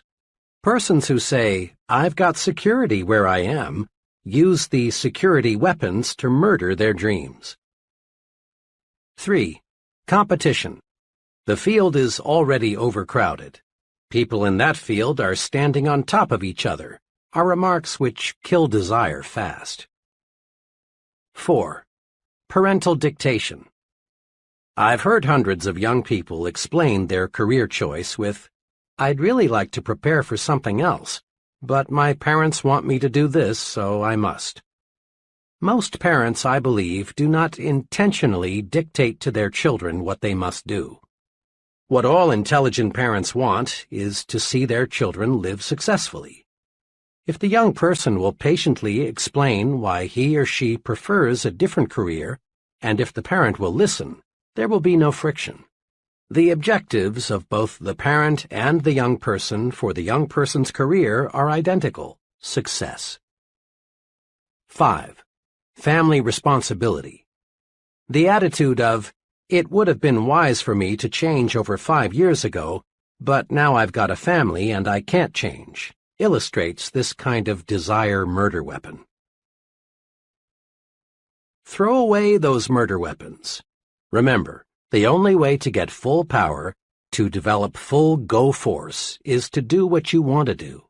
Surrender to desire and gain energy, enthusiasm, mental zip, and even better health. And it's never too late to let desire take over. The overwhelming majority of really successful people work much longer than 40 hours a week, and you don't hear them complain of overwork. Successful people have their eyes focused on a goal, and this provides energy. The point is this: energy increases, multiplies, when you set a desired goal and resolve to work toward that goal. Many people, millions of them, can find new energy by selecting a goal and giving all they've got to accomplish that goal. Goals cure boredom. Goals even cure many chronic ailments. Let's probe a little deeper into the power of goals. When you surrender yourself to your desires, when you let yourself become obsessed with a goal, you receive the physical power, energy, and enthusiasm needed to accomplish your goal. But you receive something else, something equally valuable. You receive the automatic instrumentation needed to keep you going straight to your objective. The most amazing thing about a deeply entrenched goal is that it keeps you on course to reach your target. This isn't double talk. What happens is this: when you surrender to your goal, the goal works itself into your subconscious mind. Your subconscious mind is always in balance. Your conscious mind is not, unless it is in tune with what your subconscious mind is thinking. Without full cooperation from the subconscious mind, a person is hesitant, confused, indecisive. Now, with your goal absorbed into your subconscious mind, you react the right way automatically. The conscious mind is free for clear, straight thinking. Let's illustrate this with two hypothetical persons. As you listen, you'll recognize these characters among the real people you know. We'll call them Tom and Jack. These fellows are comparable in all respects except one. Tom has a firmly entrenched goal. Jack does not. Tom has a crystal-clear image of what he wants to be. He pictures himself as a corporation vice president 10 years hence. Because Tom has surrendered to his goal through his subconscious mind signals to him saying, "Do this," or "Don't do that. It won't help get you where you want to go." The goal constantly speaks, "I am the image you want to make real. Here is what you must do to make me real." Tom's goal does not pilot him in vague generalities. It gives him specific directions in all his activities. When Tom buys a suit, the goal speaks and shows Tom the wise choice. The goal helps to show Tom what steps to take to move up to the next job, what to say in the business conference, what to do when conflict develops, what to read, what stand to take. Should Tom drift a little off course, his automatic instrumentation, housed securely in his subconscious mind, alerts him and tells him what to do to get back on course. Tom's goal has made him supersensitive to all the many forces at work that affect him. Jack, on the other hand, lacking a goal, also lacks the automatic instrumentation to guide him. He is easily confused. His actions reflect no personal policy. Jack wavers, shifts, guesses at what to do. Lacking consistency of purpose, Jack flounders on the ruddy road to mediocrity. May I suggest you listen to this section again, right now. Let this concept soak in. Then look around you. Study the very top echelon of successful persons. Note how they, without exception, are totally devoted to their objective. Observe how the life of a highly successful person is integrated around a purpose. Surrender to that goal. Really surrender. Let it obsess you and give you the automatic instrumentation you need to reach that goal. On occasion, all of us have waked up on Saturday morning with no plans, no agenda, either mental or written, that spells out what we're going to do. On days like that, we accomplish next to nothing. We aimlessly drift through the day, glad when it's finally over. But when we face the day with a plan, we get things done. This common experience provides an important lesson. To accomplish something, we must plan to accomplish something. Before World War II, our scientists saw the potential power locked in the atom. But relatively little was known about how to split the atom and unleash that tremendous power. When the United States entered the war, forward-thinking scientists saw the potential power of an atomic bomb. A crash program was developed to accomplish just one goal: build an atomic bomb. The result is history. In just a few years, the concentrated effort paid off. The bombs were dropped, and the war was ended. But without that crash program to accomplish a goal, splitting the atom would have been delayed perhaps a decade, maybe longer. Set goals to get things done. Our great production system would be hopelessly bogged down if production executives did not establish and adhere to target dates and production schedules. Sales executives know salesmen sell more when they are given a carefully defined quota to sell. Professors know students get term papers written on time when a deadline is set. Now, as you press forward to success, set goals, deadlines, target dates, self-imposed quotas. You will accomplish only what you plan to accomplish.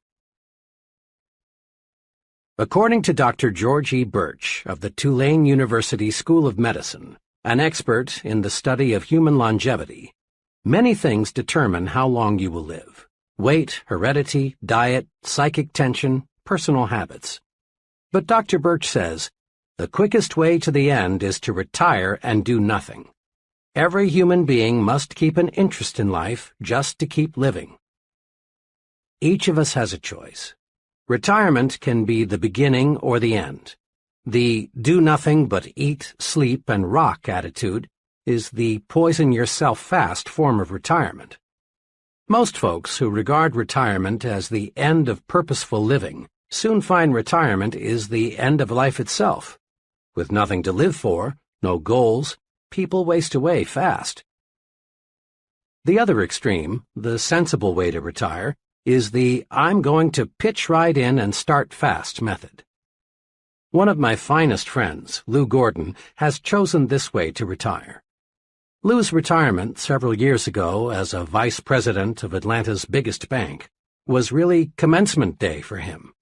He established himself as a business consultant, and his pace is amazing. Now in his 60s, he serves numerous clients and is in national demand as a speaker. One of his special projects is helping to build Pi Sigma Epsilon, a young but fast-growing fraternity for professional salesmen and sales executives. Every time I see Lou, he seems younger. He's a young 30 in spirit. Few people I know of any age are reaping more from life than this senior citizen who resolved not to go out to pasture.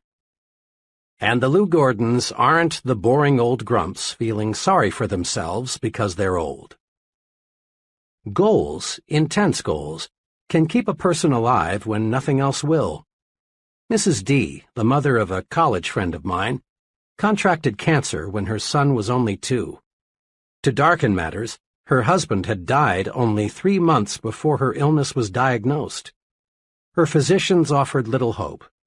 But Mrs. D would not give up. She was determined that she would see her 2-year-old son through college by operating a small retail store left her by her husband. There were numerous surgical operations. Each time the doctors would say, just a few more months. The cancer was never cured, but those few more months stretched into 20 years. She saw her son graduated from college. 6 weeks later, she was gone. A goal, a burning desire, was powerful enough to stave off sure death for 2 decades. Use goals to live longer. No medicine in the world, and your physician will bear this out, is as powerful in bringing about long life as is the desire to do something. The person determined to achieve maximum success learns the principle that progress is made one step at a time. A house is built a brick at a time. Football games are won a play at a time. A department store grows bigger one new customer at a time. Every big accomplishment is a series of little accomplishments. Eric Sevareid, the well-known author and correspondent, reported in Reader's Digest, April 1957, that the best advice he ever received was the principle of the next mile. Here's part of what he said. During World War II, I and several others had to parachute from a crippled Army transport plane into the mountainous jungle on the Burma-India border. It was several weeks before an armed relief expedition could reach us, and then we began a painful, plodding march out to civilized India. We were faced by a 140-mile trek over mountains in August heat and monsoon rains. In the first hour of the march, I rammed a boot nail deep into one foot. By evening, I had bleeding blisters the size of a 50-cent piece on both feet. Could I hobble 140 miles? Could the others, some in worse shape than I, complete such a distance? We were convinced we could not, but we could hobble to that ridge, we could make the next friendly village for the night, and that, of course, was all we had to do. When I relinquished my job and income to undertake a book of 250,000 words, I could not bear to let my mind dwell on the whole scope of the project. I would surely have abandoned what has become my deepest source of professional pride. I tried to think only of the next paragraph, not the next page, and certainly not the next chapter. Thus, for 6 solid months, I never did anything but set down one paragraph after another. The book wrote itself. Years ago, I took on a daily writing and broadcasting chore that has totaled, now, more than 2,000 scripts. Had I been asked at the time to sign a contract to write 2,000 scripts, I would have refused in despair at the enormousness of such an undertaking. But I was only asked to write one, the next one, and that is all I have ever done. The principle of the next mile works for Eric Sevareid, and it will work for you. The step-by-step method is the only intelligent way to attain any objective. The best formula I have heard for quitting smoking, the one that has worked for more of my friends than any other, I call the hour-by-hour method. Instead of trying to reach the ultimate goal, freedom from the habit, just by resolving never to smoke again, the person resolves not to smoke for another hour. When the hour is up, the smoker simply renews his resolution not to smoke for another hour.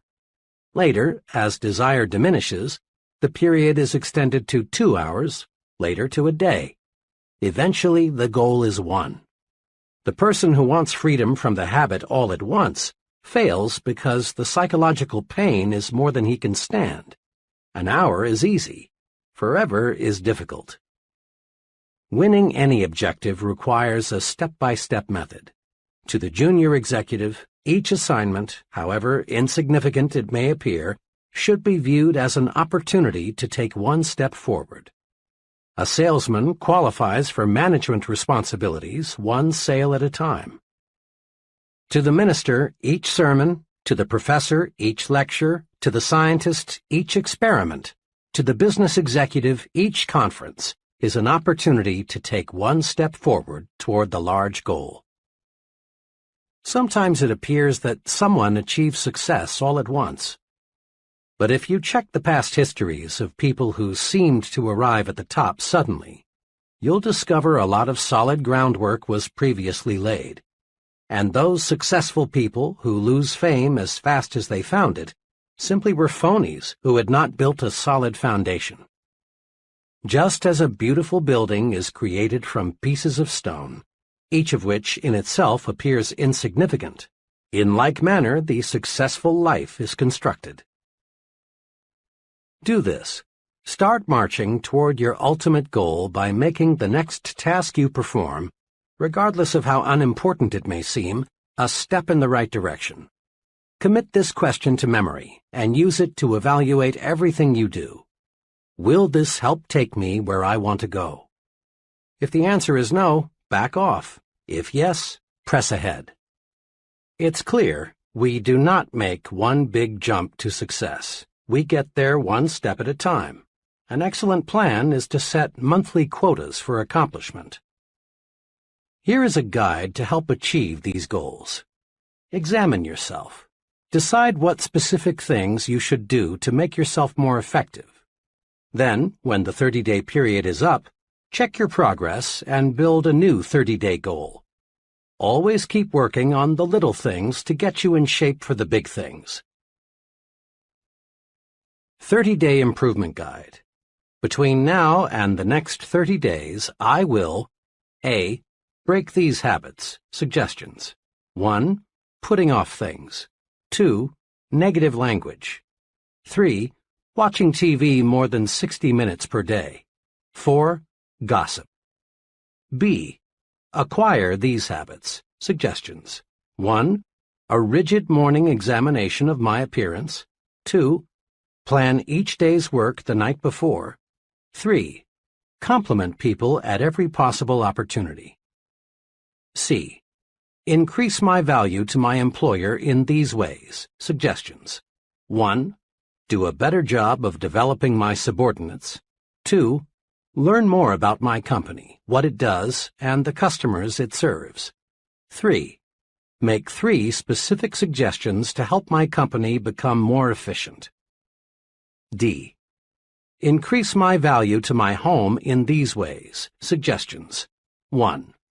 Show more appreciation for the little things my wife does that I've been taking for granted. 2. Once each week, Do something special with my whole family. 3. Give 1 hour each day of my undivided attention to my family. E. Sharpen my mind in these ways. Suggestions. 1. Invest 2 hours each week in reading professional magazines in my field. 2. Read 1 self-help book.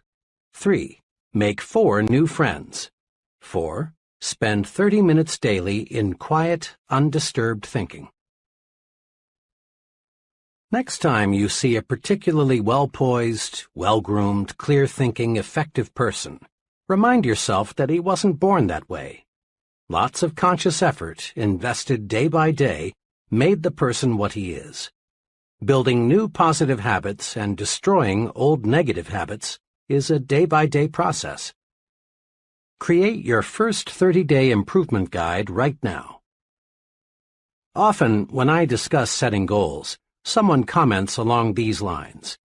I see that working toward a purpose is important, but so often things happen that upset my plans. It's true that many factors outside your control do affect your destination. There may be serious illness or death in your family, the job you're gunning for may be dissolved, you may meet with an accident. So here is a point we must fix firmly in mind. Prepare to take detours in stride. If you are driving down a road and you come to a road closed situation, you wouldn't camp there, nor would you go back home. The road closed simply means you can't go where you want to go on this road. You'd simply find another road to take you where you want to go. Observe what military leaders do. When they develop a master plan to take an objective, they also map out alternative plans. If something unforeseen happens that rules out Plan A, they switch to Plan B. You rest easy in an airplane even though the airport where you plan to land is closed in because you know the fellow up there driving the plane has alternative landing fields and a reserve fuel supply. It's a rare person who has achieved high-level success who has not had to take detours, many of them. When we detour, we don't have to change our goals, we just travel a different route. You've probably heard many persons say something like, "Oh, how I wish I had bought XX stock back in 19 blank. I'd have a pile of money today." Normally, people think of investing in terms of stocks or bonds, real estate, or some other type of property. But the biggest and most rewarding kind of investment is self-investment, purchasing things that build mental power and proficiency. The progressive business knows that how strong it will be 5 years from now depends not on what it does 5 years in the future, but rather on what it does, invests, this year. Profit comes from only one source, investment. There's a lesson for each of us. To profit, to get the extra reward above a normal income in the years ahead, we must invest in ourselves. We must invest to achieve our goals. Here are 2 sound self-investments that will pay handsome profits in the years ahead. 1. Invest in education. True education is the soundest investment you can make in yourself. But let's be sure we understand what education really is.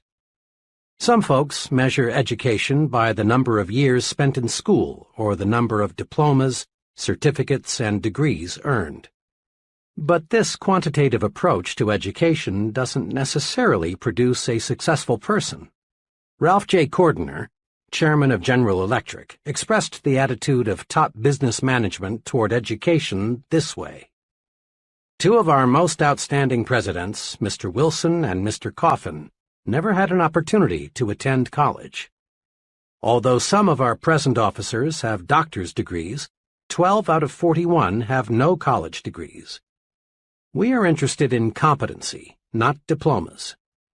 A diploma or degree may help you get a job, but it will not guarantee your progress on the job. Business is interested in competency, not diplomas. To others, education means the quantity of information a person has stashed away in his brain. But the soak-up facts method of education won't get you where you want to go. More and more we depend on books, files, and machines to warehouse information. If we can do only what a machine can do, we're in a real fix. Real education, the kind worth investing in, is that which develops and cultivates your mind. How well educated a person is measured by how well his mind is developed, in brief, by how well he thinks.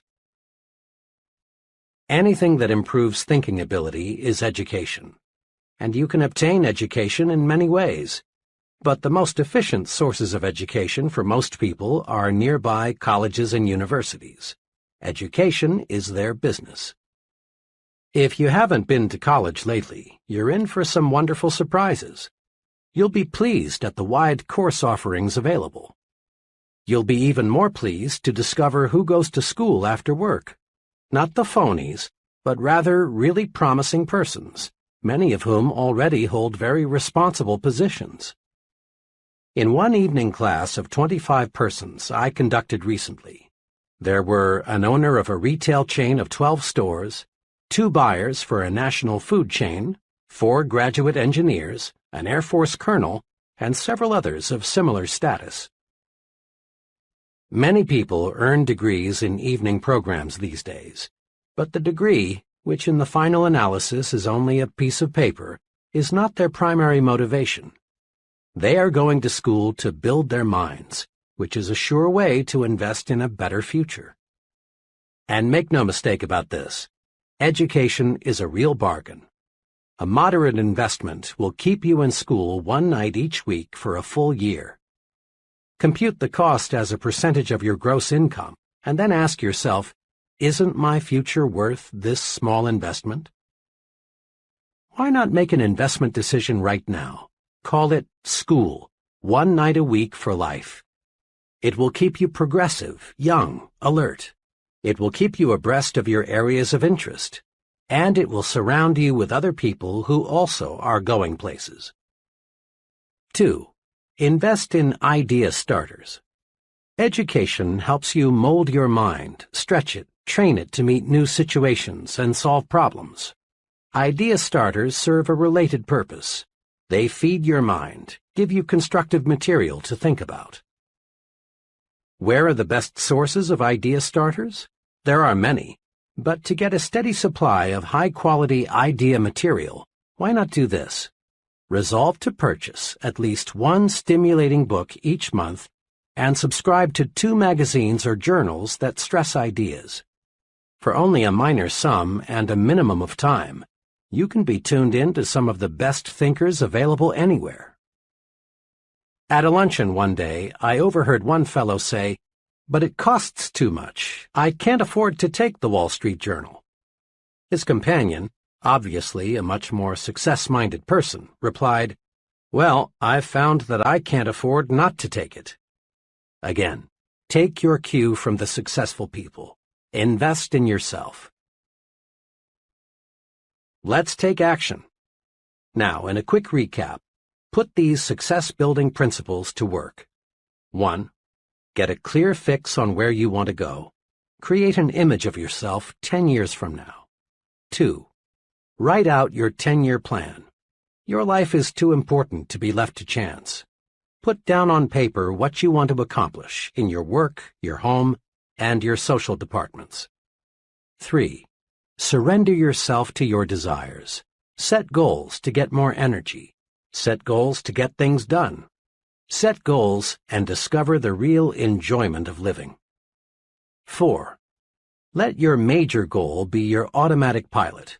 When you let your goal absorb you, you'll find yourself making the right decisions to reach your goal. 5. Achieve your goal one step at a time. Regard each task you perform, regardless of how small it may seem, as a step toward your goal. 6. Build 30-day goals. Day-by-day effort pays off.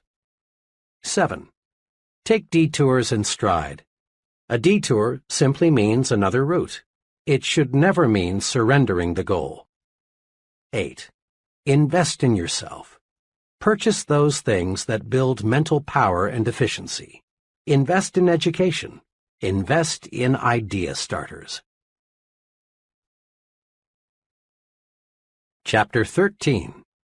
How to Think Like a Leader.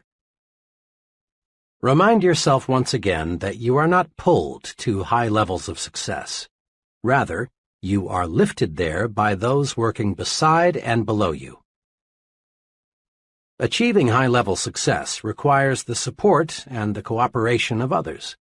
And gaining this support and cooperation of others requires leadership ability. Success and the ability to lead others, that is, getting them to do things they wouldn't do if they were not led, go hand in hand. The success-producing principles explained in the previous chapters are valuable equipment in helping you develop your leadership capacity. At this point, we want to master 4 special leadership rules or principles that can cause others to do things for us in the executive suite, in business, in social clubs, in the home, anywhere we find people. These 4 leadership rules or principles are: 1. Trade minds with the people you want to influence. 2. Think. What is the human way to handle this? 3. Think progress, believe in progress, push for progress. 4. Take time out to confer with yourself and develop your supreme thinking power. Practicing these rules produces results. Putting them to use in everyday situations takes the mystery out of that gold-plated word, leadership. Let's see how. Leadership rule number 1. Trade minds with the people you want to influence. Trading minds with the people you want to influence is a magic way to get others, friends, associates, customers, employees, to act the way you want them to act. Study these 2 case histories and see why. Ted B. worked as a television copywriter and director for a large advertising agency. When the agency obtained a new account, a children's shoe manufacturer, Ted was assigned responsibility for developing several TV commercials. A month or so after the campaign had been launched, it became clear that the advertising was doing little or nothing to increase product movement in retail outlets. Attention was focused on the TV commercials because in most cities only television advertising was used. Through research of television viewers, they found that about 4% of the people thought it was simply a great commercial, one of the best, these 4% said. The remaining 96% were either indifferent to the commercials or, in plain language, thought they smelled. Hundreds of comments like these were volunteered.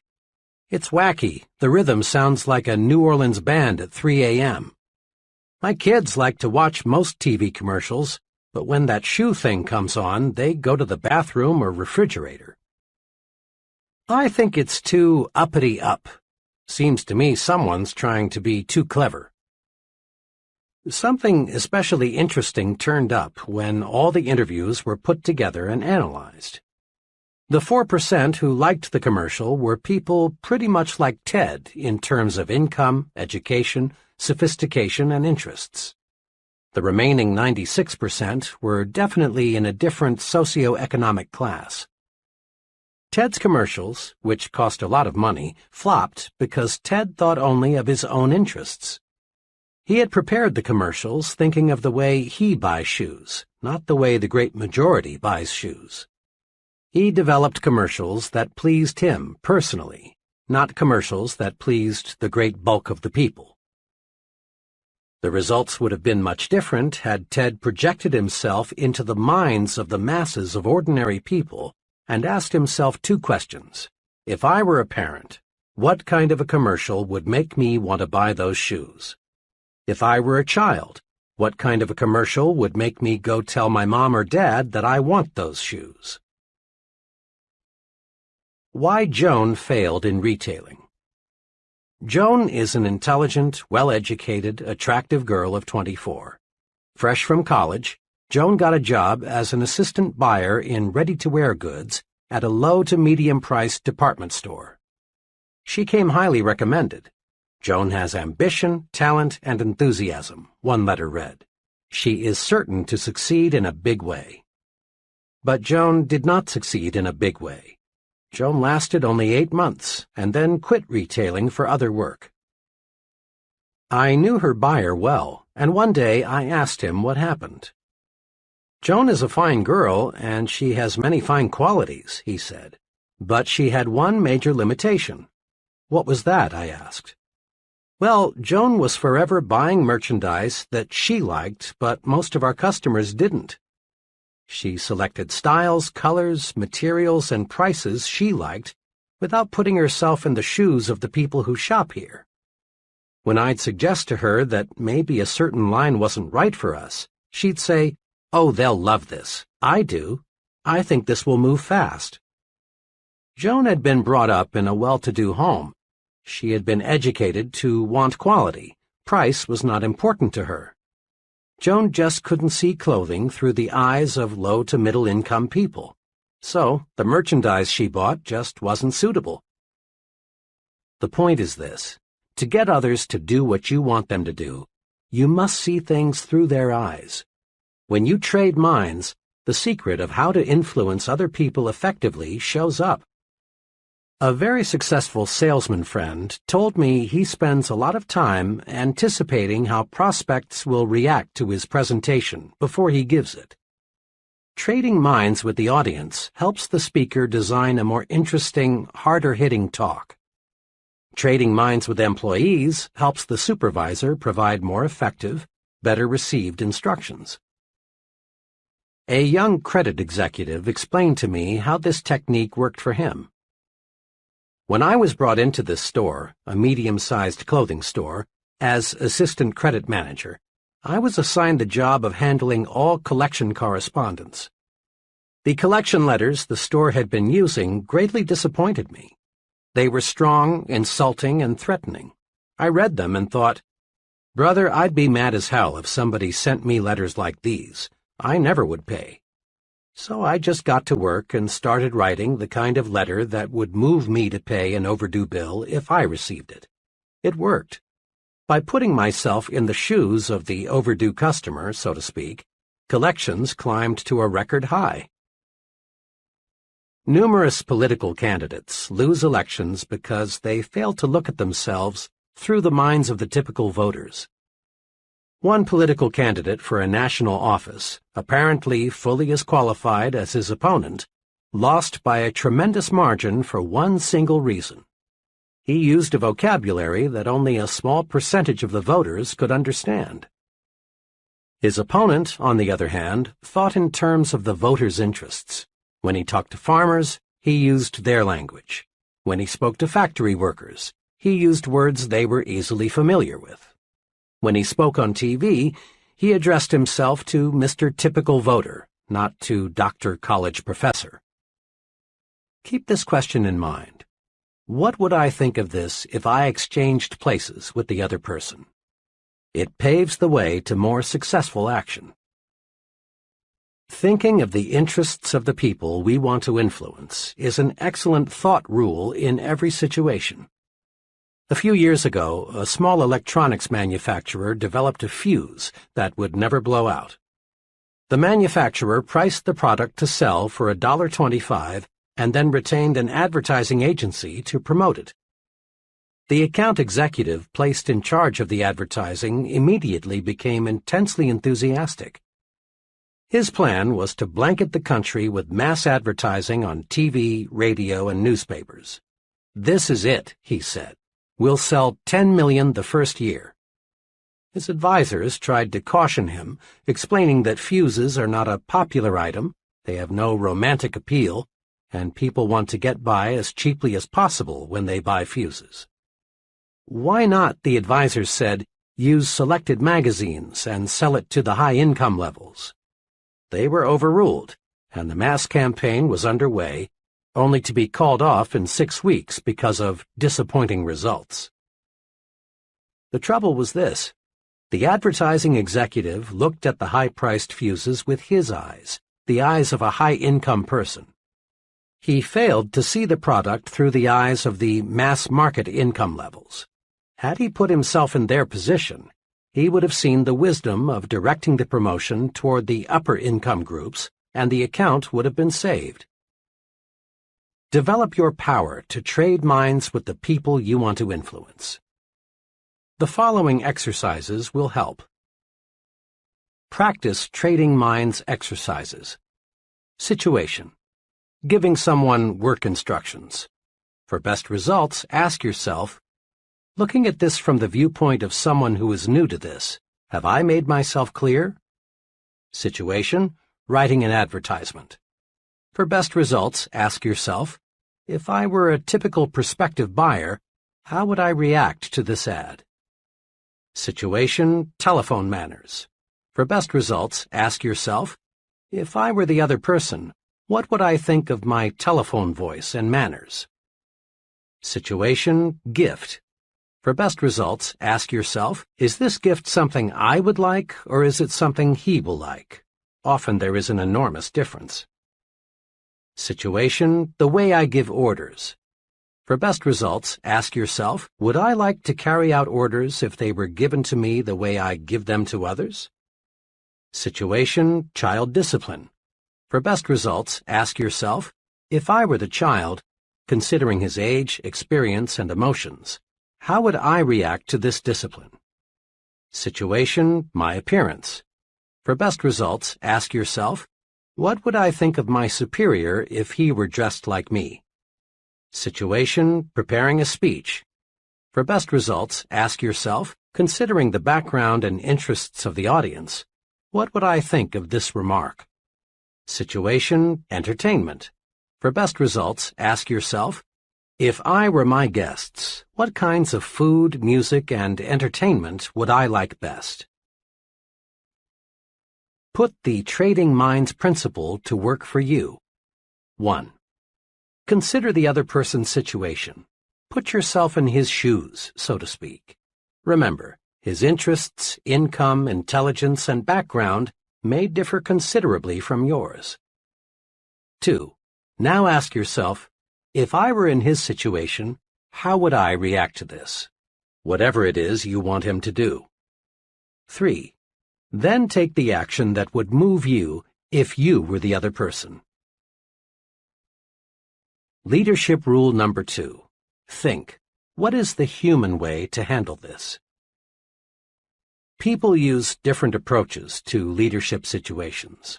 One approach is to assume the position of a dictator. The dictator makes all decisions without consulting those affected. He refuses to hear his subordinate's side of a question because, deep down perhaps, he's afraid the subordinate might be right, and this would cause him to lose face. Dictators don't last long. Employees may fake loyalty for a while, but unrest soon develops. Some of the best employees leave, and those remaining get together and plot against the tyrant. The result is that the organization ceases to function smoothly. This puts the dictator in a bad light with his superior. A second leadership technique is the cold, mechanical, I'm a rule-book operator approach. The fellow using this approach handles everything exactly according to the book. He doesn't recognize that every rule or policy or plan is only a guide for the usual cases. This would-be leader treats human beings as machines, and of all things people don't like, perhaps the most disliked is being treated like a machine. The cold, impersonal efficiency expert is not an ideal. The machines that work for him develop only part of their energy. Persons who rise to tremendous leadership heights use a third approach that we call being human. Several years ago, I worked closely with John S., who is an executive in the engineering development section of a large aluminum manufacturer. John had mastered the Be Human approach and was enjoying its rewards. In dozens of little ways, John made his actions say, "You are a human being. I respect you. I'm here to help you in every way I can." When an individual from another city joined his department, John went to considerable personal inconvenience to help him find suitable housing. Working through his secretary and 2 other women employees, he set up office birthday parties for each member of the staff. The 30 minutes or so required for this was not a cost. Rather, it was an investment in getting loyalty and output. When he learned that one of his staff members belonged to a minority faith, John called him in and explained that he would arrange for him to observe his religious holidays that don't coincide with the more common holidays. When an employee or someone in the employee's family was ill, John remembered. He took time to compliment his staff individually for their off-the-job accomplishments. But the largest evidence of John's Be Human philosophy showed up in the way he handled a dismissal problem. One of the employees who had been hired by John's predecessor simply lacked the aptitude and interest for the work involved. John handled the problem magnificently. He did not use the conventional procedure of calling the employee into his office and giving him first the bad news and then second 15 or 30 days to move out. Instead, he did 2 unusual things. First, he explained why it would be to the employee's personal advantage to find a new situation where his aptitudes and interests would be more useful. He worked with the employee and put him in touch with a reputable vocational guidance consultant. Next, he did something else above and beyond the call of duty. He helped the employee find a new job by setting up interviews with executives in other companies where the employee's skills were needed. In just 18 days after the dismissal conference, the employee was relocated in a very promising situation. This dismissal procedure intrigued me, so I asked John to explain his thinking behind it. He explained it this way. "There's an old maxim I've formed and held in my mind," he began. "Whoever is under a man's power is under his protection, too. We never should have hired this man in the first place, because he's not cut out for this kind of work. But since we did, the least I could do was help him to relocate." Anybody, John continued, can hire a man, but the test of leadership is how one handles the dismissal. By helping that employee relocate before he left us, built up a feeling of job security in everyone in my department. I let them know by example that no one gets dumped on the street as long as I'm here. Make no mistake, John's Be Human brand of leadership paid off. There were no secret gossip sessions about John. He received unquestioned loyalty and support. He had maximum job security because he gave maximum job security to his subordinates. For about 15 years, I've been close to a fellow I'll call Bob W. Bob is in his late 50s. He came up the hard way. With a hit-or-miss education and no money, Bob found himself out of work in 1931. But he's always been a scrambler. Not one to be idle, Bob started an upholstery shop in his garage. Thanks to his untiring efforts, the business grew, and today it's a modern furniture manufacturing plant with over 300 employees. Today, Bob is a millionaire.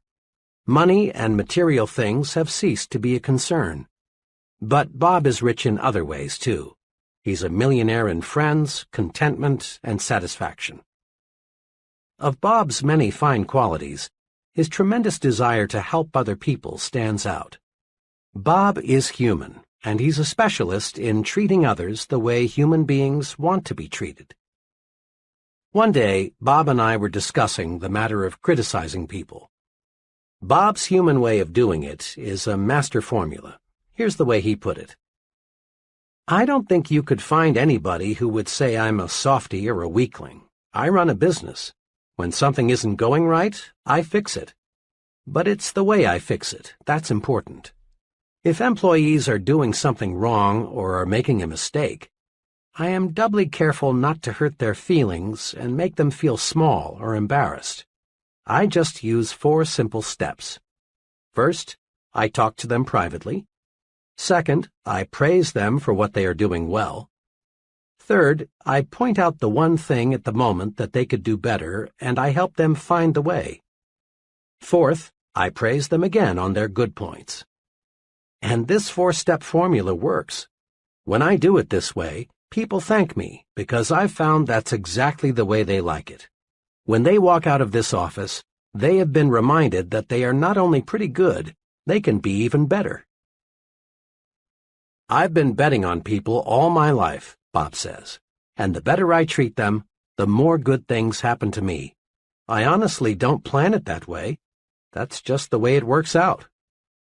Let me give you an example. Back about, 5 or 6 years ago, one of the production men came to work drunk. Pretty soon there was a commotion in the plant. It seems this fellow had taken a 5-gallon can of lacquer and was splashing it all over the place. Well, the other workmen took the lacquer away from him, and the plant superintendent escorted him out. I walked outside and found him sitting against the building in a kind of stupor. I helped him up, put him in my car, and took him to his home. His wife was frantic. I tried to reassure her that everything would be all right. "Oh, but you don't understand," she said. "Mr. W, me, doesn't stand for anyone being drunk on the job. Jim's lost his job, and now what will we do?" I told her Jim wouldn't be dismissed. She asked how I knew. The reason, I explained, is because I'm Mr. W. She almost fainted. I told her I'd do all I could to help Jim at the plant, and I hoped she'd do all she could at home, and just have him on the job in the morning. When I got back to the plant, I went down to Jim's department and spoke to Jim's coworkers. I told them, "You've seen something unpleasant here today, but I want you to forget it. Jim will be back tomorrow. Be kind to him. He's been a good worker for a long time, and we owe it to him to give him another chance." Jim got back on the ball, and his drinking was never again a problem. I soon forgot about the incident. But Jim didn't. 2 years ago, the headquarters of the local union sent some men here to negotiate the contract for the local. They had some staggering, simply unrealistic demands.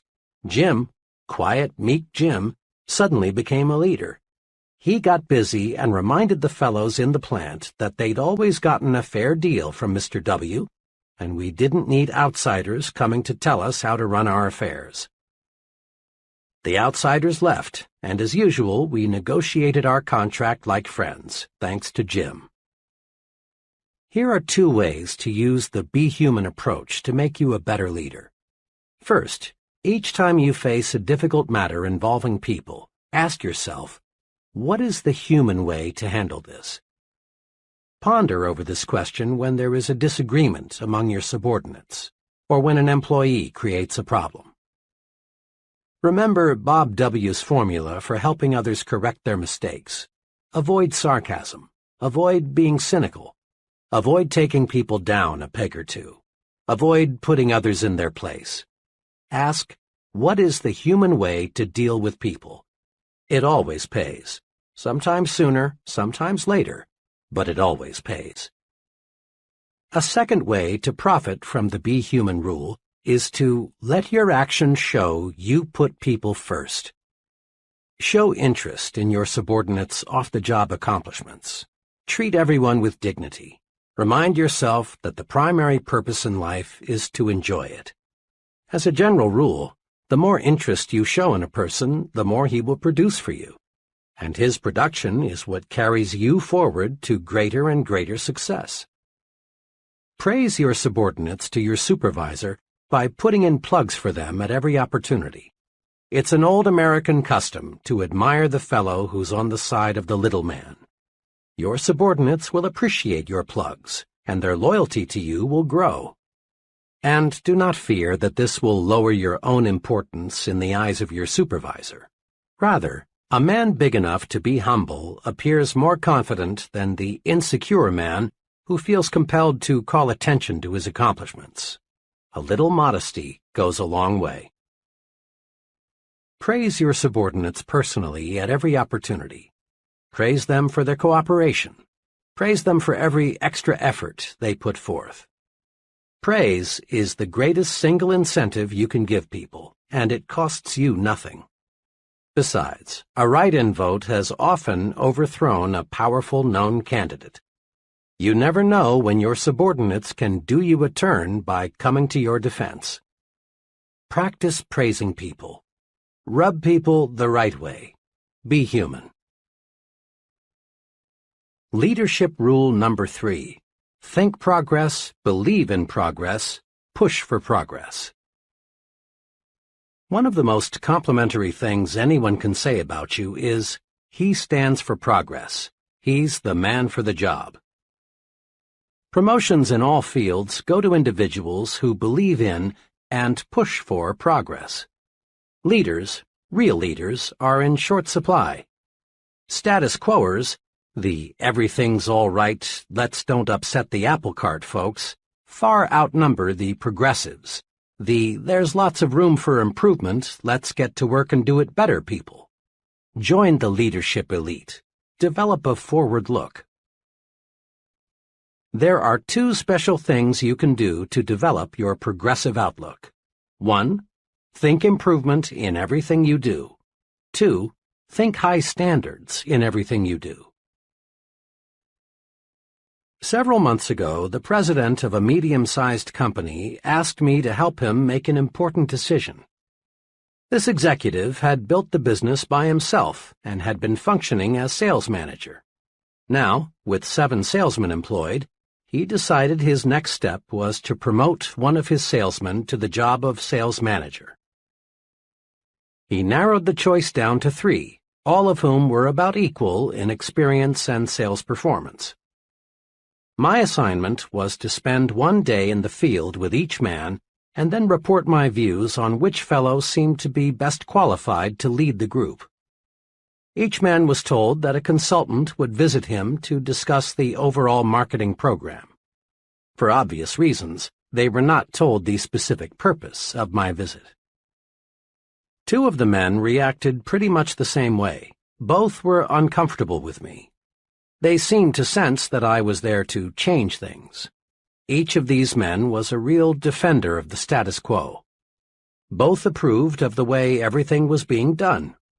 I raised questions about how the territories were laid out, the compensation program, the sales promotional material, every facet of the marketing effort.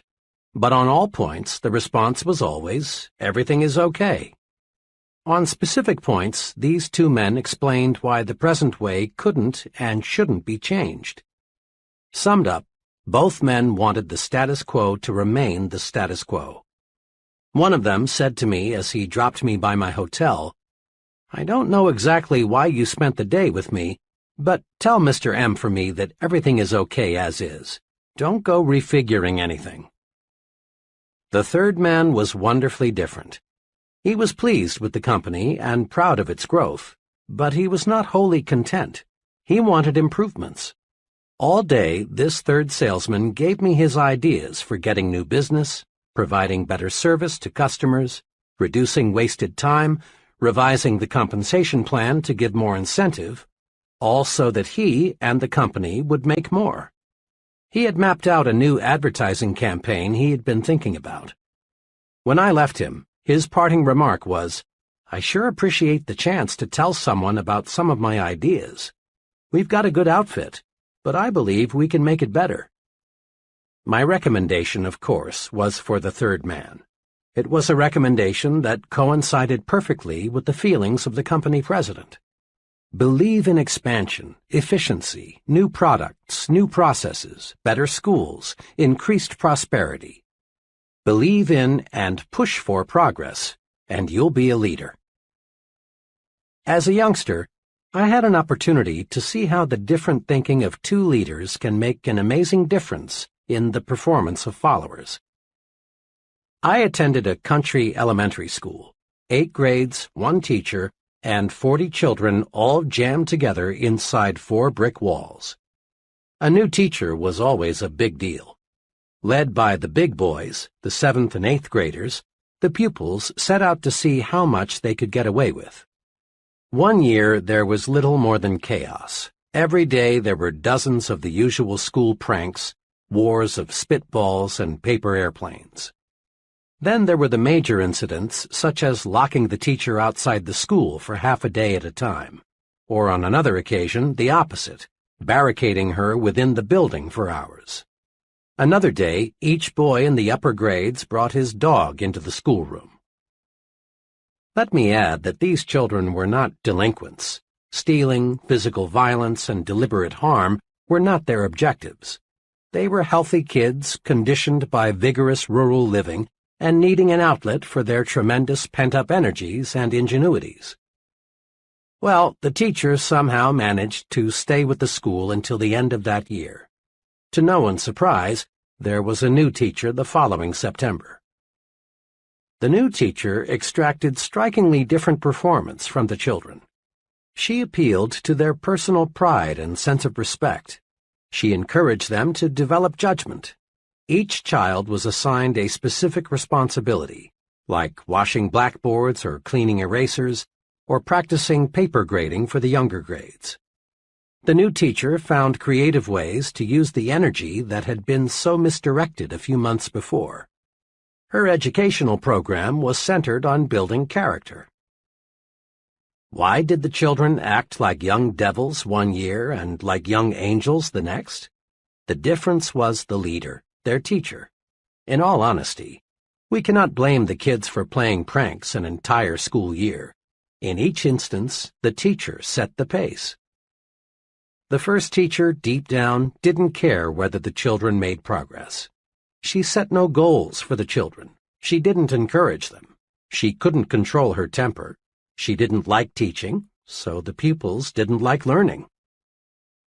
But the second teacher had high, positive standards. She sincerely liked the children and wanted them to accomplish much. She considered each one as an individual. She obtained discipline easily because, in everything she did, she was well disciplined. And in each case, the pupils adjusted their conduct to fit the examples set by the teachers. We find this same form of adjustment taking place every day in adult groups. During World War II, military chiefs continually observed that the highest morale was not found in units where commanders were easy, relaxed, and lackadaisical. Crack units were led by officers with high standards who enforced military regulations fairly and properly. Military personnel simply do not respect and admire officers with low standards. College students, too, take their cue from the examples set by the professors. Students under one professor cut classes, copy term papers, and connive in various ways to pass without serious study. But the same students under another professor willingly work extra hard to master the subject. In business situations, we again find individuals patterning their thinking after that of the superior. Study a group of employees closely. Observe their habits, mannerisms, attitudes toward the company, ethics, self-control. Then compare what you find with the behavior of their superior, and you discover amazing similarities. Every year, many corporations that have grown sluggish and are headed downward are rebuilt. And how? By changing a handful of executives at the top. Companies, and colleges, and churches, and clubs, and unions, and all other types of organizations are successfully rebuilt from the top down, not from the bottom up. Change the thinking at the top, and you automatically change the thinking at the bottom. Remember this.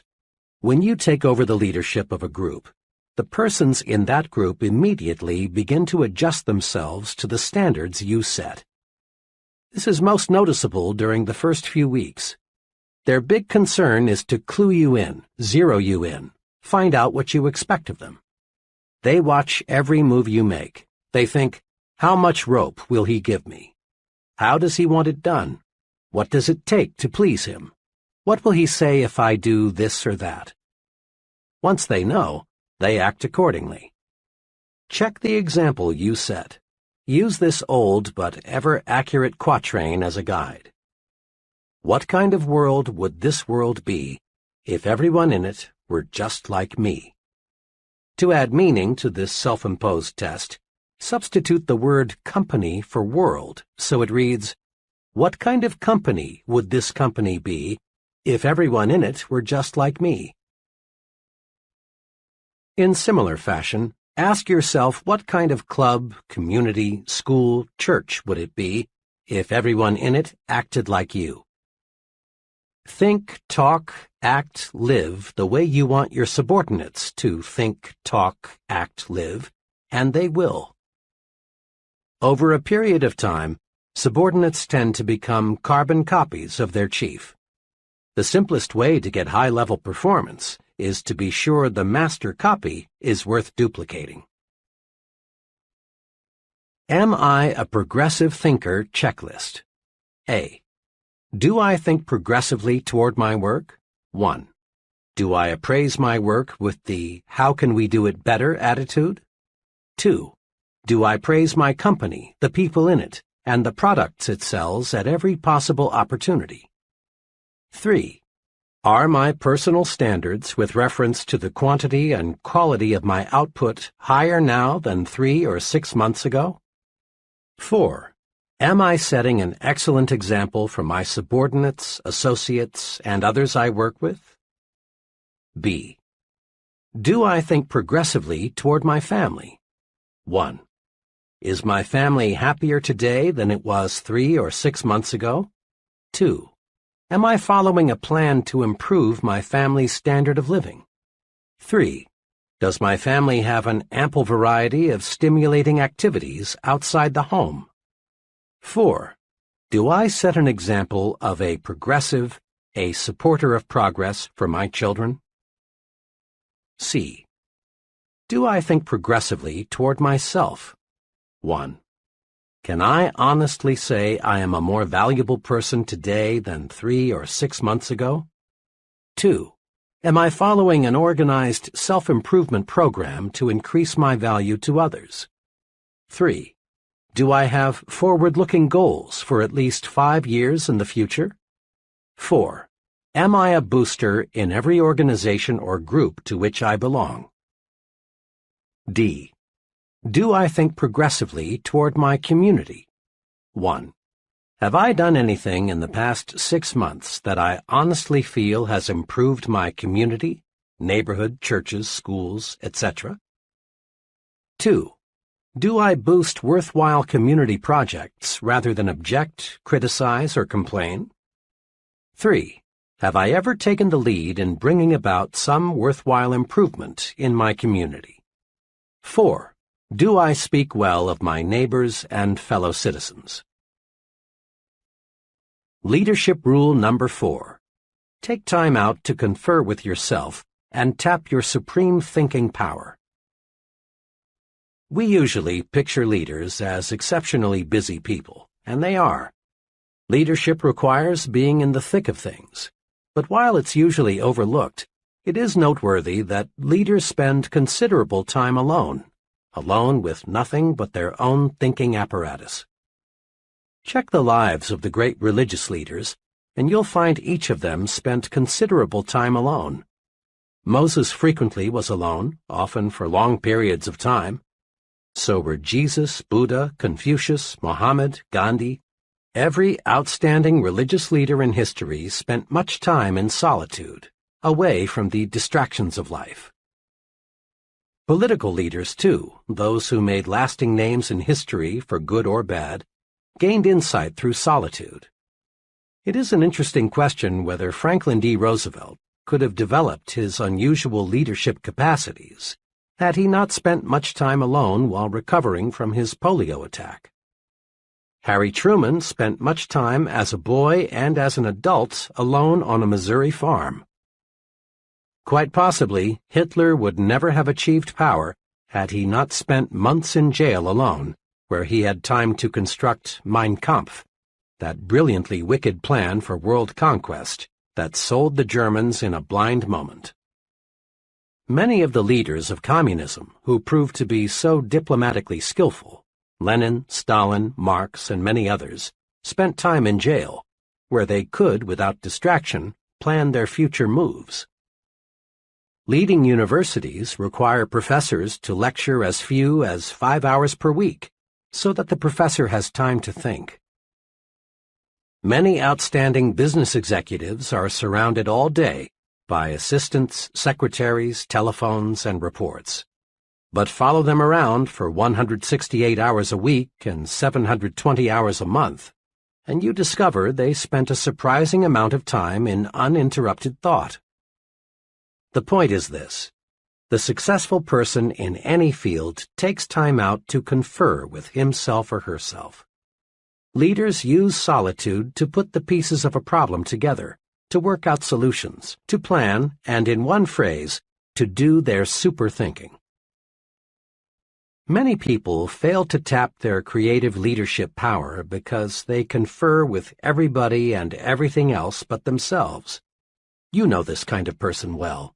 He's the fellow who goes to great lengths not to be alone. He goes to extremes to surround himself with people. He can't stand being alone in his office, so he goes prowling to see other people. Seldom does he spend evenings alone. He feels a compelling need to talk with others every waking moment.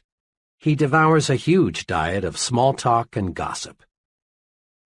When this person is forced by circumstances to be physically alone, he finds ways to keep from being mentally alone.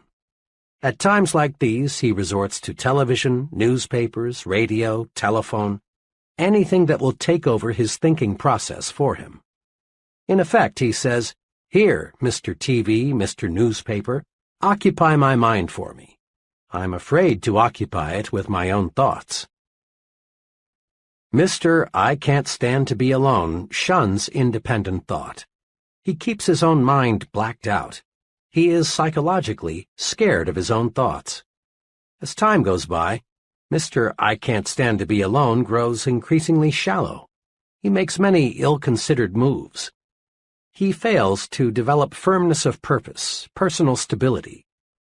He is unfortunately ignorant of the superpower lying unused just behind his forehead.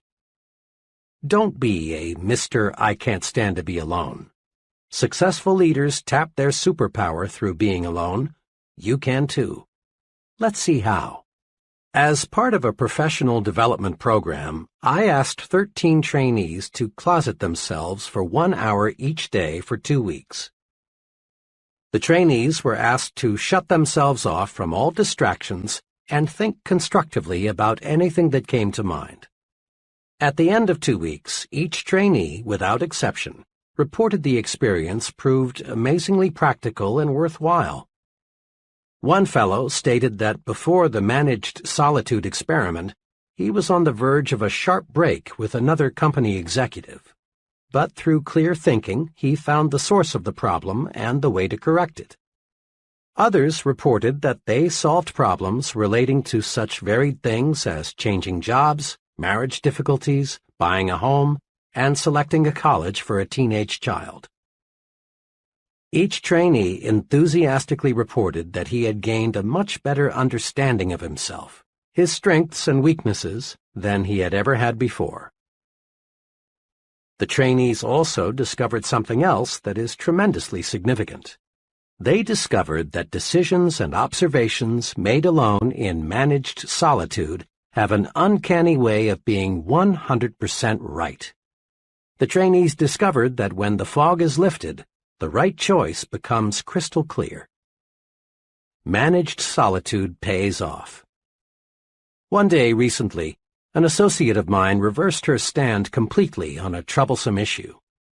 I was curious to know why she had switched her thinking, since the problem was very basic. Her answer went like this: "Well, I haven't been at all clear in my mind as to what we should do. So I got up at 3:30 this morning, fixed a cup of coffee, and just sat on the sofa and thought until 7 a.m. I see the whole matter a lot clearer now, so the only thing for me to do is reverse my stand." And her new stand proved completely correct.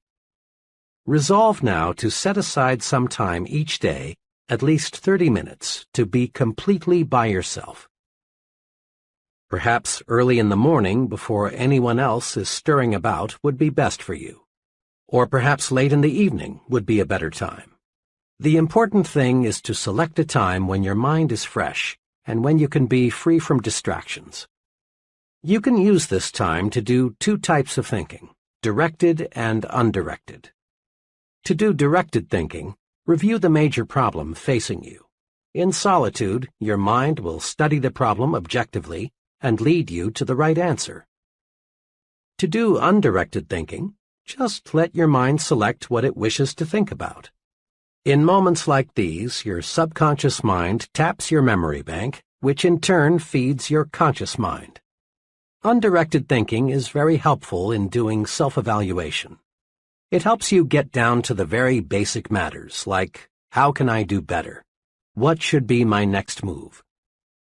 Remember, the main job of the leader is thinking, and the best preparation for leadership is thinking. Spend some time in managed solitude every day and think yourself to success. Summary. To be a more effective leader, put these 4 leadership principles to work. 1. Trade minds with the people you want to influence. It's easy to get others to do what you want them to do if you'll see things through their eyes. Ask yourself this question before you act. What would I think of this if I exchanged places with the other person? 2. Apply the Be Human rule in your dealings with others. Ask, what is the human way to handle this? In everything you do, show that you put other people first. Just give other people the kind of treatment you like to receive. You'll be rewarded. 3. Think progress, believe in progress, push for progress. Think improvement in everything you do. Think high standards in everything you do. Over a period of time, subordinates tend to become carbon copies of their chief. Be sure the master copy is worth duplicating. Make this a personal resolution. At home, at work, in community life, if it's progress, I'm for it. 4. Take time out to confer with yourself and tap your supreme thinking power. Managed solitude pays off. Use it to release your creative power. Use it to find solutions to personal and business problems. So spend some time alone every day just for thinking. Use the thinking technique all great leaders use. Confer with yourself. How to use the magic of thinking big in life's most crucial situations. There is magic in thinking big, but it is so easy to forget. When you hit some rough spots, there is danger that your thinking will shrink in size, and when it does, you lose.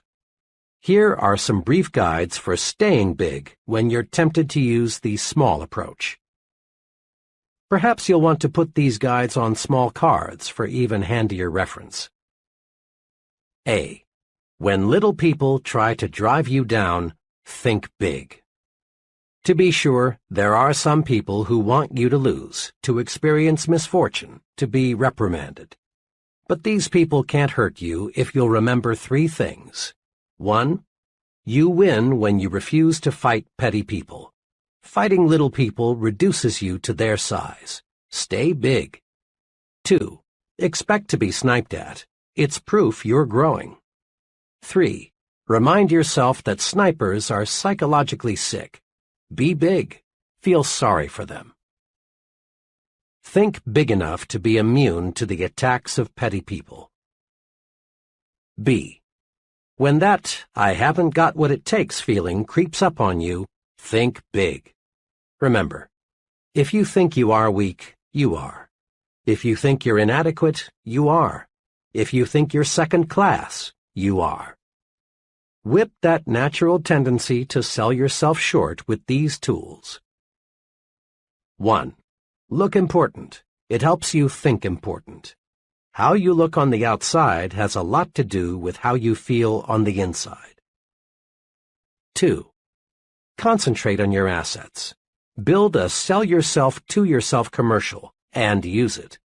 Learn to supercharge yourself. Know your positive self. 3.